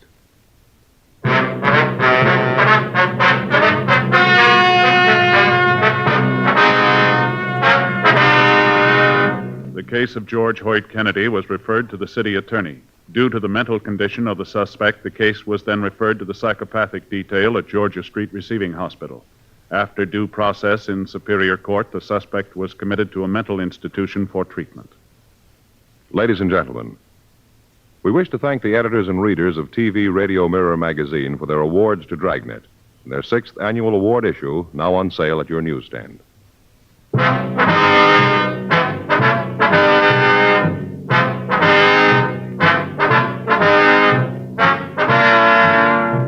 You have just heard Dragnet, a series of authentic cases from official files. Technical advice comes from the Office of Chief of Police W.H. Parker, Los Angeles Police Department. Technical advisors, Captain Jack Donahoe, Sergeant Marty Wynn, Sergeant Vance Brasher. Heard tonight were Ben Alexander, Herb Ellis, Ralph Moody. Script by John Robinson. Music by Walter Schumann. Hal Gibney speaking. For a million laughs, tune in Chesterfield's Martin and Lewis show Tuesday on this same NBC station. And sound off for Chesterfield's. Either regular or king size, you'll find premium quality Chesterfield much milder. Chesterfield is best for you. Chesterfield has brought you Dragnet, transcribed from Los Angeles. Now, new Fatima has the tip for your lips. Fatima tips of perfect cork. King size for natural filtering. Fatima quality for a much better flavor and aroma. So remember, new Fatima has the tip for your lips. Fatima. See how smooth they are. Remember, Fatima is made by the makers of Chesterfield, Liggett & Myers, one of tobacco's most respected names.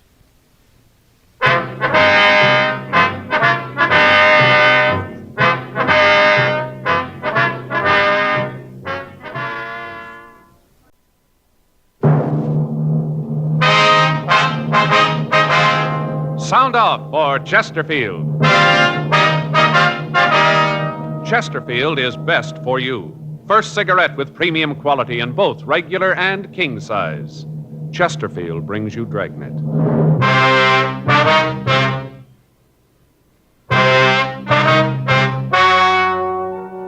Ladies and gentlemen, the story you're about to hear is true.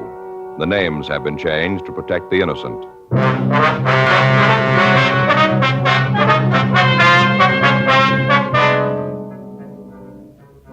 You're a detective sergeant. You're assigned a robbery detail. A suspect has been apprehended. You have a positive identification from the victim. Your job, investigate. Years ahead of them all. Chesterfield is years ahead of them all. The quality contrast between Chesterfield and other leading brands is a revealing story. Recent chemical analyses give an index of good quality for the country's 6 leading cigarette brands. The index of good quality table, which is a ratio of high sugar to low nicotine, shows Chesterfield quality highest. Chesterfield quality highest. 15% higher than its nearest competitor. Chesterfield quality highest. 31% higher than the average of the 5 other leading brands. Yes, Chesterfield is first with premium quality in both regular and king size. Don't you want to try a cigarette with a record like this? Chesterfield.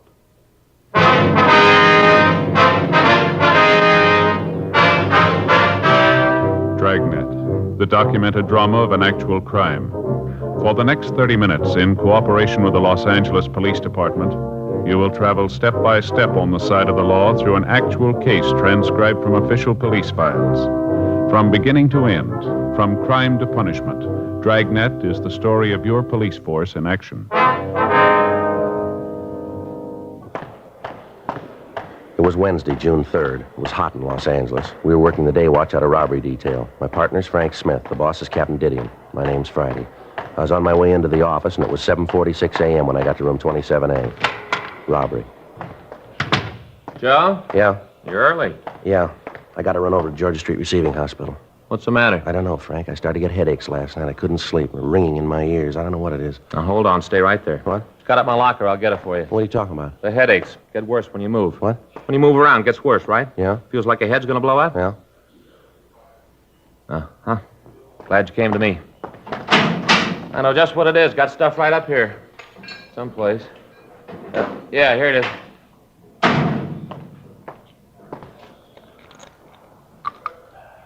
There you are, Joe. Take 2. Fix you right up. What is it? Salt. Salt? Salt. That's your trouble. You don't get enough salt. Same thing happened to me last summer. Ever since then, I always keep a bottle of salt tablets right in my locker. Always ready. Take 2. Fix you right up. Well, I don't know. You got a penny? What for, a cup? Now, wait a minute, Joe. We're not going to drink that water anymore. No? Just a minute.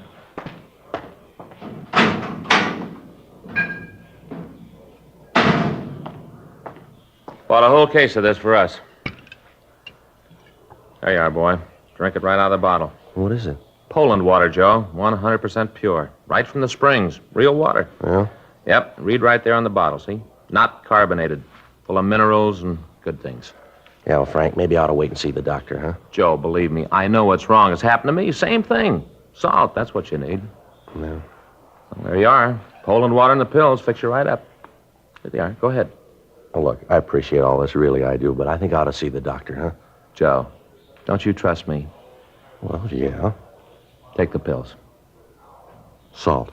Salt, take them. All right. There now, that wasn't bad, was it? If the headaches don't go away, we can drop by Georgia Street and see the doc. Oh, you want to give me the bottle? I'll put the cap back on. Keep it fresh for all us. right. Anything in the box? Yeah, an arrest report. We're supposed to check the guy out. Anything on it? Held up a grocery store at the corner of 7th and Francis a week ago yesterday. When'd they pick him up? Last night. Victim saw him on the street and called a radio car, took him into custody, and then booked him. Well, let's go talk to him. I'll see what he's got to say. After we get through, we can drop by the hospital if he's still got the headaches. This shouldn't take too long. Well? Sure, guy's already confessed. We ran the name of the suspect, Thomas Stanford, through R&I, but we found no previous criminal record for anyone of his description. 8:10 a.m. We drove over to the main jail. We went up to the second floor and signed in. Stanford was brought from his cell, and Frank and I took him to one of the interview rooms. We gave him a cigarette, and he started to talk. He was quiet and cooperative. Yeah, I did the robbery a week ago yesterday. I'd like to check some things out here on the arrest report. Sure, I want to get this over with. I did it like I told you. Nothing special. Just held up the store. Mm-hmm. Your full name is Thomas Arthur Stanford, is that right? Yeah, Thomas Arthur. My friends call me Tom. Uh-huh. Your home address is 1824 South Mariposa Avenue?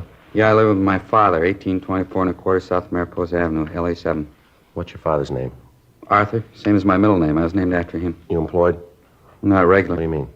Well, I don't have a regular job like in a factory or a store. I'm a gardener. I work for different people. You give us a list of the people you work for? Well, sure, if you got to have them. It's just routine. Oh, yeah, I'll give them to you. You want to tell us how you committed the robbery? Yeah, I'll tell you. Isn't much to tell, though. It's pretty simple. I went in and held the place up, took the money. That's about all there is to it. Were you armed when you went into that grocery store? Yeah. Yeah, I had a gun. What kind of a gun? .32 automatic. Had 8 bullets in it. Where's the gun now? Threw it away. Where? In one of the ponds up in Ferndale. You mean up in Griffith Park? Yeah, just a little up the canyon there. You want to show us where it is? Sure. All right. If you start right at the beginning, tell us all about the robbery, what you did. Well, why do you have to know all that? I told you I did it. There's nothing more you have to know. We got to have it for the record. It's just routine, like I told you. You guys do a lot of things. It's routine, don't you? Yeah, we do, quite a bit. Was there anybody in the store when you went in? Just the woman that owned the place. I guess she owned it. The way she carried on, you'd have thought it was her own money I was taking. Well, I took out the gun, and I told her it was a stick-up. I said for her not to cause any trouble. What'd she say to that? Well, that's when she got hacked at me, started to yell. What'd you do? I guess she figured I meant what I said when I told her to shut up. Anyway, she quieted down, then I told her to get into the back room. They got this little room where they keep the empty Coke and the beer bottles. I told her to get in there. Did she?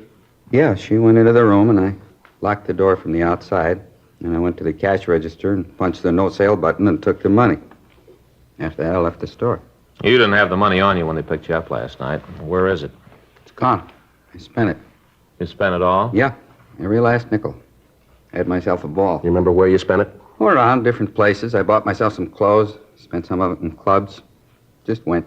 None of it left. You drive a car, Stanford? Yeah. Isn't mine, though. It belongs to my father. It's a big Chrysler sedan. Did you drive that when you held up the grocery store? Yeah, I had it parked down the street on 7th. Mm-hmm. Remember the time when you went into the store? Yeah. It was just after 12. 12 noon. What were you doing in the neighborhood last night? You mean when they picked me up? That's right. Just looking around. You ever been arrested before? No. Never been mixed up with the cops. You ever been to the hospital, mental institution?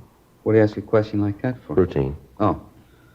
Well, when I was a kid, I had my tonsils out. I was in a hospital then. A couple of days. I don't remember it too well. It was a long time ago. Mm-hmm. How old are you, Stanford? 28. All these questions you're asking me. I told the 2 cops that picked me up the same things. Why you got to ask them again? Can't you just send me to the penitentiary and get it over with? Got to double-check the story, Stanford. I suppose so. Just seems that you're going to a lot of trouble you don't have to. I told you I did it. I'm not giving you any trouble. I confess. No. My father know about this yet? Yeah, he was called. He's going to be pretty sore about it. All right. Sure he doesn't know I used his car.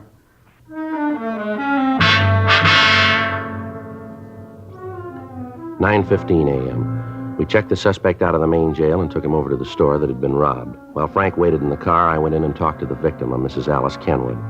I told her that we'd bring the suspect into the store and ask him several questions about the robbery. During that time, I told her that we wanted her to observe the suspect so that she could give us a positive identification. I told her that it would be better if she didn't talk to him, and that if she had any questions, she could ask them through us. She agreed and said that she would do anything she could to help us in the investigation. I went out to the car, and Frank and I brought the suspect into the store. Come on back here, Stanford.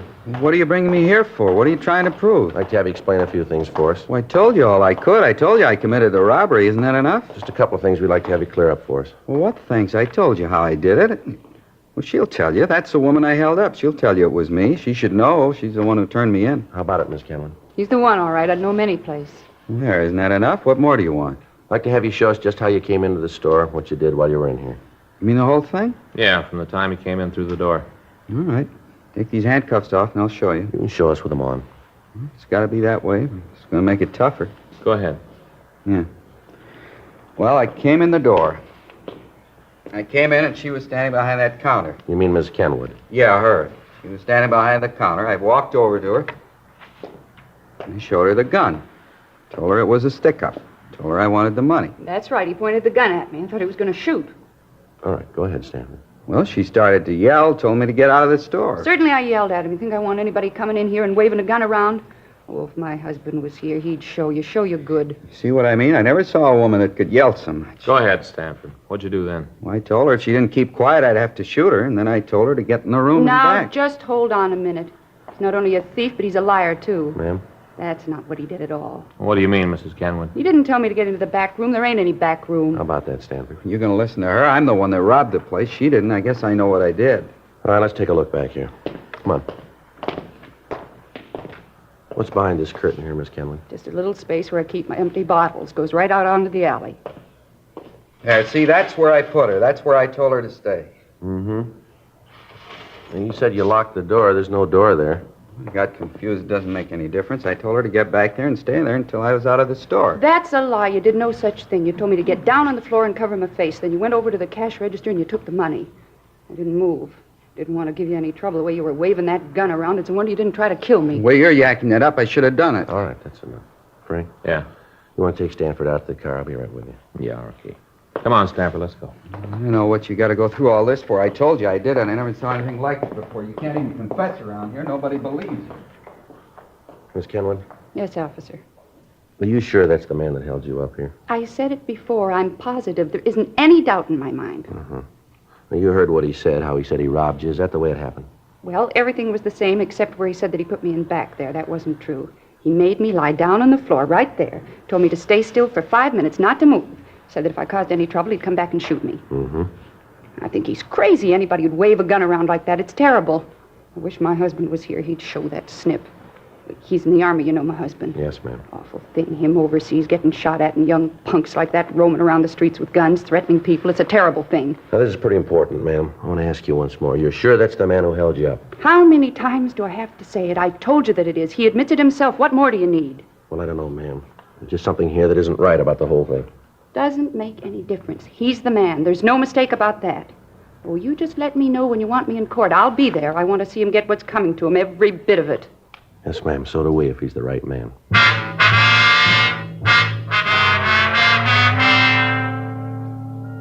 12:22 p.m. We drove the suspect back to the city hall for further questioning.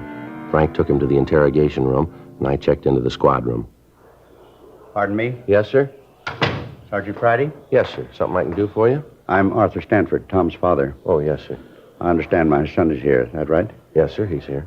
Wonder if I could see him, talk to him. Yes, sir. I think that can be arranged. Has he told you why he did it? Has he? Well, he's given us some reasons, sir. None of them are very good. I can't understand it. Just isn't any reason for him to do a thing like this. No reason at all that I can see. Mm-hmm. I don't know what to do, Mr. Friday. I left the house this morning, and all the people in the neighborhood knew about it. They all knew. I walked down the street, and they turned away from me.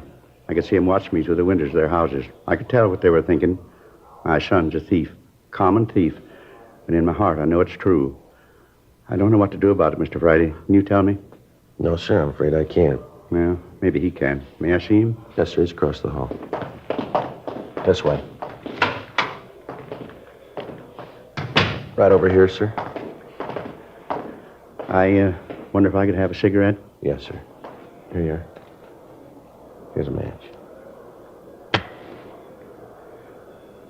Thank you. I'm not sure what I'm going to say to him when I see him. Wish I had some time to think. Well, you don't have to go in now if you don't want to, sir. Oh, it wouldn't help any to put it off. Won't get any easier with time. I might as well get it over with. All right, sir.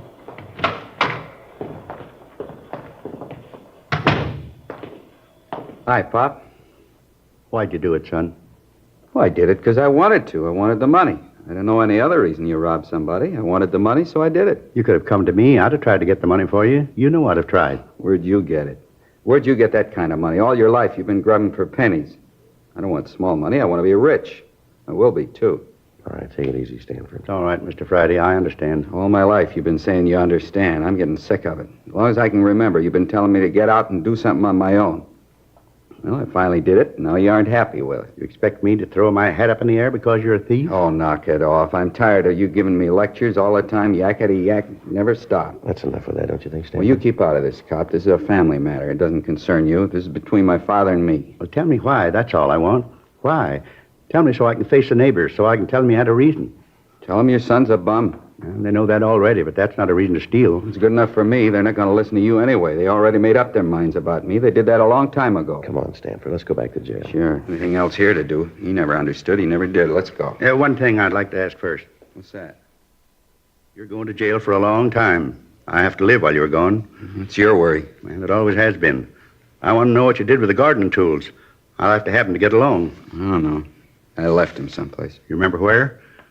Think. I need those tools. I'm not sure. Maybe at Mrs. Howard's. Maybe that's where I left. Over on 12th? Yeah, I did her place last Wednesday. I guess I forgot to pick the stuff up when I left. It must still be there. And I'll go over and get them. Wait a minute. What do you want? You said you did some gardening for this Mrs. Howard last Wednesday. That'd be a week ago yesterday, is that right? That's what I said. You remember what time you were there?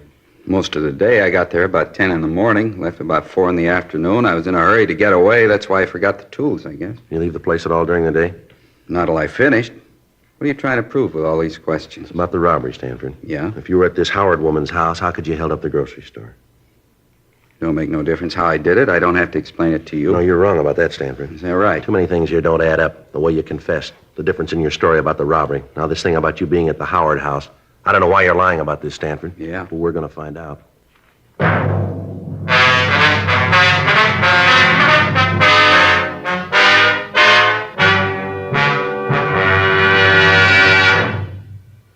You are listening to Dragnet, the authentic story of your police force in action.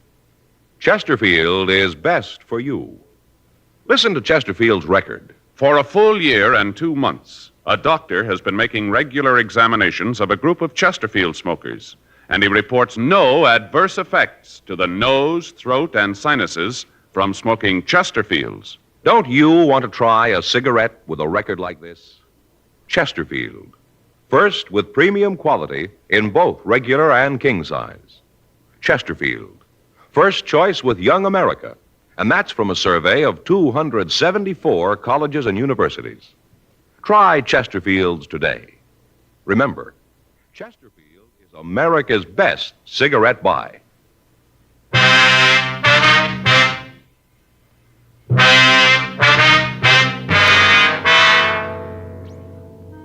We continued to talk to the suspect, Thomas Stanford, for another hour. He refused to say anything about the conflicting aspects of his story. His father pleaded with him to tell us the truth, but other than admitting he was responsible for the grocery store robbery, he'd say nothing. We got the address of the house where Stanford had said he'd left the gardening tools. 3:15 p.m. After taking the suspect back to the main jail, Frank and I drove out to talk to the Howard woman. Place sure looks nice. Well kept. Yeah. Look at those carnations, Joe. Ever seen anything so pretty? Yeah, they're very nice. You know, Faye tries them all the time. Never seems to have any luck with them, though. Plants come up all right, but the flowers just don't seem to get very big. Mm-hmm. About size of $50. Little bitty things. Yeah. Sure smell good, though. I get the bill.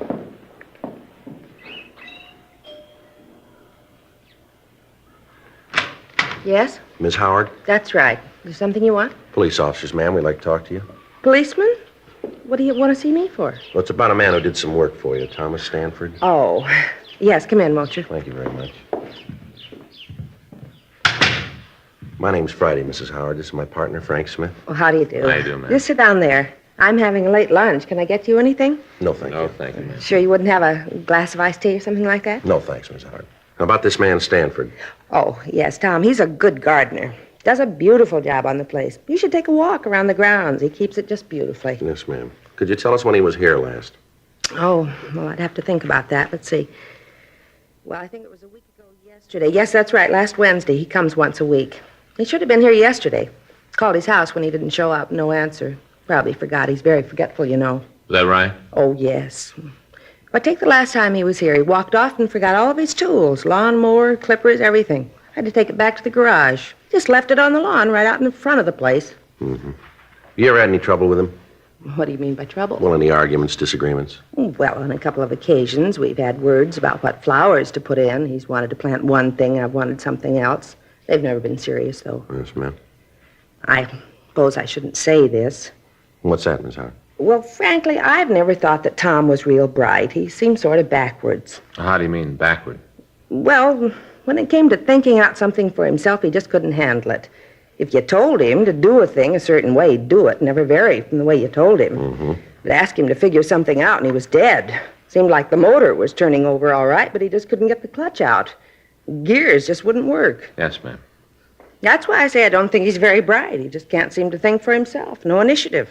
Do you remember what time he was here on Wednesday? Well, now, let's see. He got here about 10 in the morning. It was right after that radio show about the Friends. I'd just finished listening to that when he got here. That goes off the air at 10. Have you ever heard it? No, ma'am. Oh, you should listen sometime. These people tell why they need a friend to help them out of trouble. Well, I listen to it every morning. Makes me feel pretty lucky, those poor people. I sure appreciate what I've got when I hear what they have to say. Uh-huh. Was Stanford here all day, ma'am? Yes, all day. He didn't leave until, let's see. Well, I guess it was about 5, someplace around in there. It seems to me it was just before the 5 o'clock news, just before that when he left. You say he got here at 10, and then he left just before 5 o'clock, is that right? That's right. Any chance that he might have been away without you knowing it? No, I'd have known it if he had. He was out in the backyard most of the morning, and then he took care of the front later in the day. And what's he do about lunch, Miss Howard? What do you mean? Well, does he bring his lunch with him? Once in a while he does, yes. Well, he didn't on Wednesday, though. I'm sure about that. How do you mean, Mrs. Howard? Well, along about lunchtime. It was right after the noon news. I made up a little plate for him. A couple of sandwiches, potato chips, and some pickles. Little tiny sweet gherkins. I made it up and I took it out to him. Yes, ma'am. I took this nice plate out to him, and where do you suppose I found him? Where? Out behind the garage, sitting next to the compost box. What do you suppose he was doing? What, ma'am? Reading a comic book. All about cops and robbers. One of those with a picture on the cover of the crooks trying to shoot their way out of the bank. Mm-hmm. I told him that he'd better get on the ball, let the clutch out, and get to work. I told him that I wanted the yard finished up by 5, and that I didn't want any funny business about it. What'd he say to that? Well, he just looked at me for a long time, and then he said, "Okay, Warden." Just like that. "Okay, Warden." But he got to work right away, and he finished up on time. You see, my son and daughter-in-law were coming over. It was his birthday, and we'd planned a little party. I wanted the place to be nice for them. Yes, ma'am, we understand. Is it possible that Stanford could have gotten away from the yard at all between 10 and 5? No, I'm sure of that. He was here all the time. All right, ma'am. Thank you very much. What's this all about? Is Tom in some sort of trouble? No, it's just a routine investigation, Miss Howard. I'm going to give you our card in case you think of anything else. Here you are.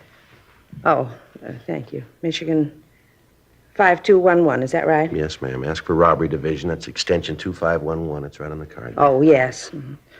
Poor Tom, all this trouble. It's too bad. Yes, ma'am. I just wish this was New York.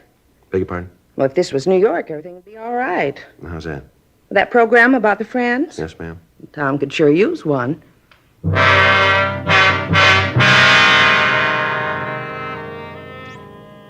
We left Mrs. Howard's home and talked to some of the people in the neighborhood. They told us that the Howards were respected people in the community, and some of them verified the fact that Stanford had worked for almost 2 years.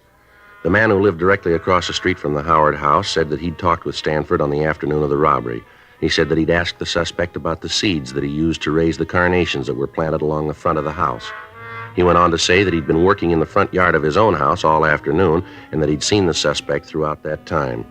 We drove back to the grocery store and talked with the victim, Mrs. Kenwood. Under questioning, she admitted that she could have made a mistake about the identification, but she said that if she was wrong, the thief could act as a double for Tom Stanford.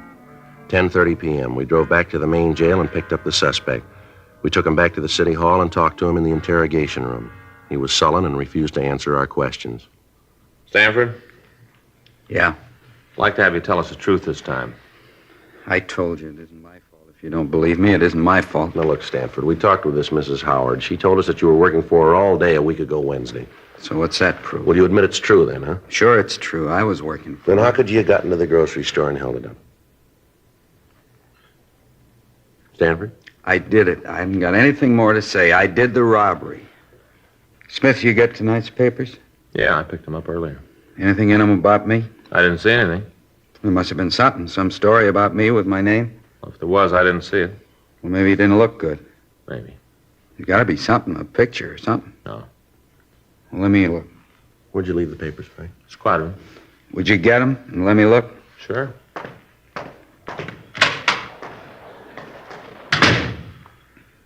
Pretty important to you that you're in the papers, isn't it? I just want to see him, that's all. Well, he'll bring them back. You must have made a mistake. There's something about me. There's got to be. It isn't every day there's a robbery like this. The papers would write it up big, wouldn't they? I don't know. Well, sure they would. There was a story when the place was robbed, told all about how it was done. It was just a little story, but now they've got me. It seems you should have a picture. Here it is. Let me see. Nothing on the first page.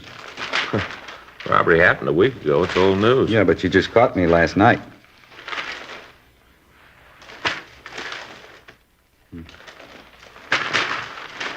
Nothing.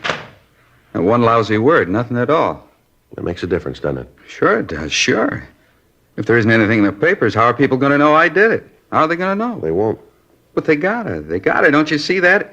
If they don't know that I did the robbery, there ain't no reason for it. No reason at all. What do you mean, Stanford? Well, there won't be no pictures, no nothing. People still think I'm nobody.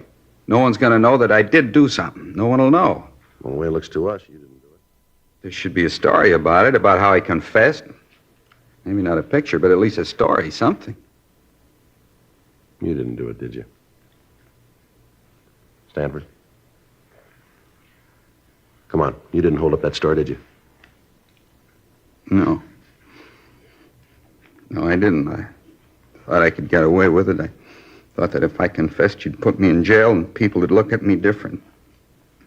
And they wouldn't laugh at me anymore because I'd done something. Mm-hmm. Poor dumb Tom. That's what they say, poor dumb Tom.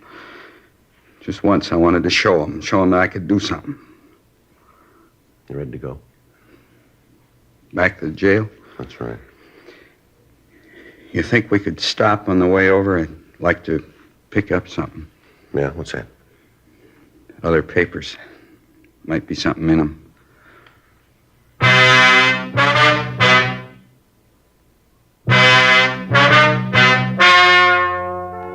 The story you have just heard is true. The names were changed to protect the innocent. On June 4th, a meeting was held in the District Attorney's Office, City and County of Los Angeles, State of California. In a moment, the results of that meeting. Now, here is our star, Jack Webb. Thank you, George Fenneman. I'd like to talk to you people who don't smoke Chesterfields. I'm convinced that if you try just one carton, you'll find they're best for you. They're milder, they have a wonderful taste, and most important, they have premium quality in both sizes, regular or king size. So pick up that carton, will you? Chesterfields. Try 'em.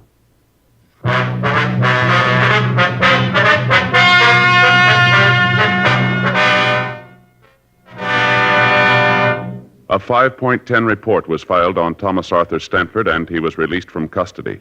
10 months later, on May 22nd, James R. Rogers was apprehended while attempting to hold up a liquor store at the corner of 3rd and Temple Streets. While being interrogated, he confessed to committing the robbery that Stanford had been accused of. The physical appearance of the two men was almost identical. Rogers was tried and convicted of robbery in the first degree and received sentence as prescribed by law.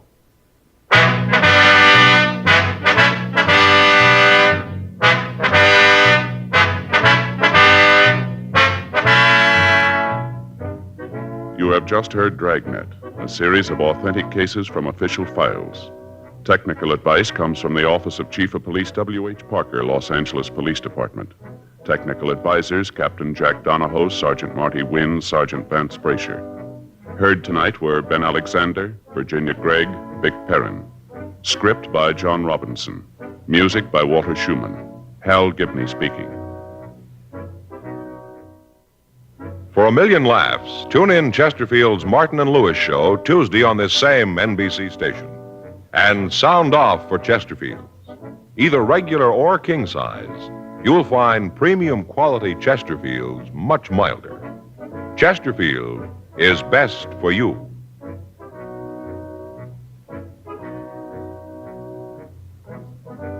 Chesterfield has brought you Dragnet, transcribed from Los Angeles.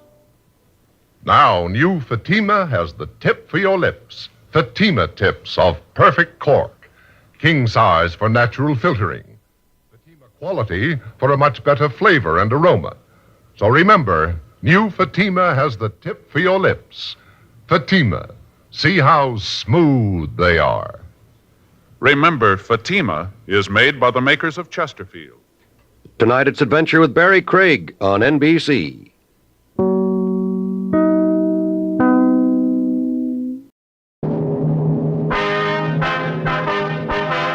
Sound off for Chesterfield. Chesterfield, low in nicotine, highest in quality, best for you. Chesterfield brings you Dragnet.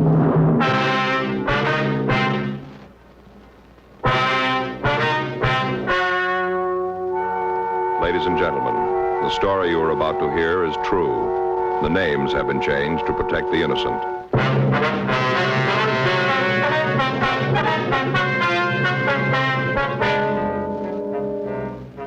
You're a detective sergeant. You're assigned to homicide detail. You get a call that a man has barricaded himself in his apartment. The report says he's going to kill himself. Your job, stop him. Smokers by the thousands are now changing to Chesterfield, the only cigarette ever to give you 1, proof of low nicotine, highest quality. 2, this proven record with smokers. No adverse effects to the nose, throat, and sinuses from smoking Chesterfield. Chesterfield, regular or king size, low in nicotine, highest in quality, best for you.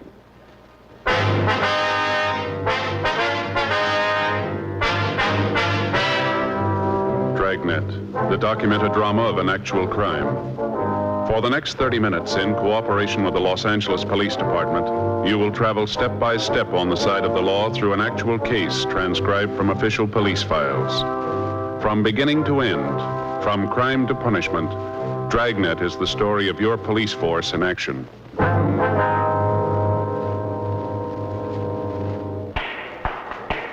It was Wednesday, November 18th. It was cold in Los Angeles. We were working the day watch out of homicide detail. My partner's Frank Smith. The boss is Captain Warman. My name's Friday. I was on my way back to the office, and it was 10:32 a.m. when I got to room 42. Homicide. Joe? Yeah? That didn't take too long. No, Saul just got the coffee made. Here you are.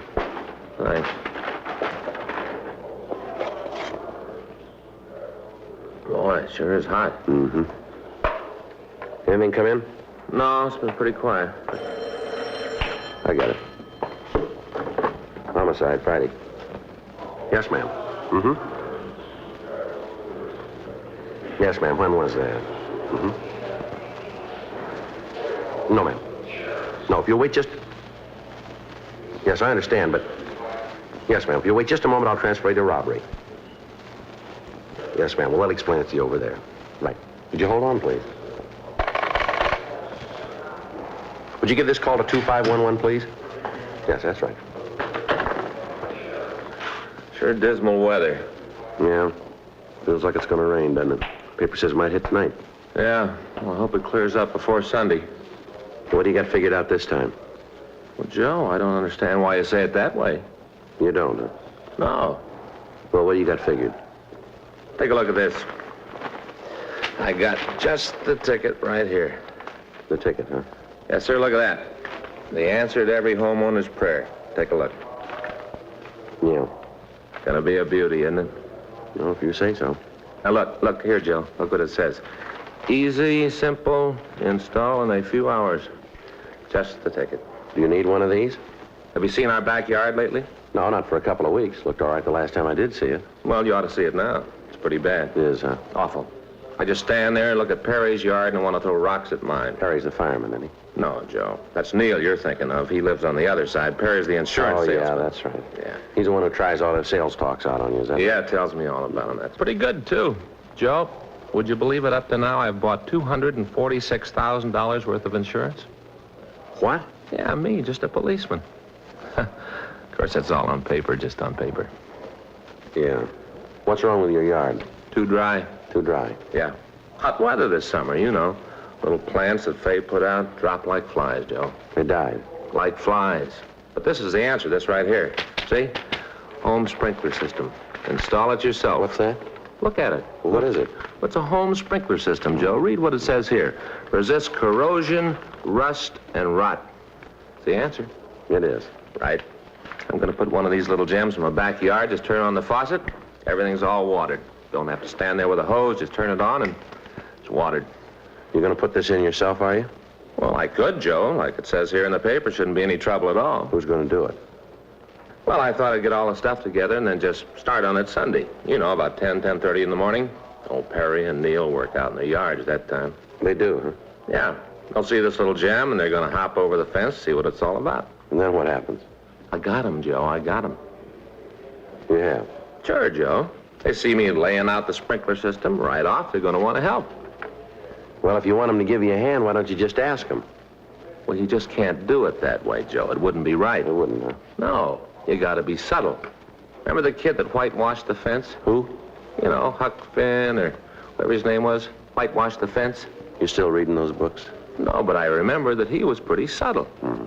I got it figured out. They'll come over and, you know, look around, start asking questions, and next thing they'll be working. After we get the system in, I'll throw a little barbecue and just sit around, turn on the new sprinkler, and it'll be cool. Yeah. Sure hope it clears up before Sunday. Well, it doesn't matter, does it? Well, sure, Joe. If it rains Sunday, old Perry and Neil won't be out in their yards. They won't be able to see me with the hoses and the sprinkler heads. Yeah, but if it rains, there won't be any need to put in the sprinkler system right away, will there? I got it. Homicide, Friday. Yeah, Sid. Uh-huh. Did you talk to him? What'd he say? Right. All right, we'll be right over. Want to get your coat? What is it? Sid Hughes over at the Mirror. Yeah. Just got a call from a guy who's going to kill himself.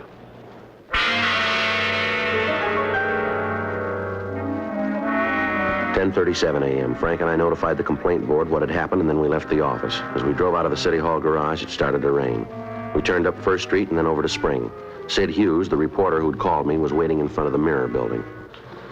Sid, over here. Oh. You got the address, Sid? Yeah, here. 2682 North Ardmore, out by the Ambassador. Hi, Smith. Hi, Sid. All right, let's go. What do you got on it, Sid? Well, a couple of minutes ago, the guy called. I answered the phone. Told me his name was Jan Padacek. Said he was going to kill himself. Yeah?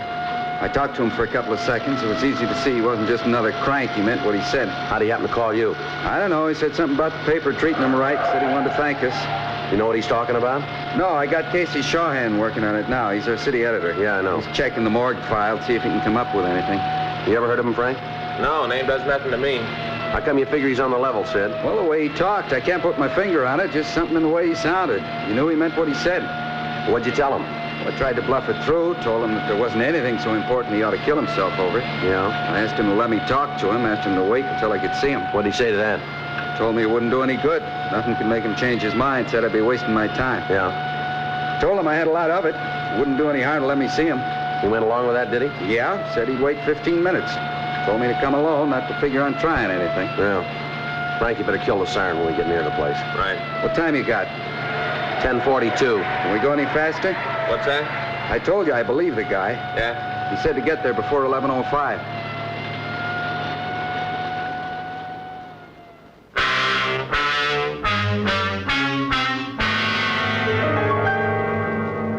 .2682 Ardmore was a two-story Spanish-type apartment house. There was a large courtyard in the center of the U-shaped building. Apartment number 8 was at the rear of the yard. When we got there were several other people standing by the entrance. 2 police units had arrived, and the officers were trying to keep the crowd away from the door to the apartment. 11:03 a.m. As we walked back toward Patachek's apartment, Sid Hughes and I tried to figure some way to talk the man out of carrying out his threat to take his own life. I'm not sure how to handle this thing, Joe. I'd feel pretty bad if I went in and botched it up. Wish you could do it. Well, has Patachek ever seen you before? I don't think so. Why? Well, we can try a switch if you want to. Tell him I'm Sid Hughes. Well, that'd be better, Joe. You got some idea what to do in there. I'm not sure I could swing it. All right. I told him I'd shove one of my cards from the newspaper under the door. That way he'd know it was me. All right. Now, after you're inside, I'll try and get in touch with Casey and see what he's been able to come up with on Patachek. Good. Oh, better leave your gun here. Told him I'd come unarmed. All right. You think it's a good idea to go in there without a gun, Joe? Well, we haven't got much to say about it. The big thing right now is to try to get him out alive. Yeah, I guess you're right. Okay, you want to hang on to this for me? Right. All right, let's give it a try.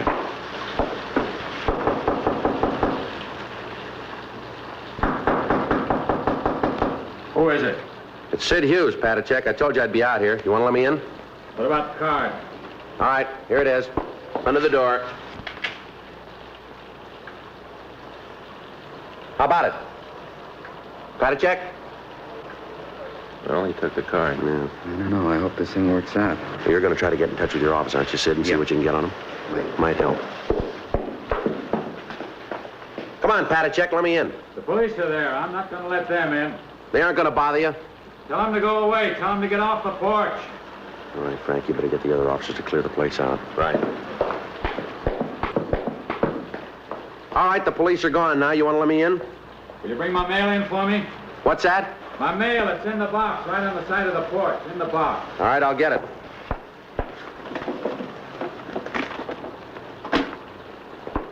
All right, now let me in, huh? Come on. Now stand right there. You don't need that gun. I'm not going to cause you any trouble. Turn around. I told you I was coming unarmed. Turn around. We'll see. All right, let's go upstairs. All right. Just a minute.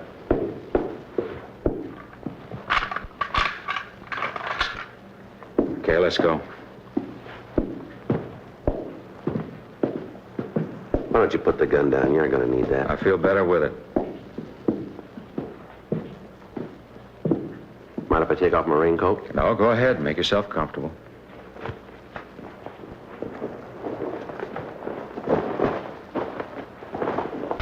Here's your mail. Thanks. Aren't you going to open it up? No reason to. There's nothing important. You can't tell. There might be. There isn't. I know that. You want a cigarette? No, but you go ahead. Here, have one of these. I want to be able to see your hands. All right.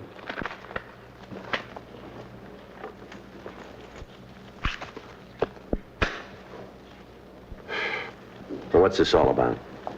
There's no other way. What do you mean? All night I've been thinking about it since I got home. There's nothing for me anymore. I'm not going to prison. If they think they're going to take me, then they're wrong. Well, who says you're going to The prison? authorities, they said I have to go to jail for 90 days. I know how they plan it. They tell me 90 days, and then they'll keep me there for more. Well, I'm not going back to prison. You ever been in jail before?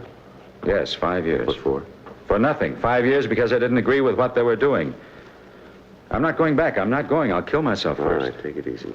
You want to start from the beginning and tell me what happened? I said I forged a man's name to a check. Did you? Yes, but you've got to understand I didn't have any money. They're going to take my car away from me. I'm behind on my rent here. I owe money. All my creditors were hounding me. I thought if I could just get a little money to pay the bills, and I could pay it back when I got a job. I was going to pay it back, all of it. I really was. How much was the check? $250. Whose name did you sign to it? A man I know. I got a check and signed his name. He has the money. I was going to pay him back. I have a job coming up. As soon as I got paid, I was going to put the money back. I didn't mean any harm. I knew it was wrong, but it was the only thing I could think of. They were hounding me. Well, what about that car? Couldn't you sell it? I suppose so, but then if I did, I wouldn't be able to get to my job. I needed my car for that. I had to keep the machine. Well, you'll have a trial. If you tell them what happened, they'll probably understand. The court will make an allowance. I've had a trial. I told them I was guilty, that I did forge a check. They told me I had to go to jail. You said you'd been in prison before. Yes. 5 years, and I escaped. Where was that? In Czechoslovakia. They put me in prison because I wouldn't do what they told me. They killed my father and my mother, and then they put me in prison. I know what it's like. I'm not going back. Well, the prisons here aren't concentration camps. You know that. That's what you say. I know different. I've lived in them. You see here? You see these 4 teeth in front? Yes, I see them. Well, they're false. Is that right? I lost the teeth when I was kicked by a guard. You know why I was kicked? You know why he did it? No. Because my clothes were torn. That's the reason he kicked me. I tore my clothes, so he knocked my 4 front teeth Well, out. that's all over now, isn't it? Things like that don't happen here. Well, maybe not out in front of people, but they happen in the prisons. I'm not going to have it happen to me again. There were 800 of us, all arrested at the same time. 800, Mr. Hughes. Yeah. 800 men, people I knew. 800 human beings with homes and families. And I'm the only one alive now. All the rest were killed. All taken to Buchenwald and run through the showers. Now, don't tell me about prisons, Mr. Hughes. I know. I've lived in them. Tell me something. Yes. You remember the name of the judge who sentenced you here on the forgery charge? Yes. Well, let me call him. Let me get him over here and talk this thing over. We can work something out. There's no reason for you to do a thing like you're planning here. It's not that important. Maybe not to you. It isn't to anybody. And we can work something out here. Let me call the judge. No, sit down, Mr. Hughes. Look, I'm not a stupid man. I have degrees from 3 universities. I speak 4 languages. I spent 5 years jumping every time a guard looked at me. 5 years wishing they'd kill me. 5 years wishing I could live in hell because it'd be much better than the way things were. Now they think they're going to send me back. They're not. You understand that, don't you, Mr. Hughes? Don't you? Yeah, I think I understand it.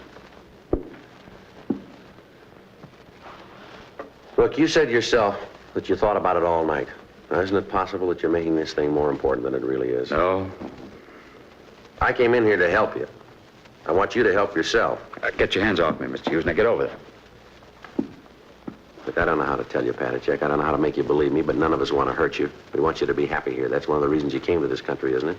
Yes, I read the books about freedom. That's why I came here. Now they're trying to take that freedom away from me. Before I even have it, they're trying to take it away from me. I forged a check. I admitted it. I told them I did it. But I told them I'd pay the money back. That didn't seem to make any difference. They still said I had to go to jail. Well, you said yourself that you were put in prison for not agreeing with the authorities. Isn't that what you said? Yes, that's what I said. Well, they don't do that in this country. You know that. Everybody's entitled to his own opinion, live his own life. We got laws that are written by the people to protect the people. You understand that, don't you? The people themselves write the law. Yes, I understand that. Well, you don't break a law just a little bit. Either you keep it or you don't. Do you understand that? Yes. Well, you broke the law, didn't you? Isn't that right? I told you I did. I broke the law. All right, now listen. After you've broken a law, you can't make it right by saying you'll pay the money back. But the fact that you do want to rectify your mistake will certainly be taken into consideration by anybody in authority. You understand that? I don't know. I try to think. I've thought about it over and over. I can't come to any answer. Where are you going? Gotta take something for this headache. Got a bad head.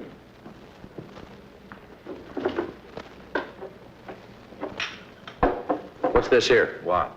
This note here on the bureau. That's what I wrote. Tell why I did it, so they'd know. Nobody understands what has happened to me. I cannot accept a jail term. All I want is to find peace and freedom. I guess this is the only way to do that. I'm sorry to cause anybody any trouble. Please take care of my dogs. Patachek? Yes? You know this is all wrong, don't you? I don't know. I wish I did, but I don't know. No, we're not going to need this. There's going to be no reason for it. What are you doing? Get away from me. Leave my things alone. Like all the rest, you don't understand either. You better get out of here. Get out. All right, if that's the way you want it. Why'd you crumple up this note? Now, why? I didn't think that you'd need it. I thought we had this thing straightened out. Well, we haven't. I told you, get out. All right, wait a minute. You said that you'd pled guilty. You admitted you forged that check, isn't that right? That's what I said. Well, how come you're here? How come you happen to be home? They gave me 24 hours to arrange care for my dogs. I put up a bond. They gave me 24 hours. Where'd you get the money for the bond? One of the companies by the jail, they put it up for me. Well, how about the dogs? Did you take care of them? No, not yet. Where are they? They're up in the kitchen. Can I see them? You like dogs? Certainly I like dogs. All right, come on.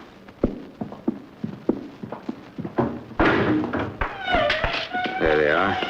This one's Marta. This little one's Eric. Yeah, they look like real good dogs. They are. Thoroughbred shepherds. Only friends I have. That's not true. You got friends. Who? Tell me who. Well, me, for one. I'd like to be your friend if you'll just give me the chance. How about it? What do you say? What's that on your belt? What? The leather case on your belt. What is it? You don't have to answer. I'll tell you. It's a bullet clip. You're not Sid Hughes, are you? Are you? No, Jan. No, you're a policeman. You're here to take me to prison, but you made a mistake, a big mistake. Yeah. I'm going to kill you.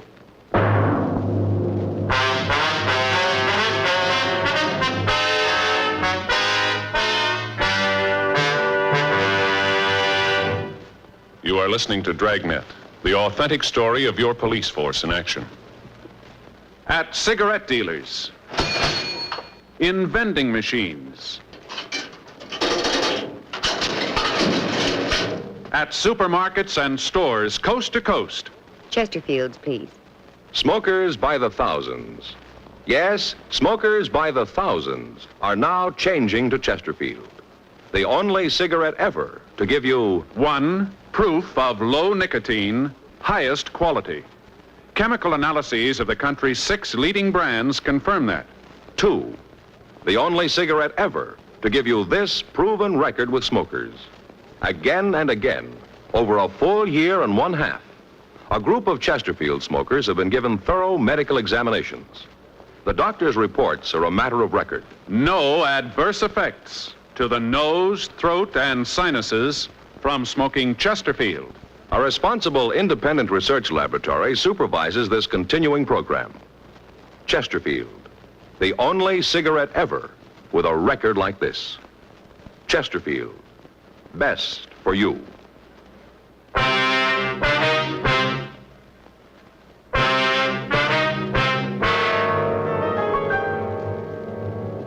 11:18 a.m. I'd been in the apartment with Jan Patacek for 13 minutes. During that time, he'd held a chrome-plated Luger pointed at me. We'd gone into the kitchen to see the dogs, and Patacek had noticed a cartridge clip on my belt.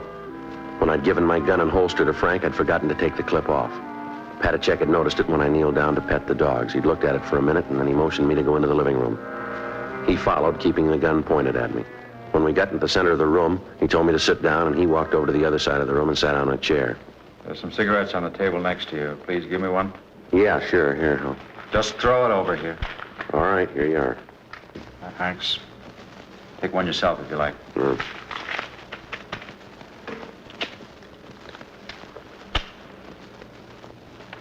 Who are you?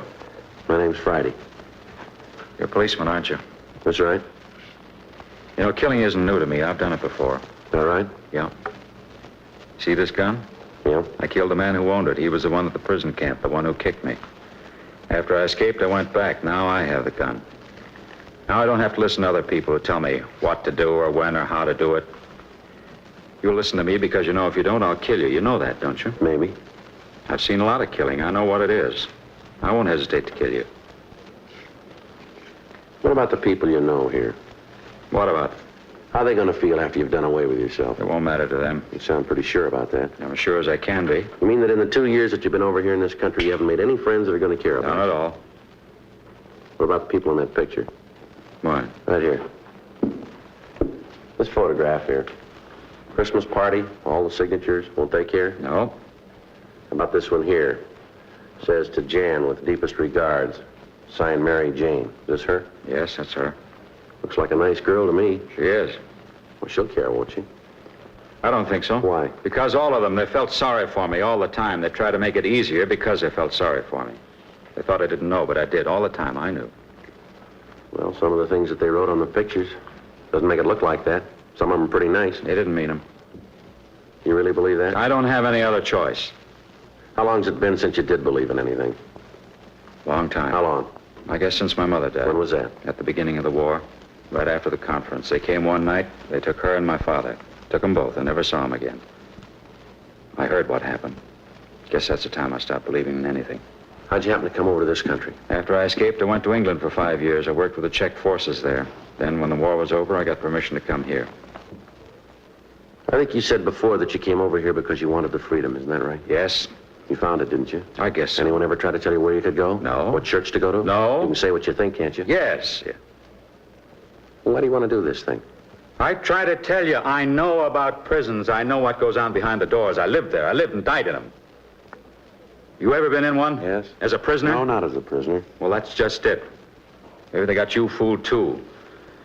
I remember when the people from the relief organizations would come along. The guard would take us out in the court of the prison. They'd make us stand there and tell the people how good they were to us. If we didn't say it that way, then they'd take us back and beat us to death. I know what goes on behind the doors. I know because I saw it. I lived it. Now, don't tell me what happens. Now, you and your law come along and tell me that you're going to send me back. What about them? Who's going to take care of the dogs? Isn't that the reason that you're here? Isn't that the reason you came home? Who's going to take care of them? I don't know. Somebody will. They're going to miss you. They'll miss me feeding them, that's all. You know better than me. Mother, Eric, be quiet. Well, they seem to mind, don't they? They're well trained. You ever shown them? No. We have a lot of good dog shows around here. You ought to show them. They'd probably do real good. Do they have dog shows in prison? I don't know how to tell you. I don't know how to make you believe me. If you just let me get that judge over here, let him talk to you. Maybe he can make you believe that it's not going to be like it was in your country. You'll be well fed, you'll get decent clothes, nobody's going to beat you. We don't do things like that here. I'm not going to prison. Just let me get that judge over here. Now, let me call him on the phone. He can be here in just a few minutes. He'll tell you. He can do something. There's no reason why we can't work this thing out. Now, let me try to help you, please. I want to believe you, Mr. Friday. I really do, but it's hard to believe in anything. I'll just ask you one thing. Trust me. I've never seen you before. I don't know you outside of this room, but I ask you to believe me. And I promise you, I give you my word that I won't let anything happen to you. I don't know. I don't know. Let me have that gun. Let me take it, and then we can work things out.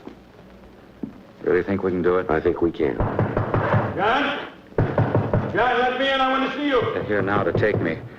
You won't let them do it, will you? Please don't let them take me. Don't worry. All right, you down there, get away from that door. All right, come on, Jan. I'll go crazy if they put me in prison again. I know I will. I don't want to go back. Jan, come on, give me the gun, will you? I won't go back. If I go this time, it'll be for good. Now, if they take me this time, they'll kill me for what I did. I know they will. No, they won't, Jan. Now, please, give me that gun. John, let me in. Get away from that door and stay away, will you? They're going to break in. Quick, we got to hide. If they find us, they'll kill us both. Come on, Jan, believe me. I won't let anybody hurt you. I promise. I give you my word. Now, give me that gun. You will mean that? I do. You won't let them take me? No, now, come on. Give me the gun. I want to believe you. I want to believe Then do it. Trust me, Jan. I won't let you down. Come on, give me the gun. Get away from that door. I'm doing the best I can.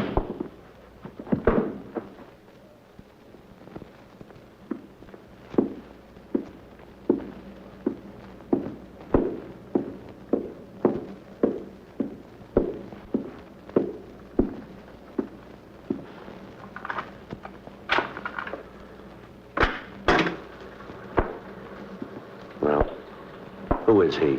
Now, just stand still, you. All right. We did all we could, Joe. This guy got by us. Says Patachek owed him money. We tried to stop him, Joe. Yeah.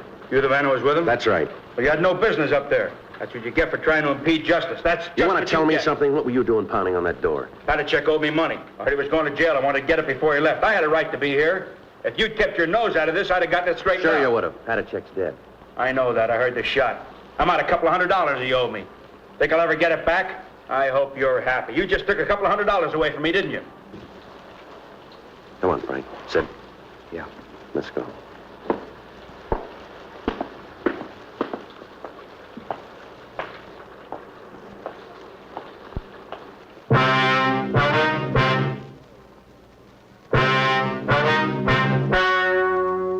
The story you have just heard is true.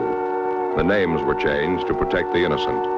On November 19th, an autopsy was performed in the coroner's office in and for the County of Los Angeles, State of California. In a moment, the results of that autopsy. Now, here is our star, Jack Webb. Thank you, George Fenneman.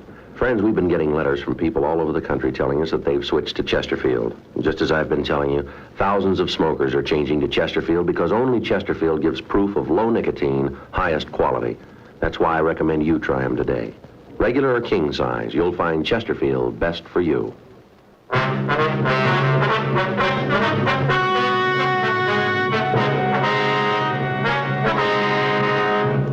The coroner's autopsy disclosed that the death of Jan Padacek resulted from a self-inflicted gunshot wound. It was officially recorded as a suicide.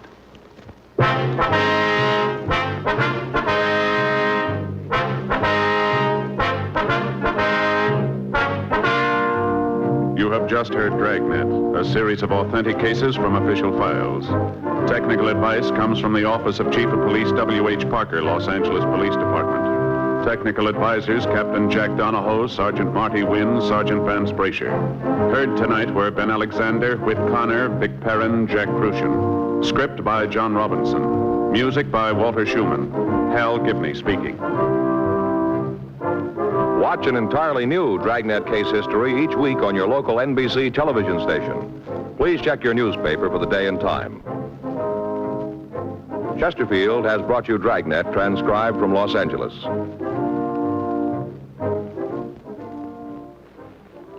Have you tried new cork-tipped Fatima? It's the smooth smoke. Here's why. New Fatima tips of perfect cork, king size for longer filtering, and Fatima quality for a much better flavor and aroma. Remember, Fatima has the tip for your lips.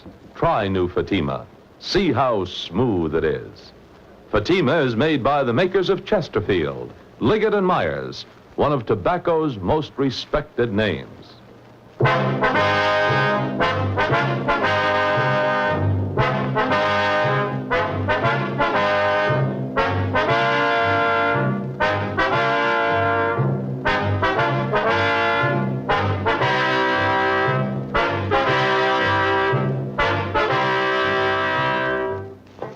Visit with Cousin Willie next on NBC.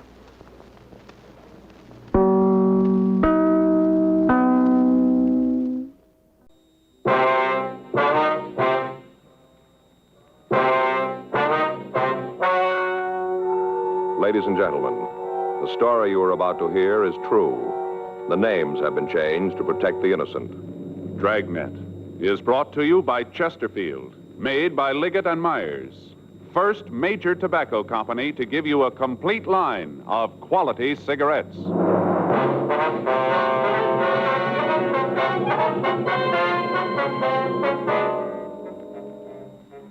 You're a detective sergeant. You're assigned to robbery detail. 2 hold-up men have been operating in your city. You've got descriptions of the men and of the car they're driving. Your job, get them. Smokers by the thousands are now changing to Chesterfield. No wonder. More and more smokers are learning this fact for themselves. Chesterfield, low in nicotine, highest in quality. A published fact proved by chemical analyses of the country's 6 leading cigarette brands. Chesterfield, the only cigarette ever with a record like this. Regular or king size, Chesterfield is best for you.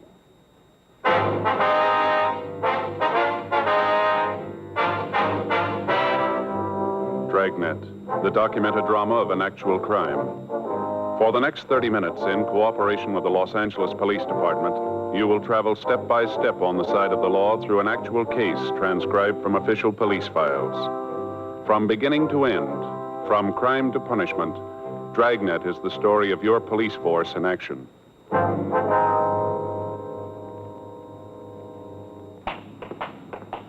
It was Tuesday, April 14th. It was warm in Los Angeles. We were working the day watch out of robbery detail. My partner's Frank Smith. The boss is Chief of Detectives Thad Brown. My name's Friday. We were on our way out from the office, and it was 10:46 a.m. when we got to the corner of Calhoun Street and Van Nuys Boulevard. The Universal Hobby Shop. Yes, sir. What can I do for you? We'd like to see Stanley McGowan, please. Oh, Stan's not in right now. Anything I can do for you? When do you expect him? It shouldn't be long. He just went out for some coffee. Hey, sure there's nothing I can do? No, sir. You know where he went? No, I don't. Probably up the street. He'll be right back, though, if you want to wait. All right, fine. Pull up a couple of those stools. Make yourself comfortable. Thank you. You mind if I go ahead with this? I'd like to get it finished this afternoon. No, sir, you go right ahead. Pretty jazzy deals. You seen them? What's that? These boat models. Put them in a bottle. Oh, yeah, mm-hmm. This is a new one. Just came in. Take a look. Jean Lafitte's boat. Pretty, isn't it? How's that? Lafitte, the pirate, you know. Oh, yeah. How do you get it inside the bottle? Well, the bottle comes in two halves. It's cut apart lengthwise. Here, you put the boat in and glue the halves together. There are a couple all finished over there. Look pretty good. Mm-hmm. How long's McGowan been working here? Oh, I guess it's been about 6 months, around in there. You guys friends of his? We want to talk to him. Oh. That's funny about him. What's that? Well, he doesn't seem to have any close friends. Hey, you know, like you could call up and ask a favor from. Never hear him talk about anybody like that. You ever seen any of his associates? Oh, a couple of times when we get ready to close up, there might be a guy waiting for Stan. Most of the time he plays it single, though. I've tried a couple of times to get him out, you know, stop at the bar on the way home, have a couple of drinks. Stan won't have any part of it, plays it single. Do you have a car, would you know? Not that I've ever seen. Say, will you hand me that gold paint over there? Yeah, sure. This one? No, the small one there. Yeah, that's right. Here you are. Ah, thanks. A little bit of this goes a long way. Touch up the tops of the mast here and she'll be ready to rig. And these friends of his that pick him up, what kind of car do they drive? Say, what are all these questions for? Who are you guys? Police officers. This is Frank Smith. My name's Friday. Cops. Well, what do you want with Stan? He done something? We just want to talk to him. I sure hope it isn't anything serious. I'd sure hate to lose Stan. Is that so? Yeah, he's one of the best riggers we've ever had. There's a couple of his models over there. Take a look. That one in the case, $150, old Ironsides. One of the best boats we've turned out. Stan did that. Sure got a steady hand. That's what it takes when it comes to rigging, steady hand. Want to go out now, Rudy? Yeah, in a minute. A couple of fellas here want to talk to you. You want to see me? Your name's Stanley McGowan? Yeah, that's right. What's this about? They're cops, Stan. Yeah? This is Frank Smith. My name's Friday. I'd like to talk to you, McGowan. You sure? What about? Might be better if we went out to the car, huh? Make no difference to me. You fellas stay here. I'll go out for some coffee. All right, thank you. Bring you back some? No. No, thanks. I won't be long. Okay.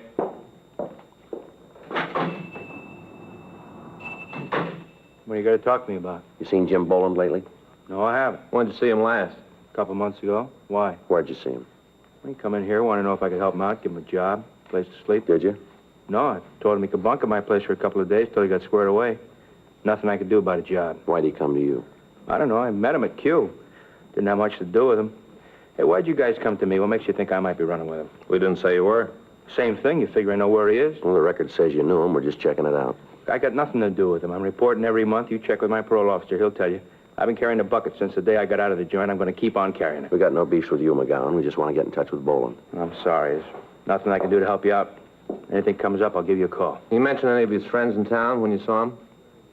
Some guy named Phil, that's all. You know who he is? No, I never met him. Jim said they were cooking up some kind of deal. You know what it was? No. Look, I'd like to feed you guys, but there's nothing I can tell you. As far as I'm concerned, I want to stay away from Jim and the crowd he runs with. I want no part of him. I did my time. Couple more months, I'll finish up with the parole. I don't want to fall again. Nothing you can tell us about this guy, Phil, huh? Not a thing. You know where he met Boland? Seems like Jim mentioned it. I think it was some bar down on West 7th. Just a guess, though. I couldn't back it. You know if Phil drove a car? Yeah. You know what kind? It seems like it was a Lincoln, a late model sedan. How about the color? It was dark. I saw it once when he came by to pick up Jim. It was nighttime. I couldn't tell too good. It was just a dark color. Where was this? My place. I told you Jim bunked with me a couple of days right after he got in town. He just said you offered to let him stay with you, is that right? Well, same thing. Anyway, he was only there a couple of days. You say where he was going? No, I didn't see him. Him and me had a beef about how he wasn't looking for a job. He used to sit around all day reading magazines. We finally had a fight about it. I told him to get out. Wanted no part of him. I came home that night. He was gone. I haven't seen him since. I don't much want to either. Mm-hmm. Look, what are you after him for? What's he done? Just want to talk to him. He got a piece of these market jobs around town? Why do you ask that? Well, it sounds like Jim, the way he works. I just figured maybe it was him. He checked the board. He violating parole? They tell us he hasn't shown up for 3 weeks. That's too bad. Kind of figured maybe he'd swing it this time. How do you mean? A couple of times up in the joint, we'd get to talking. He said he finally learned it. Figured out there was no way to beat it. Said if he got his parole, he's going to stick by it. Get a job, carry a bucket. Too bad. Mm-hmm. All that talk, I really believed he meant it. So did the parole board. 6 weeks before, on March 3rd, the manager of a large supermarket had arrived at work. When he opened the front door, he found that a customer had followed him into the building. When the manager told the person that the store wasn't open for business yet, the man had drawn a gun and demanded that the safe be opened. The manager complied, and after taking $1,400 from the safe, the thief had fled.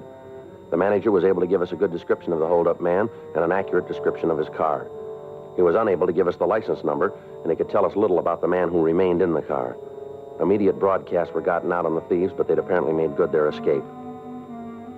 On March 12th, the procedure was repeated. Again, we were able to get good descriptions, but we were unable to come up with the suspects. In the following 4 weeks, the thieves hit 5 more times. Each time, the M.O. employed was the same. The descriptions from each of the victims tallied with those that we'd already gotten. The description of the car was the same. This information was turned over to the stats office for compilation. Their findings listed 14 possible suspects. The packages of these men were pulled from R&I, and the mugshots were shown to the victims. In each instance, one picture was picked as bearing a close resemblance to the holdup man. The prime suspect was identified as James Boland, WMA, 32 years old. He'd been arrested twice for violation of Section 211 of the Penal Code.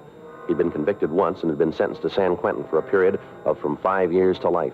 However, at the prison, his behavior and attitude had been good, and he'd been paroled on February 19th, 10 days before the first holdup. We'd found that Boland had violated his parole and was wanted by the state adult authority. A check of his friends netted us no new information. His relatives could tell us nothing about his whereabouts. The legwork continued. Informants were questioned, but were of no material aid. Saturday, April 18th, 8:46 p.m. I'd just gotten home from work, and I was unlocking my front door.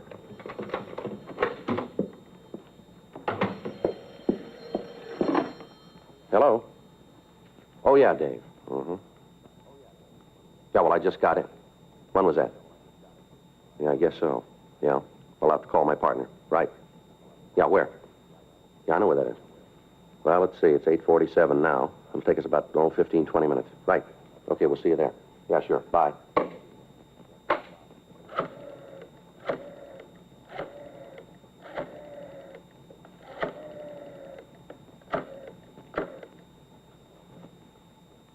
Hello, Fay? Yeah. Frank there yet? What if I could talk to him? Yeah. Oh, Frank? I just got a call from Dave Hyde. Yeah. Says he wants to see us right away. Bar down on 6th Street. Yeah. No, all the way downstairs. Okay. What? Yeah. No, he says he knows where we can find Jim Boland. 10 minutes later, Frank picked me up and we drove down to the cocktail lounge that our informant, David Hyde, had picked as a meeting place. When we walked in, we couldn't see Hyde, but the bartender told us that he was in one of the rear booths. We walked back. Hi, fellas. Come on. Hi, Dave. Hi, Dave. What do you got for us? Lousy bum. All the things I did for him. All the things, and now he's got a chance to settle up, and he says he's having no part of me. You talking about Boland? Boland. What a bum. All I done for him, this is the way he pays me back. Boy, you just wait till I spread the word around. There won't be anybody in town who'll have anything to do with him. He's through in this town. THREW. All right, Dave. Settle down and give us the word. Where'd you see him? Bar over on 7th. Big man now. Got a roll. Looks like a branch of Fort Knox. A lot of money, but he's too good for his old friends. Too good. Say, how about you fellas popping for a drink for a pal, huh? How about it? You've had enough. Come on. When'd you see Boland? Just this morning. Big man. Got good clothes. Driving a big car. Asked him for a loan. Just to get squared away. Pick up a couple of tabs I got around town. Just see me over the hump. You know what kind of car he's driving? Yeah, big Lincoln. Brand new. Got red leather trim on the seats. Even got one of those seats that goes up and down, but he can't give a pal a helping hand. I spread this word around town. He's really finished. Ain't a guy in town to touch him with a 12-foot pole. A real darb, a real darb. You know where he's living? Nah, I don't know. Probably got a house out in Bel Air. Looks like he can afford it. Who's he running with, you know? Yeah, some guy who's lighting cigarettes. What's that? Some guy who lights his cigarettes all the time. Supposed to be some gun from the East. Thinks he's such a big shot. The cheap kind, you know. Kind of guy who has his suits cut so as you can see they're carrying a gun. You know, cheap. You know this fella's name? A couple of times I heard old Jim call him Phil. Phil something, I don't know. A real darb. Hey, fellas, how about a drink? I'm feeling real bad. You still on H? Oh, no, I swear to you. I haven't had a pop in a long time. I'm trying to get off this stuff. Figured if I could get drunk enough, it wouldn't be so bad. Rough go. Come on, how about a drink? You've had enough, Dave. You know if Boland's carrying a gun? I don't know for sure. I didn't see one. This darb Phil's got one. Got his coat cut so as you can see it. Real cheap, small time. You want to show us where you saw Boland? I'll take you there if I have to carry you on my back. What a way to treat a friend. All the times I've helped him when he's had a bad yen, and now he treats me this way. Real dog in a manger. I got a lot of friends in this town, a lot of buddies. Word gets out about Jim, he's finished. Miserable bum. I think about the rough times him and me had together. I get ill. I-L. All right, let's go. If you nail him, you going back to the joint? Suppose so. How long are they going to give him? That's up to the court. Ain't a court in the world that'll give that bum what he's got coming. All I want to see is that he gets it good. I want to see him turn the key and lose it after what he did to me. I'll tell you something else, too. Yeah, what's that? He's building a big habit. Is he hooked? He ain't chipping with it. I bet money he's shooting 4 or 5 caps a day. That much easy. You sure about that? Well, why'd I lie to you? What reason I got to lie? All right, Hyde, let's go. Hey, how about a quick belt before we go, huh? I'm feeling rocky. Just a quick one. Let's pick up Boland first, then we'll see what we can do for you. Yeah, then you'll take care of it, huh? We'll see. Yeah, just so he gets his every pound. Can't wait to see the look on his face when he finds out the whistle's been blown. Oh, I can't wait. Neither can we. Let's go.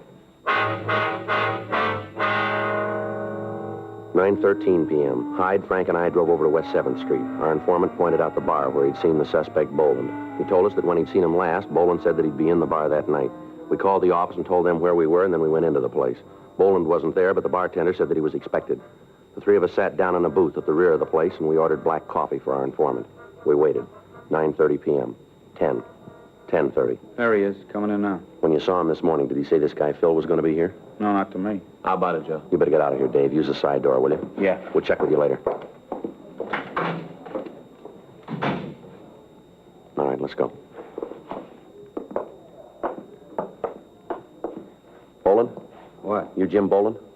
What do you want? Police officers, you're under arrest. All right, Boland, come on, get up. Come on your feet. Stand still. He's clean, Joe. What's going on? What are you pulling a deal like this for? I didn't cause any trouble. All right, come on, let's go. Somebody blew the whistle on me. Somebody did. I'm going to find out, and I'm going to get to him. I swear I'll get to him. Where's Phil? Huh? Phil, where is he? I don't know what you're talking about. All right, Boland, let's go. Listen, you tell whoever it was blew the whistle, they better start looking for a place to hide, because I'm going to get to him if it's the last thing I do. You called it. What? It might be.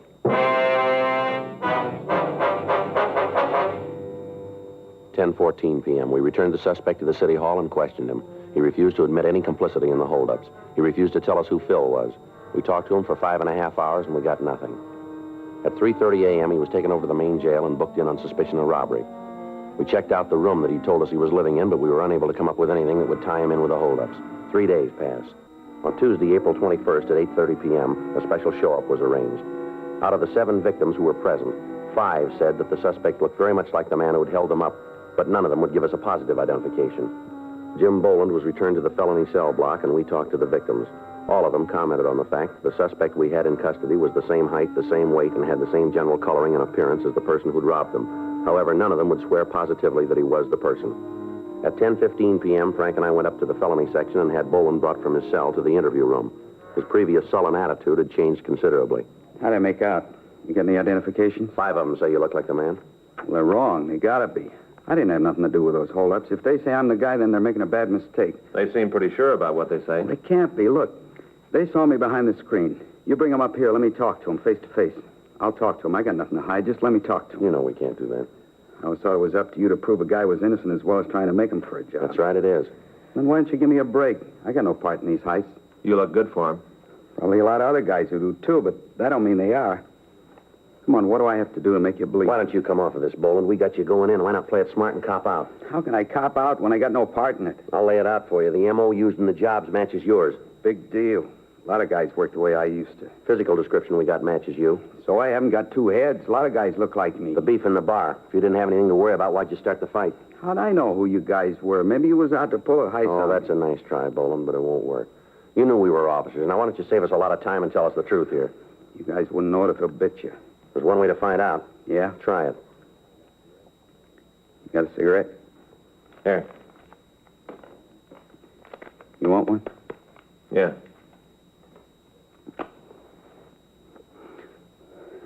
Okay. I'll level with you. I figured you was after me for PV. I didn't have any idea about the 211 rap. That why you started the fight? I swear it is. How about the money you got? Where'd it come from? I got real lucky with a pair of dice. You expect us to believe that? That's the way things are. Where'd you hit the luck? I can't tell you that. It wouldn't help any. Give you an alibi? Either you believe it or you don't. That's the way it was. I'm trying to level with you. We got a rumble that you're back on H now. How about that? Where'd you hear that? We heard it. Yeah. Well, you tell him I haven't had a pop in over 4 years.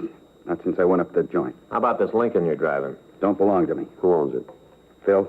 Now we're back to that. You going to tell us who Phil is? Listen, the guy's a friend of mine. I don't want to bring nothing down on him. He's leaving you way out in the cold. I suppose so. Well, if I tell you, he won't know, will he? Not from us. Okay. Name's Phil Spence. How well do you know him? Say hello to, buy him a drink, that's all. That's not the way we get it. I don't care how you get it. That's the way it is. This Spence, you ever fallen? I hear yes. What for? 211 ADW. Where? Here, California. He on parole? No, he got out clean. At least that's the way I hear it. You know where we can pick him up? I told you I buy him a beer once in a while. I don't pay his rent. You're the one who said you wanted to go down the middle. All right, but I'm giving it to you that way. I don't know where his pad is. Does he work for a living? I don't know. I never heard him talk about a job. You know who he runs with? Some guy named Ed. You ever see him? No. Know where he can be reached? Sometimes I hang around the bar where you picked me up.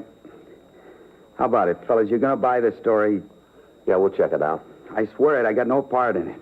Sure, you got me cold for PV. I know I got to go back for that, but I want nothing to do with the rest. We'll check it out. You do that. You'll find out what I said's the truth. You willing to identify these two other guys for us?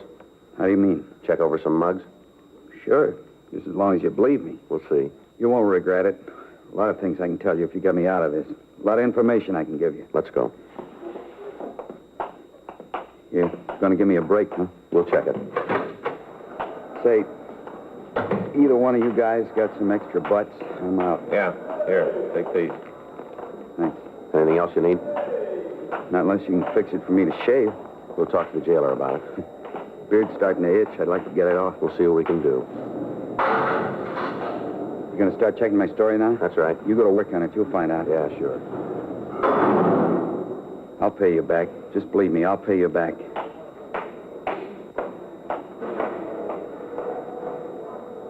Figure he's telling the truth? It's hard to say. The identifications weren't too sure. Everything else is. There's only one way. Yeah. Check him out.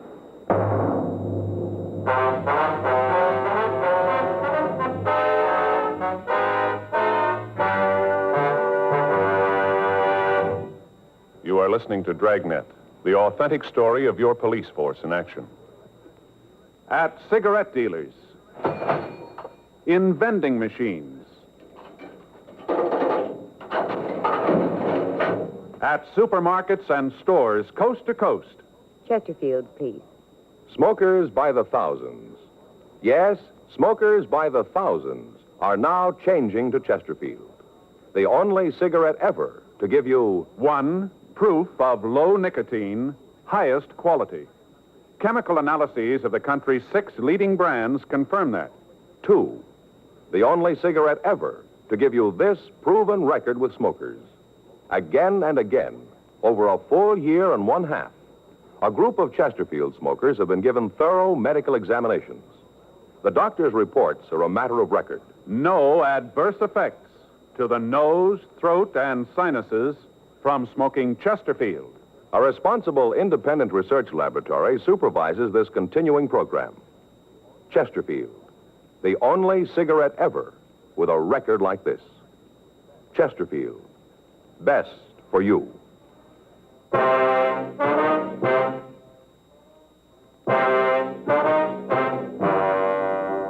Tuesday, April 21st. After we left the suspect, Jim Boland, at the main jail, Frank and I went back to the city hall and checked the name Phil Spence through R&I. There were 9 packages carrying records for men with that name. 2 of them had served terms for robbery in the state penitentiary at Folsom, California.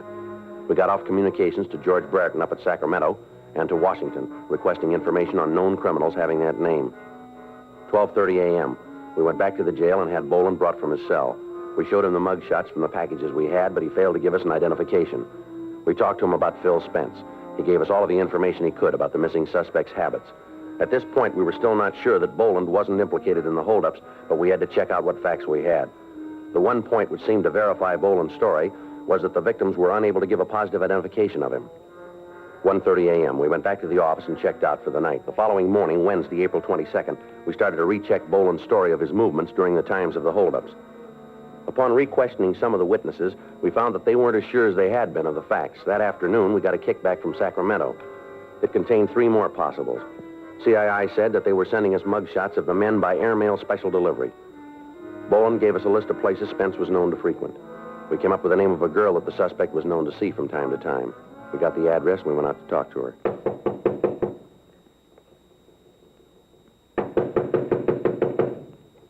Doesn't look like she's home. We better check with the manager, huh? Yeah. Yeah? Eugene Schofield? Why? We'd like to see her. Who are you? Police officers. Come in. I'm her. What do you want? I'd like to ask you a few questions. No, I figured that. Move some of those clothes and sit down. Can I get you anything? Drink, maybe? No, ma'am, thanks. thank you. All right. What do you want to talk about? How long's it been since you seen Phil Spence? Who says I know him? We understand you know him pretty well. I've gone out with him a couple of times. That's the end of it. When'd you see him last? A couple of days ago. Monday night, I think. You know where he is now? No. You know where he lives? Some hotel over on Flower. You know the name of the place? No. You ever been there? No. You know what Spence does for a living? I don't know. Got some kind of a job, I guess. He ever talk to you about what he does? I told you I just been out with him a couple of times. I didn't ask for his birth certificate. I just said I'd go out with him. What are all these questions about anyway? What do you want to talk to Phil about? It's a personal matter. What kind of trouble is he in now? You been in trouble before? I don't know. Just with you cops around, must be something he's done. Spence got any close friends that you know of? Couple. You know who they are? One of them is a guy named Jim something. How about the rest? Fella he calls Ed. What do you know about Ed? Not much. Is he in it too? Ma'am? He mixed up in this personal thing you want to talk to Phil about? Maybe. Never did like him. I always figured he'd end up getting Phil in trouble. Phil see quite a bit of him? Yeah. I think he's maybe in some kind of business deal with Ed. He ever say what the deal was? Not to me. One night a couple of weeks ago, he got real looped, and him and Phil were talking about it. What'd they say? I don't know. Phil told me to go powder my nose. I don't know what they said. And how do you know what they talked about? Because when I came back, I heard Phil say something about how the deal was going to work out all right. Then he saw me, and they shut up. Phil owns a car, doesn't he? Yeah, a new Lincoln. You ever let anybody else drive it? Ooh, once in a while, he lets Jim take it. Not often. Phil's kind of touchy about the car. Say, how'd you fellas know about me? Routine. Check and fill out. Your name came up. Oh, that's all, huh? Ma'am? I'm not mixed up in it. You can answer that better than we can. Yeah. Well, I want you to know that I'm not. I got nothing to do with Phil. Mm-hmm. I mean it. I just met the guy. I had a couple of dates with him. He's hung up in something. I got nothing to do with it. You got to believe that. When are you going to see Spence again? Well, you believe what I tell you, don't you? If he's in trouble, I got no part of it. When are you going to see him again, lady? You mean whenever I got a date? Yes, ma'am. Tomorrow night. He's going to pick me up when I get through work. Where's that? Bar down in Olympic. I'm a hostess there. Is that where you met him? Yeah, he came in one night. We got to talk. He asked me for a date. I don't want you to get the wrong idea about it, though. Ma'am? Well, about how I met him. I don't usually go out with the customers. Boss doesn't like it. It's just that Phil seemed kind of different. That's the reason I went out with him. I want you to get that straight. Mm-hmm. Just a minute. Expecting anybody? No, I don't know who it is. Want me to open it? Yeah, go ahead. What took you so long, honey? I got company, Phil. I know. I don't think so. Fine. You Phil Spence? Yeah, who are you? Police officers would like to talk to you. What about? Might be better if we went downtown. For who? What? I don't want to go downtown. You don't have much to say about it, mister. It's a pinch. If it makes you happy, mark it down that way. You want to shake him, Frank? Yeah. Yeah, wait for me, cop. What are you doing, breaking up my place? Get out of here! Get out of here and take that cheap bomb with you! All right, come on, get out. Come on, get out. You get out of here! Lousy deal. Get out of here, my deal coming in and breaking up a girl's apartment. Who's going to pay for all this? Who's going to make it right? Just look at the place. Oh, shut up. Why don't you tell me they were here? Why didn't you say something? All right, Spence, let's go. I'm coming. All I want to know is who told you. Who yapped? That lousy Eddie, I'll bet. He's the one. Never should have picked him up. He with you on the jobs? He told you, didn't he? How about Jim Boland? He in with you, too? Oh, that guy hasn't got enough sense to come in out of the rain. He's worse than Ed. Should have known not to get mixed up with that dumb Eddie. I should have known. Always happens. Yeah? You run with a jerk, you're going to get tripped up. Lousy Eddie shooting off his mouth. Hadn't been for him, you'd never got us. I'm going to tell him off. What's the difference? You told them everything they wanted to know. You're all going to jail. Why don't you shut up? You're always wrong, sister. Not this time. Let's go.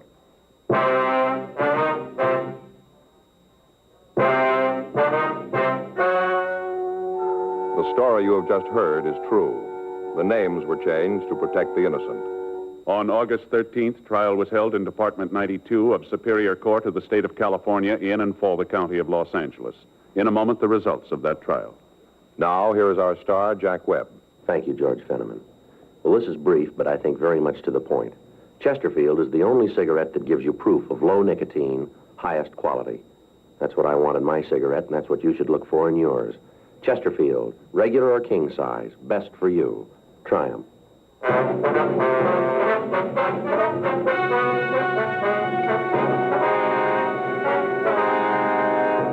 Philip Donald Spence and Edwin Floyd Morse were tried and convicted on 4 counts of robbery in the first degree and were sentenced as prescribed by law.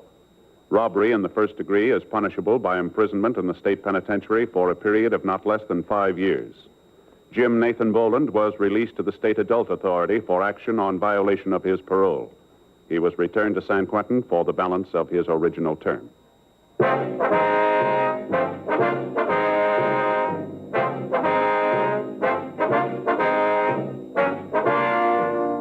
You have just heard Dragnet, a series of authentic cases from official files. Technical advice comes from the Office of Chief of Police W.H. Parker, Los Angeles Police Department. Technical advisors, Captain Jack Donahoe, Sergeant Marty Wynn, Sergeant Vance Brasher. Heard tonight were Ben Alexander, Herb Vigran, Vic Perrin, Michael Ann Barrett. Script by John Robinson. Music by Walter Schumann. Hal Gibney speaking. Watch an entirely new Dragnet case history each week on your local NBC television station. Please check your newspapers for the day and time. Chesterfield has brought you Dragnet, transcribed from Los Angeles.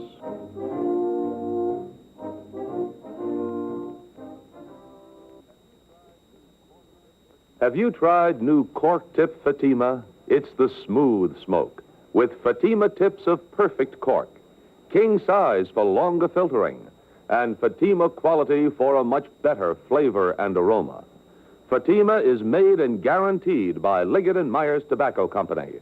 Try Fatima today.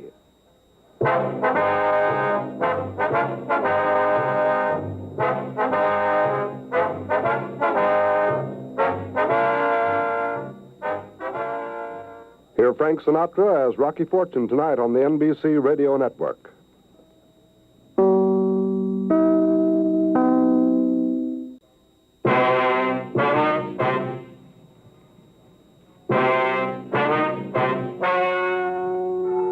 Ladies and gentlemen, the story you are about to hear is true. The names have been changed to protect the innocent. Dragnet is brought to you by Chesterfield, made by Liggett & Myers. First major tobacco company to give you a complete line of quality cigarettes.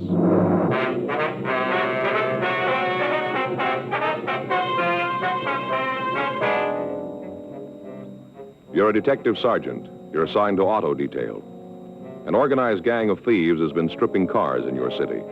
None of the stolen merchandise has turned up. There's no lead to the identity of the members of the gang. Your job? Stop them.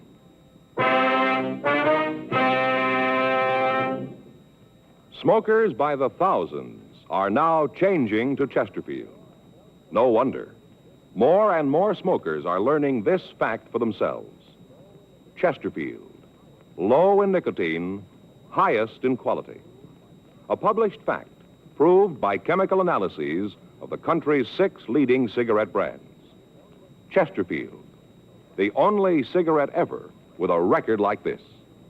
Regular or king size, Chesterfield is best for you.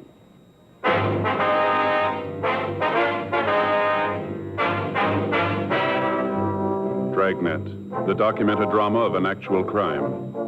For the next 30 minutes, in cooperation with the Los Angeles Police Department, you will travel step by step on the side of the law through an actual case transcribed from official police files.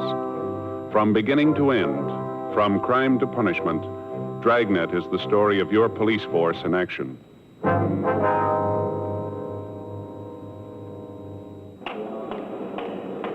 It was Tuesday, June 13th. It was overcast in Los Angeles. We were working the day watch out of auto theft detail. My partner's Frank Smith. The boss is Captain Nelson. My name's Friday.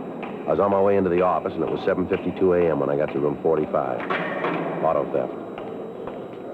Morning, Joe. Hi, Bob. You seen Frank? No, he hasn't come in yet. Oh, all right. Hey, Joe? Yeah. When Art gets in, tell him I'm down R&I, huh? Yeah, sure. Bob, how's it going? Oh, pretty good. What happened to you? Well, if it's all the same to you, I'd rather not talk about it. That bad, huh? You seen Joe? Yeah, he's over his locker. Thanks. Morning, Joe. What happened to you? Joe, I'd rather not discuss it. Well, what happened? All those scratches on your face there? Please, Joe. Well, I was just asking. Look pretty bad, huh? Joe? Yeah. I look pretty bad, huh? I thought you didn't want to talk about it, you said. If word about this gets out, Joe, I ain't ever going to live it down. Is that right? I've been had, Joe. Cop for 12 years, I've been had. Well, what's it all about? You won't spread this around, will you? Look, I just asked you what happened. Now, if you don't want to tell me, I'll go along with you. You don't have to say a word. Come on, let's get on the reports. What do you say? You better get in touch with Bowles when he comes in. Try to check some of these out, huh? You're not even interested, huh? All right. You want to tell me about it? Well, if you really want to hear. Go ahead. Well, last night I took Faye down to the store. She had a little shopping to do. Small stuff, you know. Pot holders, dish towels, things like that. Yeah. I got a parking place right in front of the store, so I waited in the car for her. Mm-hmm. I was sitting there listening to the radio when this fellow walked up to the car. He leaned in the window and asked me if I had a minute. I told him I did and asked him what he wanted. Did you know the guy? Never saw him before. Didn't know him from Adam. Uh-huh. Right off, I could see the guy had trouble. How do you mean? Well, he looked real bad, like he'd been on a drunk for at least a week. His clothes were all rumpled up, looked like he slept in them for a week. You know how I mean. Yeah. What did this guy want to talk to you about? When I saw him, I figured he was going to put the bite on me, so I braced myself, you know. You braced yourself, huh? Yeah, you know. I'm a real sucker for hard luck stories. Faye's always telling me I should learn to stay away from those guys. She was just saying the other night that What did this guy want, Frank? Huh? Well, what do you want, this fellow that talked to you? Oh, well, he gave me this story about how he'd been on a bat and how he was broke and he needed some money to clean up before he went home. Mm-hmm. But he makes it real plain that he does not want a handout. Nothing for nothing. What do you suppose he meant by that? That's when he showed me the package. The package, huh? Yeah. What package? Well, the one he was carrying. Didn't I tell you that? No, you didn't yet. Well, you see, before I couldn't see it. Then he showed it to me. It's all done up in tissue paper, ribbons and all. Paper was kind of dirty, like he'd been carrying it for a long time. Ribbon was a little tired, but it was there. Uh-huh. So he asked me if I wanted to buy it. That was this package. Well, what was in it? He asked me if I wanted to buy that. Well, what was in it? He took off the paper and he opened the thing up. And, Joe, inside is a brand new razor. Brand new. Worth $26 in town. What kind of a razor? Well, he said he'd let me have it for $20. No, what kind of a razor? Just a razor, the kind you shave with? Yeah, an electric razor. Oh, well, you didn't tell me it was electric. Didn't I say that, Joe? No, you said he let you have it for $20 just because he needed the money. Huh? Yeah. Well, happened that I didn't have $20. You know me, so I told him I couldn't make a deal. Then he left, huh? No, Joe. Now, look, you wanted to hear it. Will you let me finish? Well, it takes you a little time. I have to keep drawing you out here. I'm sorry, Joe. I want you to get all the facts. Mm-hmm. We're officers together. We talked back and forth for a little bit. Guy finally said that I looked like I had an honest face. That's a new approach, isn't it? Joe. Well. So finally he says you let me have the razor for $15. So I bought it. That's how you cut your face up, huh, with that new electric razor? Well, in a way. You see, I had to buy some blades last night, and since I had the new electric, I didn't do it. Well, you don't need blades for an electric. No, it wasn't for the electric, Joe. It was for the old one that I had at home. home. But you had the electric now. Sure, and once I had that in my hand, I didn't want any blades. Only thing I had in the house was a blade that was a week old. So I got up this morning, plugged in my brand new electric. What do you figure happened? Well, I'm going to take a real blind guess. It didn't run. How'd you know? Well, the same thing happened to Murphy over in robbery last month. There was a big laugh around here. You were one of the guys who laughed the most, don't you remember? Yeah. Oh, yeah, I remember now. It's miserable. Murphy know about this yet? No. I ain't about to tell him either. Mm-hmm. Friday, Smith? Yeah, Skipper. See you guys? Right. Close the door. Sit down. Thank you. What happened to you, Smith? It's a long story, Skipper. Well, you can tell me later. Why don't you guys take a look at this? What do you got there? Just saw Chief Brown on the way in. He's getting pressure from the corner pocket. They want this thing cleared up. What is it, Joe? Last few weeks, car stripping's taken a big jump. Not the usual line of stuff. Not just happening in certain neighborhoods. We got reports here from the Valley, Hollywood, Wilshire, all of the divisions. Same thing's happening all over town. Uh-huh. Talk to the boys in the sheriff's office. They're getting it. Same in Burbank, Beverly Hills, Santa Monica. Doesn't seem to be any place they aren't getting to. How about the stolen stuff, Skipper? Any of it show up yet? Not that we can find. All the usual outlets have been checked. None of the loot can be bought. Any special kind of things being taken? Let him see those reports, Chum. Yeah, here. Thanks. Take a look. We're not messing with kids in this thing. The way the victims tell it, this gang can break into a locked car and lift the radio in under 10 minutes. They can pull all four wheels off a car in under 6 minutes. Insurance companies are screaming. They already got into the police commission. Chief Brown told me this morning he didn't care how we did it, but he wanted it stopped. Well, where do we start? Well, up to now, the investigation's been handled pretty much by the divisions. From here in, it's in your laps. Use as many men as you need. Just bring the thieves in. You're not working on anything now, are you? No, we're not. We're just winding up that Gibson thing. Couple of reports to finish. We should be through by noon. We'll turn the reports over to somebody else. I want you to start on this thing right away. Okay. Right, Skipper. Anything you need, let me know. Right. Check you later. Right. Smith? Yes, sir? How'd you get all those cuts in your face there? Shaving? Well, in a way, yeah. Yeah, same thing used to happen to me. Why don't you get yourself an electric razor?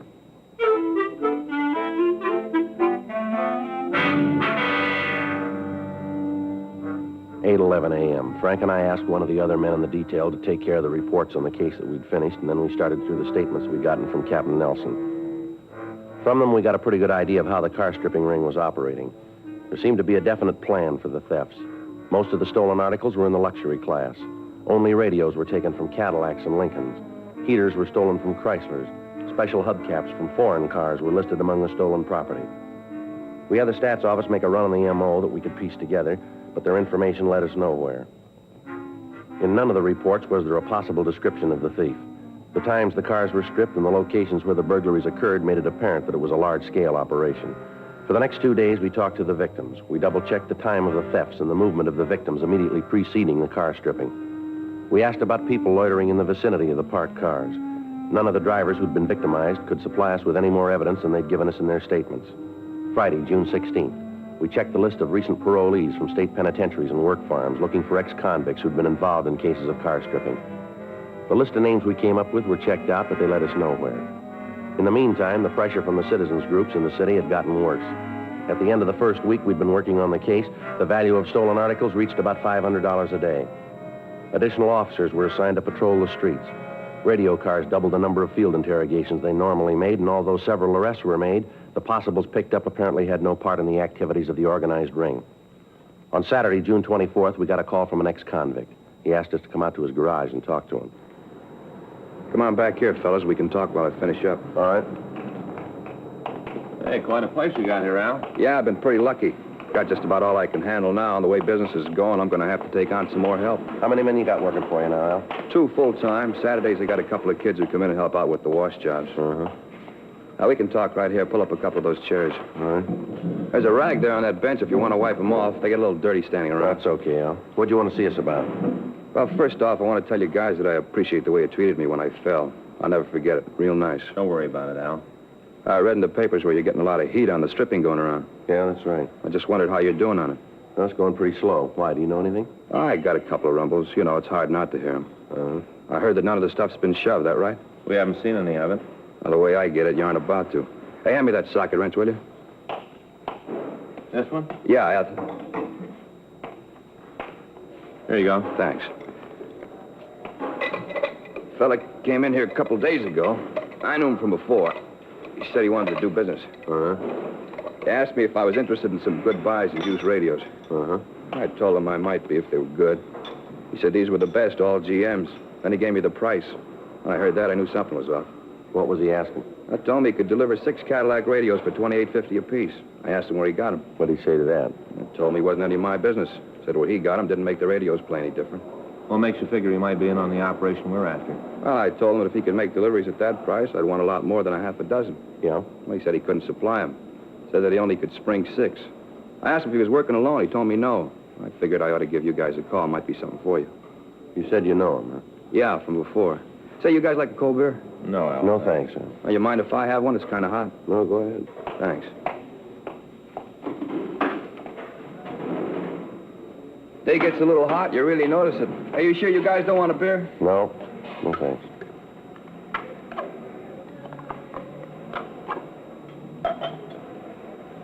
Never could drink it out of a can. Seems to taste better in a glass. Oh, that's good. Who was the guy, Al? Oh, it's Manny Phillips. You know where you get in touch with him? Haven't got the slightest idea. Has he ever fallen? Yeah, I did time at Q for GTA. Is he on parole? I don't know. I think he made it free like I told you. I didn't know him real well. Used to hang around, never had much to do with him. You know, this is the first time I've seen him since I got out.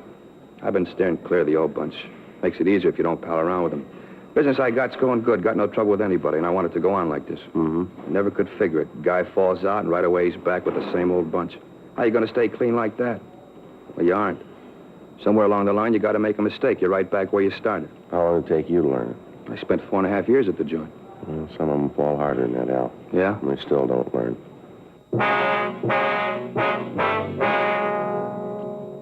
11:20 a.m. We called the office, and Sergeants Bob Beck and Officer Art Molnar came out to the garage to stake out in case the suspect came back. Frank and I took Al Woodson down to the city hall and checked the name Manny Phillips through R&I.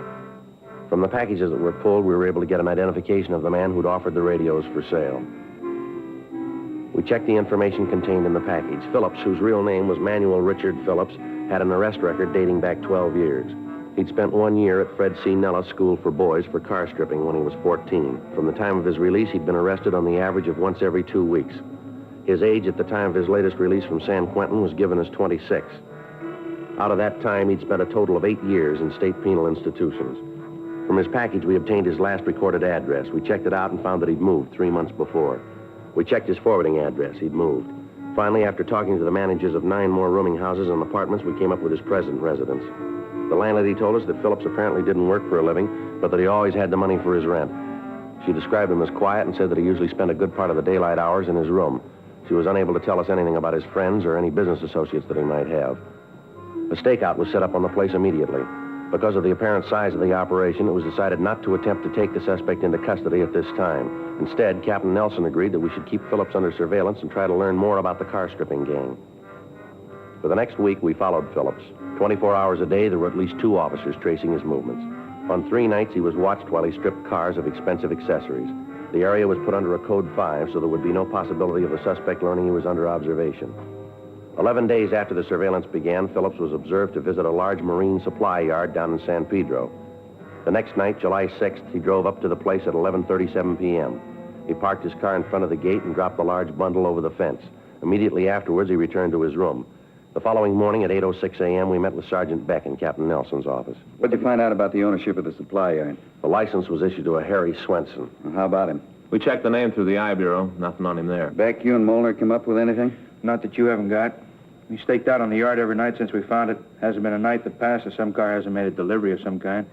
Got the license numbers of all the cars.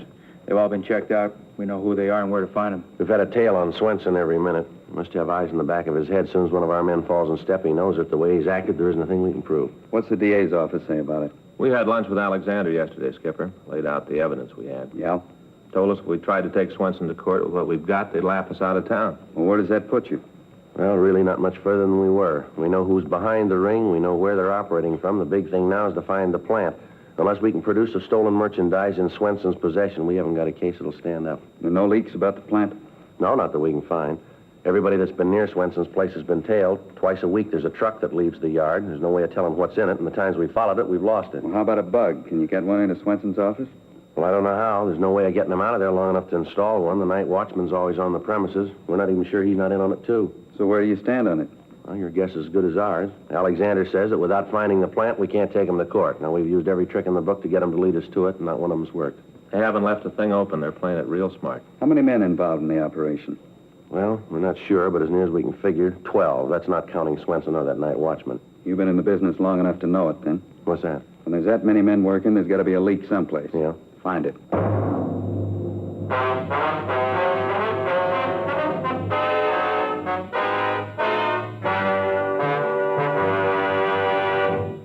You are listening to Dragnet, the authentic story of your police force in action. At cigarette dealers, in vending machines, at supermarkets and stores coast to coast. Chesterfields, please. Smokers by the thousands. Yes, smokers by the thousands are now changing to Chesterfield, the only cigarette ever to give you 1. Proof of low nicotine, highest quality, a matter of record. 2. The only cigarette ever to give you this proven record with smokers. Again and again, over a full year and 1/2, a group of Chesterfield smokers have been given thorough medical examinations. The doctor's reports are again a matter of record. No adverse effects to the nose, throat, and sinuses from smoking Chesterfield. A responsible independent research laboratory supervises this continuing program. Chesterfield. Best for me, best for you.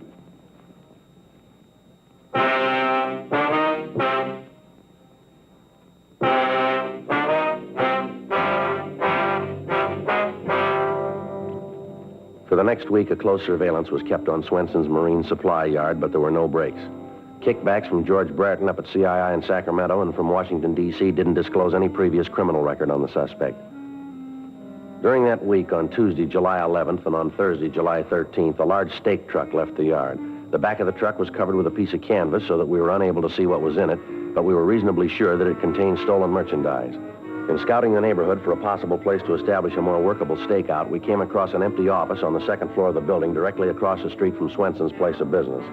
Officers equipped with binoculars maintained a constant watch on the activities in the yard. After another week, the events that had been seen were reported to Assistant District Attorney Adolph Alexander, and he stated that if we could get pictures of the operation, we might be able to make a case that would stand up in court. Monday, July 17th, we met with Sergeant Putoff in the crime lab. How far are you going to have to be from the subject, Joe? Well, second floor across the street. Are you going to be able to take all the pictures during the day? Don't think so, Putoff. Most of the activity runs after 9 at night. Mm-hmm. Well, best bet probably infrared, then. We can shoot it with a 4x5. How about light? Oh, is there any sort of telephone pole, traffic signal in front of the place? Yeah, I think so. The way I remember it, there's a phone pole about 10 feet to the left of the gate as you face the yard. Well, we can tie the lights to that, then. Well, any chance they could be spotted? Outside. We can put them up pretty high. Irregular lamp reflectors with heavy infrared filters. If you know they're there and look up, you're going to be able to spot them. Any chance of taking movies? Yeah, we can swing that. Life magazine's been experimenting with a new fast film. Results I've seen with it are pretty amazing. All you need is one street lamp. We can use that. Well, if you have to string the infrared lights, wouldn't it be better to shoot the movies on that kind of film? Well, you'd get something. Film's pretty slow, though. Be better to use the stuff Life's come up with. All right, how long will it take you to set it up? Well, how careful do we have to be? Well, these guys are pretty cagey. They get any idea at all, we're dead. Mm-hmm. Well, we can have a couple of men go out in the morning. We can outfit them as linemen. They should be able to have the rig ready for you by tomorrow night. We can start shooting pictures then, huh? Should be able to, yeah. All right. Is Jay Allen around, do you know? Well, I think he's over the court this morning, Joe. Well, then maybe you can help us out there, too. What's that? We're trying to figure some way to tail a truck. We've been trying to find the plant these guys are using for a couple of weeks now, and we just can't get near them. We wondered if Jay might have any ideas on that. Probably use fluorescent paint. That ought to do it. What's the gimmick there? They tie a can of transparent fluorescent lacquer to the back of the truck, punch a hole in the can, and all you got to do is follow the drops. You punch a hole in the can, won't all the stuff run out? Well, there's a couple of brands on the market. They've got enough viscosity so the paint will stay in the can. Regulate the frequency of the drops by the size of the hole. Can you see it? Not without ultraviolet lamp. Tie one of those to the hood of your car and you got it made. You got the equipment here to do that? Mm-hmm. Well, would you have Jay give us a call when he comes in? Right. He'll know more about it than I do. Be able to give you all the dope. Okay. I'll get right on the other for you. Thanks a lot. Say, how long you been after this bunch? Well, let's see. We got the assignment on June 13th. That'd make it over a month now. A lot of time. Well, maybe now we'll have something to show for it.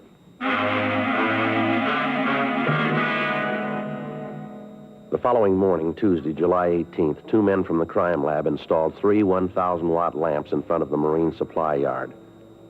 The reflectors were equipped with heavy infrared filters. Test exposures from our position across the street indicated that whatever pictures we got would be recognizable enough as to be admitted in a court of law. The new fast film was obtained, and 16-millimeter cameras were installed in the window of the office across the street from Swenson's. We talked with Sergeant Jay Allen in the crime lab, and he went to work on the use of the fluorescent paint. After experimenting, he was able to come up with the correct size hole in the bottom of the can so that a single drop of the lacquer would fall from the can every 10 seconds. A portable ultraviolet lamp was obtained and was ready for immediate installation on our car. For the next 3 nights, we sat in our vantage point and we photographed all activity on the suspect's premises. The pictures were shown to Adolph Alexander in the district attorney's office, and he told us that they would play a large part in the prosecution of the case. However, he said that if we could come up with the hiding place of the stolen loot, a conviction would be assured. Tuesday morning, July 25th, 3:15 a.m., Frank and I took the can of fluorescent paint and climbed the fence into the supply yard. Back here. Right. Lousy thing, I didn't see All right, you better hold it a minute. Who's there? The watchman. Yeah. Better get back in the shadows. Yeah, come on, easy. Come on out, I know you're there.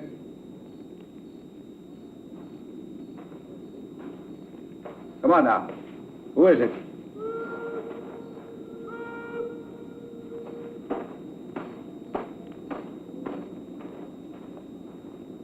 That was close. Yeah. All right, let's go. The truck should be back in the shed. Right.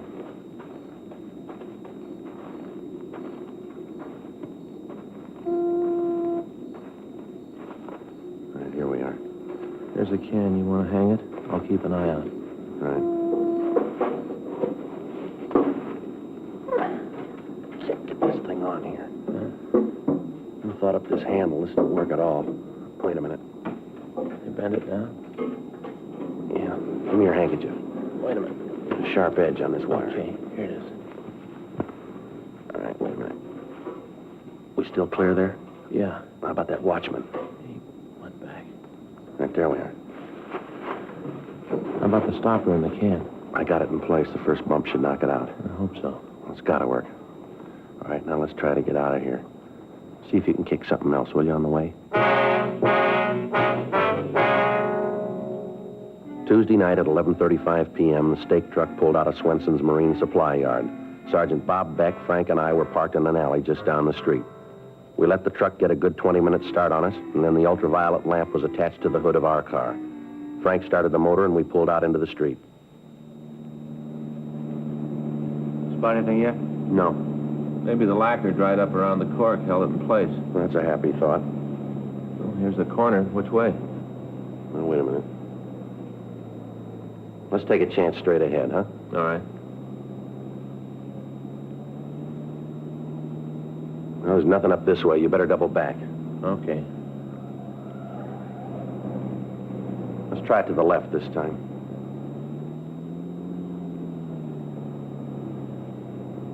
How about it? See anything yet? Go on up a little more, will you? Yeah, there it is. Yeah. Look at that stuff. It's really lit up. For the next 35 minutes, we followed the trail left by the fluorescent paint. From time to time, we'd lose the trail, but we'd always pick it up again. The truck followed the main highway from San Pedro to Santa Monica and then turned left up Santa Monica Canyon. The trail wound around toward Sunset Boulevard and turned to the left. About 1 mile from the beach, the drops indicated that the truck had left the main street and turned onto a private dirt road. Half a mile along the road, the trail stopped in front of a large wooden building in the middle of a field. We turned off the car lights and went up to the place. The blinds on the windows were drawn, but there were lights on in a front room. Sergeant Beck covered the rear of the building, and Frank and I went up to the front door.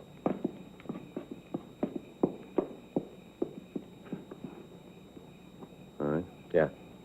What are you doing in here? Police officers, you're under arrest. For what? Is there anybody else here in the building? What are you arresting me for? You want to check with Beck, Frank? Right. What are you doing coming in here like this? You got no right coming around kicking doors All right, in. save it, Swenson. How do you know my name? We've been watching you for a month now. Is there anybody else in this house? No. Do you own this place? I'm not answering anything till I see a lawyer. All right, you call it any way you want. We can find out. Got no right in here. I'm going to see my lawyer. You do that, Swenson. What's the charge? Burglary. You think you can make it stick? We're going to try, mister. Where's your evidence? You got to have evidence. We got it. There's nobody else here, Joe. Back room's full of stuff. Radios, heaters, tires, all here. So what? You can't put me away for that. All right, let's go, Swenson. Now, just a minute.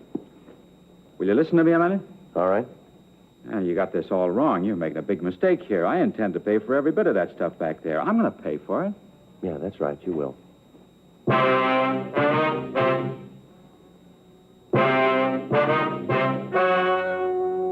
The story you have just heard is true. The names were changed to protect the innocent. On December 12th, trial was held in Department 97, Superior Court of the State of California, in and for the County of Los Angeles. In a moment, the results of that trial. Now, here is our star, Jack Webb. Thank you, George Fenneman. Friends, we'd like to express our appreciation to all of you who've made our Dragnet theme song so popular. Whenever or wherever you hear it, we hope it'll remind you to try our Chesterfields, to join the thousands who are changing to Chesterfields and getting the one cigarette that's low in nicotine, highest in quality. Chesterfield, best for me, best for you.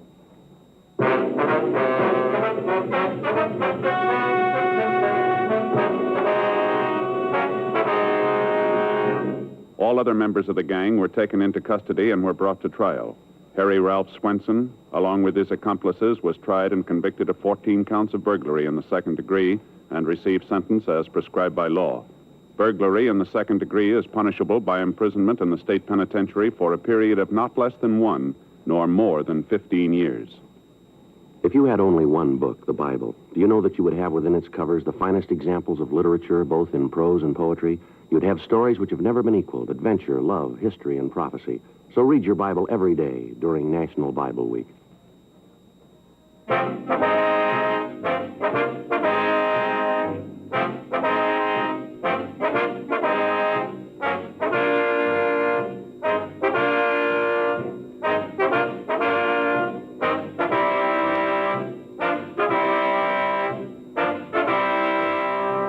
You have just heard Dragnet, a series of authentic cases from official files. Technical advice comes from the Office of Chief of Police W.H. Parker, Los Angeles Police Department. Technical advisors, Captain Jack Donahoe, Sergeant Marty Wynn, Sergeant Vance Brasher. Heard tonight were Ben Alexander, Vic Perrin, Jack Crucian. Script by John Robinson. Music by Walter Schumann. Hal Gibney speaking. Watch an entirely new Dragnet case history each week on your local NBC television station. Please check your newspapers for the day and time.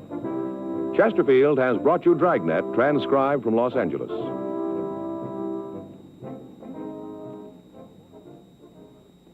Have you tried new cork tip Fatima? It's the smooth smoke, with Fatima tips of perfect cork, king size for longer filtering, and Fatima quality for a much better flavor and aroma.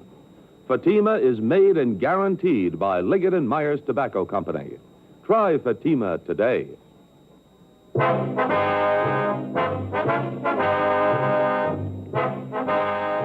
Hear Frank Sinatra as Rocky Fortune tonight on the NBC Radio Network.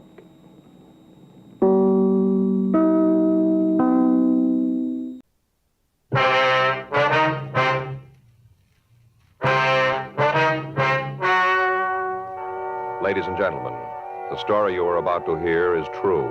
The names have been changed to protect the innocent. Dragnet is brought to you by Chesterfield, made by Liggett & Myers, first major tobacco company to bring you a complete line of quality cigarettes.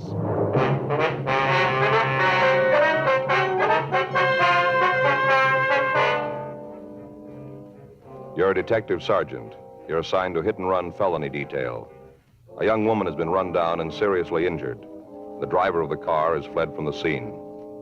Your job, find him. Today, friends, you hear these 3 words everywhere. Chesterfield's for me. The Chesterfield you smoke today is the best cigarette ever made. Best for you, because Chesterfield gives you proof of highest quality, low nicotine, the taste you want, the mildness you want. Chesterfield is best for you because it's tested and approved by 30 years of scientific tobacco research. Chesterfield is best for you because it has an established good record with smokers, proven by test after test. Yes, friends, the Chesterfield you smoke today is the best cigarette ever made, for the taste you want, the mildness you want. Join the thousands now changing to Chesterfield. Always say, Chesterfield's for me.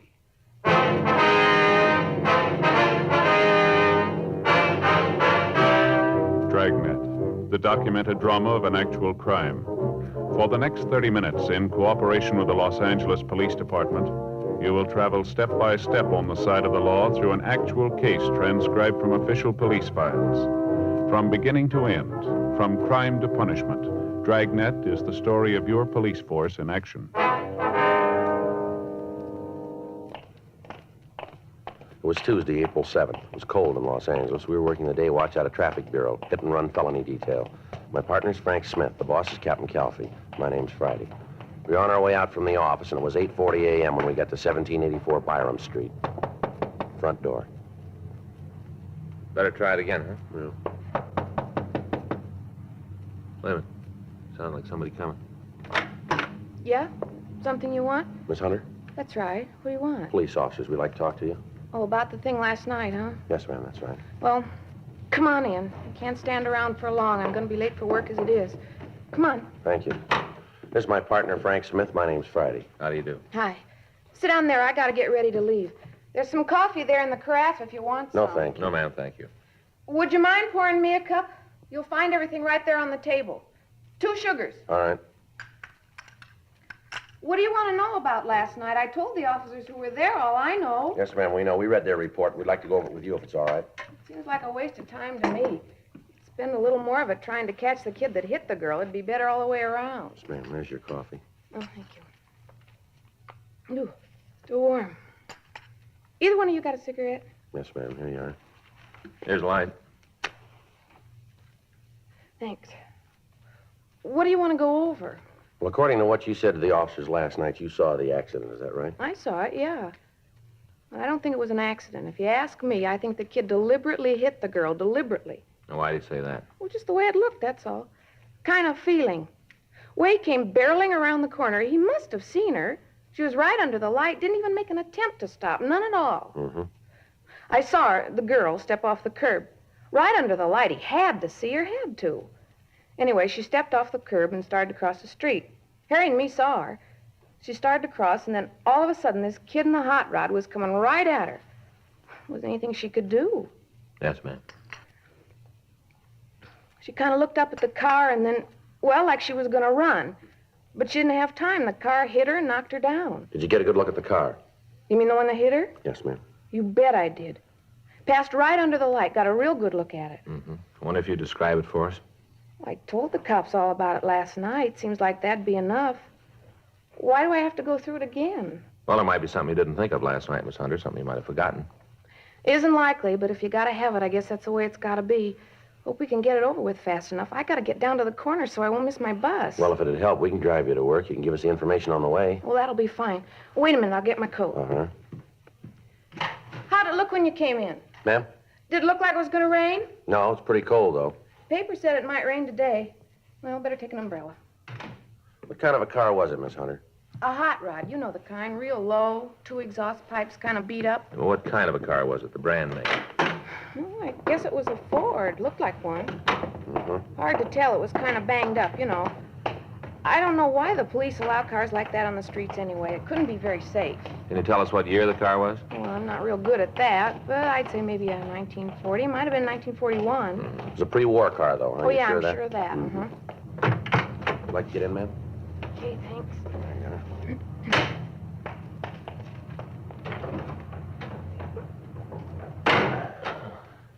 Where can we drop you, ma'am? Near First and Broadway will be fine, just on the corner there. Okay. Miss Hunter, was there anything about the car that'd make it easier to identify? Not especially. Black Ford, all beat up. I'm sure I'd know it if I saw it again, any place. Did you get a good look at the driver of the car? No, not too good. All I could see was that he was a kid, you know, maybe 19, 20 years old. Uh-huh. Sure like to see you get that kid. Is the girl all right? She looked pretty bad last night. Well, she's still in a critical condition. Doctors aren't sure yet whether she'll be all right. Sure hope she is. Have you talked to her? No, we haven't. Not yet. It's a terrible thing. Kids like that running around in hot rods, barreling around the city. Person's not safe on the streets anymore. Well, just because a car's got twin tailpipes, Miss Hunter, doesn't have to be a hot rod. Well, this one was. Even had the little sort of license plate hanging down from the back bumper. You mean a state license plate? No, one of those with a club name on it. You know the kind. There's not a notation of that on the report that we remember. I guess I forgot all the excitement and all. I must have forgot. Well, did you see the name on that plate? Yeah. Not real good, but I saw it. Think you can remember it? Not all of it. The last part was wheels, something wheels, 2 words. You're pretty sure of that, are you? Yeah, wheels. That's the word I saw. Didn't remember it last night. Guess it didn't seem important then. Must be a lot of cars that have those plates on them all over town. Yes, we know. Don't seem like it's going to help much. A lot of cars with those plates on them, lots of them. Yes, ma'am. Even if you do find the kid with one of them, how are you going to know if he's the right one? Well, it's not going to be too hard. Huh? His car will tell us. According to the report, an automobile driven by one male occupant had struck a woman while she crossed the intersection of Olympic Boulevard and Connecticut Street the night before. When the ambulance arrived at the scene, the victim, who was identified as Mrs. Helen Chapman, was unconscious and was removed to Georgia Street Receiving Hospital for emergency treatment. Members of the crime lab had arrived at the scene and gathered what physical evidence they could find. All citizens in the vicinity were interrogated and their statements were taken. Photographs of the coroner were made and held for evidence. Because of the hit-and-run aspect of the case, Frank and I had been assigned to investigate it. At 1:14 p.m., we drove over to Georgia Street Receiving Hospital to talk to the attending physician, Dr. Sebastian. He said the patient's condition was so critical that she couldn't be moved to her own hospital. He told us that the victim hadn't recovered consciousness to the point where she could be questioned. He went on to tell us that she'd been administered serum albumin to counteract shock. He listed her injuries for us: compound fractures of the femur, rib fractures, and associated internal injuries, including a punctured lung and brain concussion. It was not expected that she'd live. Frank and I left the doctor and walked down the hall. In the waiting room, we met a tall, thin man who looked as if he hadn't slept in several days. On the floor in front of him was a small pile of half-smoked cigarettes. He identified himself as the victim's husband, Carl Chapman. I don't know. I came home from work. They told me about it. I didn't even know. Didn't they try to call you at work? No, I guess they called the house. There wasn't anybody home. I just walked up to the door, and there was a note telling me to call there. Didn't even know about Helen. I see. You like a cigarette, Chapman? Thanks.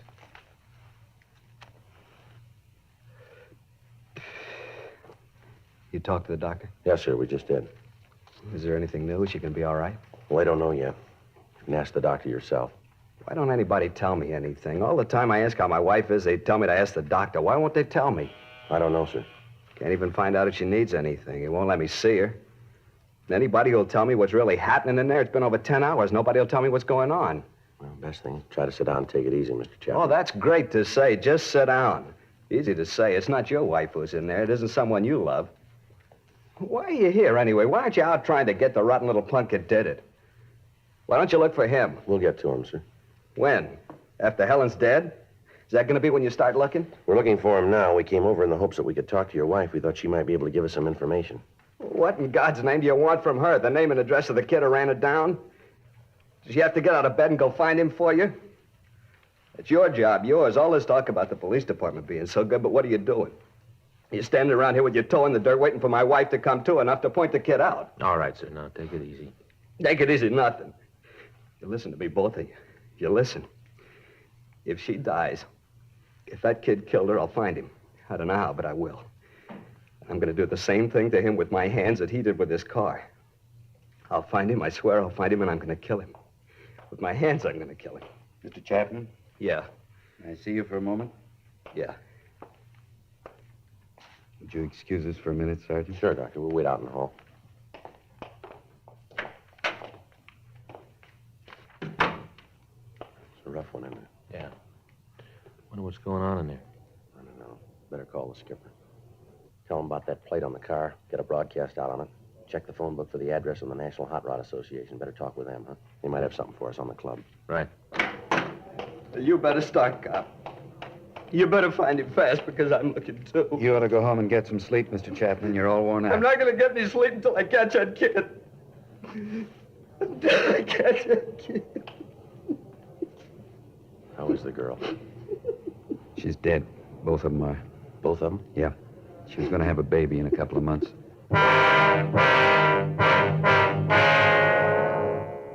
3:15 p.m. Frank and I drove out to the offices of the National Hot Rod Association on Hollywood Boulevard. We met with Bud Coons and Wally Parks. They checked their records for clubs with the last name Wheels. There were 3 in their files. 2 were in the eastern part of the United States, and 1 was listed as having headquarters in Alhambra, California. We obtained the name and address of the president of the club, and we drove out to see him. We found him in the garage behind the house working on a 1941 Ford. We introduced ourselves, and he asked us to sit down. What do you want to see me about? We understand that you're the president of the Square Wheel, is that right? Yeah, that's right. Why? How many members do you have in the club? 18. 18 actives. There's a couple of guys in the service. What's this all about, anyway? How come the questions? All your members have the metal plates with the club name on their car? Yeah. Get them when they pay the initiation fee. Why? Anybody else have them? Not legally. What do you mean? Well, a couple of them out. Been stolen from members. Any of the fellows in the club drive a black pre-war Ford? Yeah, I guess we got about 5 of them. I got one myself, as a matter of fact. Listen, why can't you tell me what this is all about? Figure if I knew what you wanted, I could help you out. Well, a woman was run down by a hot rod last night. One of the witnesses saw a plate on the car that might have been from your club. No kidding. That's the way we get it. What did it look like? Well, they say it had twin pipes, pretty well beat up, white sidewall tires. It's not one of ours, then. You sound pretty sure. What about the plate? Well, I told you, we've had a couple of them stolen. Must have been one of them. Well, how come you're so sure it wasn't one of your members? Oh, I know the cars in the club. There isn't a yo-yo in the bunch. What's a yo-yo? Oh, yeah, you know, a shot rod, junk heap. Oh, I see. I don't know. It seems like every time there's any trouble with a car over 5 years old, it's a hot rod. Sure not fair. That's so. Yeah. Hey, come here, I'll show you. Now, take a look at that. I've been working on it for 3 years. Got over $1,200 in it. Take a look at it. It's a lot of motor. Yeah, it's a good car, but what's it prove? The car that ran that woman down wasn't a hot rod. Well, how do you figure that? You said it was a wreck, didn't you? That's right. We haven't got a wreck that's allowed on the streets in this club. I don't know a legal club that has a yo-yo in it. We got a safety check every month. Any car that isn't safe has to be fixed or the guy's out. A lot of clubs operate that way. Yeah, we know. Our kids build rods for 2 reasons. Because they want the cars to run better, be more efficient, or else they want something a little different than you can buy in a showroom. Yeah, well, all this sounds good, but a woman was killed last night by a kid driving a hopped-up car of some kind.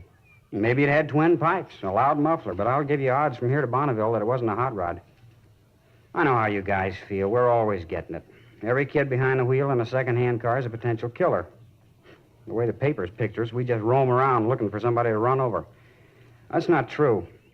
You check the records. I think you'll find that the ratio between tickets given out to members of hot rod clubs, members of the NHRA, and any other group of drivers will make the hot rodders look pretty good. There hasn't been a ticket in our club in the last year and a half. The one before that was for overtime parking.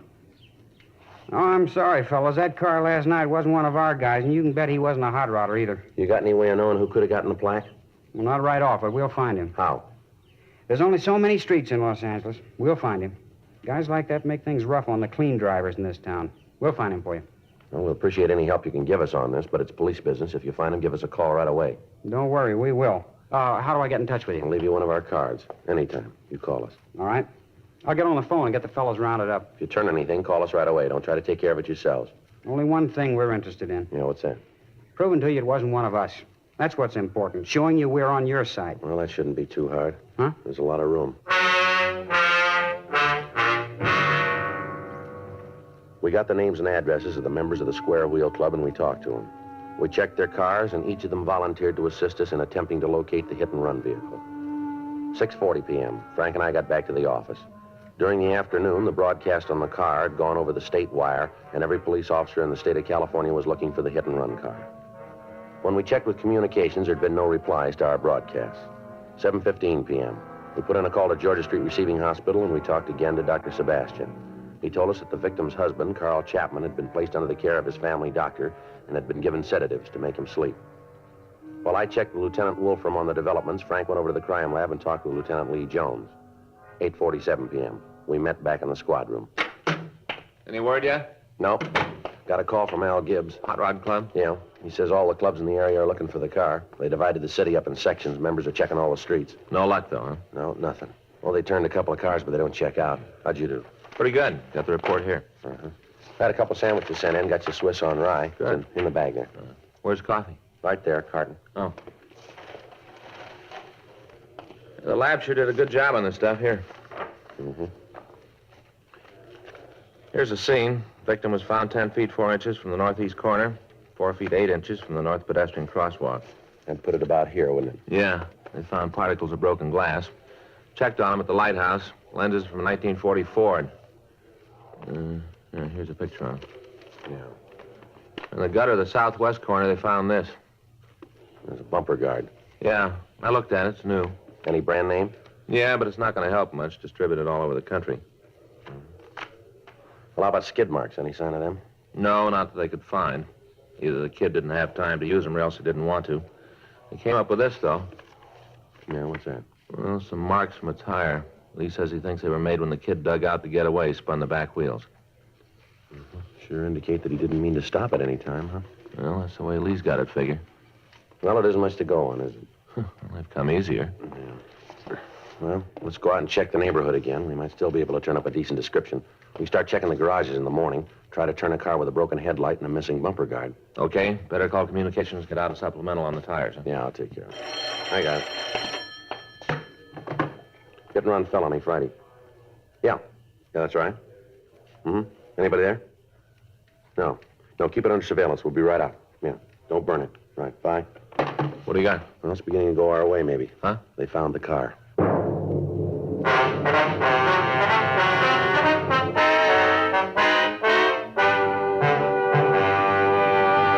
You are listening to Dragnet, The authentic story of your police force in action. Chesterfield's For Me. You hear it everywhere. Tonight, we hear from America's #1 band leader, Ray Anthony, who, with his attractive wife, Dee, plays college dates from coast to coast. In cigarettes, the young crowd really goes for Chesterfields. I've noticed that wherever we've played. And I guess it's one of the reasons Chesterfield is America's most popular two-way cigarette. Of course, Dee and I are Chesterfield smokers, too. We know they're best for us. Chesterfield's For Me. You hear it everywhere. The Chesterfield you smoke today is the best cigarette ever made. For the taste you want, the mildness you want, join the thousands now changing to Chesterfield.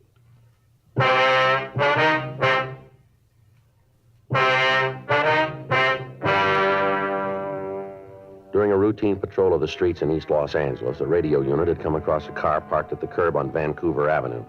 They'd stopped to investigate and found that it matched the description that we'd sent out. On the phone, I'd instructed the officer not to search the car, but merely to keep it under surveillance and check and hold anyone who approached it. Frank and I notified the crime lab of the find, and then we left the office and drove out to the location.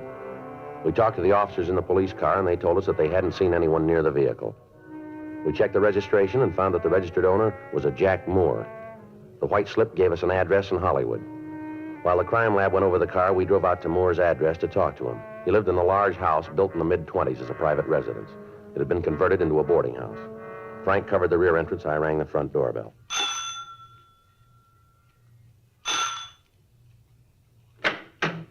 Yeah? What do you want waking me up this time of night? Police officers. You have a tenant here named Jack Moore? What about him? We'd like to talk to him. Too late, Mac. He ain't here. Where is he? I don't know. He moved out this afternoon. He didn't say where he was going. A thorough search was made of the suspect's room. The manager told us that Moore had come home that morning, packed his belongings, and left the house. We called the crime lab, and Lieutenant Lee Jones told us that they'd established that Moore's car was the one that had run down the Chapman girl. We talked to the other people in the rooming house. None of them could tell us where Moore might have gone.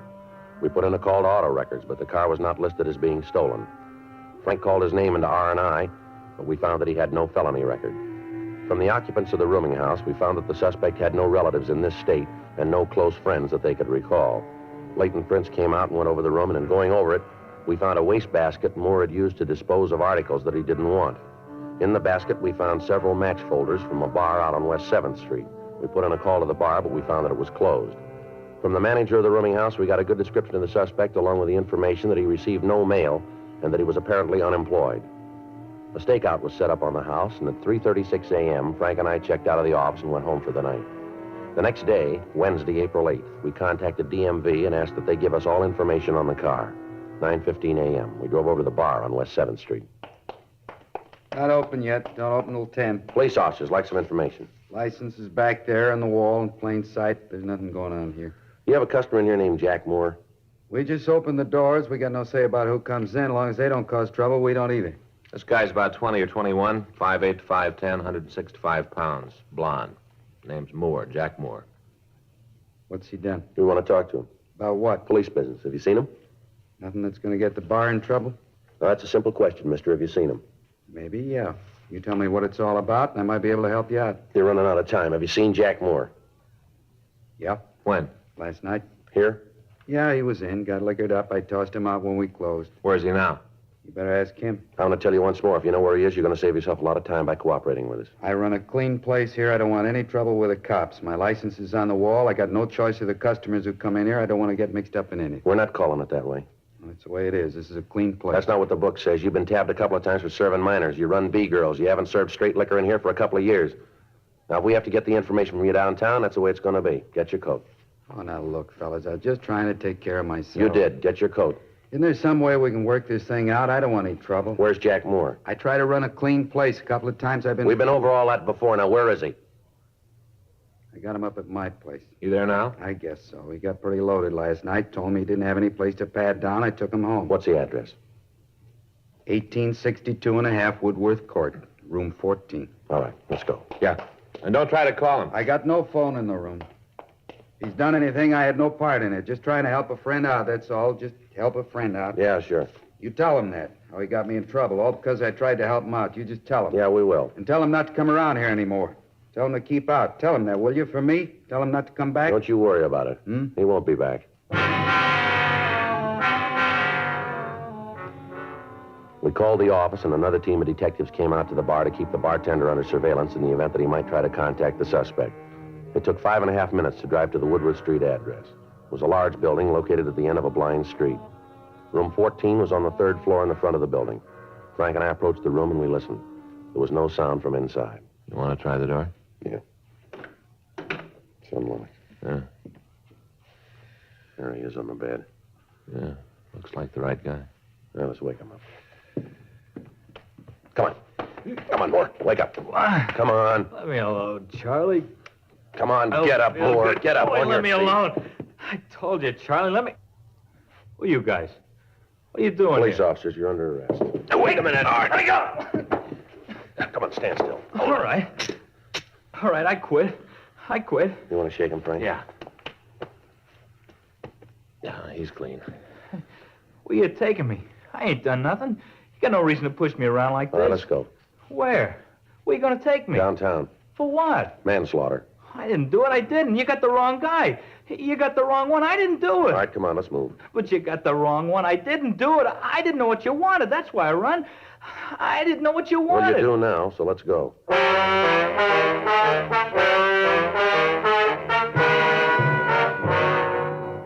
The suspect was taken to the squad room where he was questioned. He refused to admit any part in the crime.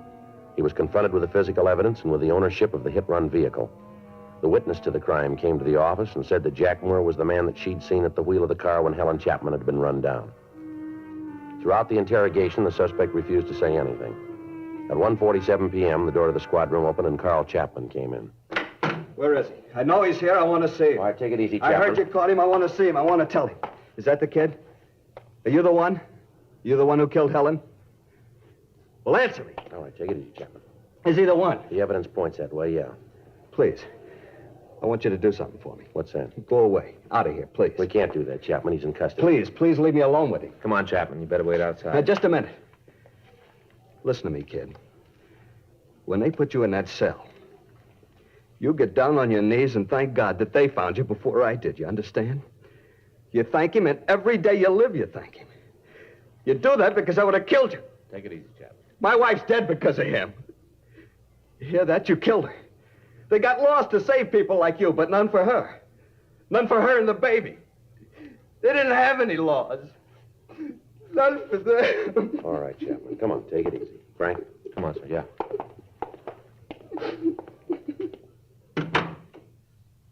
Pretty upset, ain't he? I want you to remember something, kid. In the years I've been in this department, I've seen some bad ones, real bad.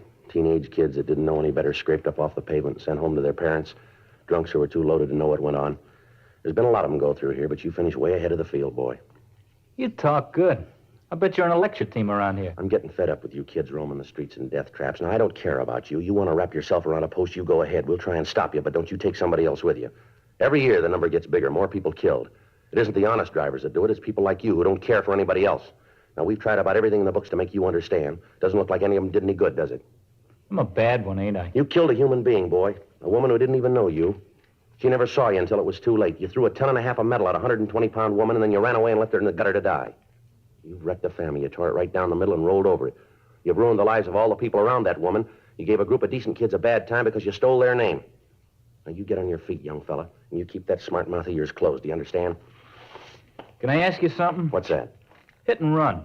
How much will I get? I don't know, but it won't be enough.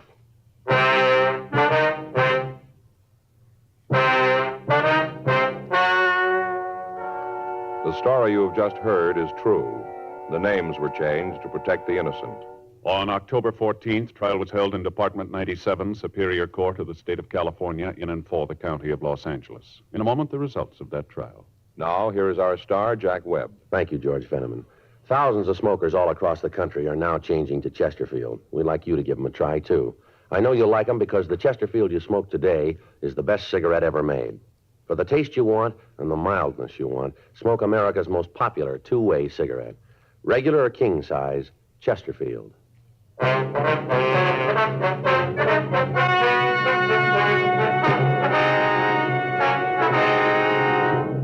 Jack Carlisle Moore was tried and found guilty of manslaughter, 1 count, and received sentence as prescribed by law.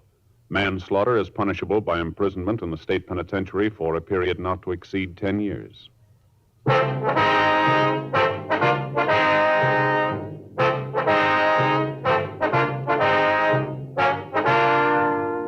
You have just heard Dragnet, a series of authentic cases from official files. Technical advice comes from the Office of Chief of Police W.H. Parker, Los Angeles Police Department.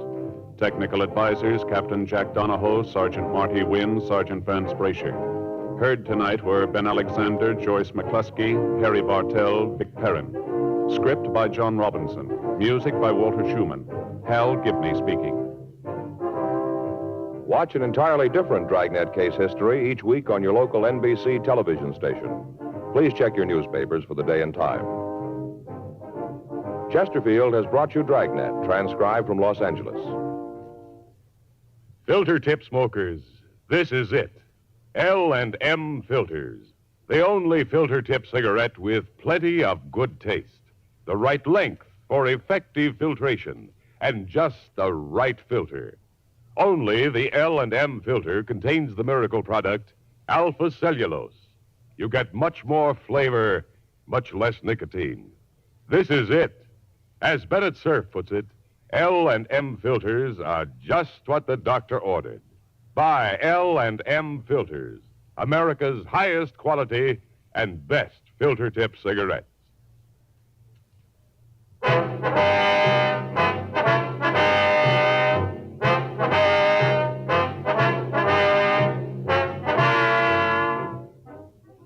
Hear Rocky Fortune following John Cameron Swayze and the news on the NBC Radio Network.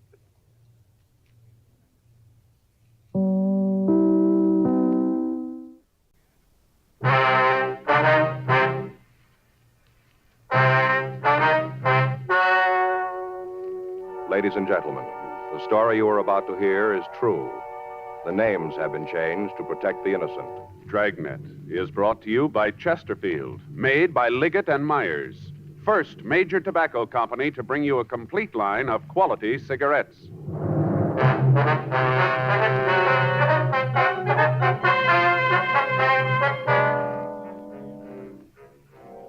You're a detective sergeant. You're assigned to homicide detail. A young man walks into your office and tells you he has a problem. From the way he talks, you know it's serious. Your job, listen. Today, friends, you hear these 3 words everywhere. Chesterfield's for me. The Chesterfield you smoke today is the best cigarette ever made. Best for you, because Chesterfield gives you proof of highest quality, low nicotine. The taste you want, the mildness you want. Chesterfield is best for you because it's tested and approved by 30 years of scientific tobacco research. Chesterfield is best for you because it has an established good record with smokers, proven by test after test. Yes, friends, the Chesterfield you smoke today is the best cigarette ever made. For the taste you want, the mildness you want. Join the thousands now changing to Chesterfield. Always say, Chesterfield's for me.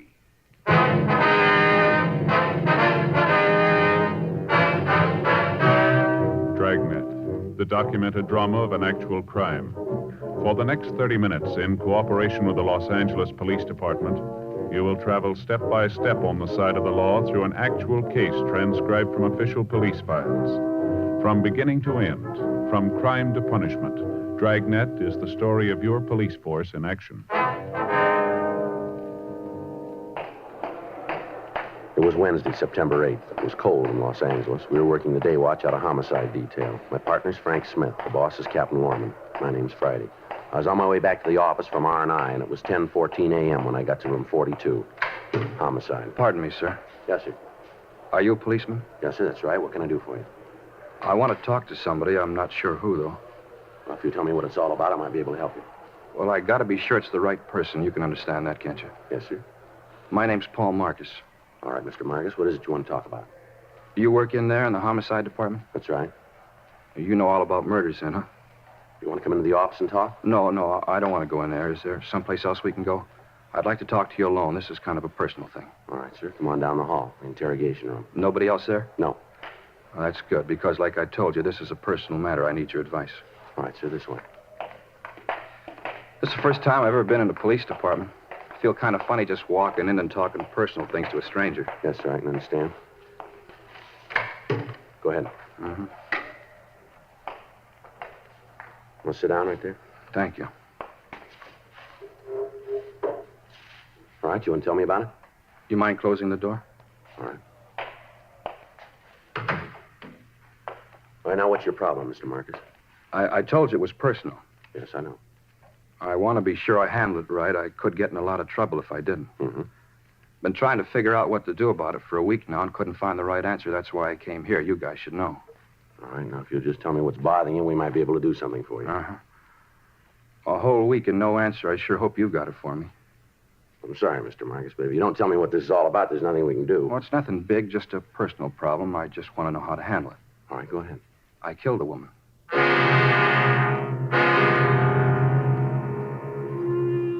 10:18 a.m. We got the name of the woman Paul Marcus said that he'd murdered. We also obtained a description of the victim, and Frank went down the hall to missing persons to see if a report had been filed on her. I waited with the suspect. It's a personal problem. You know how to handle it, and I wasn't sure. That's why I came to you. All right, where did you meet this Lorraine Farrell? San Francisco. How long ago? A couple of weeks. I just knew her a little while before it happened, just a couple of weeks. Mm-hmm. Fisherman's Wharf. What's that? Fisherman's Wharf. That's where I met her in San Francisco. I was on a vacation. 2 weeks with pay, and I went to San Francisco. Fisherman's Wharf. That's where I met Lorraine. All right, go ahead. Well, I was down there sitting on the dock looking at the boats, just sitting there eating prawns. You know how they cook them in those great big pots? Yeah. Well, I was just sitting there eating prawns, and I met her. Well, where'd you kill her? Look, you got to let me tell this in my own way, or I'm not going to tell you at all. It's got to be right so you'll understand. Now, if you don't get it right, the whole thing's gone wrong.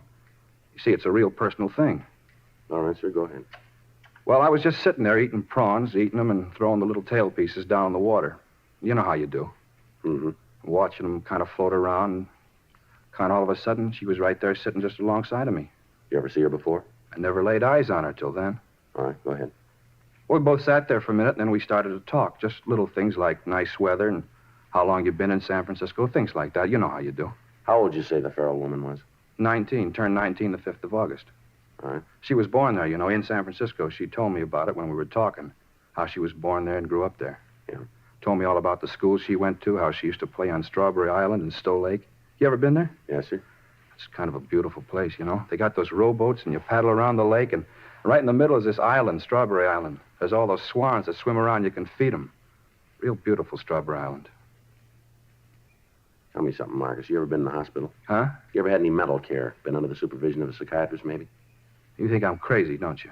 No, I just asked you a question. Well, I'm not. I've never been to a doctor. I'm telling you the truth. You'll see. All right, you want to go ahead?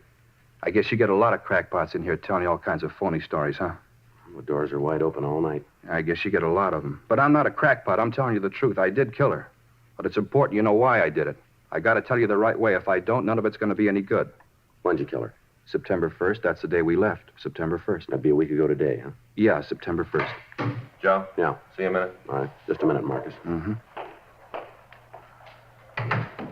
All right, what do you got? Well, I checked missing persons. Yeah. I got a report on the girl, same name, description matches. When'd she disappear? September 1st.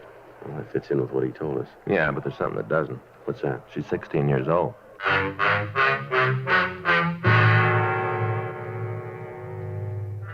Each year, there are hundreds of citizens who walk into the nearest police station and confess to some sort of crime. Some have actually happened, others have occurred only in the mind of the person confessing. No matter how wild the confession, how implausible the details of the crime, each report has to be checked out. To doctors, such cases are clinical, but to the working detective, they're the cause of a lot of legwork and a great deal of checking.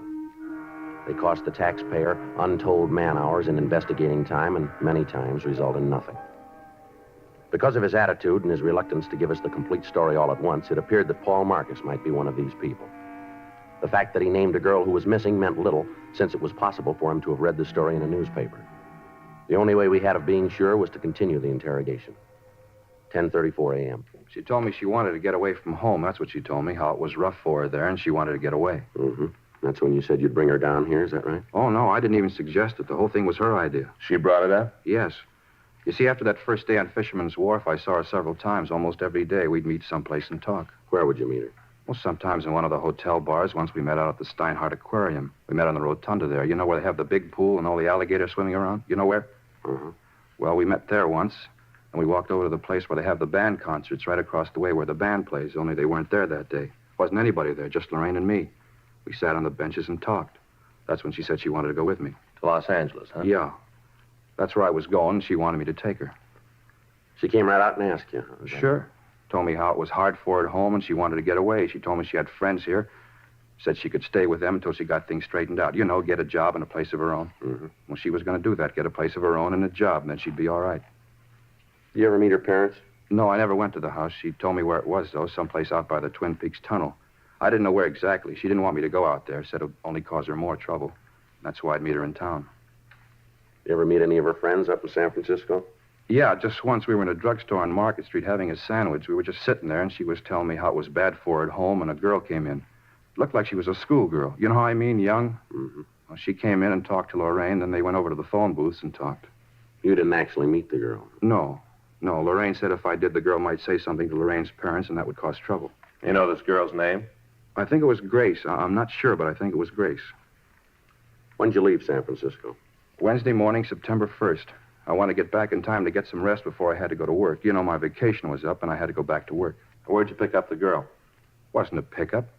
I was sitting on Fisherman's Wharf eating prawns and looking at the boats, and we started to talk. Wasn't a pickup. We just got friendly. No, Marcus, he means that where'd you pick up the girl when you left for Los Angeles? Oh, I thought you meant when I met her the first time. That's what I thought. Uh-huh. I met her out at the tunnel. Where's that? Well, you know where Castro Street runs into Market, where the L car comes in from the beach? That's where I met her. She came from home, had her suitcase and all, and she came out on the L car. All right, go ahead. Well, she got off the streetcar, got into my car, and we left for Los Angeles. Where'd you kill her? I told you before, if I don't tell it my way, it isn't going to work. You're not going to understand. It's got to be my way. All right, go ahead, Mark. Well, it was a beautiful day, just the kind of a day you want when you're going on a drive. You know how I mean, clear and the sun shining. Yeah. Well, that's what kind of a day it was. Uh-huh. You could see all across the bay, over to Berkeley, and way up north. It was real clear. You want to go ahead with your story? Mr. Friday? Mm-hmm. My way? Yes, all right, go ahead. All right. We drove all day, stopped for lunch at a place near San Luis Obispo, a little lunch stand there. Had a French dip sandwich. It was one of the best I ever had. The meat was real lean, and they didn't sop up the bun with the gravy. Just the right amount. One of the best I ever ate. Mm-hmm. Lorraine liked them, too. She didn't like the bread all sopped up with gravy. Well, go ahead. What happened after you had lunch? Well, we left there and drove on. We got down to around Malibu. I guess it was really before that where the divided highway is, up the coast. You know where the cliffs are? Yeah, we know. Well, we stopped. She was such a beautiful night, I just wanted to sit there and look at the ocean. People don't take time anymore. And what happened then? We just sat there, had a cigarette, and talked. That's when I told her. First time I ever said it. What was that? It's funny, I guess most fellas say it a lot. You know how I mean, to a bunch of girls that never mean it. Go ahead. I told her. First time I said I loved her, and I told her that she didn't have to get a job, that I wanted to marry her and get her a house and all, and she wouldn't have no more trouble at home. How she'd have her own home and everything would be all right. I told her all that. Yeah. And that's when I knew, right then. You could divide the second in a million parts, and in one of the parts, I knew I had to do it. Kill her? Yeah. You see, she didn't tell me the real reason. She lied to me, and I knew I had to do it. So she wouldn't lie to anyone else. You can understand that. You can see why I had to do it. Well, maybe you better tell us. Well, it was all a lie, all about the family being mean to her. All that was a lie. She just wanted to get to Los Angeles because she wanted to meet some other fella here. That's why. She lied about the family, and that's why she did it. So, you see, I had to kill her. I had to. How'd you kill her? Huh? I say, how did you kill her? We got out of the car and walked over to the cliffs. We could see right down to the ocean. We just stood there. I just hit her. She fell down. It was quiet. So I pushed her over into the water. Mm-hmm. What'd you do then, Marcus? I got in the car and drove home. You just left her there, huh? Certainly. There wasn't anything I could do for her. You point out the place where all this happened? Well, sure. It's up the coast where the highway's divided, north of Malibu. It's real easy to find. Anybody else around? You mean when I hit her? That's right. No, we were all alone. I didn't see anybody, just the two of us. All right, Marcus, you willing to give us a statement on all this? You mean what I just told you? Yeah. Well, sure. You want me to tell all about it again? We'll call in a stenographer. So you can write it down, huh? That's the idea. Well, sure, I'll tell her.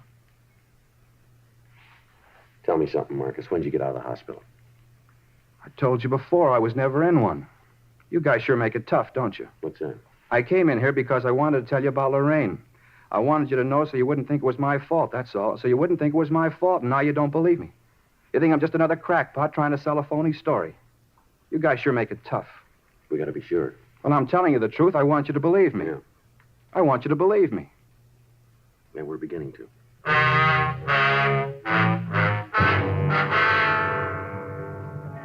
A statement was taken from the suspect, and he was booked in at the main jail on a charge of suspicion of violation of Section 187 PC, murder. We sent a teletype to San Francisco, and we contacted Inspectors Ed Vandervoort and John O'Hare of Homicide Detail. We filled them in and asked that they check out the suspect's story on their end. We also asked that they send us all available information on the missing girl and that they check with her family and try to get a list of any known associates that she might have had in the Los Angeles area. Frank and I checked out of the office at 7:48 p.m. and we went home for the night. The following morning at 9:23 a.m., Inspector Vandervoort from San Francisco called back. Uh-huh. Yeah. When was that, Ed? Wait a minute. All right, yeah, I got it. How about friends down here? No, I say, how about friends down here? Mm-hmm. Oh, I see. Well, it should be here this afternoon, then. Right. Yeah, we'll check them out. No, that's on the way. We put it in the mail for you last... Well, you should have it by now, then. Huh? Okay, right. Right, Ed, thanks very much. We'll be checking with you. Right. Bye. How about it? Well, they checked the family and the friends, the place where Marcus said he stayed up there. Yeah. Marcus' story checks out all the way.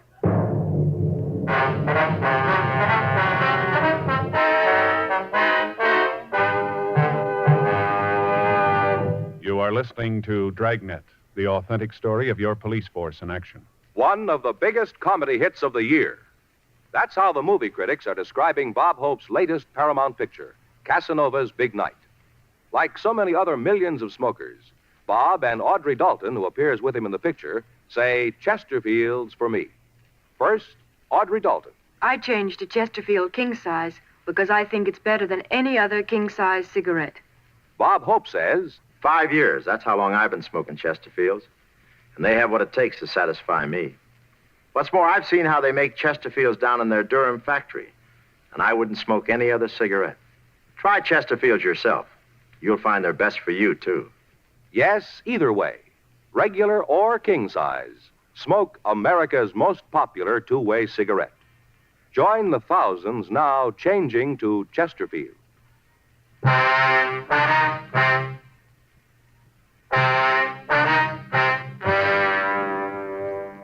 In the phone conversation, we learned that all of Lorraine Farrell's friends and relatives had been interviewed and their stories checked with the one given us by the suspect, Marcus. The girl and Paul Marcus had been seen together in the Bay City. The desk clerk at the hotel where the suspect had stayed verified the date that he'd checked out. It was the same day Lorraine Farrell disappeared. The officers in San Francisco were able to contact the girl the suspect had referred to as Grace. She recalled seeing a man answering Marcus' description with the missing Farrell girl. Frank and I spent the rest of the day checking on the suspect. We talked to the people he worked with. They described Marcus as being moody and withdrawn. We talked with his landlady. Her description of the suspect's attitude was the same that we'd gotten before. We thoroughly searched Marcus's apartment, and in a desk drawer, we found a loose-leaf notebook with several pages of penciled notes describing the trip that he'd taken up to San Francisco. On one of the pages, at the back of the book, we found a lengthy letter to a Lorraine, in which Marcus apologized to the girl for killing her, but he went on to explain that he had no choice. We booked this evidence.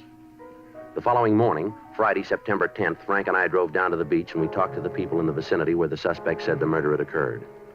We found an elderly couple who lived in a trailer on the beach.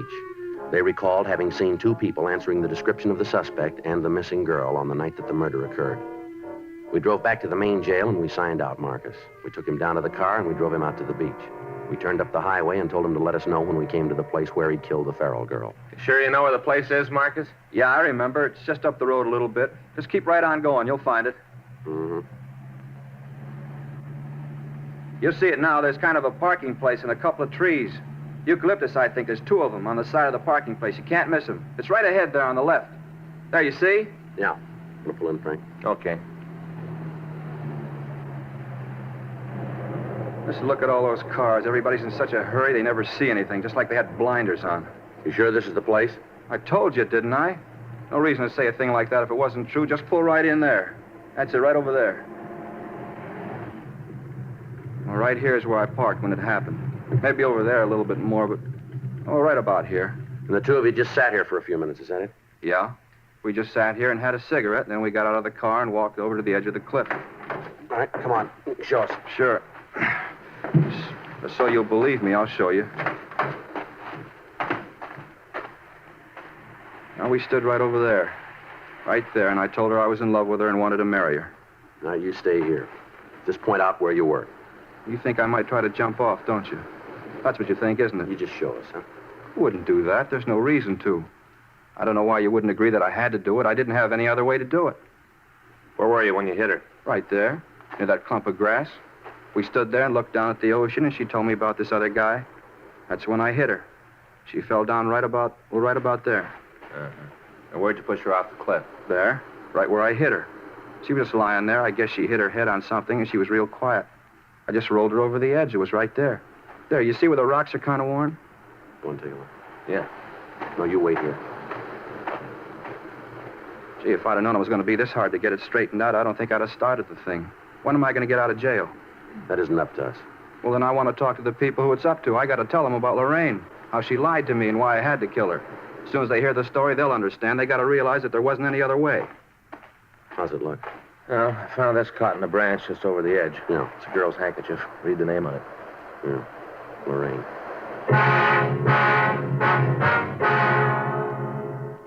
Friday, September 10th, 3:46 p.m.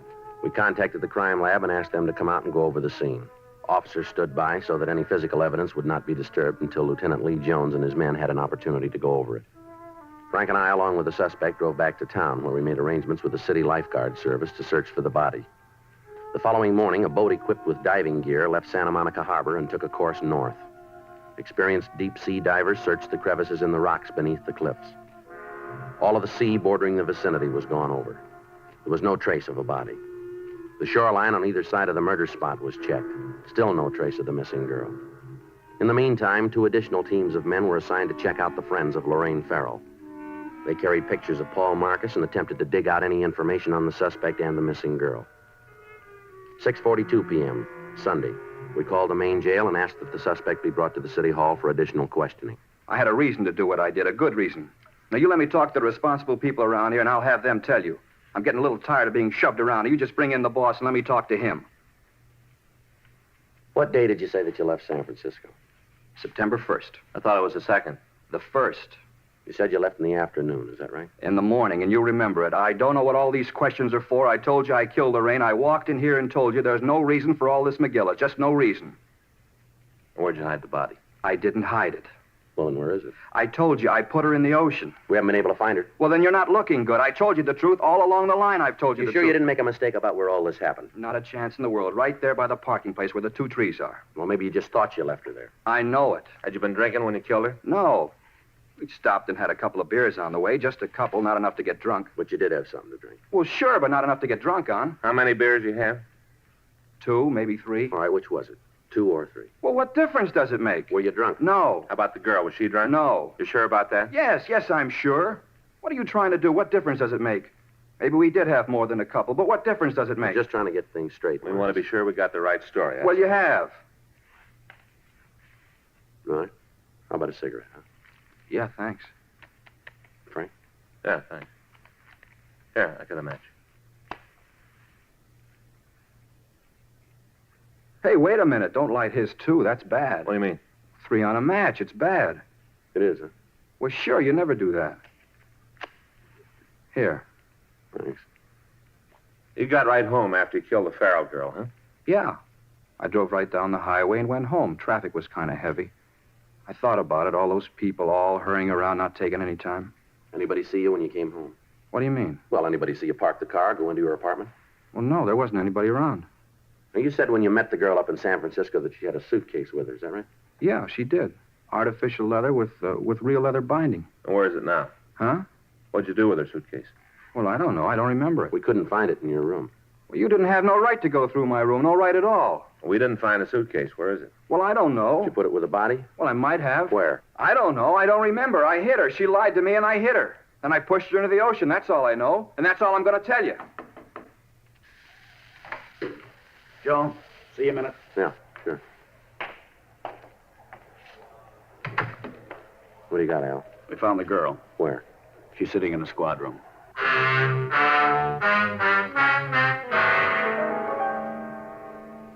Frank stayed with the suspect in the interrogation room, and I went with Sergeant Al Olivas up to the office.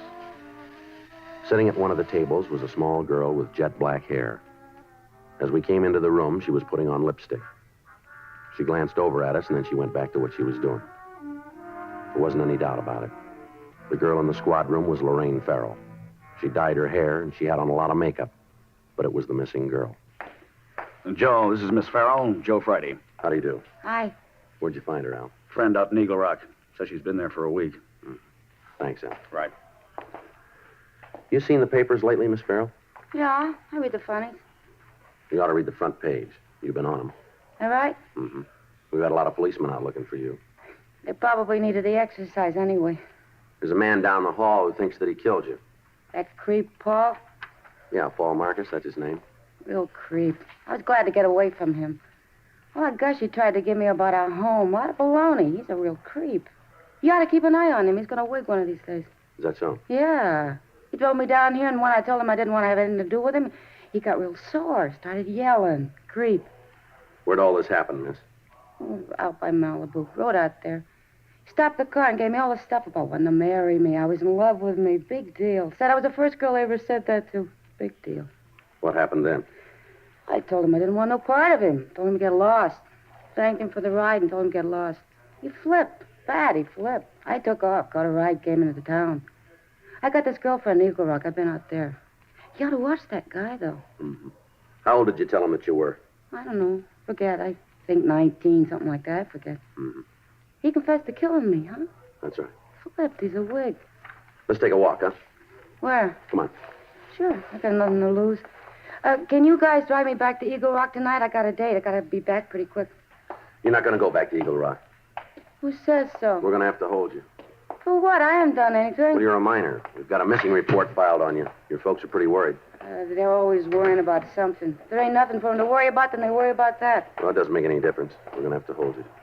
You just try it, cop. You just try it. You'll find out you got more trouble than you knew came in one lump. Uh-huh. In here.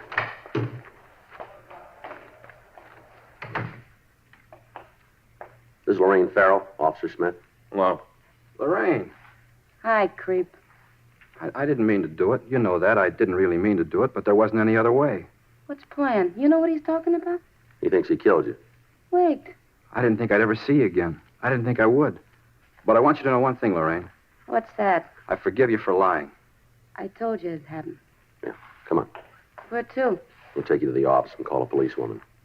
Then to the can, huh? To juvenile hall. Come on, let's go. I'll take her, Joe. Right. Bye, Paul. Bye, Lorraine. I'm not mad at you anymore. You know, I was worried.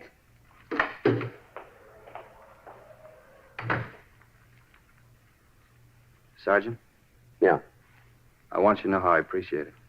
Yeah, what's that? What you tried to do, I think was real fine, thanks. I don't know what you mean. You didn't fool me a bit. What? I know I killed her.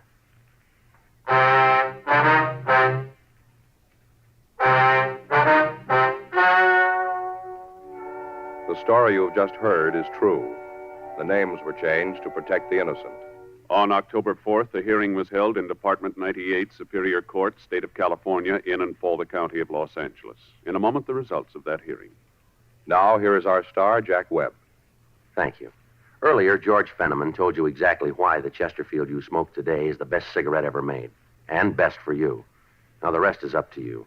Get a carton or two for yourself. Smoke them and you'll say, as we do, it's Chesterfields for me.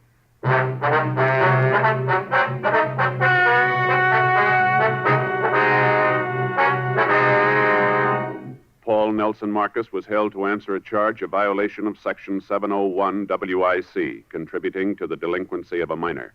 After due deliberation, he was placed on probation and delivered into the hands of a competent psychiatrist.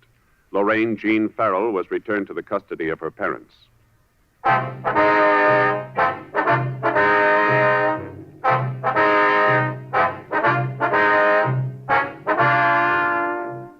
have just heard Dragnet, a series of authentic cases from official files. Technical advice comes from the Office of Chief of Police W.H. Parker, Los Angeles Police Department. Technical advisors Captain Jack Donahoe, Sergeant Marty Wynn, Sergeant Vance Brasher. Heard tonight were Ben Alexander, Herb Ellis. Script by John Robinson. Music by Walter Schumann.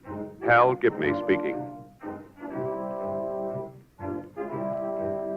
Watch an entirely different Dragnet case history each week on your local NBC television station. Please check your newspapers for the day and time. Chesterfield has brought you Dragnet, transcribed from Los Angeles. Filter tip smokers, this is it. L&M Filters, the one filter tip cigarette with plenty of good taste, much more flavor, much less nicotine, and effective filtration. Only L&M filters have the miracle filter tip containing alpha cellulose, the purest material for filtering cigarette smoke. Yes, this is it. As Bennett Cerf puts it, L&M filters are just what the doctor ordered. Buy L&M filters, the distinctive monogram cigarette. L&M filters, America's highest quality and best filter tip cigarette.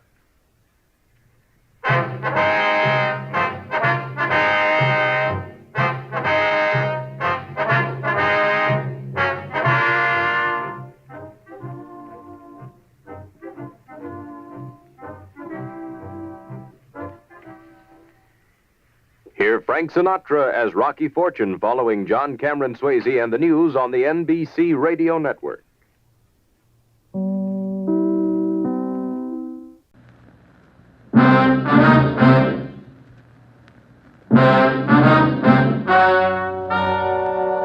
Ladies and gentlemen, the story you are about to hear is true. Only the names have been changed to protect the innocent. NBC brings you Dragnet.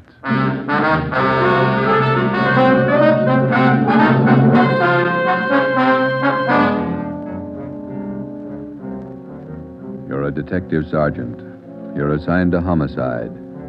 Somewhere in the tangled web of your city, there's a killer on the loose. A young woman has been brutally murdered. The weapon, a steel bludgeon. Your job is to get him. Dragnet, the documented drama of an actual crime, investigated and solved by the men who unrelentingly stand watch on the security of your home, your family, and your life. For the next 30 minutes, in cooperation with the Los Angeles Police Department, you will travel step by step on the side of the law through an actual case from official police files, from beginning to end, from crime to punishment. Dragnet is the story of your police force in action.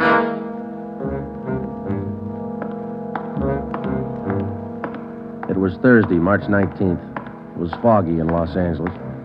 We were working the night watch out of homicide detail. My partner's Ben Romero. The boss is Ed Backstrand, chief of detectives. My name's Friday. It was 9:14 p.m. when I got to the old Central Jail building, third floor. The crime lab. Hi, Joe. How you coming, Lee? Just ran a spectrograph. What'd you find? The paint flake from the victim's head matches that paint on the hunk of pipe. Any prints? The pipe was clean, no latent prints. Well, that figured. Anything else? Got those blood test reports. A couple of slides for you to look at under the comparison mic. Mm-hmm. Thanks, Lee. Oh, hi, Joe. Didn't hear you come in. What's it look like, Ben? Well, here's the blood test reports. This one is blood found on the piece of pipe. Type A.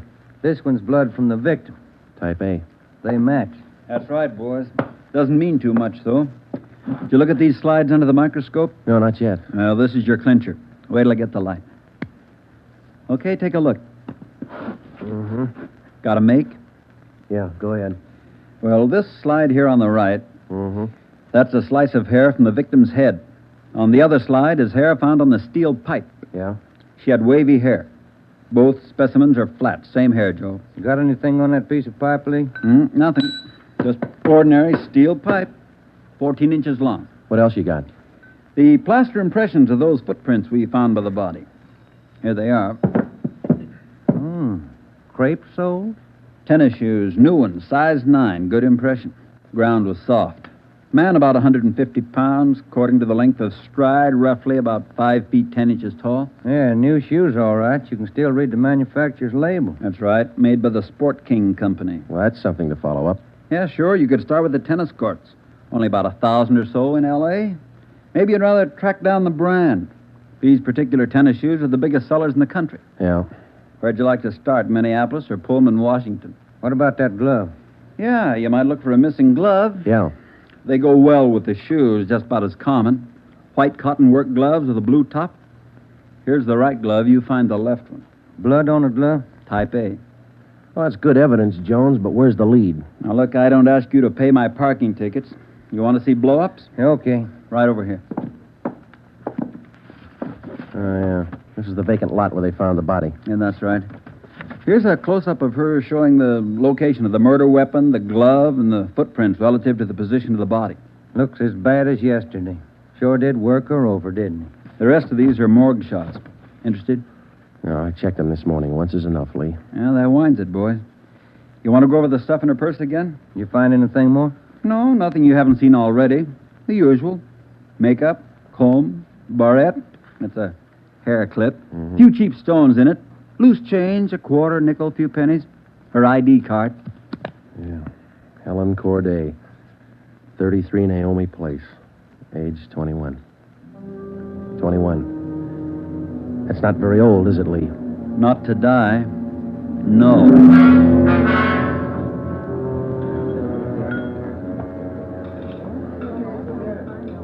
Helen Corday. Who could kill Helen Corday? Why? Why do you say that, Mr. Meyer? Well, people kill for money. They kill for love. Helen Corday had none of these. No boyfriend? Not in here. No, she was a good worker. 5 different waitresses the union sends me 1 month. 5! Did the union send Helen to you? Oh, sure. All the girls come from the union, but none like Helen. Oh, she was sweet, honest, and courteous. Mr. Meyer, did you know anything about her personal life? Only that she was a good worker. Everything else she took home with her from this place. Did she ever mention any men to you? Anyone at all? No gentleman, not one. No. How much money did she make here? Well, I paid her $26.50 a week, every Tuesday. And not much salary for so much work, but the tips are very good here. Nice customers. Mm-hmm. Nice. This her home address, 33 Naomi Place? 33 Naomi, yeah, that's right, yeah. Thank you very much, Mr. Meyer, for your time. I wonder what kind of a person does things like that. Who could kill Helen Corday? Everybody liked Helen. Helen Corday? I never liked her. Come on in the office, boys, where we can talk. Never liked her because I never knew her. You the head of the union? Not just a steward. I know most of the girls. This Corday girl, what'd she look like? Small brunette, about 5'3". Here's a picture. Yeah. Pretty girl, wasn't she? Oh, sure. Placed her out at Otto's place. Nice little Dutch fella. Otto Meyer. That's right. He seemed to think quite a lot of her. Yeah, she was a fine worker. Oh, sure. Always right up on her dues. Paid all the assessments right on time. Thought you said you didn't know her. Well, not right off, I didn't, but when you showed me that picture there, placed her right away. You know anything about her personal life? Yeah, wait a minute. Why all these questions? Helen Corday was murdered last night. Oh. Who did it? You know anything about her personal life? Well, you can see my position, Sergeant. 1,200 girls. Check 'em in, check 'em out. Just names to me till I see a picture of 'em. You wouldn't know if she had any boyfriends here in the union? Waiters, busboy? That I wouldn't know. Like I tell you, Sergeant, I never knew Helen Corday. Sure, I knew Helen Corday.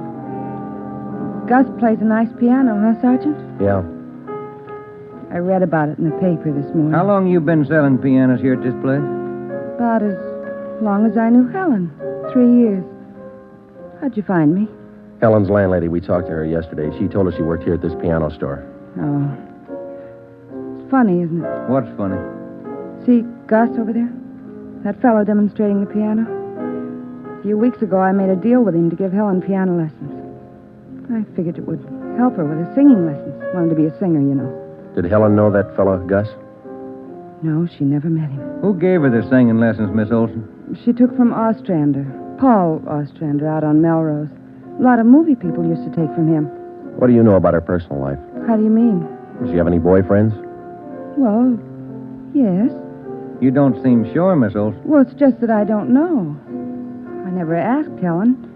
But she did have a few dates with Paul Ostrander. I don't think she was serious. How about Ostrander? Gee, I don't know, Sergeant. I don't want to involve anybody. You want to help us find the killer, don't you? Yes, but if you're thinking Paul Ostrander did it, no, I'm sure he didn't kill her.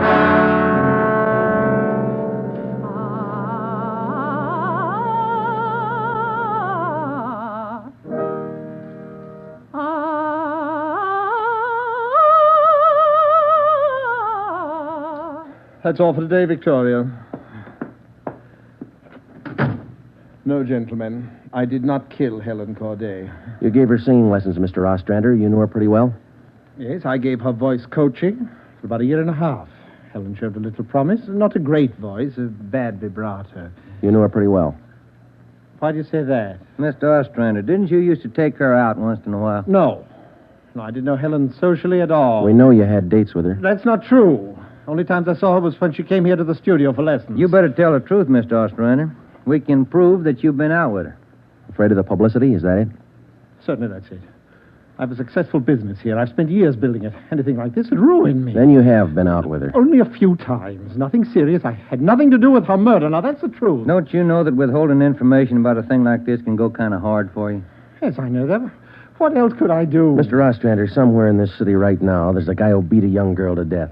He crushed her skull with a piece of steel pipe. We need every bit of information we can get to track him down. I know that, Sergeant. You could have come to us. We wouldn't run to the newspapers with it. If the information's confidential, that's the way we treat it. Most of the time, it's the people who run to the newspapers first. Then they come to us. That's right, Mr. Ostrander. People are their own press agents. Sergeant, I'd like to know what right you have to invade my privacy and lecture me on my civic duty. All right, I'll tell you what right, Ostrander. We want the man who murdered Helen Corday. I got as much right as he had at 12:14 this morning. Come on, Joe.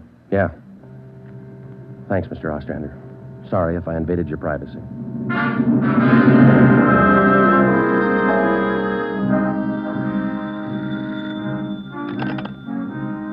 Chief of Detectives Office, Helen. No, I'm sorry, ma'am. You got the wrong extension.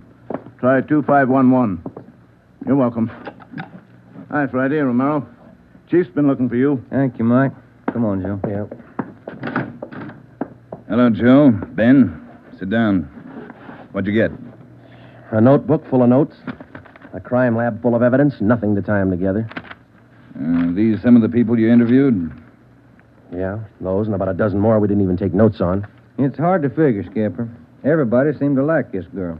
Helen Corday. No known relatives. Single, unattached girl, living all alone in the city. Few friends and no enemies. None we can find anyway.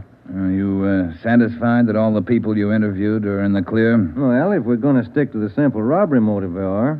The kind of money Helen Corday made wouldn't interest those people. How are you doing on the outside leads? Nothing. If we could just find one hole someplace, anything. All right, now look. You've got a lab full of evidence across the street. You've got a book full of names here. You've got the pieces. Now fit them together. They just don't add. Well, go over them and keep going over them until they do add. Anything from the informants? No, nothing so far. No tips on anybody that's been dough-heavy lately. Nobody shooting off their mouth. The guy we want won't advertise. Figures himself a pretty smooth operator. But he probably made a mistake somewhere along the line. We'll find it. Got a hot shot, Ed. Yeah? 3220 Casino. Woman, probable attack. All right, Friday. You and Ben run it down. We ran down the hot shot call for 3220 Casino. Turned out to be a typical dead-end lead. Her name was Mrs. Lillian Horn. For the past 5 years, Mr. Horn had been paid regularly on Wednesdays. He spent all day Thursday drinking up his paycheck and beating his wife. The call had no connection with the Corday murder. We made the usual call into communications. Unit 80K to Control 1, 80K to Control 1. Control 1 to 80K, go ahead. On that probable attack, 3220 Casino, code 4. 80K, roger. 80K to Control 1, KMA 367. That was the beginning. For the next 3 days, we followed up every lead and every call, but they were all blind. All units were alerted, and they had as much information on the killer of Helen Corday as we did. Ben and I cruised throughout the entire Central Division. We covered every probable call that might have some connection with the murder. Attention, Unit 41R. 1654 Swanson Terrace. A woman. Victim of probable attack. Code 3. Unit 41R. It didn't make any difference what the call was. If there was a possibility it might tie in with the Corday murder, we ran it down. We made it a 24-hour job. So far, if the killer made a mistake, we hadn't been able to find it. The Corday funeral was on Monday. They were all there. The girl's landlady, the voice teacher Ostrander, the girlfriend Marie Olson, the man from the union, and her boss Otto Meyer. But nobody else we hadn't checked. That was Monday afternoon. Monday night, we went back to the old routine, tracking calls during the night in the squad car, picking up small threads that led nowhere. 3 more days of the same thing. Thursday morning, 1 week after we found Helen Corday's body, we got an anonymous phone tip. I know who killed Helen Corday. His name's George Barlow. He lives at 418 White Oak Avenue. He used to date her up all the time. Get him and you've got the murderer. We checked George Barlow and about 10 others just like him. None of them knew Helen Corday. Saturday night, Ben and I were back in the squad car cruising the Central Division. Saturday night's a good night for robbery. By 10 p.m., we'd run down 4 various calls. 123, code 1. 123, roger. 12G, call your station. Unit 13R, 1254 Tower Road. A woman screaming. Investigate the trouble. Code 2. Let's handle that one, Ben. Yeah, okay. I'll notify communications. Unit 80K to Control 1. 80K to Control 1. Control 1 to Unit 80K. Go ahead. On your 1254 Tower Road call, we're in the vicinity. We will handle. 80K, roger. 80K to Control 1, KMA 367. Let's go, Ben. Control 1 to 13R. Disregard your last call. Handled by 80K.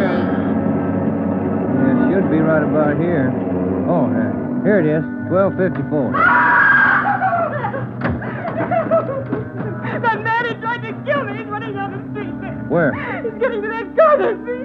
He tried to kill me. Come on. Where'd he go, Joe? Turn right at the next corner. That's him up ahead. He's got a good lead on us. Hit the siren. He's gaining, Joe. Took a left at the next corner. Oh, he isn't going to stop. Close in as tight as you can, Ben. Down to the floor now. Swing out to the left a little. I'm going for his tires. Right. All right, that'll slow him down. Pull up on him. Yeah. All right, you. Keep both hands on that wheel and get over to the curb. Cover me, Joe. Right.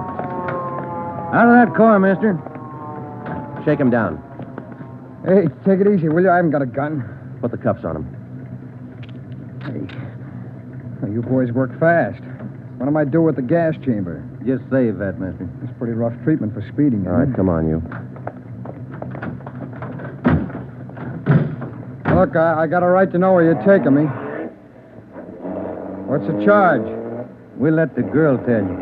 What girl? You just sit there and be quiet, huh? Oh, I know where you're going.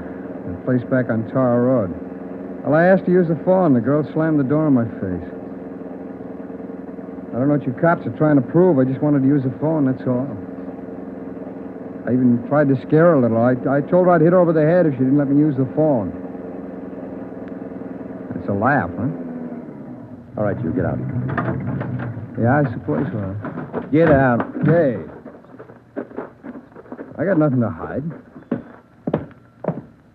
That little girl's gonna lie. You know that, don't you? Who's there? Police officer. That's the man. That's him. He tried to kill me. His full name's Frank Philip Larson. Had no previous record. This the girl's report? Yeah, that's it, Skipper. Judy Scott. How old is she? He's 19. She's a babysitter. Real tough boy, isn't he? Forced his way into the house, beat her about the neck and arms. A tire iron. We found it in his car. Jones is running it through the crime lab. Asked her if she had any money. She told him no. Struck her again. Where's this Larson live? Hotel out near Santa Monica. He's a clothing salesman, Ed. Works for a big men's store, Burns and Company. According to the house book sales record, he bought a pair of tennis shoes 2 weeks ago. Weighs 158 pounds, 5 foot 11 inches. Tennis shoes are missing. They're not in his hotel room, and he's not wearing them. What else did you find? A rhinestone. You mean a pin? No, just a small loose stone recovered from the rug in Larson's room. Crime lab got it? Working on it now. Ed, I think...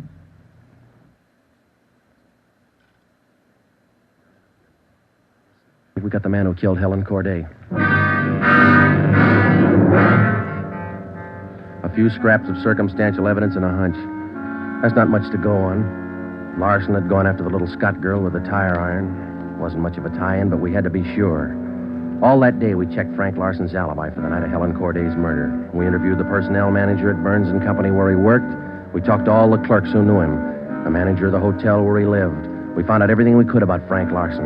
And that night at 10 o'clock, we had the prisoner brought to the interrogation room. How are you, Larson? Fine. Just fine. I like jail. Sit down. Lousy weather, been foggy all over town. I wouldn't know. I've been inside all day. How old are you, Larson? 31, same as the last time you asked me. Where'd you go to school? I didn't.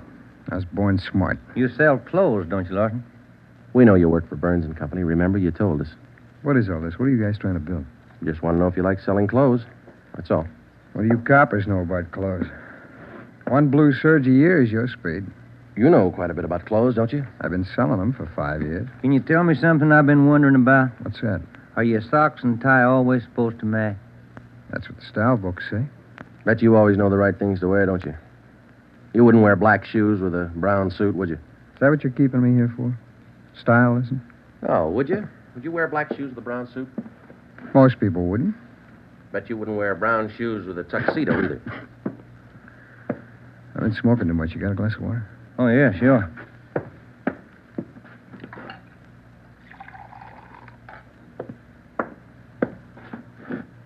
There you are, Larson. Thanks. That's good and cold. How about it? Would you ever wear brown shoes with a tux? Nobody would.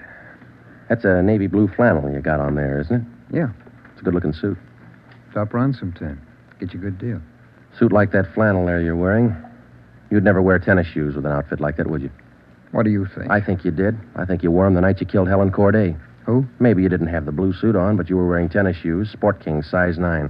Sell for $5.95. You picked them up at a discount. Cost you $3 1/4. Where'd you get that? Out of the house book, Burns & Company. You wouldn't have those shoes around now, would you? We couldn't find them in your hotel room. Your boss, Mr. Craig, used to think a lot of you, Larson. Before you started drinking on the job, your commissions used to run pretty high up the last couple of months. What happened? That cheap rye get to you? Well, you two really nosed around, didn't you? When are you going to tell me what I eat for breakfast? Cornflakes, cup of coffee, donut, sometimes 2 donuts when you're hungry. Elsie waits on you at the Royal Cafe. She gets a dime tip. Can I have some more of that water? Help yourself, there's a cooler. They're good and cold. How about it, Larson? Where are the tennis shoes? They wore out. In 3 weeks? Can't be very good tennis shoes. No, they didn't wear out. What'd you do with them? You know all the answers. You figure it out. We know you bought the tennis shoes. We don't know where they are now.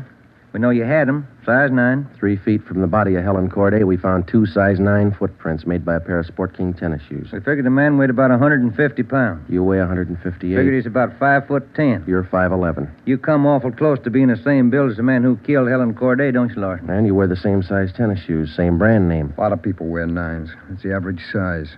They sell a lot of Sport Kings, too. Everybody wears them. If we could find your pair, might make a difference. Doesn't mean your tennis shoes made the prints with the body.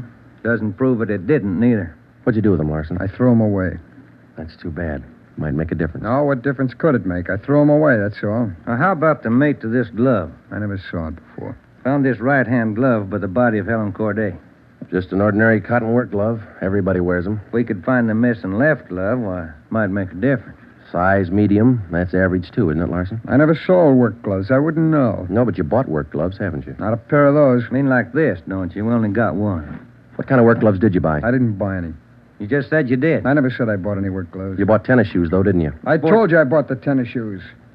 Didn't I tell you I bought them? No, you didn't tell us. We told you. Found out from Burns and Company where you work. All right, you told me. I bought them. You know that. Same kind of tennis shoes that made footprints by Helen Corday's butt. It wasn't me. Then why won't you tell us what you did with these I've shoes? already told you I threw them away. They were only 3 weeks old. Must have worn out awful fast. I didn't say they wore out. They got too dirty. No, you told us they wore out. Remember, Larson? I don't remember what I told you, but I don't have them now. We know you don't have them now. Where are they? He told us. They got too dirty. Right, Larson? Yes. Yes, that's what I said. Anyhow, you haven't got them now. No, I haven't got them now. All right, now, just for the record, Larson, which was it? Did they get too dirty or did they wear out? Whatever I said before. You said both before, Larson. All right, I said both. You haven't got anything on me. We got that little Scott girl statement from last night. She says you tried to kill her. She's lying. I told you she'd lie, didn't I? I only wanted to use the phone. She says you hit her with a tire iron. Did you hit her with that iron? No, I only tried to scare her. I didn't hit her with anything. Then how'd you get those marks around her neck and arm? Police doctor says they were made by that tire iron. I don't care what your doctor says. I didn't hurt her. Now, what do you mean, Larson? You didn't hurt her or you didn't hit her with that tire Neither iron? one. I just wanted to use her phone. How'd you know she had a phone? I didn't know if she had a phone. I just went up to find out. To find out what? To find out if I could use her phone. Thought you said you didn't know if she had a phone. I don't know anything the way you twist everything around. Sorry, Larson. We only want the truth. How about a cigarette? Yeah, I could use one. Here's the light. Larson, where were you Wednesday night, March 18th? How many times you going to ask me that same question? Just want to make sure we got it right. I told you this morning. I went to a show. I got out about 11, had a beer, and I went home. What time did you get home? About 11:30. Did you stay home? I went to bed. What'd you see at the show? I never remember the names. You ought to try to remember this, and it's pretty important. No, it was a deluxe theater. It was Spencer Tracy and something. What was on when you walked in? The news. I never go in the middle of a picture. Neither do I. Spoils them for me. Yeah, that's right. The girl in the box office doesn't remember seeing you go in. What'd she know? It was Keno night. There was a big crowd. Did you win anything? I never do. Anybody hit the jackpot? I don't remember. They give away a lot of money at those neighborhood theaters. I always remember who hits the jackpot. Well, all right, you do. I don't. Do you remember if anybody won the jackpot? I told you, no. Did they have a jackpot at that show? I guess they do. I don't know. You knew it was Keno night. You should know if they had a jackpot. Maybe they had a jackpot. I don't know. I went out for a smoke. You said the cartoon was on when you walked in. Why do you always twist what I say? I told you the news was on when I went in. You remember anything about the newsreel? It was 10 days ago. How do I know what was in it? I only know it was a newsreel, that's all. You're lying, Larson. We checked your alibi. The manager of the theater had to cut the newsreel Wednesday night because the show was running long with Keno night. You didn't go to the show Wednesday night, did you? All right, maybe I didn't. I don't remember. What's the difference? The difference is you could have been in that vacant lot the same night, the night Helen Corday was murdered. I didn't kill her. You can't prove I did. Interrogation room Friday. Hiya, Jones. It did, huh? You're positive. Yeah, okay. Thanks, Lee. Sure you don't want to tell us what you did with those tennis shoes? I'm not going to go back over all that. I've told you guys all I'm going to tell you. You know how the Corday girl was murdered? How would I know? I don't know anything about it. She was on her way home from work, as usual, about midnight. Of course, you were home in bed about that time. But you didn't go to the show that night, Larson. On her way home, Helen Corday always took a shortcut across a vacant lot. She was about halfway through the lot when the murderer tried to grab her purse. She screamed and he struck her. Hit her several times with a piece of steel pipe 14 inches long. He beat her to death with that piece of steel pipe. Then he dropped the pipe in the right-hand cotton work glove. He left 2 footprints, size 9, Sport King tennis shoes. I know all that. Well, here's something you don't know. When the killer scooped the paper money out of that girl's purse, he accidentally took along a loose rhinestone. A stone that fell out of a cheap barrette in the bottom of her bag. He carried that stone home with him. When he reached in his pocket to pull out the money he stole from her, the rhinestone fell on the floor. So? We found that rhinestone on the rug in your hotel room. Well, I haven't lived in that hotel room all my life. Maybe the tenant before me dropped it there. No, not this one. We checked the cement that held it in that barrette. It matches the glue on the stone. No, Larson, that rhinestone came from the hair clip that Helen Corday wore before she was murdered. That's enough to take you to the district attorney with. What am I supposed to say? We want you to tell us the truth. Why did you kill Helen Corday? Yeah. You want the sandwiches and coffee now, Sergeant? Bring them in, Mike. Looks like we're going to be here a long time. Yeah, I brought you ham, cheese, and liverwurst. And some fruit. Coffee's black. Cream and sugar on the side. Thank you, Mike. Ah, it looks good. What kinds you want, Larson? Ham, cheese, or liverwurst? Oh, you're not hungry? Okay. Sandwich, Joe? No, thanks. I think I'll have an apple, huh? Yeah. Okay. I fixed you a plate there, Larson. Coffee's right here. That's a fine apple. Nice and fresh. This a Washington apple? Yeah, I don't know. Is that coffee hot enough? No, it's fine. Where'd Mike pick these up? Well, across the street. Eddie's? No, Oh, it tastes good. Well, drink your coffee anyway, Larson. It's getting cold. All right! I didn't want to kill her. She screamed and I hit her. All I wanted was her purse. That's all I wanted. She wouldn't give to me. She had to fight back, so I hit her. I didn't want to kill her. All she had to do was give me the purse and I wouldn't have hurt her. I was drinking and I didn't know what I was doing. I was drunk. I didn't mean to kill her. I didn't mean to kill her. Mike. Yeah, Joe? Stay with him. We'll call the stenographer.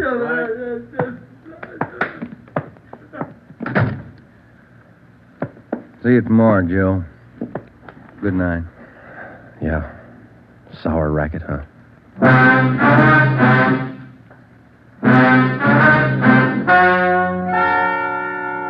The story you have just heard is true. Only the names were changed to protect the innocent. Frank Philip Larson was tried and convicted of murder in the first degree. He was executed in the lethal gas chamber at the state penitentiary.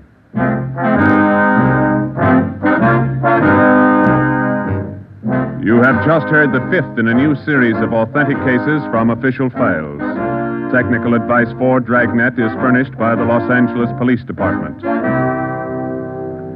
Tonight's program is dedicated to Police Officer Charles A. Brady of the Chicago, Illinois Police Department, who on the night of September 2nd, 1945, gave his life so that yours might be more secure.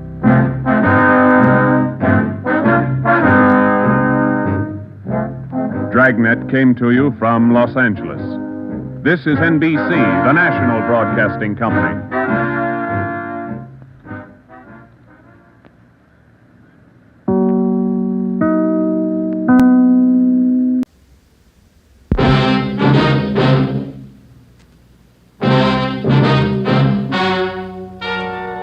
Ladies and gentlemen, the story you are about to hear is true. Only the names have been changed to protect the innocent. NBC brings you Dragnet.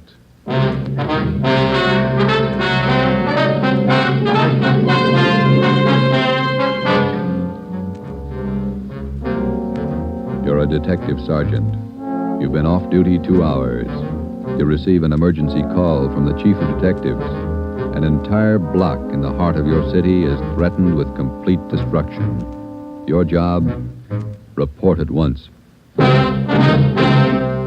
Dragnet, the documented drama of an actual crime, investigated and solved by the men who unrelentingly stand watch on the security of your home, your family, and your life. For the next 30 minutes, in cooperation with the Los Angeles Police Department, you will travel step by step on the side of the law through an actual case from official police files. From beginning to end,